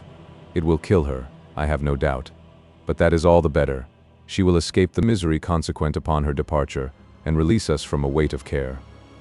"So it will," said I, "but come, we must go at once, if going you are." "Yes, yes," he said hurriedly. "Well then, come along. The horse is not yet unharnessed, and if we do not make haste, we shall be too late to obtain a lodging for the night." "That is very good," he said, somewhat wildly. "I am quite ready, quite." We left the house and trotted off to the inn at a good rate, where we arrived in about 10 minutes or less, and then I put up the horse and saw him to the inn and came back as quick as I could on foot. Well, well, I thought, this will do. I have had a good day of it, paid well for business, and haven't wanted for sport on the road. Well, I came to the conclusion that if the whole affair was to speedily end, it would be more in my pocket than if she were living, and she would be far happier in heaven than here, Mr. Todd. "Undoubtedly," said Mr. Sweeney Todd. "Undoubtedly, that is a very just observation of yours." Well then, I set to work to find out how the matter could be managed, and I watched her until she awoke. She looked around her, and seemed much surprised and confused, and did not seem to understand her position, while I remained at hand. She sighed deeply, and put her hand to her head, and appeared for a time to be quite unable to comprehend what had happened to her, or where she was.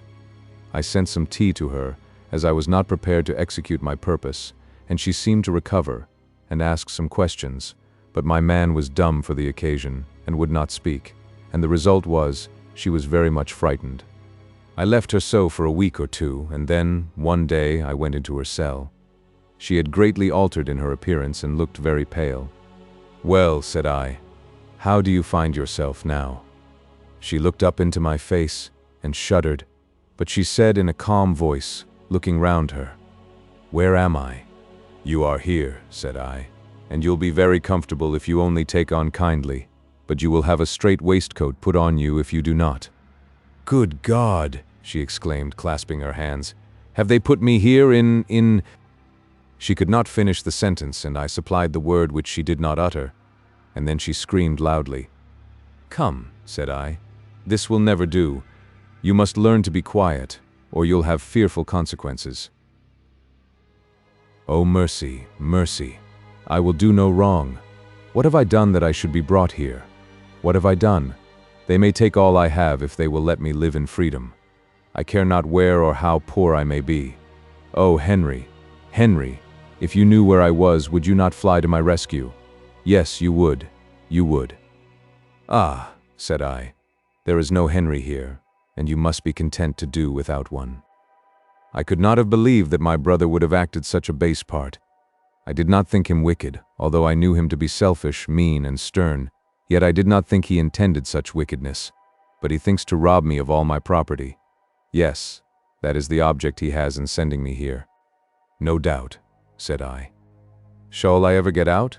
she inquired, in a pitiful tone. "Do not say my life is to be spent here." "Indeed it is," said I. "While he lives, you will never leave these walls.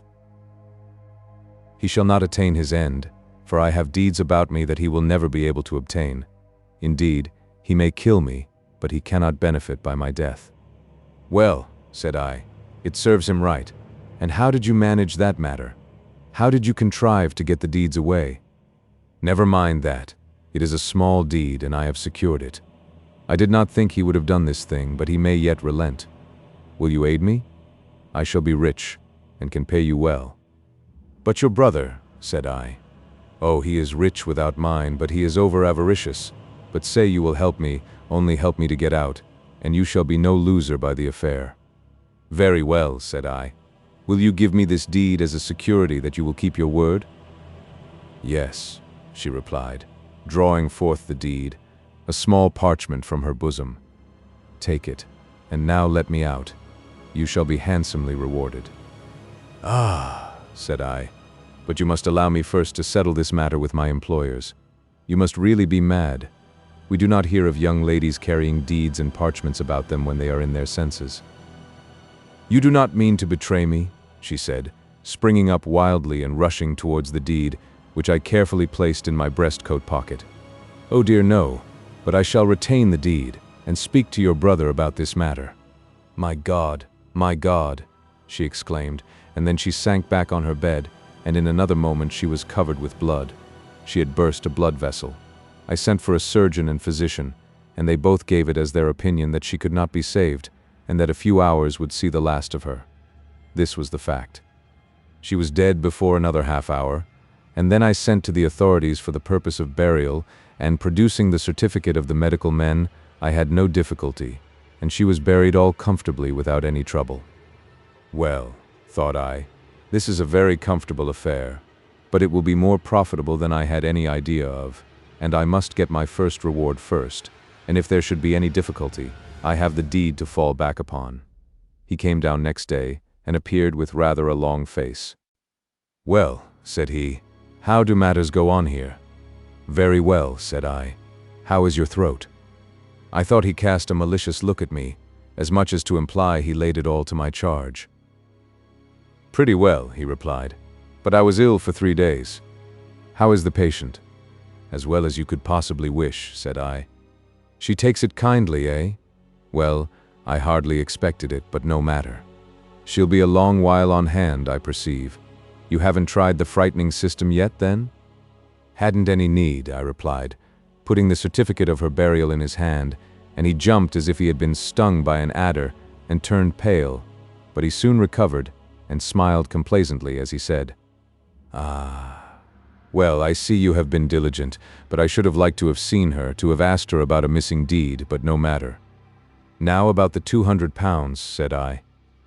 Why, said he, I think one will do when you come to consider what you have received, and the short space of time and all, you had a year's board in advance.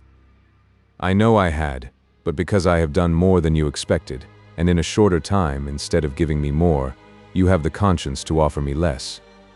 No, not what did you call it? We'll have nothing said about that.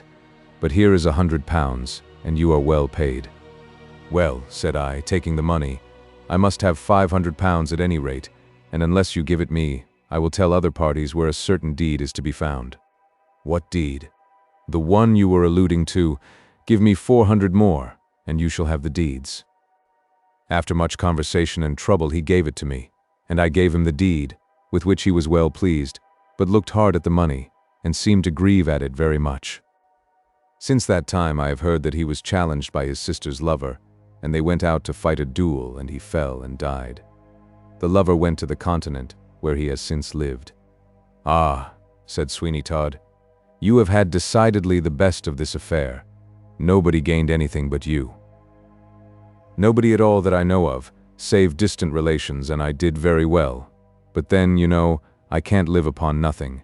It costs me something to keep my house and cellar, but I stick to business, and so I shall as long as business sticks to me. Chapter 26.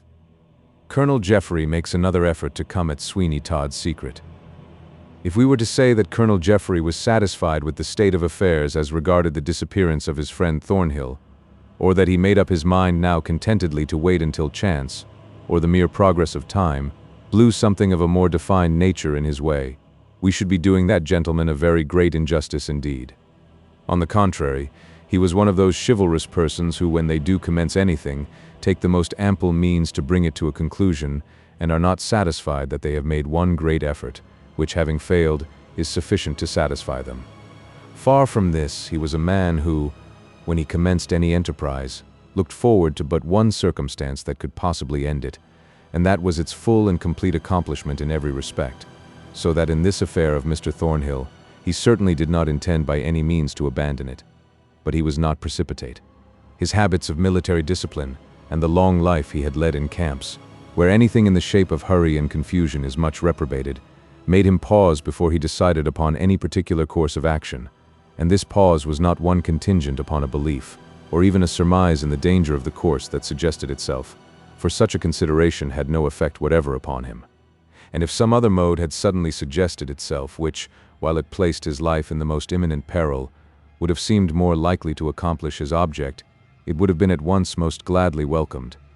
And now, therefore, he set about thinking deeply over what could possibly be done further in a matter that as yet appeared to be involved in the most profound of possible mysteries.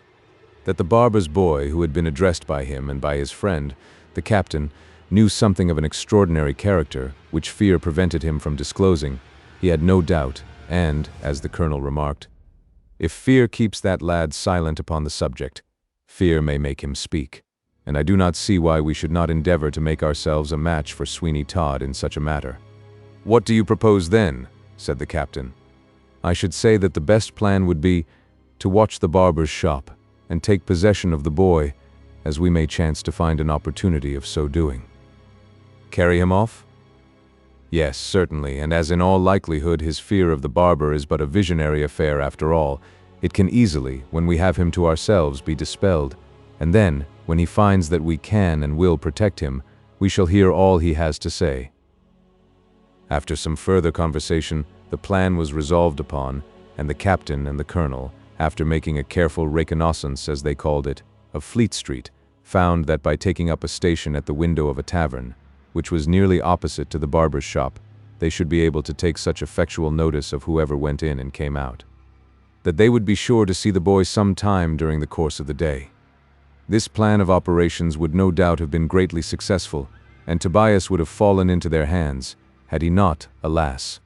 For him, poor fellow, already been treated by Sweeney Todd as we have described, by being incarcerated in that fearful madhouse on PECKHAM-RYE, which was kept by so unscrupulous a personage as Fogg.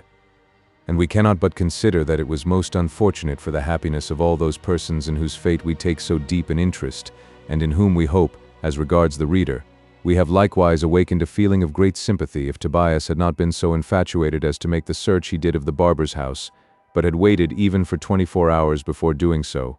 In that case, not only would he have escaped the dreadful doom which had awaited him, but Johanna Oakley would have been saved from much danger which afterwards befell her. But we must not anticipate, and the fearful adventures which it was her doom to pass through, before she met with the reward of her great virtue, and her noble perseverance will speak for themselves, trumpet-tongued indeed. It was at a very early hour in the morning that the two friends took up their station at the public house so nearly opposite to Sweeney Todd's, in Fleet Street, and then, having made an arrangement with the landlord of the house, that they were to have undisturbed possession of the room as long as they liked, they both sat at the window and kept an eye upon Todd's house. It was during the period of time there spent that Colonel Jeffery first made the captain acquainted with the fact of his great affection for Johanna, and that in her he thought he had at length fixed his wandering fancy, and found, really, the only being with whom he thought he could, in this world, taste the sweets of domestic life, and know no regret. She is all, he said, in beauty that the warmest imagination can possibly picture, and along with these personal charms, which certainly are most peerless, I have seen enough of her to feel convinced that she has a mind of the purest order that ever belonged to any human being in the world. With such sentiments and feelings towards her, the wonder would be, said the captain, if you did not love her, as you now avow you do. I could not be insensible to her attractions. But, understand me, my dear friend, I do not, on account of my own suddenly conceived partiality for this young and beautiful creature, intend to commit the injustice of not trying might and main, and with heart and hand, to discover if, as she supposes, it be true that Thornhill and Mark Ingestry be one and the same person. And when I say that I love her with a depth and a sincerity of affection that makes her happiness of greater importance to me than my own, you know, I think, enough of me to feel convinced that I am speaking only what I really feel. I can, said the captain, and I do give you credit for the greatest possible amount of sincerity, and I feel sufficiently interested myself in the future fate of this fair young creature to wish that she may be convinced her lover is no more, and may so much better herself, as I am quite certain she would, by becoming your wife. For all we can hear of this Ingestry seems to prove that he is not the most stable-minded of individuals the world ever produced, and perhaps not exactly the sort of man, however, of course, she may think to the contrary, and he may in all sincerity think so likewise to make such a girl as Johanna Oakley happy. I thank you for the kind feeling towards me, my friend, which has dictated that speech, but— Hush, said the captain suddenly. Hush, look at the barber. The barber? Sweeney Todd? Yes, yes, there he is. Do you not see him? There he is, and he looks as if he had come off a long journey. What can he have been about, I wonder? He is draggled in mud. Yes, there was Sweeney Todd, opening his shop from the outside with a key, that after a vast amount of fumbling, he took from his pocket, and, as the captain said, he did indeed look as if he had come off a long journey, for he was draggled with mud, and his appearance altogether was such as to convince anyone that he must have been out in most of the heavy rain which had fallen during the early part of the morning upon London and its suburbs.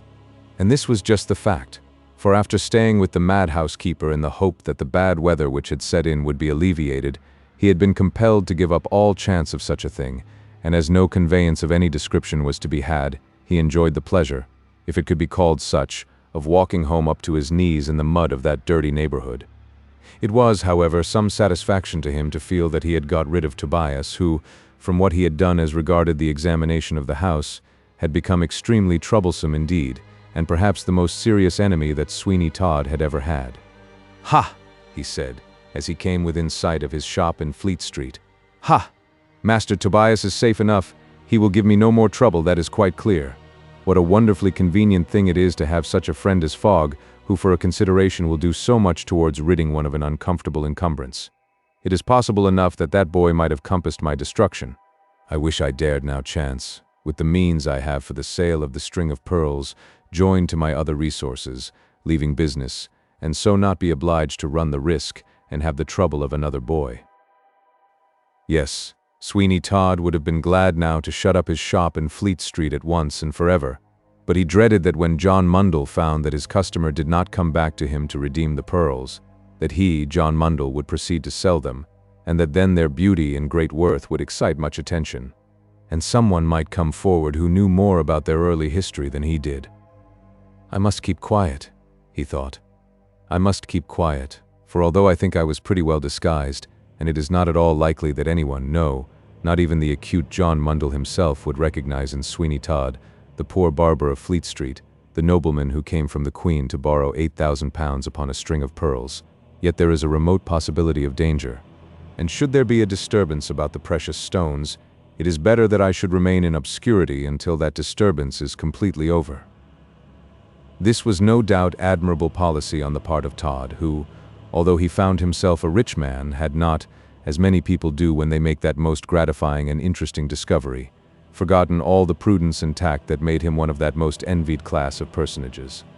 He was some few minutes before he could get the key to turn in the lock of his street door, but at length he effected that object and disappeared from before the eyes of the Colonel and his friend into his own house, and the door was instantly again closed upon him.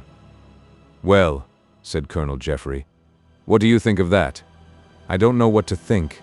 Further than that, your friend Todd has been out of town, as the state of his boots abundantly testifies." "They do, indeed, and he has the appearance of having been a considerable distance, for the mud that is upon his boots is not London mud." "Certainly not. It is quite of a different character altogether. But see, he is coming out again." Sweeney Todd strode out of his house, bareheaded now, and proceeded to take down the shutters of his shop, which, there being but 3, he accomplished in a few seconds of time, and walked in again with them in his hand, along with the iron bar which had secured them, and which he had released from the inside. This was all the ceremony that took place at the opening of Sweeney Todd's shop, and the only surprise our friends, who were at the public-house window, had upon the subject was, that having a boy, he, Todd, should condescend to make himself so useful as to open his own shop.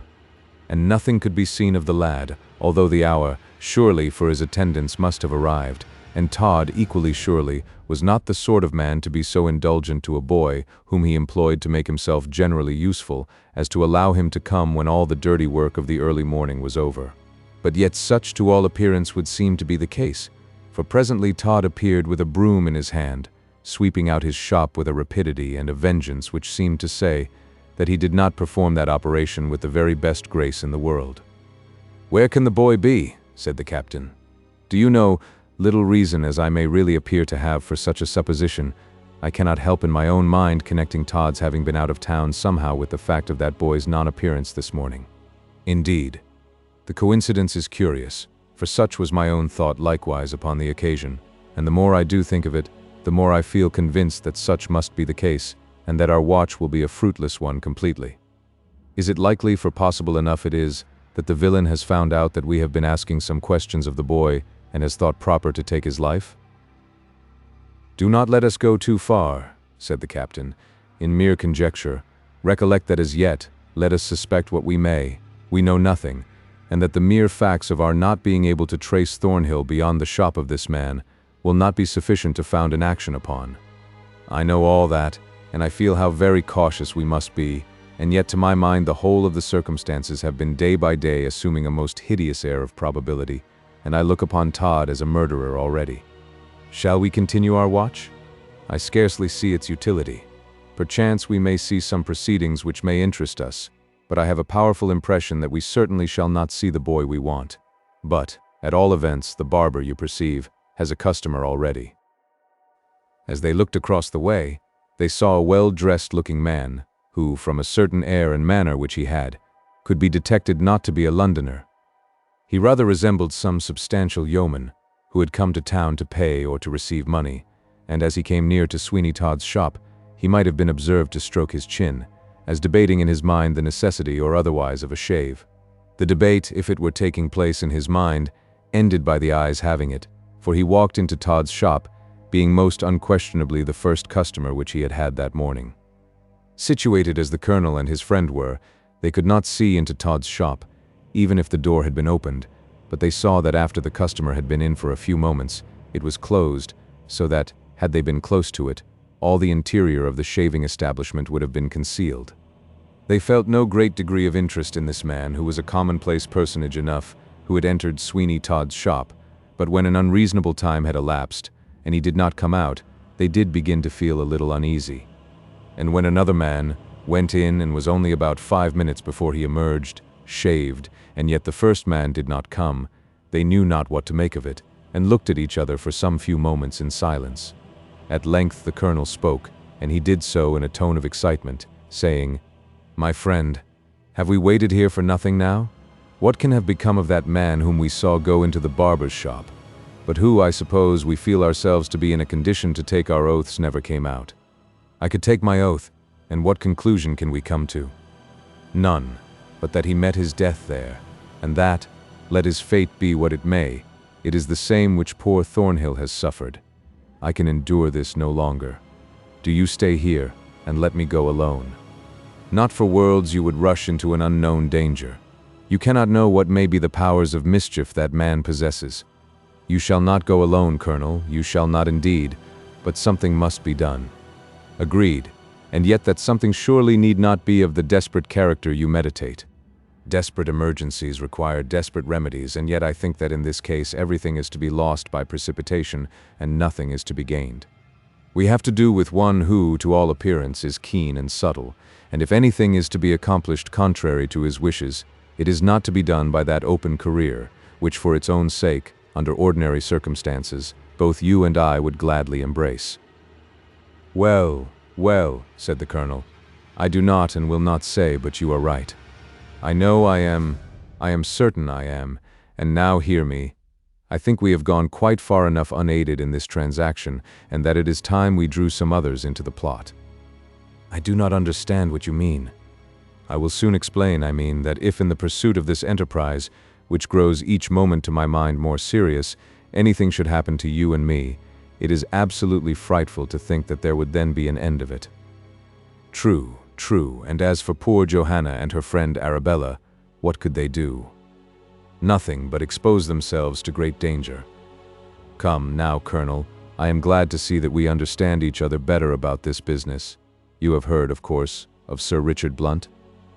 "Sir Richard Blunt? Blunt? Oh, you mean the magistrate?" "I do. And what I propose is that we have a private and confidential interview with him about the matter, that we make him possessed of all the circumstances, and take his advice what to do. The result of placing the affair in such hands will, at all events, be that if, in anything we may attempt, we may by force or fraud be overpowered, we shall not fall wholly unavenged." "Reason backs your proposition." "I knew it would when you came to reflect. Oh, Colonel Jeffery, you are too much a creature of impulse." "Well," said the colonel, half jestingly, "I must say that I do not think the accusation comes well from you, for I have certainly seen you do some rather impulsive things, I think. We won't dispute about that, but since you think with me upon the matter, you will have no objection to accompany me at once to Sir Richard Blunt's?" "None in the least. On the contrary, if anything is to be done at all, for heaven's sake let it be done quickly. I am quite convinced that some fearful tragedy is in progress, and that if we are not most prompt in our measures, we shall be too late to counteract its dire influence upon the fortunes of those in whom we have become deeply interested." "Agreed, agreed. Come this way, and let us now for a brief space, at all events, leave Mr. Todd and his shop to take care of each other, while we take an effectual means of circumventing him. Why do you linger?" "I do linger. Some mysterious influence seems to chain me to the spot." "Some mysterious fiddlestick. Why, you are getting superstitious, Colonel." "No, no. Well, I suppose I must come with you. Lead the way, and believe me that it requires all my reason to induce me to give up a hope of making some important discovery by going to Sweeney Todd's shop." "Yes, you might make an important discovery. And only suppose now that the discovery you did make was that he murdered some of his customers. If he does so, you may depend that such a man takes good care to do the deed effectually, and you might make the discovery just a little too late. You understand that?" I do. Come along, for I positively declare that if we see anybody else go into the barber's, I shall not be able to resist rushing forward at once and giving an alarm." It was certainly a good thing that the colonel's friend was not quite so enthusiastic as he was, or from what we happen actually to know of Sweeney Todd, and from what we suspect, the greatest amount of danger might have befallen Jeffrey, and instead of being in a position to help others in unraveling the mysteries connected with Sweeney Todd's establishment, he might himself have been past all help, and most absolutely one of the mysteries, but such was not to be. Chapter 27. Tobias makes an attempt to escape from the madhouse. We cannot find it in our hearts to force upon the mind of the reader the terrible condition of poor Tobias. No one, certainly of all the dramatis personae of our tale, is suffering so much as he, and consequently, we feel it to be a sort of duty to come to a consideration of his thoughts and feelings as he lay in that dismal cell in the madhouse at PECKHAM-RYE. Certainly Tobias Ragg was as sane as any ordinary Christian need wish to be when the scoundrel, Sweeney Todd, put him into the coach to take him to Mr. Fogg's establishment. But if by any ingenious process the human intellect can be toppled from its throne, certainly that process must consist in putting a sane person into a lunatic asylum. To the imagination of a boy, too, and that boy one of vivid imagination, as was poor Tobias, a madhouse must be invested with a world of terrors. That enlarged experience which enables persons of more advanced age to shake off much of the unreal, which seemed so strangely to take up its abode in the mind of the young Tobias, had not reached him, and no wonder, therefore, that to him his present situation was one of acute and horrible misery and suffering. He lay for a long time in the gloomy dungeon-like cell into which he had been thrust, in a kind of stupor which might or might not be the actual precursor of insanity, although certainly the chances were all in favor of being so.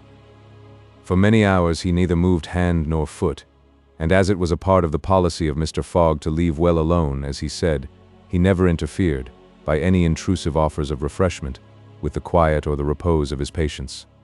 Tobias, therefore, if he had chosen to remain as still as an Indian fakir, might have died in one position, without any remonstrances from anyone. It would be quite an impossibility to describe the strange visionary thoughts and scenes that passed through the mind of Tobias during this period. It seemed as if his intellect was engulfed in the charmed waters of some whirlpool, and that all the different scenes and actions which, under ordinary circumstances, would have been clear and distinct, were mingled together in inextricable confusion.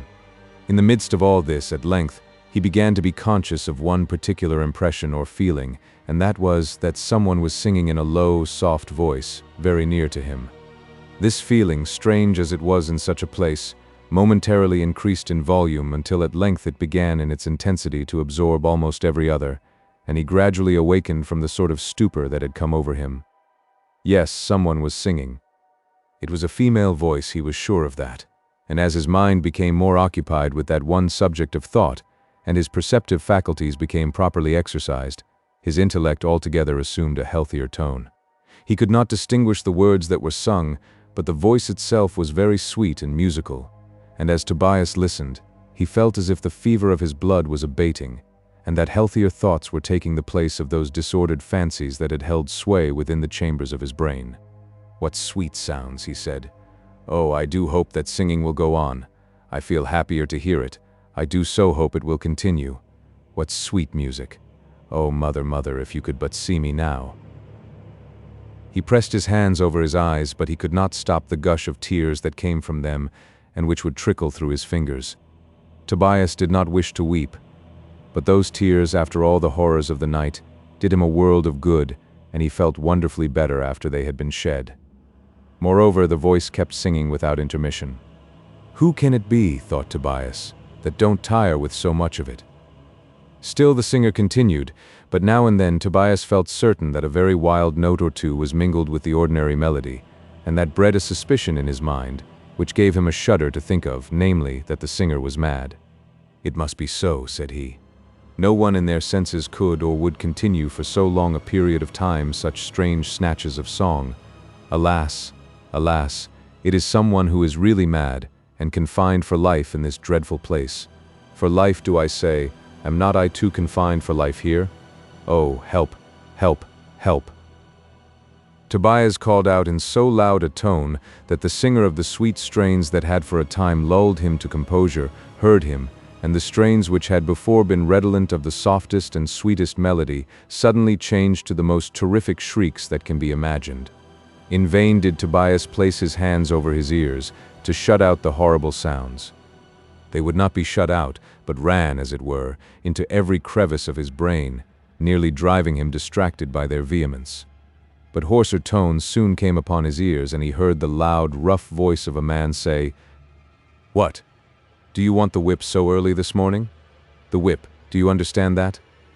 These words were followed by the lashing of what must have been a heavy carter's whip, and then the shrieks died away in deep groans, every one of which went to the heart of poor Tobias. "I can never live amid all these horrors," he said. "Oh, why don't you kill me at once? It would be much better and much more merciful. I can never live long here. Help, help, help." When he shouted this word help, it was certainly not with the most distant idea of getting any help, but it was a word that came at once uppermost to his tongue, and so he called it out with all his might, that he should attract the attention of someone, for the solitude and the almost total darkness of the place he was in was beginning to fill him with new dismay. There was a faint light in the cell, which made him know the difference between day and night, but where that faint light came from he could not tell, for he could see no grating or opening whatever, but yet that was in consequence of his eyes not being fully accustomed to the obscurity of the place. Otherwise he would have seen that close up to the roof there was a narrow aperture, certainly not larger than anyone could have passed a hand through, although of some 4 or 5 feet in length, and from a passage beyond that there came the dim borrowed light which made darkness visible in Tobias's cell.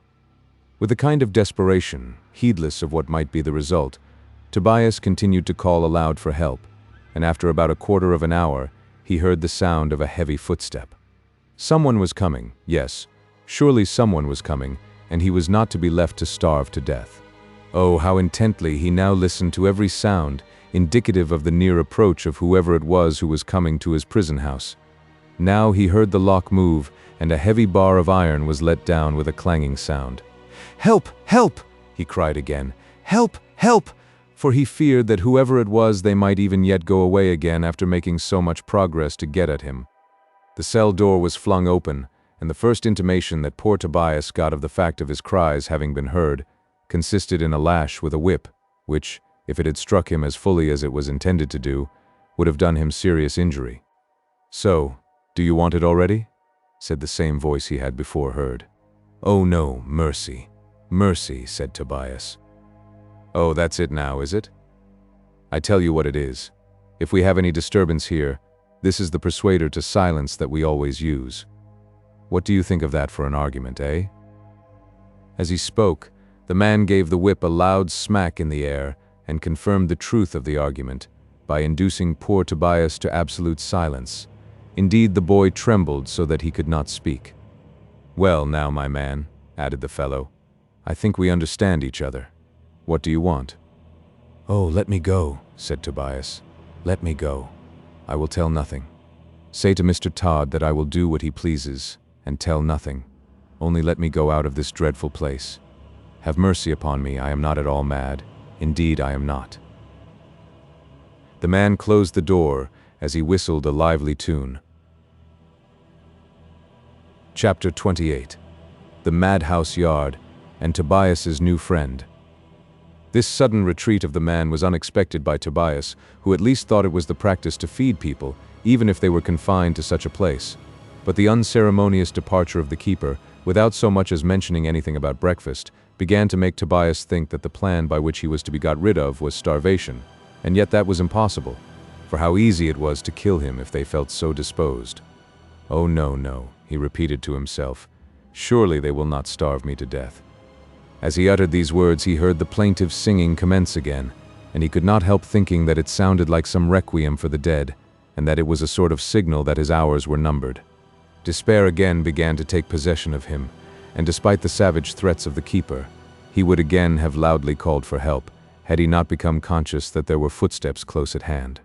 By dint of listening most intently, he heard a number of doors opened and shut, and sometimes when one was opened there was a shriek, and the lashing of the whips, which very soon succeeded in drowning all other noises. It occurred to Tobias, and correctly too, for such was the fact, that the inmates of that most horrible abode were living, like so many wild beasts, in cages fed. Then he thought how strange it was that even for any amount of money human beings could be got to do the work of such an establishment. And by the time Tobias had made this reflection to himself, his own door was once more opened upon its rusty hinges. There was the flash of a light, and then a man came in with a water can in his hand, to which there was a long spout, and this he placed to the mouth of Tobias, who, fearing that if he did not drink then he might be a long time without, swallowed some not over-savory ditch water, as it seemed to him, which was thus brought to him. A coarse, brown-looking hard loaf was then thrown at his feet, and the party was about to leave his cell. But he could not forbear speaking, and in a voice of the most supplicating earnestness he said, "Oh, do not keep me here. Let me go, and I will say nothing of Todd. I will go to sea at once if you will let me out of this place. Indeed I will, but I shall really go mad here." "Good that, Watson, ain't it?" said Mr. Fogg, who happened to be one of the party. "Very good, sir. Lord bless you, the cunning of 'em is beyond anything in the world, sir. You'd be surprised at what they say to me sometimes." "But I'm not mad, indeed I'm not mad," cried Tobias. "Oh," said Fogg, "it's a bad case, I'm afraid. The strongest proof of insanity, in my opinion, Watson, is the constant reiteration of the statement that he is not mad on the part of a lunatic. Don't you think it is so, Mr. Watson?" "Oh, of course, sir, of course." "Ah, I thought you would be of that opinion, but I suppose as this is a mere lad, we may do without chaining him up, and besides, you know that today is inspection day, when we get an old fool of a superannuated physician to make us a visit." "Yes, sir," said Watson with a grin, "and a report that all is well conducted." "Exactly. Who shall we have this time, do you think? I always give a 10-guinea fee." "Why, sir, there's old Dr. Popplejoy. He's 84 years old, they say, and sand blind. He'll take it as a great compliment, he will, and no doubt we can humbug him easily." "I dare say we may. I'll see to it, and we will have him at 12 o'clock, Watson. You will take care to have everything ready, of course, you know, make all the usual preparations." Tobias was astonished that before him they chose thus to speak so freely, but despairing as he was, he little knew how completely he was in the power of Mr. Fogg, and how utterly he was shut out from all human sympathy. Tobias said nothing, but he could not help thinking that, however old and stupid the physician whom they mentioned might be, surely there was a hope that he would be able to discover Tobias's perfect sanity. But the wily Mr. Fogg knew perfectly well what he was about, and when he retired to his own room, he wrote the following note to Dr. Popplejoy, who was a retired physician, who had purchased a country house in the neighborhood. The note will speak for itself, being as fine a specimen of hypocrisy as we can ever expect to lay before our readers. The Asylum, Peckham. Sir, probably you may recognize my name as that of the keeper of a lunatic asylum in this neighborhood. Consistent with a due regard for the safety of that most unhappy class of the community submitted to my care, I am most anxious, with the blessing of divine providence, to ameliorate as far as possible, by kindness, that most shocking of all calamities, insanity. Once a year it is my custom to call in some experienced, able, and enlightened physician to see my patients. I enclose a fee, a physician who has nothing to do with the establishment, and therefore cannot be biased. If you, sir, would do me the favor at about 12 o'clock today, to make a short visit of inspection, I shall esteem it a great honor, as well as a great favor. Believe me to be, sir, with the most profound respect, your most obedient and humble servant, O.D. Fogg. To Dr. Popplejoy, etc. This note, as might be expected, brought the old purblind, superannuated Dr. Popplejoy to the asylum, and Mr. Fogg received him in due form, and with great gravity, saying, almost with tears in his eyes, "My dear sir, the whole aim of my existence now is to endeavor to soften the rigors of the necessary confinement of the insane, and I wish this inspection of my establishment to be made by you in order that I may thus for a time stand clear with the world. With my own conscience I am, of course, always clear.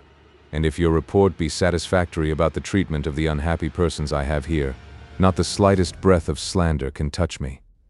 "Oh yes, yes," said the old garrulous physician. I, very good, Ig, I have a slight cough. A very slight one, sir. Will you first of all take a look at one of the sleeping chambers of the insane?"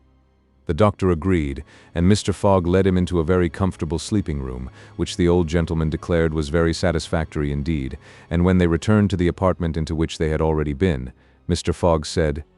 "Well then, sir, all we have to do is to bring in the patients one by one to you as fast as we can, so as not to occupy more of your valuable time than necessary, and any questions you ask will, no doubt, be answered, and I, being by, can give you the heads of any case that may excite your especial notice."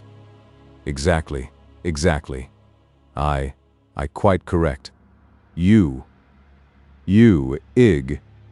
The old man was placed in a chair of state, reposing on some very comfortable cushions, and take him altogether, he was so pleased with the 10 guineas and the flattery of Mr. Fogg, for nobody had given him a fee for the last 15 years, that he was quite ready to be the foolish tool of the madhouse keeper in almost any way that he chose to dictate to him.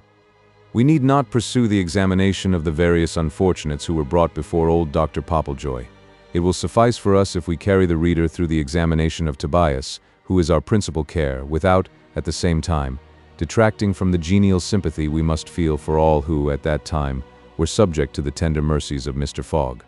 At about 12:30, the door of Tobias's cell was opened by Mr. Watson, who, walking in, laid hold of the boy by the collar and said, "Hark you, my lad.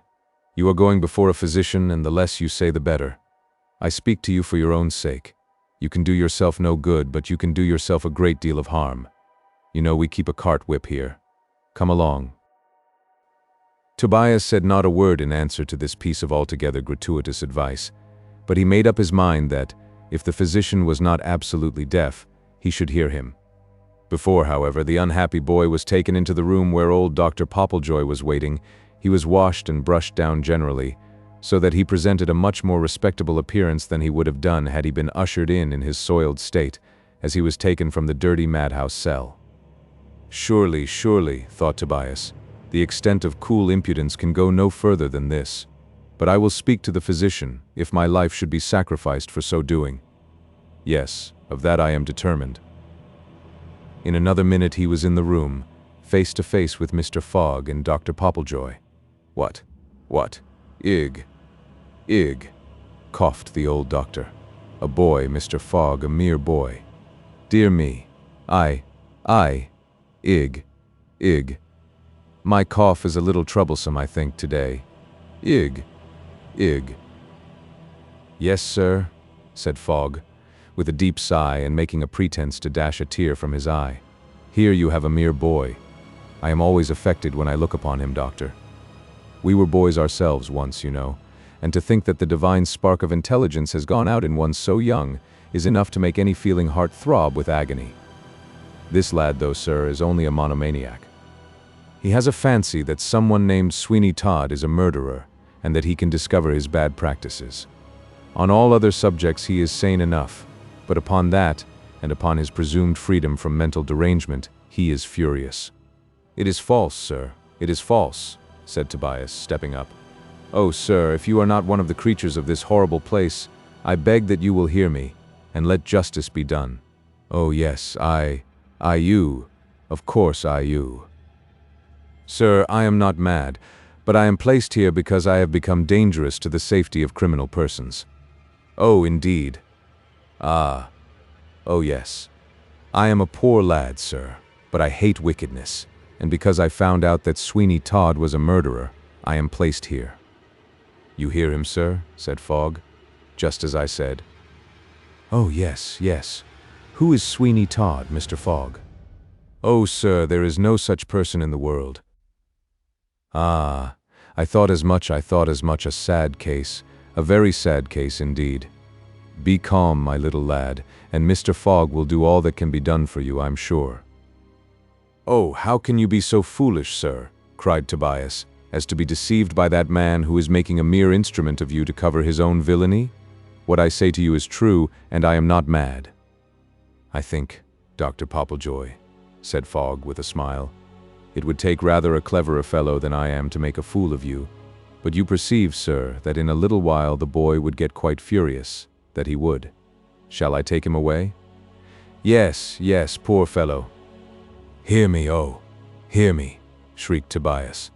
Sir, on your deathbed you may repent this day's work. I am not mad. Sweeney Todd is a murderer. He is a barber in Fleet Street.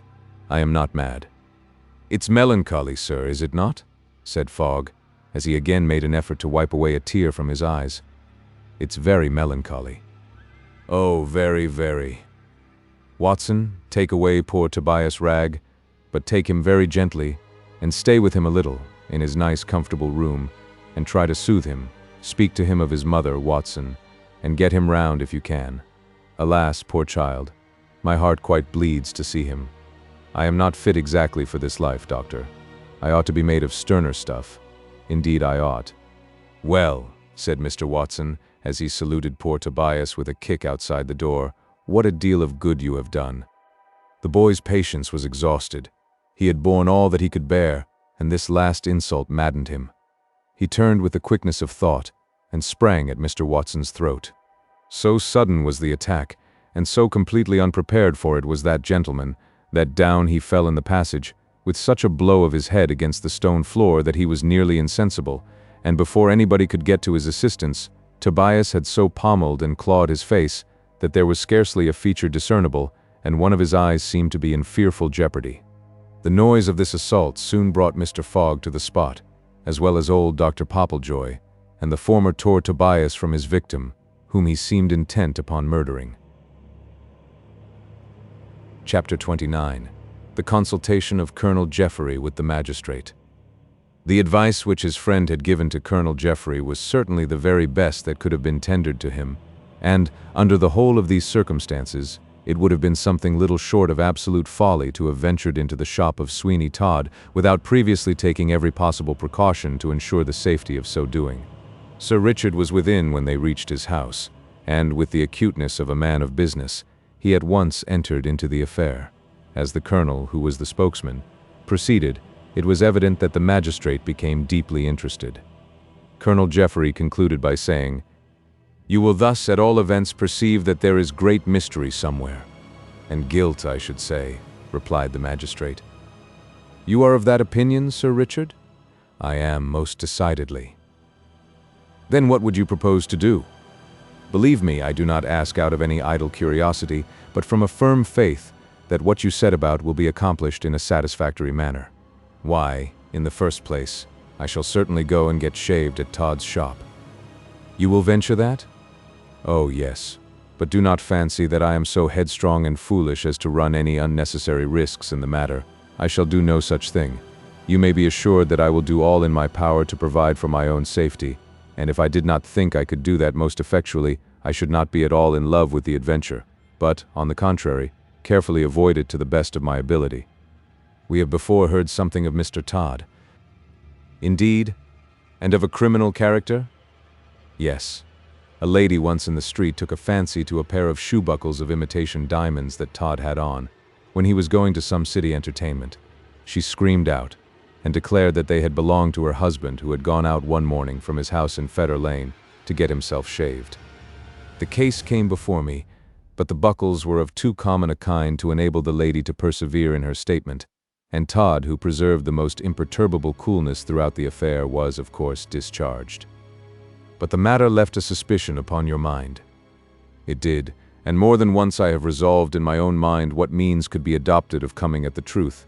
Other affairs, however, of more immediate urgency have occupied me, but the circumstances you detail revive all my former feelings upon the subject, and I shall now feel that the matter has come before me in a shape to merit immediate attention."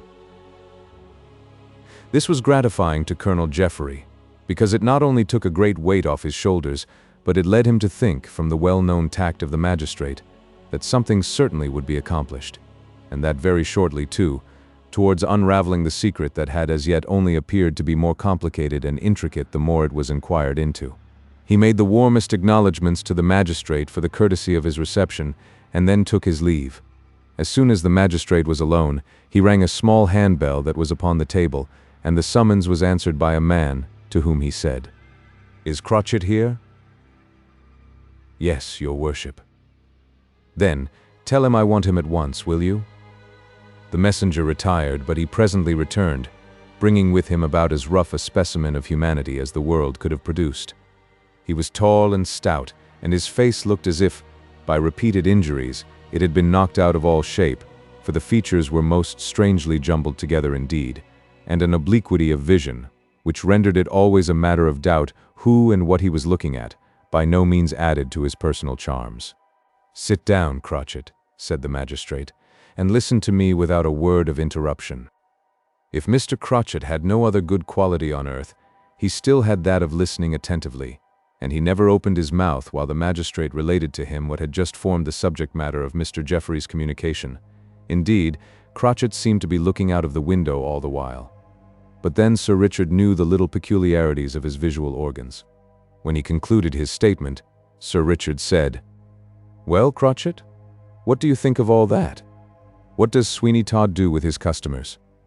Mr. Cratchit gave a singular and peculiar kind of grin as he said, still looking apparently out of the window, although his eyes were really fixed upon the magistrate. "He smugs 'em." "What?" "Uses 'em up, your worship. It's as clear to me as mud in a wine-glass that it is. Lord bless you. I've been thinking he did that, ere sort of thing a deuce of a while, but I didn't like to interfere too soon, you see." "What do you advise, Cratchit? I know I can trust to your sagacity in such a case." "Why, your worship, I'll think it over a bit in the course of the day, and let your worship know what I think. It's a awkward job, rather, for a variety of reasons, but howsomedever there's always a something to be done, and if we don't do it, I'll be hung if I know who can, that's all." "True, true, you are right there. And perhaps before you see me again, you will walk down Fleet Street, and see if you can make any observations that will be of advantage in the matter. It is an affair which requires great caution indeed." "Trust me, your worship, I'll do it, and no mistake. Lord bless you, it's easy for anybody now to go lounging about Fleet Street without being taken much notice of, for the fact is, the whole place is agog about the horrid smell as has been for never so long in the old church of St. Dunstan." "Smell? Smell in St. Dunstan's church? I never heard of that before, Cratchit." "Oh, Lord, yes. It's enough to pison the devil himself, Sir Richard, and t'other day when the blessed bishop went to firm a lot of people, he as good as told 'em they might all be damned first, afore he firmed nobody in such a place." The magistrate was in a deep thought for a few minutes, and then he said suddenly, "Well, well, Cratchit, you turn the matter over in your mind and see what you can make of it. I will think it over likewise. Do you hear? Mind you are with me at 6 this evening punctually. I do not intend to let the matter rest, and you may depend that from this moment I will give it my greatest attention." "Wery good, your worship. Wery good indeed. I'll be here, and something seems to strike me uncommon forcible that we shall unearth this fox very soon, your worship." "I sincerely hope so." Mr. Cratchit took his leave, and when he was alone the magistrate rose and paced his apartment for some time with rapid strides, as if he was much agitated by the reflections that were passing through his mind.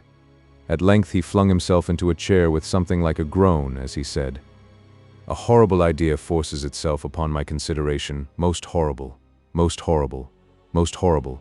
Well, well, we shall see, we shall see. It may not be so, and yet what a hideous probability stares me in the face. I will go down at once to St. Dunstan's and see what they are really about. Yes, yes, I shall not get much sleep, I think now, until some of these mysteries are developed. A most horrible idea, truly." The magistrate left some directions at home concerning some business calls which he fully expected in the course of the next 2 hours, and then he put on a plain, sad-colored cloak and a hat destitute of all ornament, and left his house with a rapid step. He took the most direct route towards St. Dunstan's church, and finding the door of the sacred edifice yielded to the touch, he at once entered it. But he had not advanced many steps before he was met and accosted by the beadle, who said in a tone of great dignity and authority, "This ain't Sunday, sir. There ain't no service here today." "I don't suppose there is," replied the magistrate, "but I see you have workmen here. What is it you are about?" "Well, of all the impudence that ever I came near, this is the worstest to ask a beadle what he is about. I beg to say, sir, this is quite private, and there's the door." "Yes, I see it, and you may go out at it just as soon as you think proper." Oh, convulsions, this to a beadle. "What is all this about?" said a gentlemanly-looking man, stepping forward from a part of the church where several masons were employed in raising some of the huge flagstones with which it was paved. "What disturbance is this?" "I believe, Mr. Antrobus, you know me," said the magistrate. "Oh, Sir Richard, certainly. How do you do?" "Gracious! said the beadle. "I've put my blessed foot in it. Lord bless us, sir, how should I know as you was Sir Richard? I begs as you won't think nothing o' what I said. If I had a knowed you, in course I shouldn't have said it, you may depend. Sir Richard, I humbly begs your pardon. It's of no consequence, I ought to have announced myself, and you are perfectly justified in keeping strangers out of the church, my friend." The magistrate walked up the aisle with Mr. Antrobus, who was one of the churchwardens, and as he did so, he said in a low, confidential tone of voice, "I have heard some strange reports about a terrible stench in the church. What does it mean? I suppose you know all about it, and what it arises from?" "Indeed I do not. If you have heard that there is a horrible smell in the church after it has been shut up for some time, and upon the least change in the weather, from dry or wet or cold or warm, you know as much as we know upon the subject. It is a most serious nuisance, and, in fact, my presence here today is to try and make some discovery of the cause of the stench, and you see we are going to work our way into some of the old vaults that have not been opened for some time, with a hope of finding out the cause of this disagreeable odor. Have you any objection to my being a spectator?" "None in the least." "I thank you. Let us now join the workmen, and I can only now tell you that I feel the strongest possible curiosity to ascertain what can be the meaning of all this, and shall watch the proceedings with the greatest amount of interest. Come along then. I can only say, for my part, that, as an individual, I am glad you are here, and as a magistrate likewise, it gives me great satisfaction to have you." Chapter 30. Tobias's escape from Mr. Fogg's establishment. The rage into which Mr. Fogg was thrown by the attack which the desperate Tobias had made upon his representative, Mr. Watson, was so great, that, had it not been for the presence of stupid old Dr. Popplejoy in the house, no doubt he would have taken some most exemplary vengeance upon him. As it was, however, Tobias was thrown into his cell with a promise of vengeance as soon as the coast was clear. These were a kind of promises which Mr. Fogg was pretty sure to keep, and when the first impulse of his passion had passed away, poor Tobias, as well indeed he might, gave himself up to despair. "Now all is over," he said. "I shall be half murdered. Oh, why do they not kill me at once? There would be some mercy in that. Come and murder me at once, you wretches. You villains, murder me at once." In his new excitement he rushed to the door of the cell and banged at it with his fists, when to his surprise it opened, and he found himself nearly falling into the stone corridor from which the various cell doors opened. It was evident that Mr. Watson thought he had locked him in, for the bolt of the lock was shot back, but had missed its hold, a circumstance probably arising from the state of rage and confusion Mr. Watson was in, as a consequence of Tobias's daring attack upon him. It almost seemed to the boy as if he had already made some advance towards his freedom, when he found himself in the narrow passage beyond his cell door, but his heart for some minutes beat so tumultuously with the throng of blissful associations connected with freedom, that it was quite impossible for him to proceed. A slight noise, however, in another part of the building roused him again, and he felt that it was only now by a great coolness and self-possession, as well as great courage, that he could at all hope to turn to account the fortunate incident which had enabled him, at all events, to make that first step towards liberty. "Oh, if I could but get out of this dreadful place," he thought, "if I could but once again breathe the pure, fresh air of heaven and see the deep blue sky, I think I should ask for no other blessings." Never do the charms of nature present themselves to the imagination in more lovely guise than when someone with an imagination full of such beauties and a mind to appreciate the glories of the world is shut up from real, actual contemplation. To Tobias now the thought of green fields, sunshine and flowers was at once rapture and agony. "I must," he said. "I must. I will be free."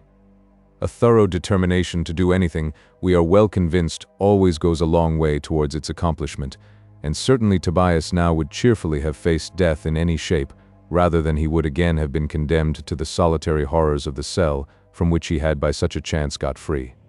He conjectured the stupid old Dr. Popplejoy had not left the house, by the unusual quiet that reigned in it, and he began to wonder if, while that quiet subsisted, there was the remotest chance of his getting into the garden and then scaling the wall, and so reaching the open common.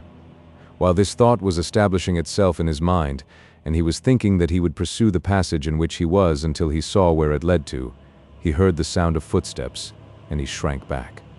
For a few seconds they appeared as if they were approaching where he was, and he began to dread that the cell would be searched and his absence discovered, in which case there would be no chance for him but death. Suddenly, however, the approaching footsteps paused, and then he heard a door banged shut.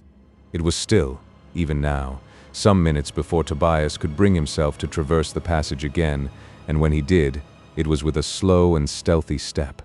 He had not, however, gone above 30 paces before he heard the indistinct murmur of voices, and being guided by the sound, he paused at a door on his right hand, which he thought must be the one he had heard closed but a few minutes previously. It was from the interior of the room which that was the door of that the sound of voices came, and as it was a matter of the very first importance to Tobias to ascertain in what part of the house his enemies were, he placed his ear against the panel and listened attentively. He recognized both the voices. They were those of Watson and Fogg. It was a very doubtful and ticklish situation that poor Tobias was now in, but it was wonderful how, by dint of strong resolution, he had stilled the beating of his heart and the general nervousness of his disposition. There was but a frail door between him and his enemies, and yet he stood profoundly still and listened. Mr. Fogg was speaking. "You quite understand me, Watson, I think," he said. "As concerns that little viper, Tobias Ragg, he is too cunning and much too dangerous to live long." He almost staggered old superannuated Popplejoy. "Oh, confound him," replied Watson, "and he's quite staggered me." "Why, certainly your face is rather scratched." "Yes, the little devil. But it's all in the way of business, that, Mr. Fogg, and you never heard me grumble at such little matters yet, and I'll be bound never will, that's more. I give you credit for that, Watson, but between you and I think the disease of that boy is of a nature that will carry him off very suddenly." "I think so too," said Watson with a chuckle. "It strikes me forcibly that he will be found dead in his bed some morning, and I should not in the least wonder if that were tomorrow morning. What's your opinion, Watson?" "Oh, damn it. What's the use of all this roundabout nonsense between us? The boy is to die, and there's an end of it, and die he shall during the night. I owe him a personal grudge, of course, now." "Of course you do. He has disfigured you." "Has he?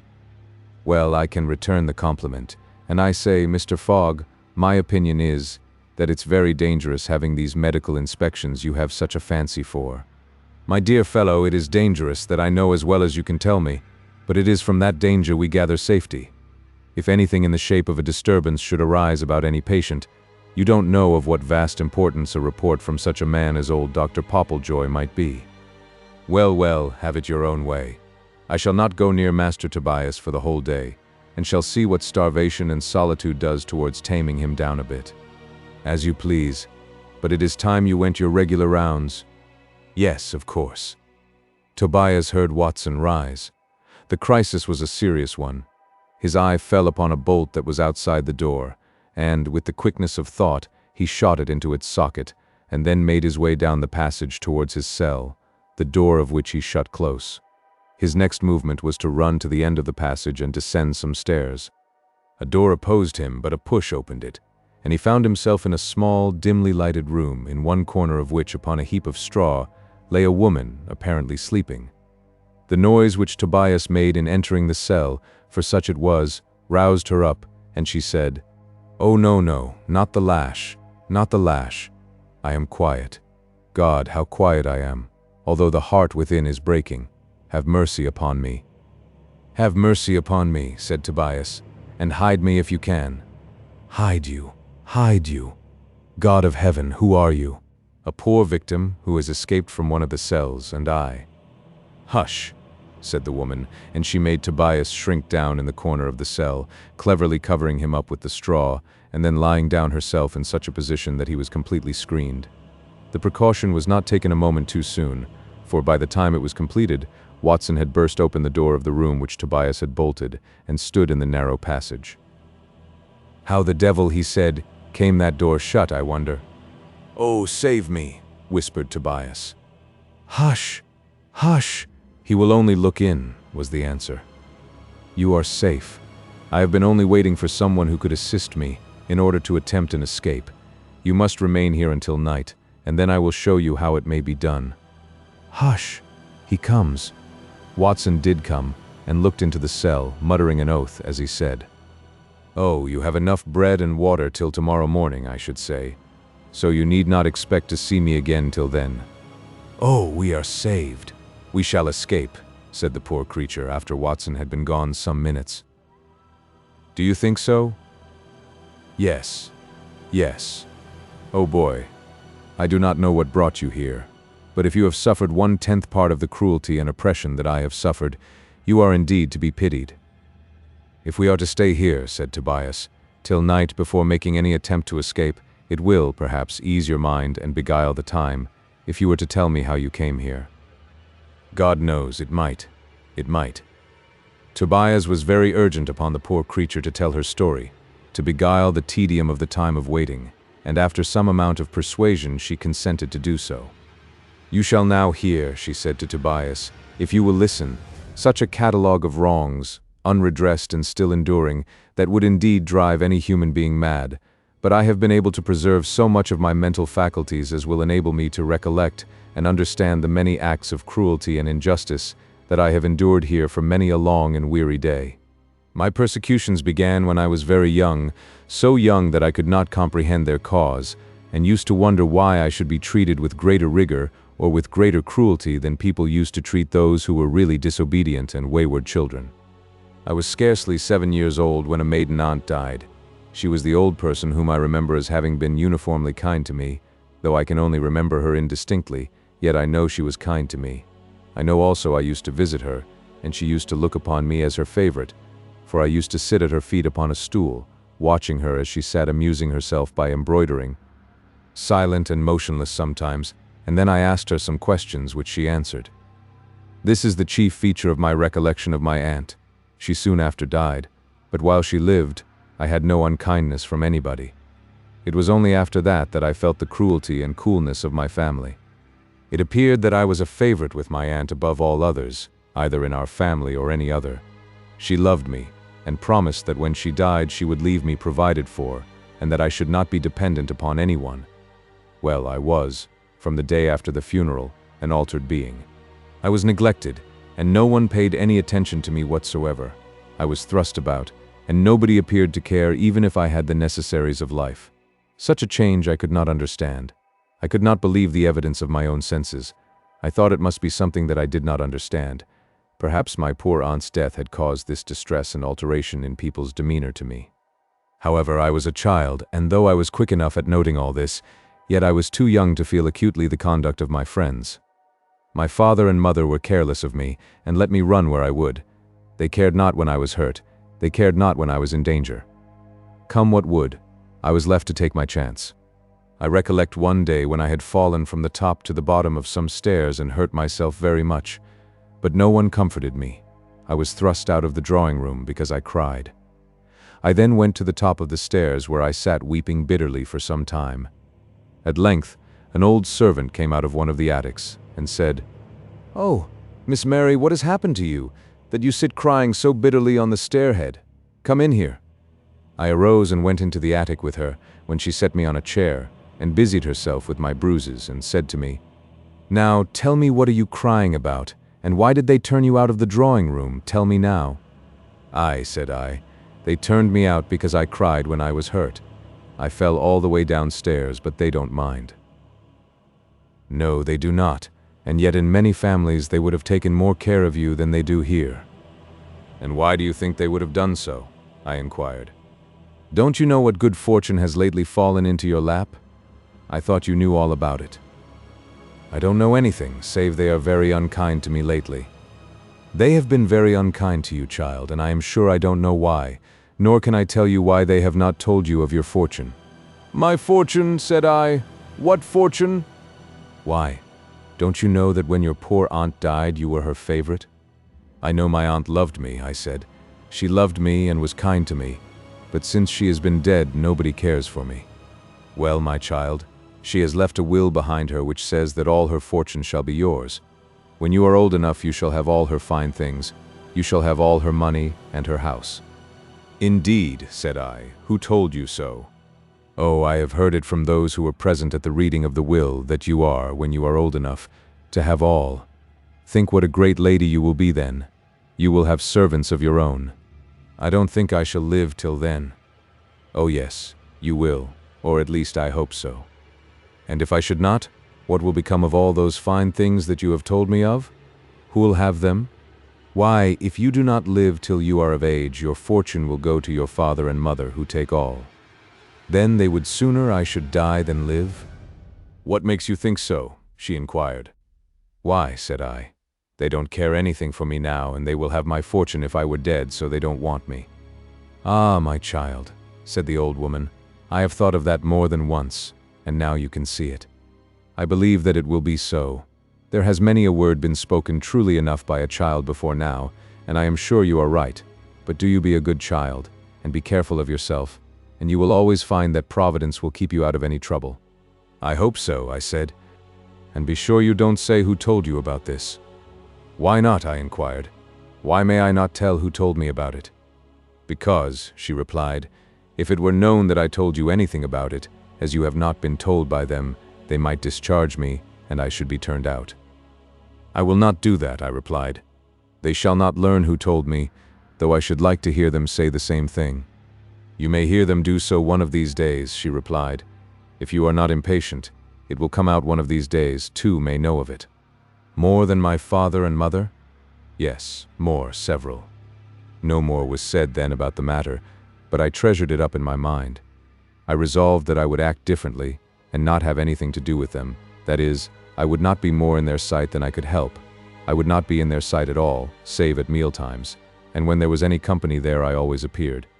I cannot tell why, but I think it was because I sometimes attracted the attention of others, and I hoped to be able to hear something respecting my fortune, and in the end I succeeded in doing so, and then I was satisfied, not that it made any alteration in my conduct, but I felt I was entitled to a fortune. How such an impression became imprinted upon a girl of 8 years of age, I know not, but it took hold of me, and I had some kind of notion that I was entitled to more consideration than I was treated to. Mother, said I one day to her, well, Mary, what do you want to tease me about now? Didn't Mrs. Carter the other day say that my aunt left me a fortune? What is the child dreaming about? Said my mother. Do you know what you are talking about, child? You can't comprehend. I don't know, Mother, but you said it was so to Mrs. Carter. Well then, what if I did, child? Why, you must have told the truth or a falsehood. Well, Miss Impudence, I told the truth. What then? Why, then I am to have a fortune when I grow up. That's all I mean, Mother, and then people will take care of me. I shall not be forgotten, but everything will be done for me, and I shall be thought of first. My mother looked at me very hard for a moment or two, and then, as if she was actuated by remorse, she made an attempt to speak, but checked herself, and then anger came to her aid, and she said, Upon my word, miss, what thoughts have you taken into your fancy now? I suppose we shall be compelled to be so many servants to you. I am sure you ought to be ashamed of yourself, you ought indeed. I didn't know I had done wrong, I said. Hold your tongue, will you, or I shall be obliged to flog you, said my mother, giving me a sound box on the ears that threw me down. Now, hold your tongue and go upstairs, and give me no more insolence. I arose and went upstairs, sobbing as if my heart would break. I cannot recollect how many bitter hours I spent there, crying by myself, how many tears I shed upon this matter, and how I compared myself to other children, and how much my situation was worse than theirs by a great deal. They, I thought, had their companions. They had their hours of play. But what companions had I? And what had I in the way of relaxation? What had I to do save to pine over the past, the present, and the future? My infantile thoughts and hours were alike occupied by the sad reflections that belonged to a more mature age than mine, and yet I was so. Days, weeks, and months passed on. There was no change, and I grew apace. But I was always regarded by my family with dislike, and always neglected. I could not account for it in any other way than they wished me dead. It may appear very dreadful indeed, but what else was I to think? The old servant's words came upon my mind full of their meaning. If I died before I was 21, they would have all my aunt's money. They wish me to die, I thought. They wish me to die, and I shall die. I am sure I shall die. But they will kill me. They have tried it by neglecting me and making me sad. What can I do? What can I do? These thoughts were the current matter of my mind, and how often do they recur to my recollection now I am in this dull, dreadful place. I can never forget the past. I am here because I have rights elsewhere which others can enjoy and do enjoy. However, that is an old evil. I have thus suffered long, but to return. After a year had gone by, two, I think, must have passed over my head before I met with anything that was at all calculated to injure me. I must have been near 10 years old when, one evening, I had no sooner got into bed than I found I had been put into damp, I may say wet sheets. They were so damp that I could not doubt but this was done on purpose. I am sure no negligence ever came to anything so positive and so abominable in all my life. I got out of bed and took them off, and then wrapped myself up in the blankets and slept till morning without awaking anyone. When morning came, I inquired who put the sheets there. "What do you mean, Minx?" said my mother. "Only that somebody was bad and wicked enough to put positively wet sheets in the bed. It could not have been done through carelessness, it must have been done through sheer willfulness. I am quite convinced of that." "You will get yourself well thrashed if you talk like that," said my mother. "The sheets are not damp.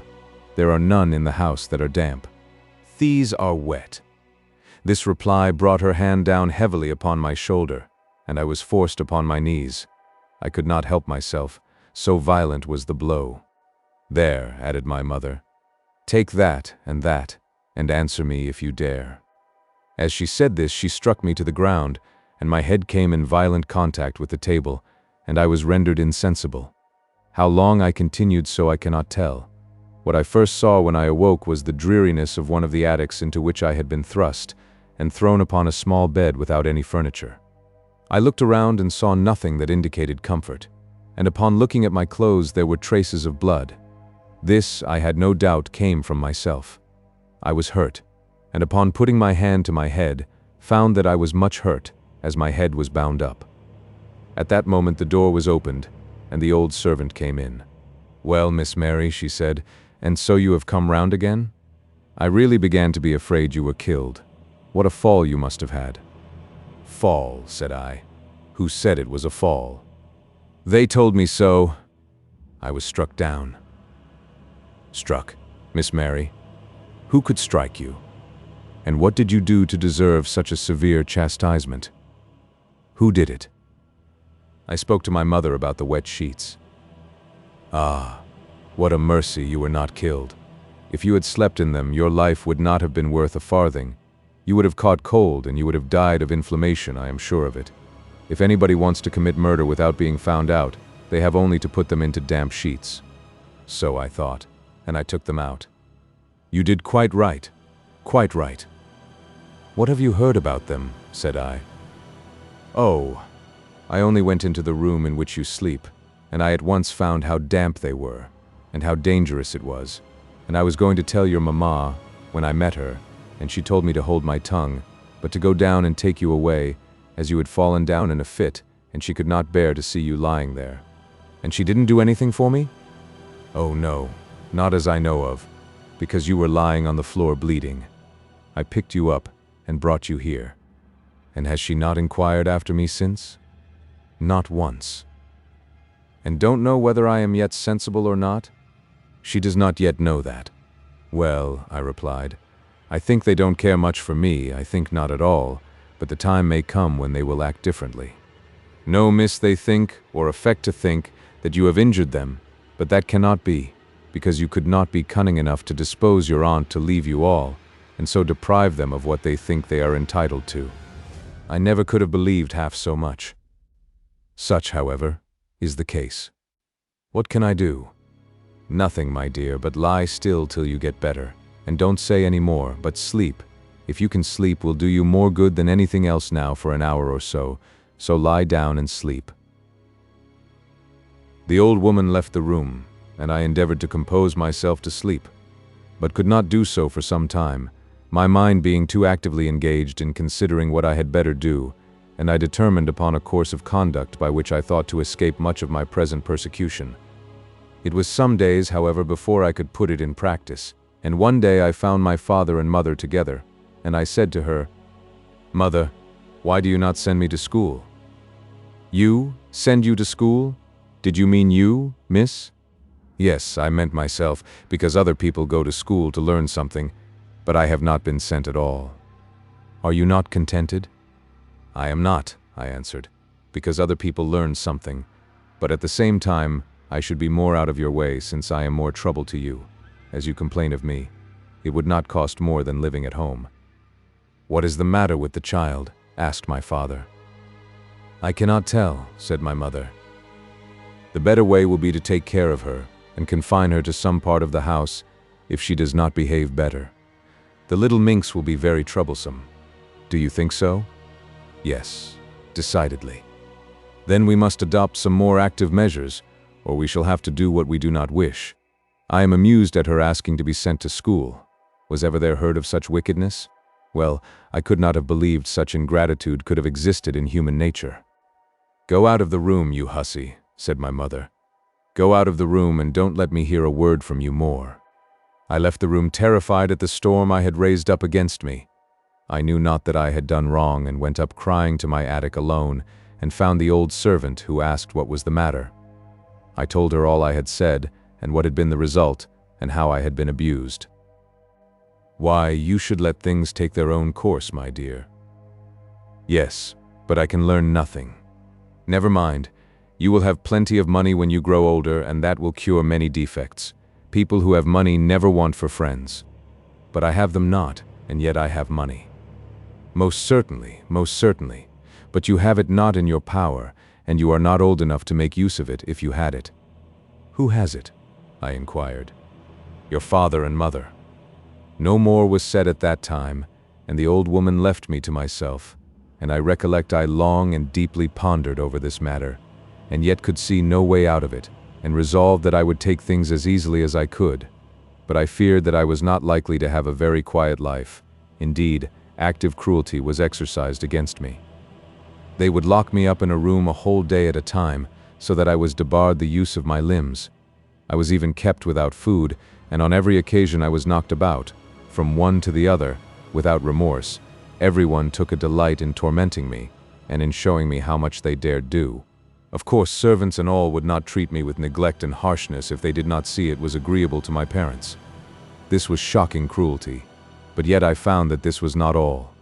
Many were the little contrivances made and invented to cause me to fall downstairs, to slip, to trip, or do anything that might have ended in some fatal accident, which would have left them at liberty to enjoy my legacy, and no blame would be attached to them for the accident, and I should most likely get blamed for what was done, and from which I had been the sufferer indeed. I should have been deemed to have suffered justly. On one occasion, after I had been in bed some time, I found it was very damp, and upon examination I found the bed itself had been made quite wet, with the sheets put over it to hide it. This I did not discover until it was too late, for I caught a violent cold, and it took me some weeks to get over it, and yet I escaped eventually, though after some months' illness. I recovered, and it evidently made them angry because I did live. They must have believed me to be very obstinate. They thought me obdurate in the extreme. They called me all the names they could imagine, and treated me with every indignity they could heap upon me. Well, time ran on, and in my 12th year I obtained the notice of one or two of our friends, who made some inquiries about me. I always remarked that my parents disliked anyone to speak to or take any notice of me. They did not permit me to say much. They did not like my speaking, and on one occasion when I made some remark respecting school, she replied, "Her health is so bad that I have not yet sent her, but shall do so by and by, when she grows stronger." There was a look bent upon me that told me at once what I must expect if I persisted in my half-formed resolve of contradicting all that had been said. When the visitor went, I was well aware of what kind of a life I should have had if I did not absolutely receive some serious injury. I was terrified, and held my tongue. Soon after that I was seized with violent pains and vomiting. I was very ill, and the servant being at home only, a doctor was sent for, who at once said I had been poisoned, and ordered me to be taken care of. I know how it was done. I had some cake given me. It was left out for me, and that was the only thing I had eaten, and it astonished me, for I had not had such a thing given me for years, and that is why I believe the poison was put in the cake, and I think others thought so too. However, I got over that after a time, though I was a long while before I did so. But at the same time I was very weak, and the surgeon said that had I been a little longer without assistance, or had I not thrown it up, I must have sunk beneath the effects of a violent poison. He advised my parents to take some measures to ascertain who it was that had administered the poison to me, but though they promised compliance, they never troubled themselves about it. But I was for a long time very cautious of what I took, and was in great fear of the food that was given to me. However, nothing more of that character took place, and at length I quite recovered, and began to think in my own mind that I ought to take some active steps in the matter, and that I ought to seek an asylum elsewhere. I was now nearly 15 years of age, and could well see how inveterate was the dislike with which I was regarded by my family. I thought that they ought to use me better, for I could remember no cause for it. I had given no deadly offense, nor was there any motive why I should be treated thus with neglect and disdain. It was, then, a matter of serious consideration with me, as to whether I should not go and throw myself upon the protection of some friend, and beg their interference in my behalf. But then there was no one whom I felt that would do so much for me, no one from whom I expected so great an act of friendship. It was hardly to be expected from any one that they should interfere between me and my parents. They would have had their first say, and I should have contradicted all they said, and should have appeared in a very bad light indeed. I could not say they had neglected my education, I could not say that, because there I had been careful myself, and I had assiduously striven when alone to remedy this defect, and had actually succeeded, so that, if I were examined, I should have denied my own assertions by contrary facts, which would injure me. Then again, if I were neglected, I could not prove any injury, because I had all the means of existence, and all I could say would either be attributed to some evil source, or it was entirely false. But at the same time I felt that I had great cause of complaint, and none of gratitude. I could hold no communion with anyone, all alike deserted me, and I knew none who could say aught for me if I requested their goodwill. I had serious thoughts of possessing myself of some money, and then leaving home, and staying away until I had arrived at age, but this I deferred doing, seeing that there were no means, and I could not do more than I then did, that is, to live on without any mischief happening, and wait for a few years more. I contracted an acquaintance with a young man who came to visit my father. He came several times, and paid me more civility and attention than anyone else ever did, and I felt that he was the only friend I possessed. It is no wonder I looked upon him as being my best and my only friend. I thought him the best and the handsomest man I ever beheld. This put other thoughts into my head. I did not dress as others did, much less had I the opportunity of becoming possessed of many of those little trinkets that most young women of my age had. But this made no alteration in the good opinion of the young gentleman, who took no notice of that, but made me several pretty presents. These were treasures to me, and I must say I gloated over them, and often, when alone, I have spent hours in admiring them. Trifling as they were, they made me happier. I knew now one person who cared for me, and a delightful feeling it was too. I shall never know it again, it is quite impossible. Here, among the dark walls and unwholesome cells, we have no cheering ray of life or hope. All is dreary and cold. A long and horrible punishment takes place, to which there is no end save with life, and in which there is no one mitigating circumstance. All is bad and dark. God help me. However, my dream of happiness was soon disturbed. By some means my parents had got an idea of this, and the young man was dismissed the house, and forbidden to come to it again. This he determined to do, and more than once we met, and then in secret I told him all my woes. When he had heard all I said, he expressed the deepest commiseration, and declared I had been most unjustly and harshly treated, and thought that there was not a harder or harsher treatment than that which I had received. He then advised me to leave home. "Leave home," I said. "Where shall I fly? I have no friend. Come to me, I will protect you. I will stand between you and all the world. They shall not stir hand or foot to your injury." But I cannot dare not to do that. If they found me out, they would force me back with all the ignominy and shame that could be felt from having done a bad act. Not any pity would they show me. Nor need you. You would be my wife. I mean to make you my wife. You? Yes. I dream not of anything else. You shall be my wife. We will hide ourselves and remain unknown to all until the time shall have arrived when you are of age, when you can claim all your property and run no risk of being poisoned or killed by any other means.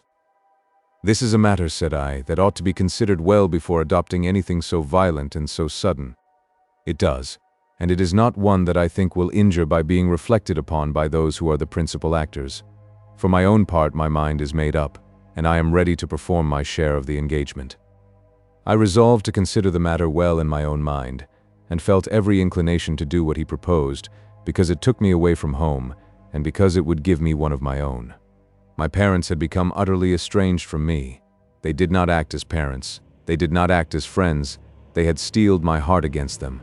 They never could have borne any love to me, I am sure of it, who could have committed such great crimes against me.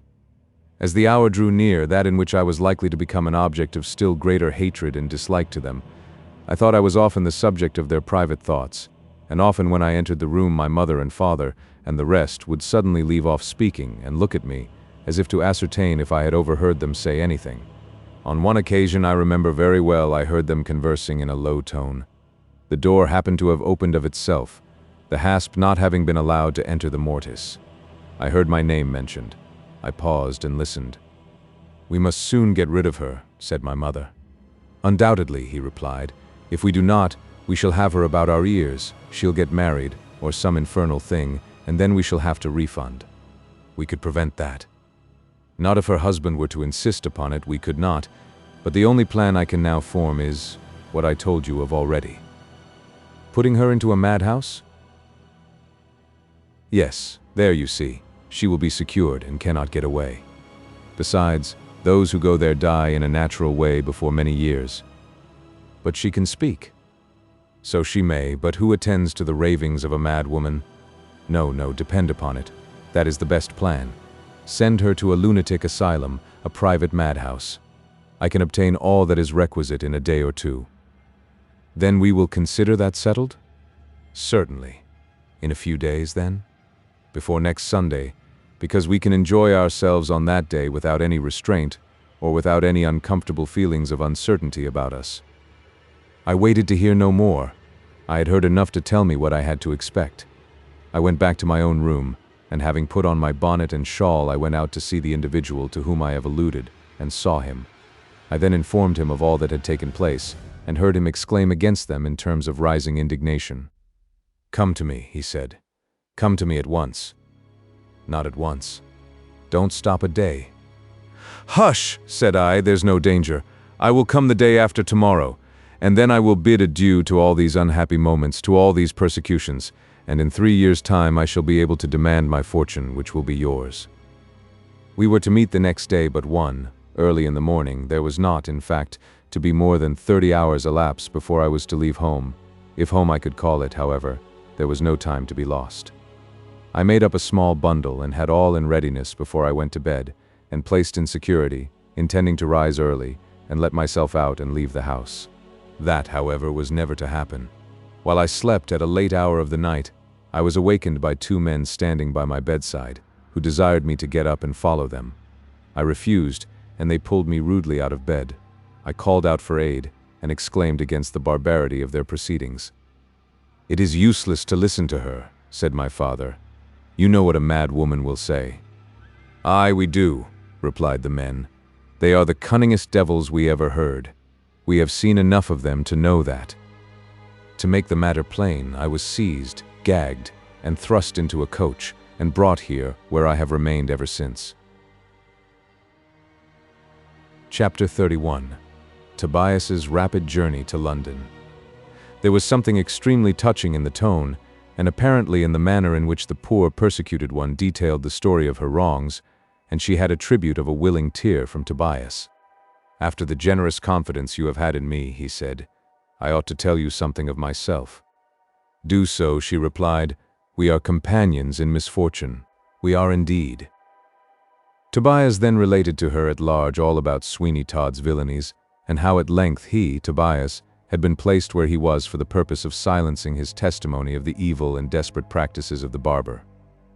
After that, he related to her what he had overheard about the intention to murder him that very night, and he concluded by saying, "If you have any plan of escape from this horrible place, let me implore you to tell it to me, and let us put it into practice tonight, and if we fail, death is at any time preferable to continued existence here. It is listen to me." "I will indeed," said Tobias. You will say you never had such attention as I will now pay to you. You must know, then, that this cell is paved with flagstones, as you see, and that the wall here at the back forms likewise part of the wall of an old woodhouse in the garden, which is never visited. Yes, I understand. Well, as I have been here so long, I managed to get up one of the flagstones that forms the flooring here, and to work under the wall with my hands, a slow labor, and one of pain, until I made a regular kind of excavation, one end of which is here, and the other in the woodhouse. Glorious, said Tobias. I see. Go on. I should have made my escape if I could, but the height of the garden wall has always been the obstacle. I thought of tearing this miserable quilt into strips, and making a sort of rope of it. But then how was I to get it on the wall?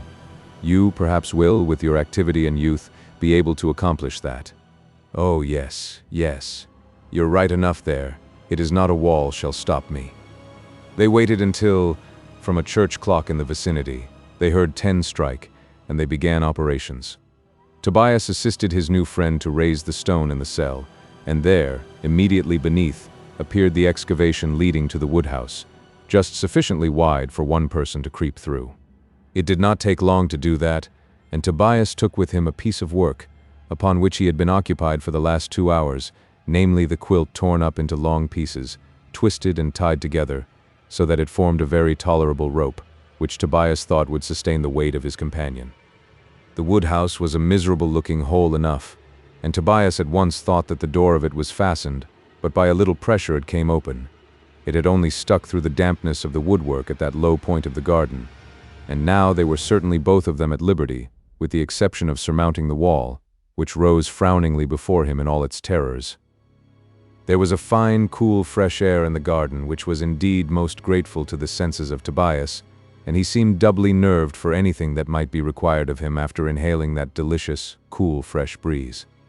There grew close to the wall one of those beautiful mountain ash trees which bend over into such graceful foliage, and which are so useful in the formation of pretty summer houses. Tobias saw that if he ascended to the top of this tree there would not be much trouble in getting from there to the wall. "We shall do it," he said. "We shall succeed." "Thank God I hear you say so," replied his companion. Tobias tied one end of the long rope they had made of the quilt to his waist, so that he might carry it up with him, and yet leave him free use of his hands and feet, and then he commenced ascending the tree. In 3 minutes he was on the wall. The moon shone sweetly. There was not a tree or house in the vicinity that was not made beautiful now, in some portions of it, by the sweet, soft light that poured down upon them. Tobias could not resist pausing a moment to look around him on the glorious scene, but the voice of her for whom he was bound to do all that was possible aroused him. "Oh, Tobias," she said, "quick, lower the rope. Oh, quick." In a moment, he cried.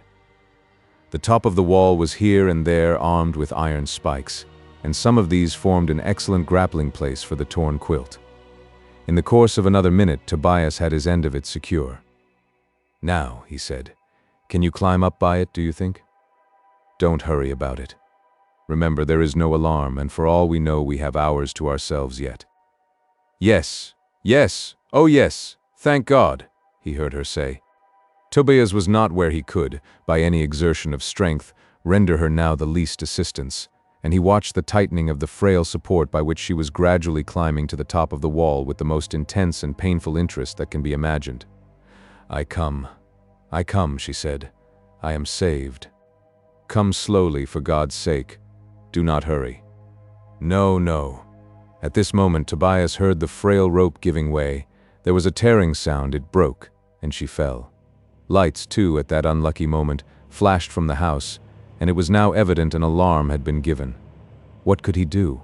If two could not be saved, he might himself be saved. He turned and flung his feet over the wall. He hung by his hands as low as he could, and then he dropped the remainder of the distance.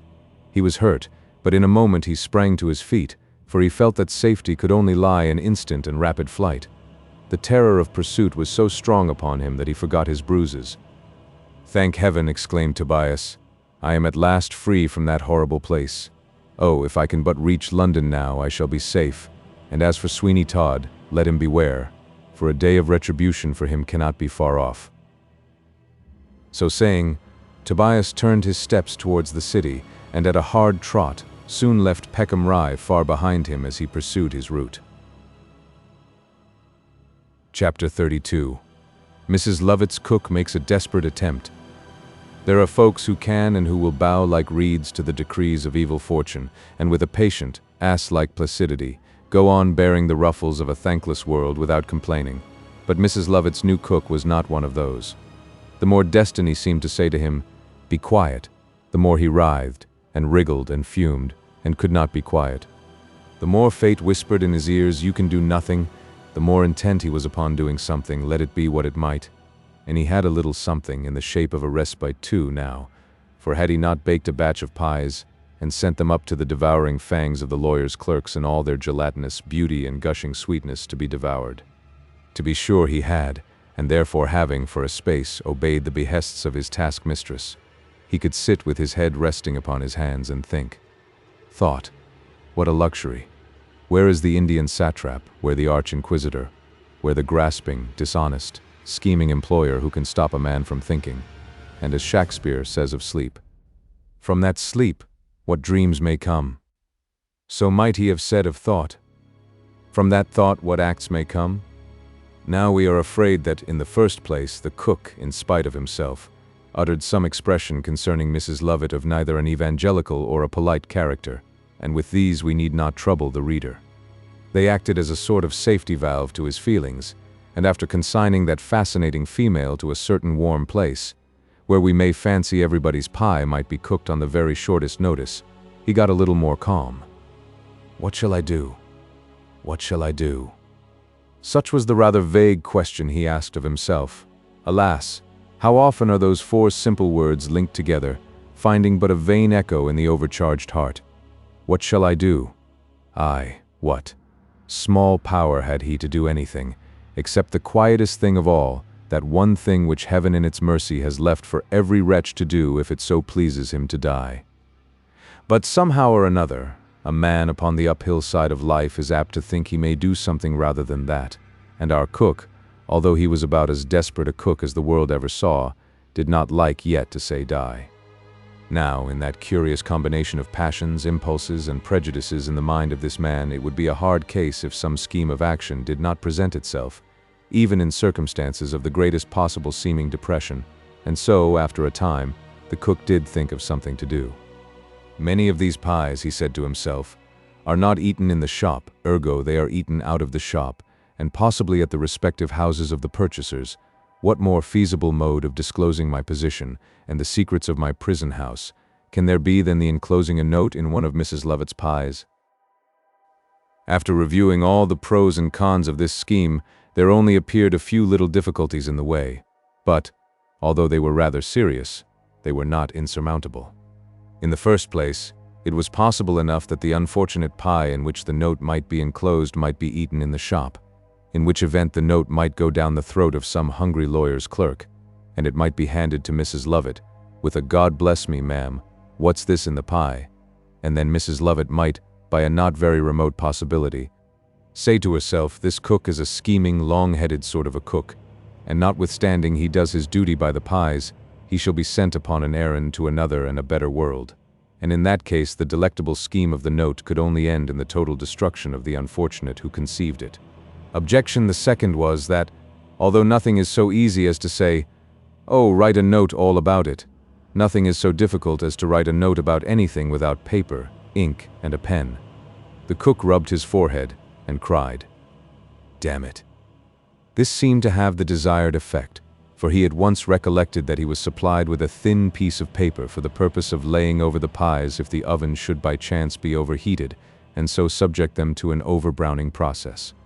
Surely, he thought, I shall be able to make a substitute for a pen, and as for ink, a little coal and water, or, I have it, black from my lights, of course. Ha ha, how difficulties vanish when a man has thoroughly made up his mind to overcome them. Ha ha, I write a note, I post it in a pie.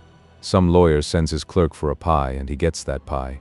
He opens it and sees the note, he reads it, he flies to a police office, and gets a private interview with a magistrate. A couple of Bow Street runners walk down to Bellyard, and sees Mrs. Lovett. I hear a row in the shop, and cry, "Here I am here, make haste, here I am, ha ha ha ha ha." "Are you mad?" The cook started to his feet. "Who spoke? Who spoke?" "I," said Mrs. Lovett, looking through the ingenious little wicket at the top of the door. "What do you mean by that laughing? If you have gone mad, as one cook once did, death will be a relief to you. Only convince me of that fact, and in 2 hours you sleep the long sleep." "I beg your pardon, ma'am. I am not at all mad." "Then why did you laugh in such a way that it reached even my ears above? Why, ma'am, are you not a widow?" "Well? Well then, you could not have possibly looked at me as you ought to have done, or you would have seen that I am anything but a bad-looking fellow, and as I am decidedly single, what do you say to taking me for better or for worse? The pie business is a thriving one, and of course, if I had an interest in it, I should say nothing of affairs down below here." "Fool." "Thank you, madam, for the compliment, but I assure you, the idea of such an arrangement made me laugh, and at all events, provided I do my duty, you don't mind my laughing a little at it?" Mrs. Lovett disdained any further conversation with the cook, and closed the little wicket. When she was gone, he took himself seriously to task for being so foolish as to utter his thoughts aloud, but yet he did not think he had gone so far as to speak loud enough about the plan of putting the letter in a pie for her to hear that. "Oh, no, I am safe enough. It was the laughing that made her come. I am safe as yet." Having satisfied himself fully upon this point, he at once set to work to manufacture his note. The paper, as he had said, was ready at hand. To be sure, it was of a thin and flimsy texture, and decidedly brown, but a man in his situation could be hardly supposed to stand upon punctilios. After some trouble, he succeeded in making an apology for a pen by the aid of a piece of stick, and he manufactured some very tolerable ink, at least, as good as the soot and water commonly sold in London for the best Japan, and then he set about writing his note. As we have an opportunity of looking over his shoulder, we give the note verbatim. "Sir, or Madam, I am a prisoner beneath the shop of Mrs. Lovett, the pie female in Bell Yard. I am threatened with death if I attempt to escape from my now enforced employment. Moreover, I am convinced that there is some dreadful secret connected with the pies, which I can hardly trust my imagination to dwell upon, much less here set it down. Pray instantly, upon receipt of this, go to the nearest police office and procure me immediate aid, or I shall soon be numbered with the dead. In the sacred names of justice and humanity, I charge you to do this." The cook did not, for fear of accidents, put his name to this epistle. It was sufficient, he thought, that he designated his condition and pointed out where he was. This note he folded into a close flat shape and pressed it with his hands, so that it would take up a very small portion of room in a pie, and yet, from its size and nature, if the pie fell into the hands of some gourmand who commenced eating it violently, he could not fail to feel that there was a something in his mouth more indigestible than the delicate mutton or veal and the flaky crust of which Mrs. Lovett's delicacies were composed. Having proceeded thus far, he concluded that the only real risk he ran was that the pie might be eaten in the shop, and the enclosure, without examination, handed over to Mrs. Lovett merely as a piece of paper which had insinuated itself where it had no right to be. But as no design whatever can be carried out without some risk or another, he was not disposed to give up his, because some contingency of that character was attached to it. The prospect of deliverance from the horrible condition to which he was reduced now spread over his mind a pleasing calm, and he set about the manufacture of a batch of pies, so as to have it ready for the oven when the bell should ring. Into one of them he carefully introduced his note. Oh, what an eye he kept upon that individual pie! How often he carefully lifted the upper crust, to have a peep at the little missive which was about to go upon an errand of life or death. How he tried to picture to his mind's eye the sort of person into whose hands it might fall, and then how he thought he would listen for any sounds during the next few hours, which should be indicative of the arrest of Mrs. Lovett, and the presence of the police in the place. He thought then that if his laugh had been sufficiently loud when merely uttered to himself, to reach the ears of Mrs. Lovett, surely his shout to the police would be heard above all other sounds, and at once bring them to his aid.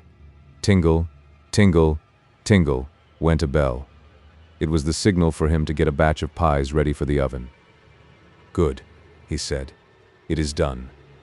He waited until the signal was given to him to put them in to be cooked, And then, after casting one more look at the pie that contained his note, in went the batch to the hot air of the oven, which came out upon his face like the breath of some giant in a highly febrile state. "'Tis done," he said. "'Tis done, and I am saved." He sat down and covered his face with his hands, while delicious, dreamy thoughts of freedom came across his brain. Green fields, trees, meadows and uplands, and the sweet blue sky, all appeared before him in bright and beautiful array. "Yes," he said. "Yes, I shall see them all once again. Once again I shall look, perchance, upon the bounding deep blue sea. Once again I shall feel the sun of a happier clime than this fanning my cheek. O liberty, liberty, what a precious boon art thou!" Tingle, tingle, tingle. He started from his dream of joy. The pies are wanted. Mrs. Lovett knew well enough how long they took in doing, and that by this time they should be ready to be placed upon the ascending trap. Down it came. Open went the oven door, and in another minute the note was in the shop. The cook placed his hand upon his heart to still its tumultuous beating as he listened intently. He could hear the sound of feet above, only dimly though, through that double roof. Once he thought he heard high words, but all died away again, and nothing came of it. All was profoundly still. The batch of pies surely were sold now, and in a paper bag he told himself his pie, par excellence, had gone perhaps to the chambers of some attorney, who would be rejoiced to have a finger in it, or to some briefless barrister, who would be rejoiced to get his name in the papers, even if it were only connected with the story of a pie. Yes, the dream of freedom still clung to the imagination of the cook, and he waited, with every nerve thrilling with expectation, the result of his plan. 1, 2, 3 hours had passed away, and nothing came of the pie or the letter. All was as quiet and as calm as though the malignant fates had determined that there he was to spend his days forever, and gradually, as in a frigid situation the narrow column of mercury in a thermometer will sink, sank his spirits, down, down, down. "No, no," he said. "No hope. Timidity or incredulity has consigned my letter to the flames, perhaps, or some wide-mouthed, stupid idiot has actually swallowed it. Oh, that it had choked him by the way. Oh, that it had actually stuck in his throat. It is over. I have lost hope again. This horrible place will be my charnel house, my family vault. Curses. No, no. What is the use of swearing? My despair is past that. Far past that." "Cook," said a voice. He sprang up and looked to the wicket. There was Mrs. Lovett gazing in at him. "Cook. Well, well, fiend in female shape. What would you with me? Did you not expect to find me dead?" "Certainly not. Here is a letter for you." A letter?" "Yes. Perhaps it is an answer to the one you sent in the pie, you know." The unfortunate grasped his head and gave a yell of despair.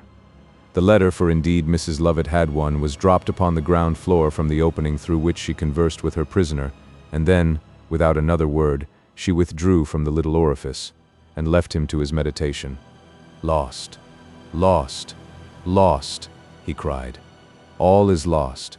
God, is this enchantment? Or am I mad, and the inmate of some cell in an abode of lunacy, and all this about pies and letters merely the delusion of my overwrought fancy? Is there really a pie, a Mrs. Lovett, a Belliard, a letter, damn it, is there such a wretch as I myself in this vast bustling world, or is all a wild and fathomless delusion?" He cast himself upon the ground as though from that moment he gave up all hope and desire to save himself. It seemed as though he could have said, "Let death come in any shape he may, he will find me an unresisting victim. I have fought with fate, and am, like thousands who have preceded me in such a contest, beaten."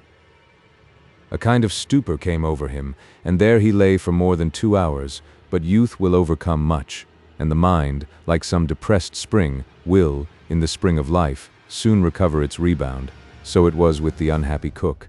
After a time he rose and looked about him.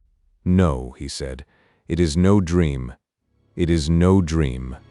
He then saw the letter lying upon the ground, which Mrs. Lovett had with such irony cast unto him.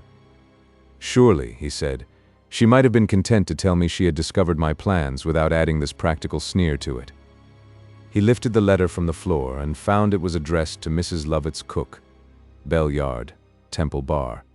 And what made it all the more provoking was that it seemed to have come regularly through the post, for there were the official seal and blue stamp upon it. Curiosity tempted him to open it, and he read as follows: Sir, having, in a most delicious pie, received the extraordinary communication which you inserted in it, I take the earliest opportunity of replying to you. The character of a highly respectable and pious woman is not, sir, to be whispered away in a pie by a cook. When the whole bench of bishops were proved, in black and white, to be the greatest thieves and speculators in the known world, it was their character that saved them, for, as people justly enough reasoned, bishops should be pious and just, therefore, a bishop cannot be a thief and a liar. Now, sir, apply this little mandate to Mrs. Lovett, and assure yourself, but no one will believe anything you can allege against a female with so fascinating a smile, and who attends to her religious duties so regularly. Reflect, young man, on the evil that you have tried to do, and for the future learn to be satisfied with the excellent situation you have. The pie was very good. I am, you bad young man, a parishioner of St. Dunstan's, Sweeney Todd. Now was there ever such a piece of cool rascality as this? Cried the cook. Sweeney Todd. Todd. Todd. Who the devil is he? This is some scheme of Mrs. Lovett's to drive me mad. He dashed the letter upon the floor. Not another pie will I make. No, no, no.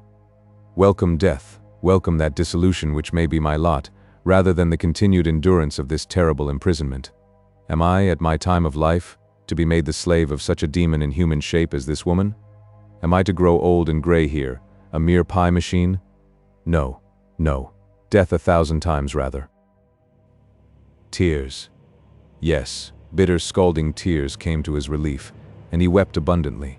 But those tears were blessed, for as they flowed, the worst bitterness of his heart flowed with them, and he suddenly looked up, saying, I am only 24. There was magic in the sound of those words. They seemed in themselves to contain a volume of philosophy. Only 24. Should he, at that green and unripe age, get rid of hope? Should he, at 24 only, lie down and say, let me die, just because things had gone a little adverse, and he was the enforced cook of Mrs. Lovett? No, no, he said. No, I will endure much, and I will hope much. Hitherto, it is true I have been unsuccessful in what I have attempted for my release, but the diabolical cunning, even of this woman, may fail her at some moment, and I may have my time of revenge. No, no, I need not ask for revenge. Justice will do common justice. I will keep myself alive. Hope shall be my guiding star. They shall not subdue the proud spirit they have succeeded in caging quite so easily. I will not give up. I live and have youthful blood in my veins. I will not despair. Despair? No, hence, fiend. I am as yet only 24. Ha, ha, only 24. Chapter 33. Shows how Tobias got to London. We will now take a peep at Tobias. On, like the wind, went the poor belated boy from the vicinity of that frightful prison house at Peckham. Terror was behind him. Terror with disheveled locks was upon his right hand, and terror shrieking in his ear was upon his left. On, he flew like a whirlwind. Alas, poor Tobias, will your young intellects yet stand these trials? We shall see. Through the deep mud of the Surrey roads, past pedestrians, past horsemen, and past coaches flew poor Tobias on. He had but one thought, and that was to place miles and miles of space between him and Mr. Fogg's establishment. The perspiration poured down his face, his knees shook under him, his heart beat as though in some wild pulsation it would burst. But he passed on until he saw afar off the old Bridge of London. The route to Blackfriars he had by some chance avoided. Many, who for the last 2 miles of Tobias's progress had seen him, had tried to stop him. They had called after him, but he had heeded them not. Some fast runners had pursued him for a short distance, and then given up the chase in despair. He reached the bridge. "Stop that boy!" cried a man. "He looks mad." "No, no," shrieked Tobias. "I am not mad. I am not mad." A man held out his arms to stop him, but Tobias dashed past him like a flash of lightning, and was off again. "Stop him!" cried 20 voices. "Stop thief!" shouted some who could not conceive that anybody was to be stopped on any other account. "No, no," gasped Tobias as he flew onwards. "Not mad, not mad." His feet failed him. He reeled a few more paces like a drunken man, and then fell heavily upon some stone steps, where he lay bathed in perspiration. Blood too gushed from his mouth. A gentleman's horse was standing at the door, and the man came out to mount him at that moment, and he saw the rapidly collecting crowd. With the reins of his steed in his hand, he pushed his way through the mob, saying, "What is it? What is it?" "A mad boy, sir," said some. "Only look at him. Did you ever see the like? He looks as if he had run 100 miles. "Good God!" cried the gentleman. "It is he! It is he!" "Who, sir? Who, sir?" "A poor lad that I know. I will take charge of him. My name is Jeffery. I am Colonel Jeffery. A couple of guineas to any strong man who will carry him to the nearest surgeon's. Alas, poor boy, what a state is this to meet him in." It was quite astonishing the numbers of strong men that there were all of a sudden in the crowd, who were each anxious and willing to earn the colonel's 2 guineas. There was danger of a fight arising upon the subject, when one man, after knocking down 2 others and threatening the remainder, stepped up, and lifting Tobias as though he had been an infant, exclaimed, "Ale does it! Ale does it! Come on, my little un!" All gave way before the gigantic proportions of no other than our old friend Big Ben the Beefeater, who, as chance would have it, was upon the spot, and who, without a thought of the colonel's 2 guineas, only heard that a poor sick boy had to be carried to the nearest medical man. Tobias could not be in better hands than Ben's, for the latter carried him much more carefully than ever nursemaid carried a child out of sight of its mother. "Follow me," said Colonel Jeffery, as he saw in the distance a party-colored lamp, which hung over a door appertaining to a chemist. "Follow, and I will reward you." "Doesn't want it," said Ben. "It's ale as does it." "What?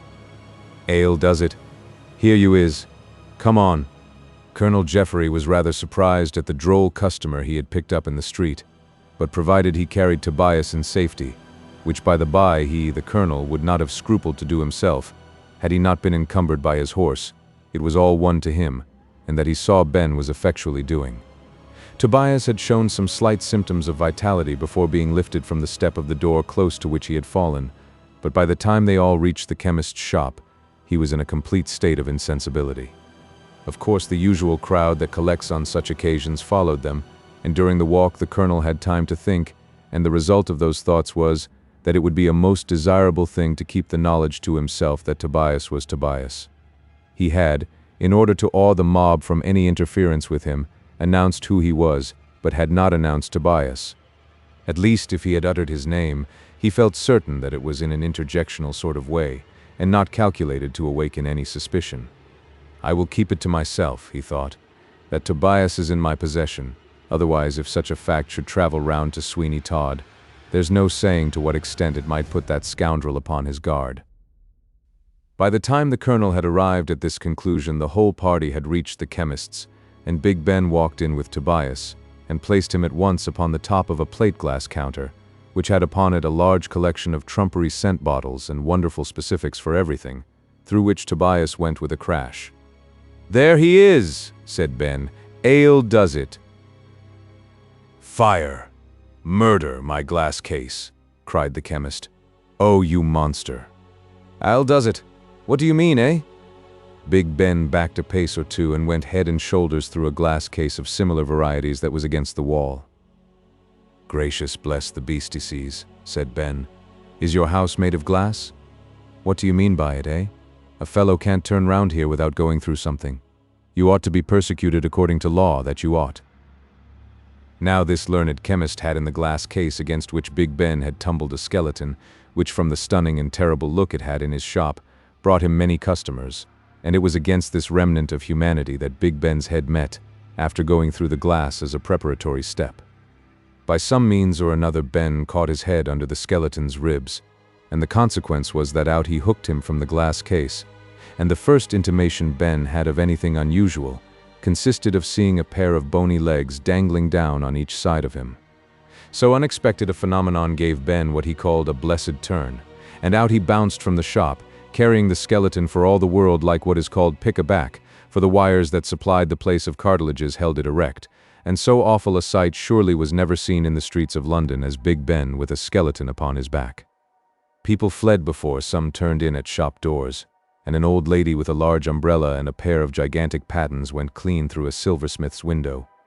But we must leave Ben and the skeleton to get on as well as they can en route to the tower, while we turn our attention to Tobias. "Are you a surgeon?" cried Colonel Jeffery. A surgeon? No, I'm only a druggist. But is that any reason why a second Goliath should come into my shop and destroy everything?" Colonel Jeffery did not wait for anything more, but snatching Tobias from the remnants of the plate glass, he ran to the door with him, and handing him to the first person he saw there, he cried, "When I am mounted, give me the boy." "Yes, sir." He sprang upon his horse. Tobias was handed to him like a bale of goods, and laying him comfortably as he could upon the saddle before him, off set the colonel at a good round trot through Finsbury to his own house. Colonel Jeffery had no sort of intention that the chemist should be a sufferer, but in his hurry to be off with Tobias, and speedily get medical advice for him, he forgot to say so, and accordingly there stood the man of physic then fairly bewildered by the events of the last few moments, during which his stock in trade had been materially damaged and a valuable amount of glass broken, to say nothing of the singular and most unexpected abduction of his friend the skeleton. "Here's a pretty day's work," he said. "Here's a pretty day's work. More mischief done than enough, and the worst of it is, my wife will hear of it, and then there will be a deal of peace in the house. Oh dear, was there ever such an unfort, I knew it." A good rap upon his head from a pair of bellows wielded by a little meager-faced woman, that he was big enough to have swallowed, confined his words. While all this was going on, Colonel Jeffery had ridden fast, and passing through Finsbury and up the city road, had reached his house in the fashionable, but now quite the reverse, as the man says in the play, district of Pentonville. "This is a prize," thought the colonel, "worth the taking. It will go hard with me, but I will extract from this boy all that he knows of Sweeney Todd, and we shall see how far that knowledge will go towards the confirmation of my suspicions regarding him." He carried Tobias himself to a comfortable bedroom, and immediately sent for a medical practitioner of good repute in the neighborhood, who, happening fortunately to be at home, obeyed the summons immediately. He sent likewise for his friend the captain, whom he knew would be overjoyed to hear of what he would call the capture of Tobias Ragg. The medical man made his appearance first, as being much closer at hand, and the colonel led him to the apartment of the invalid boy, saying to him as he went, "I know nothing of what is the matter with this lad. I have been very anxious to see him on account of certain information that he possesses, and only found him this morning upon a doorstep in the street, in the state you see him." "Is he very ill?" "I am afraid he is." The medical man followed the colonel to the room in which poor Tobias lay, and after gazing upon him for a few moments, and opening with his fingers the closed eyelids of Tobias, he shook his head. "I wish I knew," he said, "what has produced this state." "Can you not inform me, sir?" "Indeed I cannot, but I suspect that the boy's imagination has been cruelly acted upon by a man, whom you will excuse me from naming just at present, but whom I sincerely hope to bring to justice shortly. The boy's brain, no doubt, is in a bad condition. I do not take upon myself to say that, as an organ, it is diseased, but fractionally it is damaged.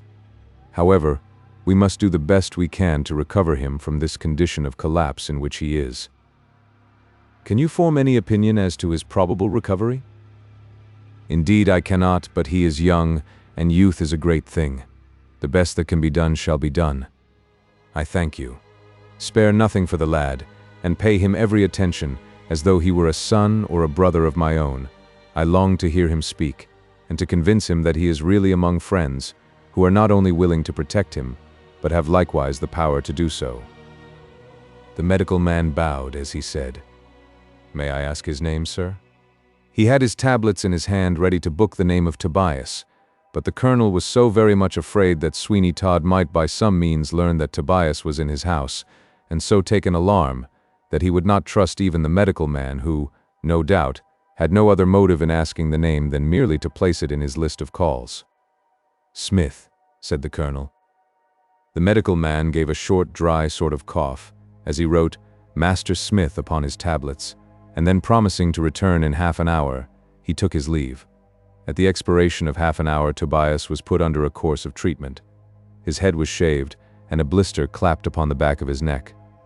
The room was darkened, and strict quiet was enjoined.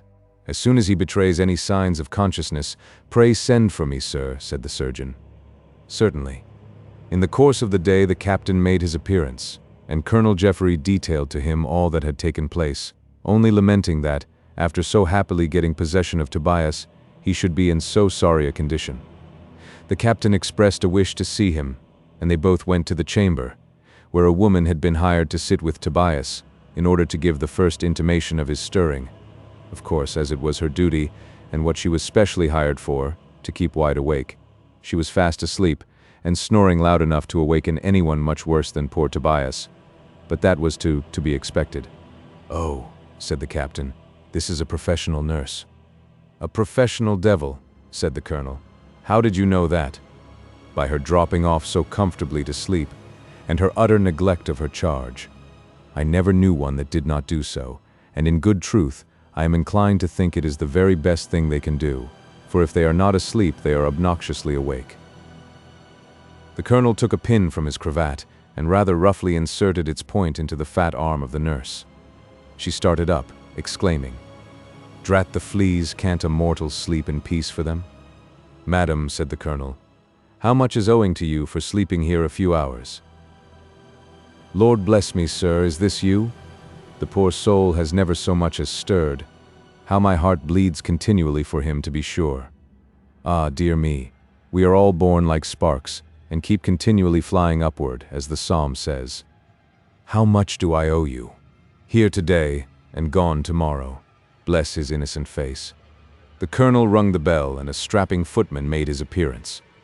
"You will see this woman to the door, John," he said, "and pay her for being here about 3 hours." "Why, you mangy skinflint," cried the woman.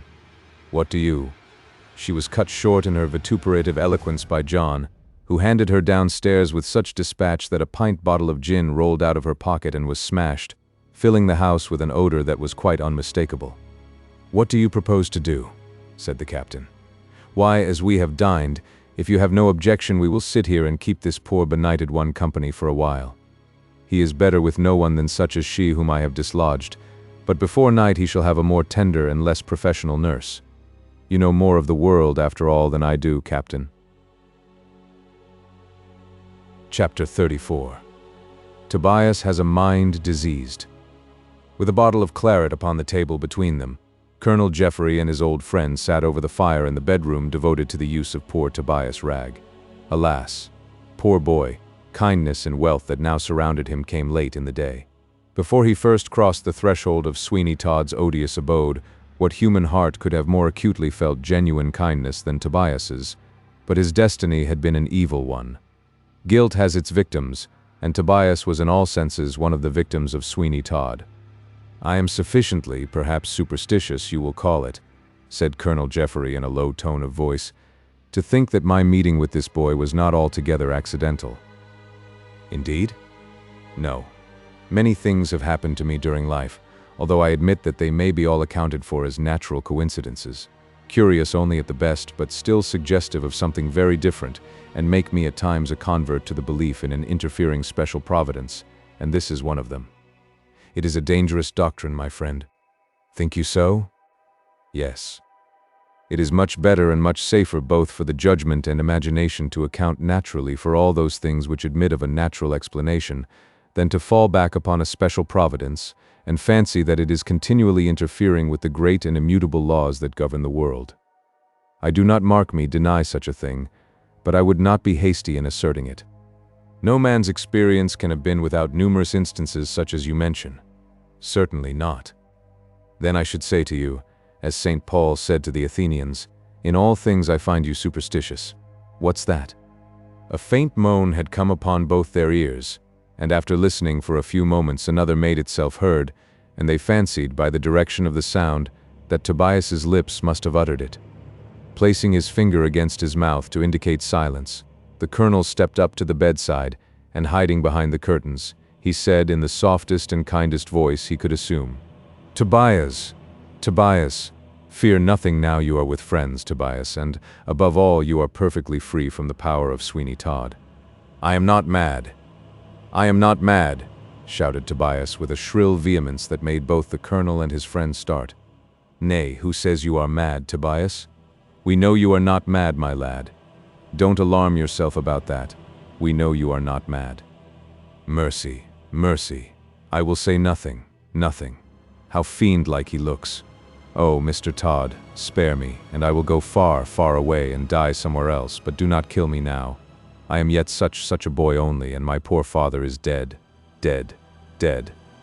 "Ring the bell," said Jeffrey to his friend, "and tell John to go for Mr. Chisalom, the surgeon. Come, come, Tobias. You still fancy you are under the power of Todd, but it is not so. You are quite safe here." "Hush! Hush! Mother! Oh, where are you, Mother? Did you leave me here, Mother? Say you took, in a moment of thoughtlessness, the silver candlestick. Is Todd to be a devil because you were thoughtless once? Hide me from him, hide me, hide, hide. I am not mad. Hark! I hear him 1, 2, 3, 4, 5, 6 steps, and all Todd's. Each one leaves blood in its track. Look at him now. His face changes, 'tis a fox's, a serpent's, hideous, hideous. God! God! I am mad, mad, mad." The boy dashed his head from side to side, and would have flung himself from the bed had not Colonel Jeffrey advanced and held him. "Poor fellow," he said. "This is very shocking. Tobias? Tobias." "Hush! I hear. Poor thing, did they say you was mad too? Hide me in the straw. There, there, what a strange thing it is for all the air to be so full of blood. Do we breathe blood and only fancy it air? Hush! Not a word, he comes with a serpent's face. Oh, tell me, why does God let such beings ever riot upon the beautiful earth? 1, 2, 3, 4, 5, 6, hiss, hiss, off, off. I am not mad, not mad. Ha, ha, ha!" An appalling shriek concluded this paroxysm, and for a few moments Tobias was still. The medical man at this time entered the room. "Oh," he said, "we have roused him up again, have we?" Medical men are rather fond of the plural identifying style of talking. "Yes," said Colonel Jeffrey, "but he had better have slept the sleep of death than have awakened to be what he is, poor fellow. A little, eh?" The doctor tapped his forehead. "Not a little." "Far away over the sea," said Tobias. "Oh yes, in any ship. Only do not kill me, Mr. Todd. Let me go, and I will say nothing. I will work and send my poor mother hard-earned gold, and your name shall never pass our lips. Oh no, no, no, do not say that I am mad. Do you see these tears? I have not cried so since my poor father called me to him and held me in a last embrace of his wasted arms, saying, 'Tobias, my darling, I am going far from you. God's blessing be upon you, poor child.' I thought my heart would break then, but it did not. I saw him put from the face of the living into the grave, and I did not quite break my heart then, but it is broken, broken now. Mad, mad. Oh no, not mad. No, no, but the last. I tell you, sir, that I am not mad. Why do you look at me? I am not mad. 1, 2, 3, 4, 5, 6. God, God, God, I am mad, mad. Ha, ha, ha. There they come, all the serpents, and Todd is their king. How the shadows fly about. They shrink. I cannot shrink. Help. God. God. God. "This is horrible," said Colonel Jeffrey. "It is appalling from the lips of one so young," said the captain.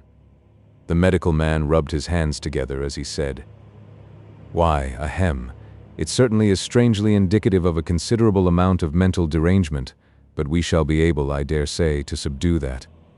I think, if he could be persuaded to swallow a little draught I have here, it would be beneficial, and allay this irritation, which is partly nervous." "There cannot be much difficulty," said the colonel, "in making him swallow anything, I should think. Let us try." They held Tobias up while the doctor poured the contents of a small phial into his mouth. Nature preferred performing the office of deglutition to choking, and it was taken. The effect of the opiate was rapid, and after some inarticulate moans and vain attempts to spring from the bed, a deep sleep came over poor Tobias.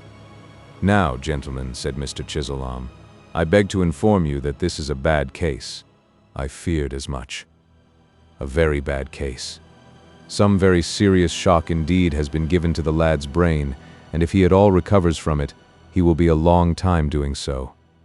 I do not think those violent paroxysms will continue, but they may leave a kind of fatuity behind them which may be exceedingly difficult to grapple with. In that case, he will not be able to give me the information I desire, and all I can do is to take care that he is kindly treated somewhere. Poor lad. Poor fellow, his has been a hard lot. He evidently has a mind of uncommon sensibility, as is manifest from his ravings. Yes, and that makes the case worse. However, we must hope for the best, and I will call again in the morning. Will he awake soon? Not for 6 or 8 hours at least, and when he does, it is very unlikely that those paroxysms will again ensue. He will be quiet enough. Then it will be scarcely necessary during that time to watch him, poor fellow? Not at all. Of course, when he awakens, it will be very desirable that someone should be here to speak to him, for, finding himself in a strange place, he will otherwise naturally be terrified. All this was promised by the colonel, and the medical man left the house, evidently with very slender hopes in his own mind of the recovery of Tobias. The colonel and his friend retired to another room, and then, after a consultation, they agreed that it was highly proper they should inform Sir Richard Blunt of what had taken place, for although poor Tobias was in no present condition to give any information, yet his capture, if it might be called by such a term, was so important an event that it would be unpardonable to keep it from the magistrate. They accordingly went together to his house, and luckily finding him at home, they at once communicated to him their errand. He listened to them with the most profound attention, and when they had concluded, he said, "Gentlemen, it will be everything if this lad recovers sufficiently to be a witness against his rascal of a master, for that is just what we want. However, from the account you give me of him, I am very much afraid the poor fellow's mind is too severely affected. That, too, is our fear. Well, we must do the best we can, and I should advise that when he awakens someone should be by him with whose voice, as a friendly sound, he will be familiar." "Who can we get?" "His poor mother." "Ah, yes, I will set about that at once." "Leave it to me," said Sir Richard Blunt. "Leave that to me. I know where to find Mrs. Wragge, and what's best to say to her in the case. Let me see, in about 4 hours from now probably Tobias may be upon the point of recovery." "Most probably." "Then, sir, expect me at your house in that time with Mrs. Wragge. I will take care that the old lady's mind is put completely at ease, so that she will aid us in any respect to bring about the recovery of her son, who no doubt has suffered severely from some plan of TODD'S to put him out of the way. That seems to me to be the most likely solution to the mystery of his present condition." "Todd, I am convinced," said Colonel Jeffrey, "would stop at no villainy." "Certainly not. My own belief is that he is so steeped to the lips in crime that he sees no other mode of covering his misdeeds already done than by the commission of new ones. But his career is nearly at an end, gentlemen." The colonel and the captain took the rising of the magistrate from his chair as a polite hint that he had something else to do than to gossip with them any longer, and they took their leave, after expressing again to him how much they appreciated his exertions. "If the mystery of the fate of my unhappy friend," said the colonel, "is ever cleared up, it will be by your exertion, Sir Richard, and he and I, and society at large, will owe to you a heavy debt of gratitude for unmasking so horrible a villain as Sweeney Todd, for that he is such no one can doubt." Chapter 35. Johanna walks abroad in disguise. But, amid all the trials and perplexities and anxieties that beset the dramatis personae of our story, who suffered like Johanna? What heart bled as hers bled? What heart heaved with sad emotion as hers heaved? Alas, poor Johanna, let the fate of Mark Ingestry be what it might, he could not feel the pangs that tore thy gentle heart. Truly might she have said, "Man's love is of his life a thing apart, 'tis woman's whole existence." For she felt that her joy, her life itself, was bartered for the remembrance of how she had been loved by him whose fate was involved in one of the most painful and most inscrutable of mysteries. Where could she seek for consolation? Where for hope? The horizon of her young life seemed ever darkening, and the more she gazed upon it with the fond hope of singing the first faint star of coming joy, the more confounded her gentle spirit became by the blackness of despair. It is sad indeed that the young, the good, and the gentle should be the grand sufferers in this world, but so it is. The exquisite capacity to feel acutely is certain to find ample food for agony. If human nature could wrap itself up in the chill mantle of selfishness and be perfectly insensible to all human feeling, it might escape, but such cannot be done by those who, like the fine and noble-minded Johanna Oakley, sympathize with all that is beautiful and great in creation. Already the pangs of hope deferred were feeding upon the damask of her cheeks. The lily had usurped the rose, and although still exquisitely beautiful, it was the pale beauty of a statue that she began to show to those who loved her. In the street, people would turn to gaze after her with admiration blended with pity. They already looked upon her as half an angel, for already it seemed as though she had shaken off much of her earthly lurements and was hastening to rejoin the stars. Let us look at her as she lies weeping upon the breast of her friend Arabella Wilmot. The tears of the two young girls are mingling together, but the one is playing the part of comforter, while the other mourns overmuch. "Now, Johanna," sobbed Arabella, "you talk of doing something to save Mark Ingestre, if he be living, or to bring to justice the man whom you suspect to be his murderer. Let me ask you what you can hope to do, if you give way to such an amount of distress as this." "Nothing. Nothing. And are you really to do nothing? Have you not agreed, Johanna, to make an attempt in the character of a boy to find out the secret of Ingestre's disappearance? And have not I provided for you all that you require to support the character?" Courage. Courage. Courage. Oh, I could tell you such stories of fine ladies dressing as pages and following gallant knights to the field of battle that you would feel as though you could go through anything. But the age of chivalry is gone. Yes, and why? Because folks will not be chivalric. To those who will, the age of chivalry comes back again in all its glory. Listen to me, Arabella. If I really thought that Mark was no more, and lost to me forever, I could lie down and die, leaving to heaven the punishment of those who have taken his life. But in the midst of all my grief, in the moments of my deepest depression, the thought clings to me that he lives yet. I do not know how it is, but the thought of Mark Ingestre dead is but a vague one, compared to the thought of Mark Ingestre suffering. Indeed? Yes, and at times it seems as if a voice whispered to me that he was yet to be saved, if there existed a heart fair enough and loving enough in its strength to undertake the task. It is for that reason, and not from any romantic love of adventure or hope of visiting with punishment a bad man, that my imagination clings to the idea of going in boy's apparel to Fleet Street, to watch, and perchance to enter that house to which he last went, and from which, according to all evidence, he never emerged. And you are really bold enough?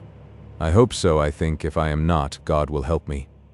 A sob that followed these words sufficiently testified how much in need of God's help poor Johanna was, but after a few minutes she succeeded in recovering herself from her emotion, and she said more cheerfully, "Come, Arabella, we talked of a rehearsal of my part, but I shall be more at ease when I go to act it in reality and with danger. I shall be able to comport myself well, with only you for a companion, and such chance passengers as the streets of the city may afford for my audience." "I am glad," said Arabella, "that you keep in this mind. Now come and dress yourself, and we will go out together. You will be taken for my brother, you know." In the course of a quarter of an hour, Johanna presented the appearance of as good-looking a lad of about 14 as the world ever saw, and if she could but have imparted a little more confidence and boyish bustle to her gait and manner, she would have passed muster under the most vigilant scrutiny. But as it was, nothing could be more unlikely than that anyone should penetrate her disguise, for what is not suspected is seldom seen very readily. "You will do capitally," said Arabella. "I must take your arm, you know. We will not go far. Only to Fleet Street." "Fleet Street? You surely will not go so far as that?" "Yes, Arabella. Now that I have attired myself in these garments for a special purpose, let me do something towards the carrying it out. By walking that distance I shall accustom myself to the road, and moreover a dreadful kind of fascination drags me to that man's shop." Arabella, if the truth must be told, shook a little as they, after watching an opportunity, emerged into the street, for although the spirit of romantic adventure had induced her to give the advice to Johanna that she had, her own natural feminine sensibilities shrunk from the carrying of it out. Ashamed, however, of being the first to condemn her own suggestion, she took the arm of Johanna, and those two young creatures were in the tide of human life that ebbs and flows in the great city. The modest walk and gentle demeanor of the seeming young boy won Johanna many a passing glance as she and Arabella proceeded down Ludgate Hill towards Fleet Street.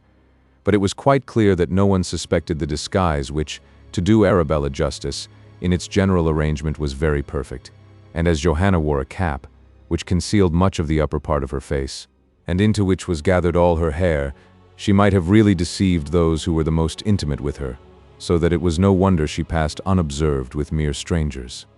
In this way, then, they reached Fleet Street without obstruction, and Johanna's heart beat rapidly as they approached the shop of Sweeney Todd. "It will be imprudent to stop for even a moment at his door or window," said Arabella, "for, remember, you have no opportunity of varying your disguise." "I will not stop. We will pass rapidly on, but it is something to look upon the doorstep over which the shadow of Mark has last passed." In another moment they were on a level with the shop. Johanna cast a glance at the window, and then shrunk back with affright as she saw, occupying one of the upper panes of glass, the hideous face of Todd. He was not looking at her, though, for with an awful squint that revealed all the whites of his eyes, we were going to say, but the dirty yellows would have been much nearer the truth, he seemed to be observing something up the street. Come on," whispered Johanna. Arabella had not happened to observe this apparition of Todd in the window, and she looked round to see what occasioned Johanna's sudden terror, when a young Temple clerk, who chanced to be a few paces behind them, immediately, with the modesty peculiar to his class, imagined the glance of the blooming girl to be a tribute to his attractions. He kissed the end of a faded glove, and put on what he considered a first-class fascinating aspect. Come on," said Arabella now in her turn. Johanna, of course, thought that Arabella too had caught sight of the hideous and revolting countenance of Sweeney Todd, and so they both hastened on together. "Don't look back," said Arabella. "Is he following?" "Oh, yes.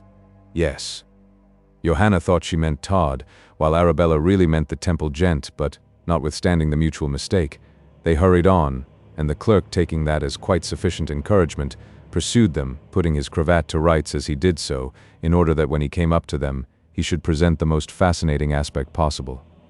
No, said Johanna as she glanced behind.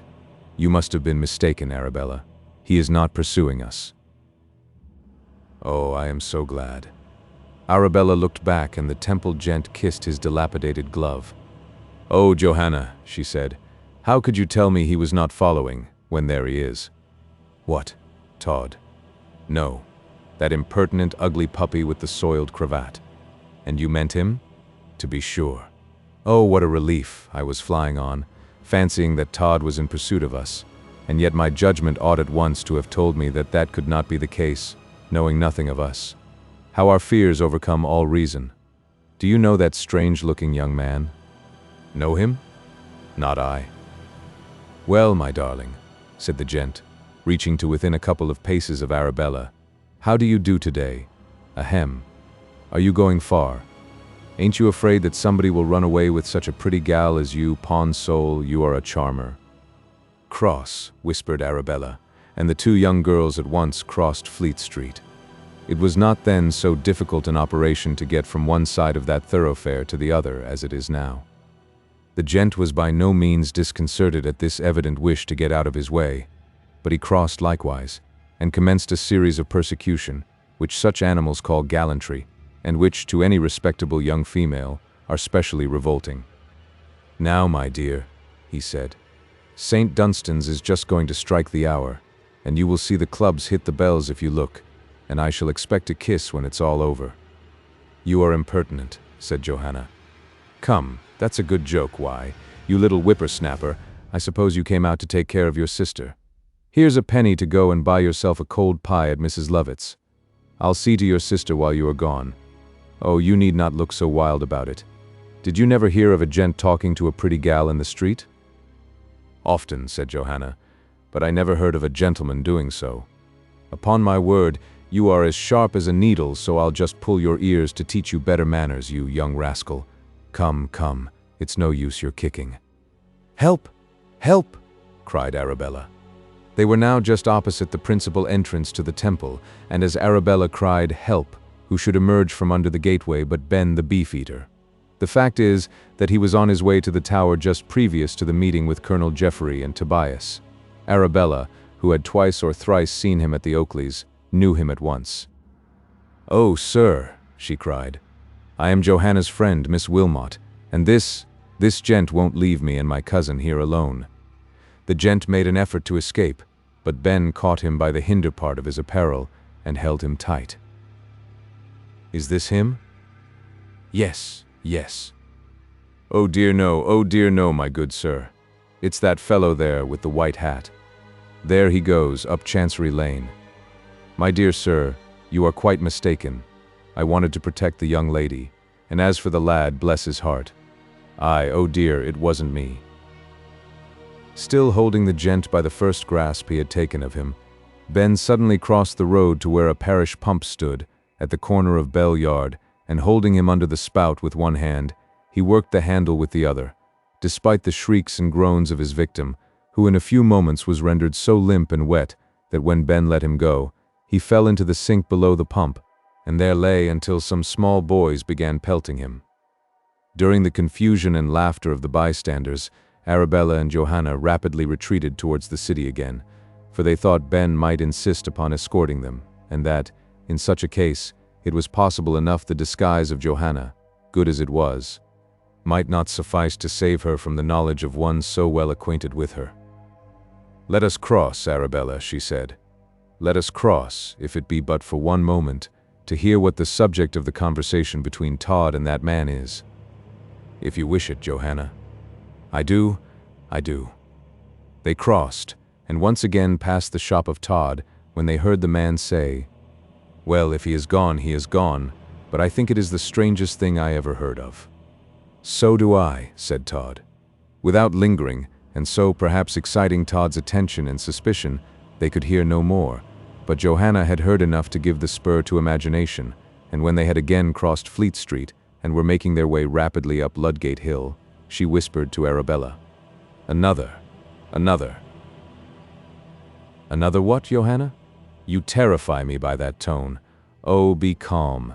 Be calm, I pray you. Someone will observe your agitation." "Another victim," continued Johanna. "Another victim. Did you not hear what the man said? Was it not suggestive of another murder? Oh, heaven preserve my reason, for each day, each hour, brings to me such accumulating proof of horrors that I fear I shall go mad." "Hush! Johanna!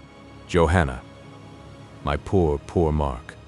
Remember that you are in the street, Johanna, and for my sake, I pray you to be calm. Those tears and that flushed cheek will betray you. Oh, why did I ever advise you to come upon such an enterprise as this? It is my fault, all my fault." The terror and the self-accusation of Arabella Wilmot did more to bring Johanna to a reasonable state than anything else, and she made an effort to overcome her feelings, saying, Forgive me, my dear friend, I, only, am to blame. But at the moment I was overcome by the thought that, in the heart of London, such a system of cold-blooded murder." She was unable to proceed, and Arabella, holding her arm tightly within her own, said, "Do not attempt to say another word until we get home. There, in my chamber, you can give free vent to your feelings, but let the danger, as well as the impropriety of doing so in the open street, be present to your mind. Say no more now, I implore you. Say no more." This was prudent advice, and Johanna had sufficient command of herself to take it, for she uttered not one other word until they were both almost breathless with the haste they had made to Arabella's chamber. Then, being no longer under the restraint of locality or circumstances, the tears of Johanna burst forth, and she wept abundantly. Arabella's romantic reading did sometimes, as it would appear, stand her in good stead, and upon this occasion she did not attempt to stem the torrent of grief that was making its way from the eyes of her fair young friend. She told herself that with those tears a load of oppressive grief would be washed from Johanna's spirit, and the result fully justified her prognostications. The tears subsided into sobs, and the sobs to sighs.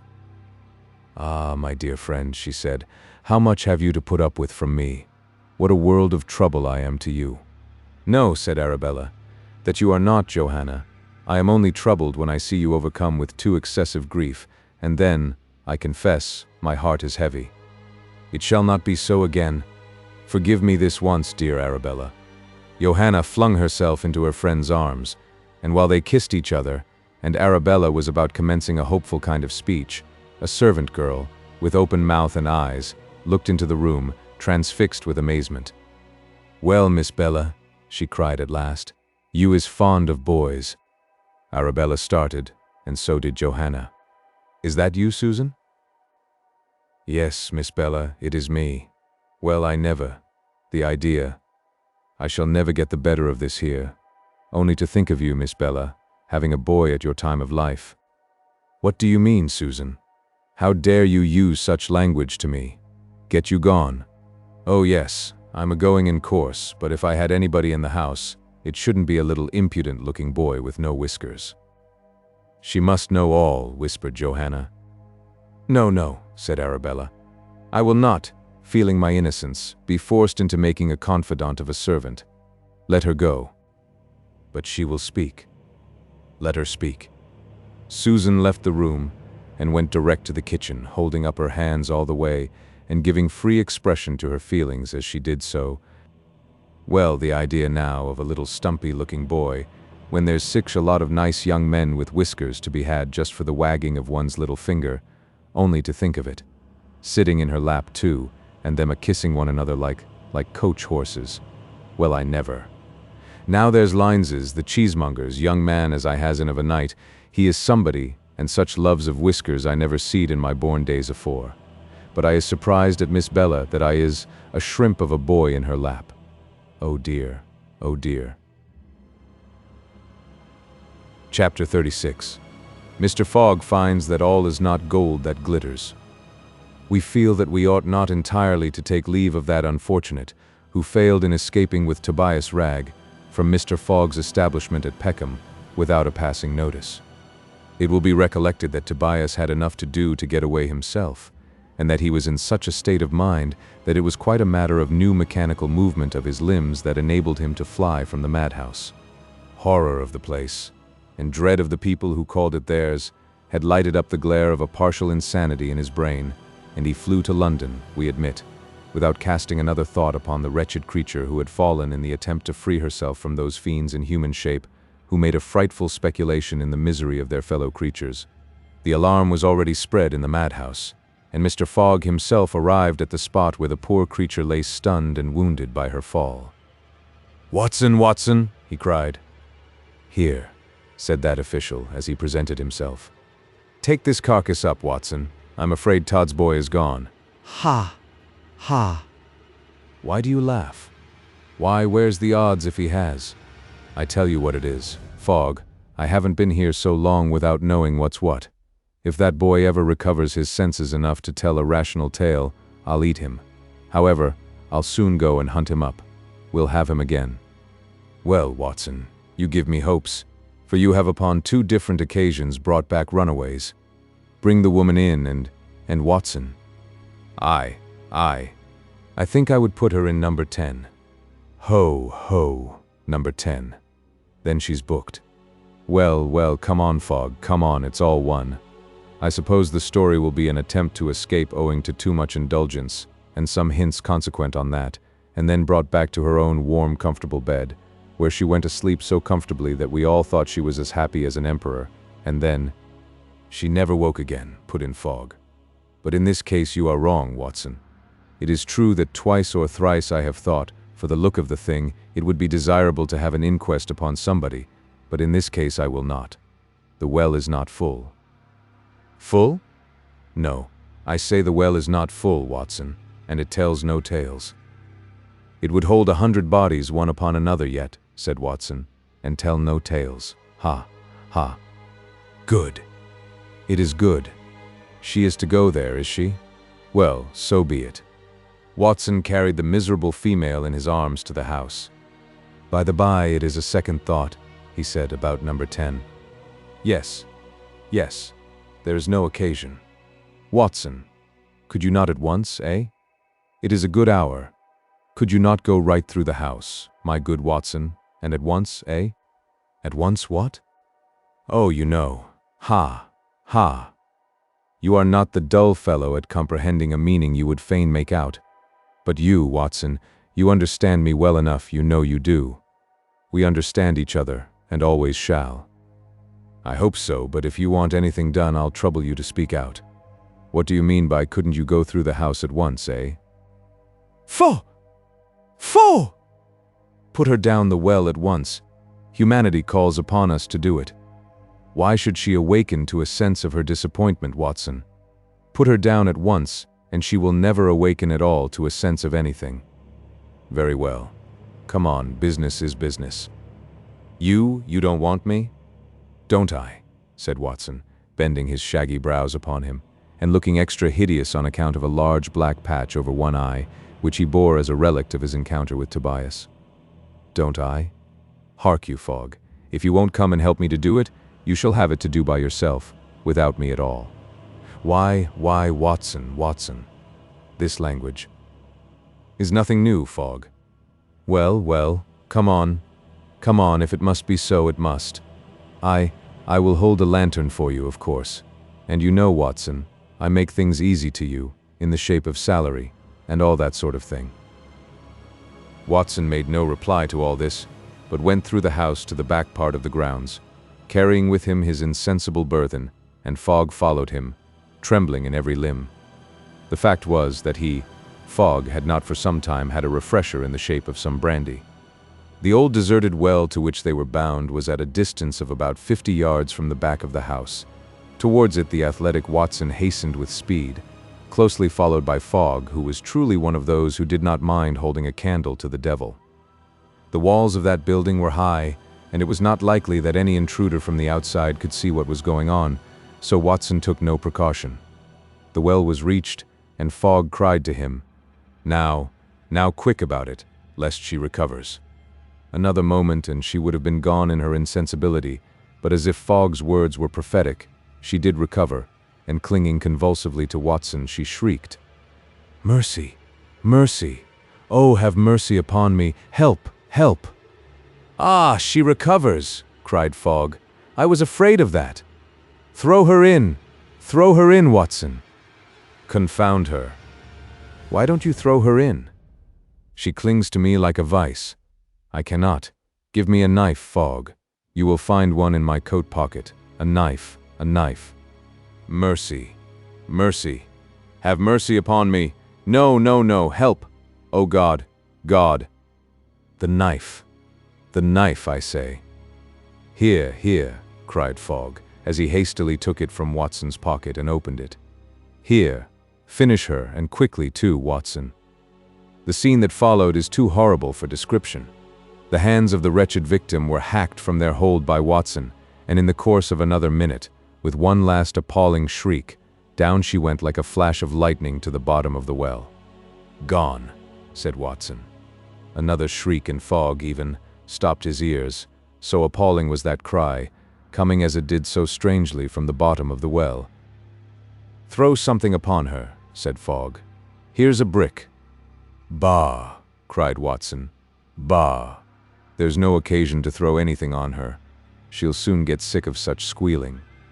Another shriek, mingled with a strange frothy cry as though someone had managed to utter it underwater, arose. The perspiration stood in large drops upon the face of Fogg. He seized the brick he had spoken of, and cast it into the well. All was still as the grave before it reached the bottom, and then he wiped his face and looked at Watson. "This is the worst job," he said, "that ever we have had. Not a whit. Brandy, give me a tumbler of brandy, Fogg. Some of our own particular, for I have something to say to you now that a better opportunity than this for saying is not likely to occur." "Come into my room, then," said Fogg, "and we can talk quietly. Do you think that— What? that she is quite dead? What do I care? Let her crawl out of that if she can." With a jerk of his thumb, Watson intimated that the well was the that he referred to, and then he followed Fogg into the house, whistling as he went the same lively air with which he had frequently solaced his feelings in the hearing of poor Tobias Ragg. Never had Fogg been in such a state of agitation, except once, and that was long ago upon the occasion of his first crime. Then he had trembled as he now trembled, but the dull custom of iniquity, had effectually blunted soon the keen edge of his conscience, and he had for years carried on a career of infamy without any other feeling than exultation at his success. Why then did he suffer now? Had the well in the garden ever before received a victim? Was he getting alive to the excellence of youth and beauty? Oh no, Fogg was getting old. He could not stand what he once stood in the way of conscience. When he reached his room, that room in which he had held the conference with Todd, he sank into a chair with a deep groan. "What's the matter now?" cried Watson, who got insolent in proportion as Fogg's physical powers appeared to be upon the wane. "Nothing. Nothing. Nothing? Well, I never knew anybody look so white with nothing the matter. Come, I want a drop of brandy. Where is it?" "In that cupboard. I want some myself likewise." "Get it out, Watson. You will find glasses there." Watson was not slow in obeying this order.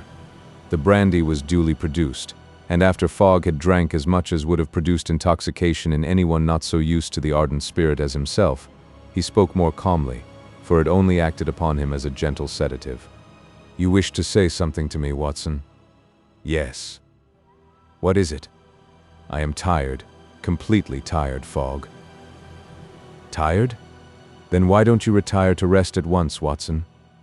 There is, I am sure, nothing to keep you up now. I am going myself in a minute." "You don't understand me, or you won't, which is much the same thing. I did not mean that I was tired of the day, but I am tired of doing all the work, Fogg, while you, well, while I pocket all the profit. Do you understand that?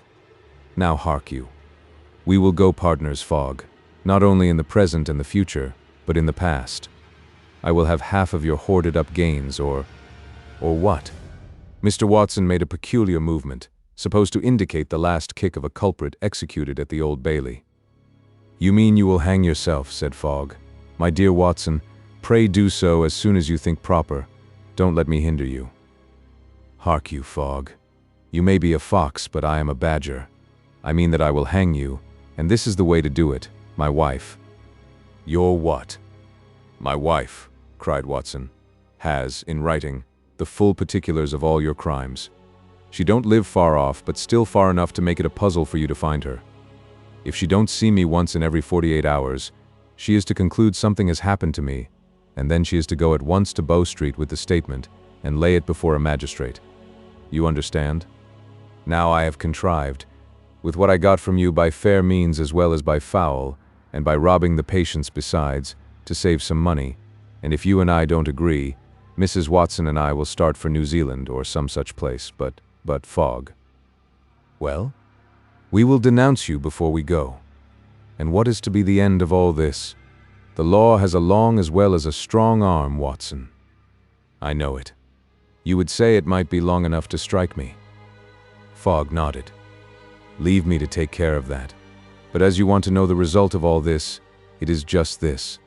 I want to have my share, and I will have it. Give me a couple of thousand down, and half for the future." Fogg was silent for a moment or two, and then he said, "Too much, Watson, too much. I have not so much." "Bah! At your banker's now you have exactly £11,267. Fogg writhed. "You have been prying. Well, you shall have the 2,000, on account." Fogg writhed again. "I say you shall have so much, Watson, and you shall keep the books, and have your clear half of all future proceeds. Is there anything else you have set your mind upon? Because if you have, while we are talking about business, you may as well state it, you know." "No, there's nothing else. I am satisfied. All I have to add is, that you had better put your head into the fire than attempt to play any tricks with me. You understand?" "Perfectly." Watson was not altogether satisfied. He would have been better pleased if Fogg had made more resistance. The easy compliance of such a man with anything that touched his pocket looked suspicious and filled the mind of Watson with 1,000 vague conjectures. Already, even before he left Fogg's room, Watson began to feel the uneasiness of his new position and to pay dearly for the money he was to have. Even money may be given an exorbitant price for. When he was by himself, as he traversed the passage leading to his own sleeping room, Watson could not forbear looking cautiously around him at times, as though gaunt murder stalked behind him, and he fastened his bedroom door with more than his usual caution. The wish to sleep came not to him, and sitting down upon his bedside he rested his chin upon his hand, and said to himself in a low, anxious, shrinking kind of whisper, "What does fog mean to do?" Nor was the recent interview without its after-effects upon the madhouse keeper himself. When the door closed upon Watson, he shook his clenched hand in the direction he had taken and muttered curses, not loud but deep. "The time will come," he said, "Master Watson, and that quickly too, when I will let you see that I am still the master spirit. You shall be satisfied for the present, but your death warrant is preparing. You will not live long to triumph over me by threats of what your low cunning can accomplish."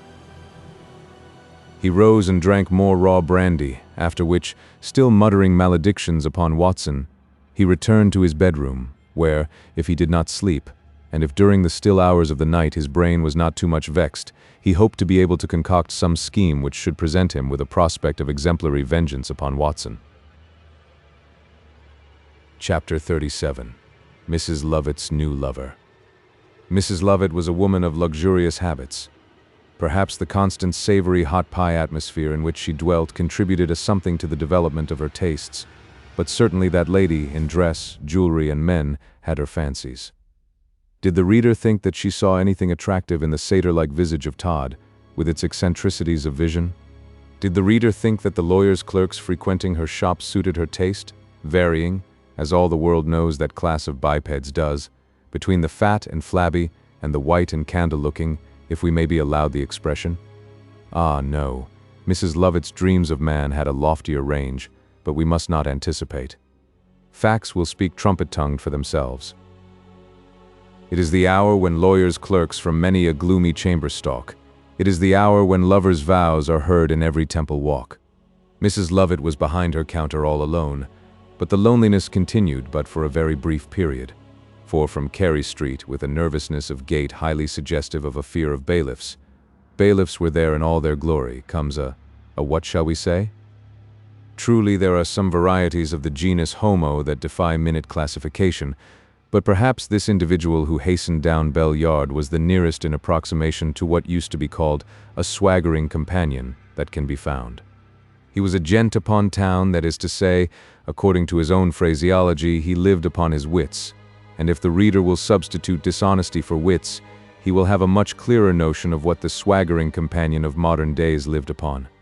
He was tall, burly, 40 years of age, and his bloated countenance and sleepy eyes betrayed the effects of a long course of intemperance. He wore mock jewelry of an outrageous size. His attire was flashy and gaudy.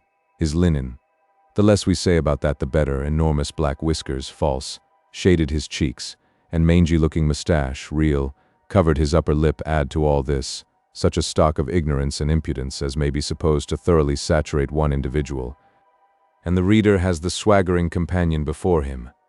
At a rapid pace he neared Mrs. Lovett's, muttering to himself as he went, "I wonder if I can gammon her out of a couple of guineas." Yes, reader, this compound of vulgarity, ignorance, impudence, and debauchery was Mrs. Lovett's gentle fancy, her taste, her, what shall we say? Her personification of all that a man should be. Do not start.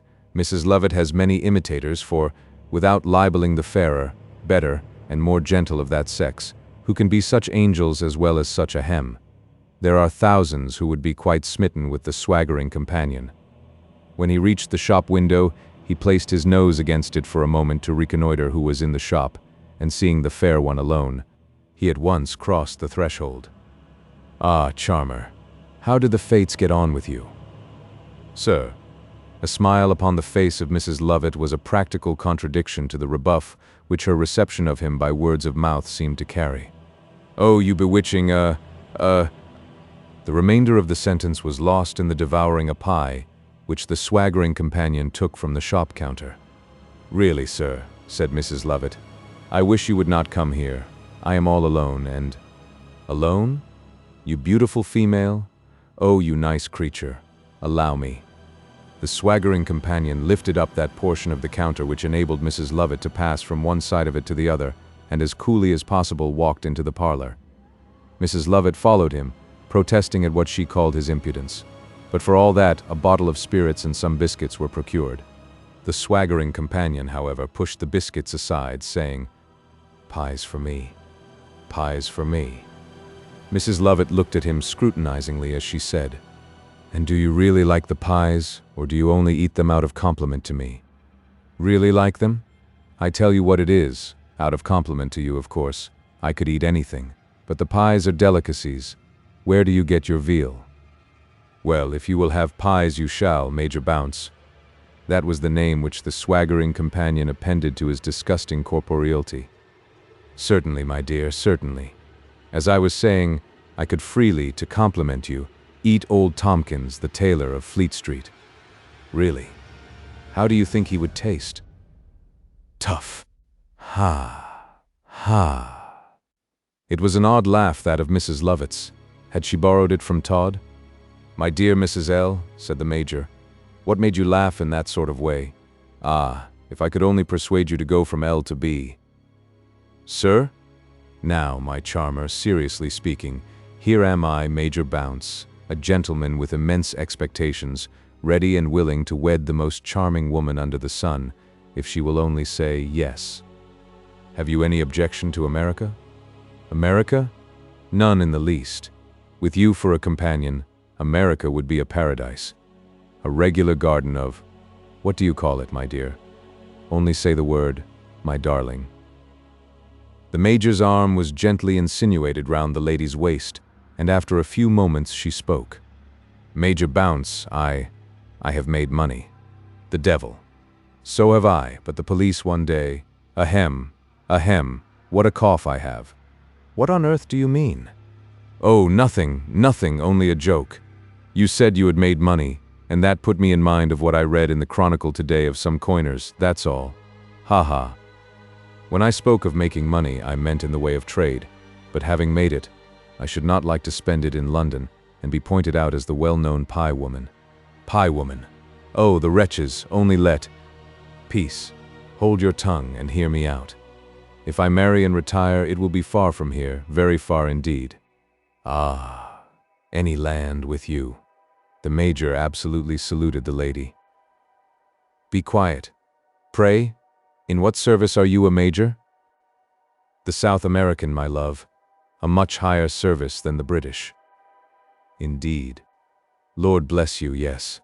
If I was now to go to my estates in South America, there would be a jubilee of 10 days at the very least, and the people as well as the government would not know how to make enough of me, I can assure you. In fact, I have as much right to take the rank of general as of major, but the natural modesty of a military man, and of myself in particular, steps in and says, 'A major be it.'" "Then you have property? Property? Property? I believe you I have. Lots." The Major dealt his forehead a slap as he spoke, which might be taken as an indication that that was where his property was situated, and that it consisted of his ignorance and impudence, very good trading capitals in this world, for, strange to say, the parties solely possessing such qualifications get on much better than education, probity, and genius can push forward their unhappy victims. Mrs. Lovett was silent for some minutes, during which the Major saluted her again. Then, suddenly rising, she said, "I will give you an answer tomorrow. Go away now. We shall be soon interrupted. If I do consent to be yours, there will be something to do before we leave England. By Jove, only mention it to me, and it is as good as done. By the by, there is something to do before I leave here, and that is, my charmer, to pay you for the pies." "Oh, no, no." Yes, my honor. Touch my honor, even in regard of a pie, and touch my life. I put 2 guineas in one end of my purse to pay my glover in the Strand, and at the other end are some small coins where the deuce can I have put it."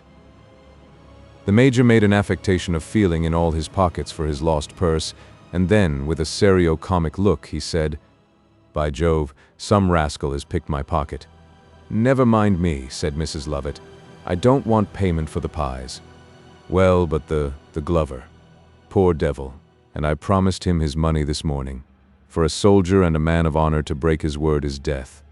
What shall I do? Mrs. L., could you lend me a couple of guineas until I have the happiness of seeing you again?" "Certainly, Major, certainly I can." The gallant son of Mars pocketed the coins, and after saluting Mrs. Lovett some half-score of times, and she, the beast, liked it. He left the shop and went chuckling into the Strand, where in a few minutes he was in a pothouse, from whence he emerged not until he had liquidated one of the guineas. Was Mrs. Lovett taken in by the Major? Did she believe his title, or his wealth, and his common honesty? Did she believe in the story of the purse and of the 2 guineas that were to be paid to the poor Glover because he wanted them? No. No, certainly not. But for all that, she admired the Major. He was her beau ideal of a fine man. That was sufficient. Moreover, being what he was, a rogue, cheat, and common swindler, she could exercise, so she thought, a species of control over him which no decent man would put up with, and so in her own mind she had determined to marry the Major and fly. But as she said, there was a little something to be done first. Did that relate to the disposal of Todd? We shall see. If she calculated upon the Major putting Sweeney Todd out of the way, she sadly miscalculated, but the wisest heads will blunder. Compared to Todd, the Major was indeed a poor creature. But Mrs. Lovett, in the stern courage of her own intellect, could not conceive the possibility of the great, puffy, bloated, fierce Major Bounce being as arrant a coward as ever was kicked. He was so, though, for all that. After he had left her, Mrs. Lovett sat for a long time in a profound reverie, and as it happened that no one came into the shop, the current of her evil thoughts was uninterrupted. "I have sufficient," she said, "and before it gets too late, I will leave this mode of life.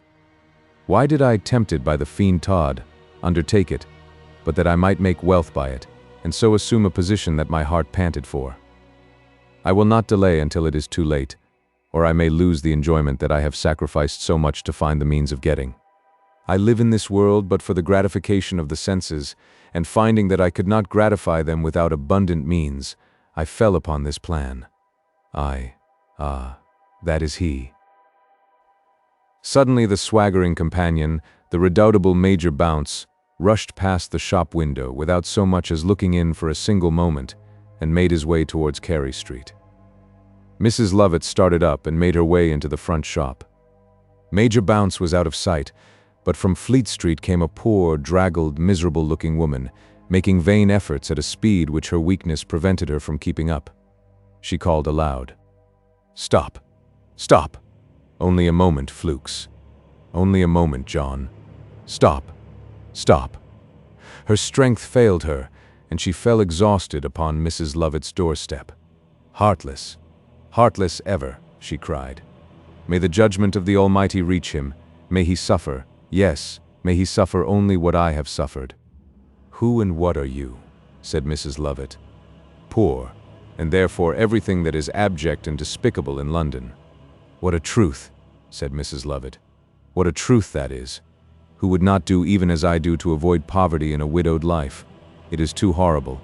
Amid savages it is nothing, but here it is indeed criminality of the deepest dye.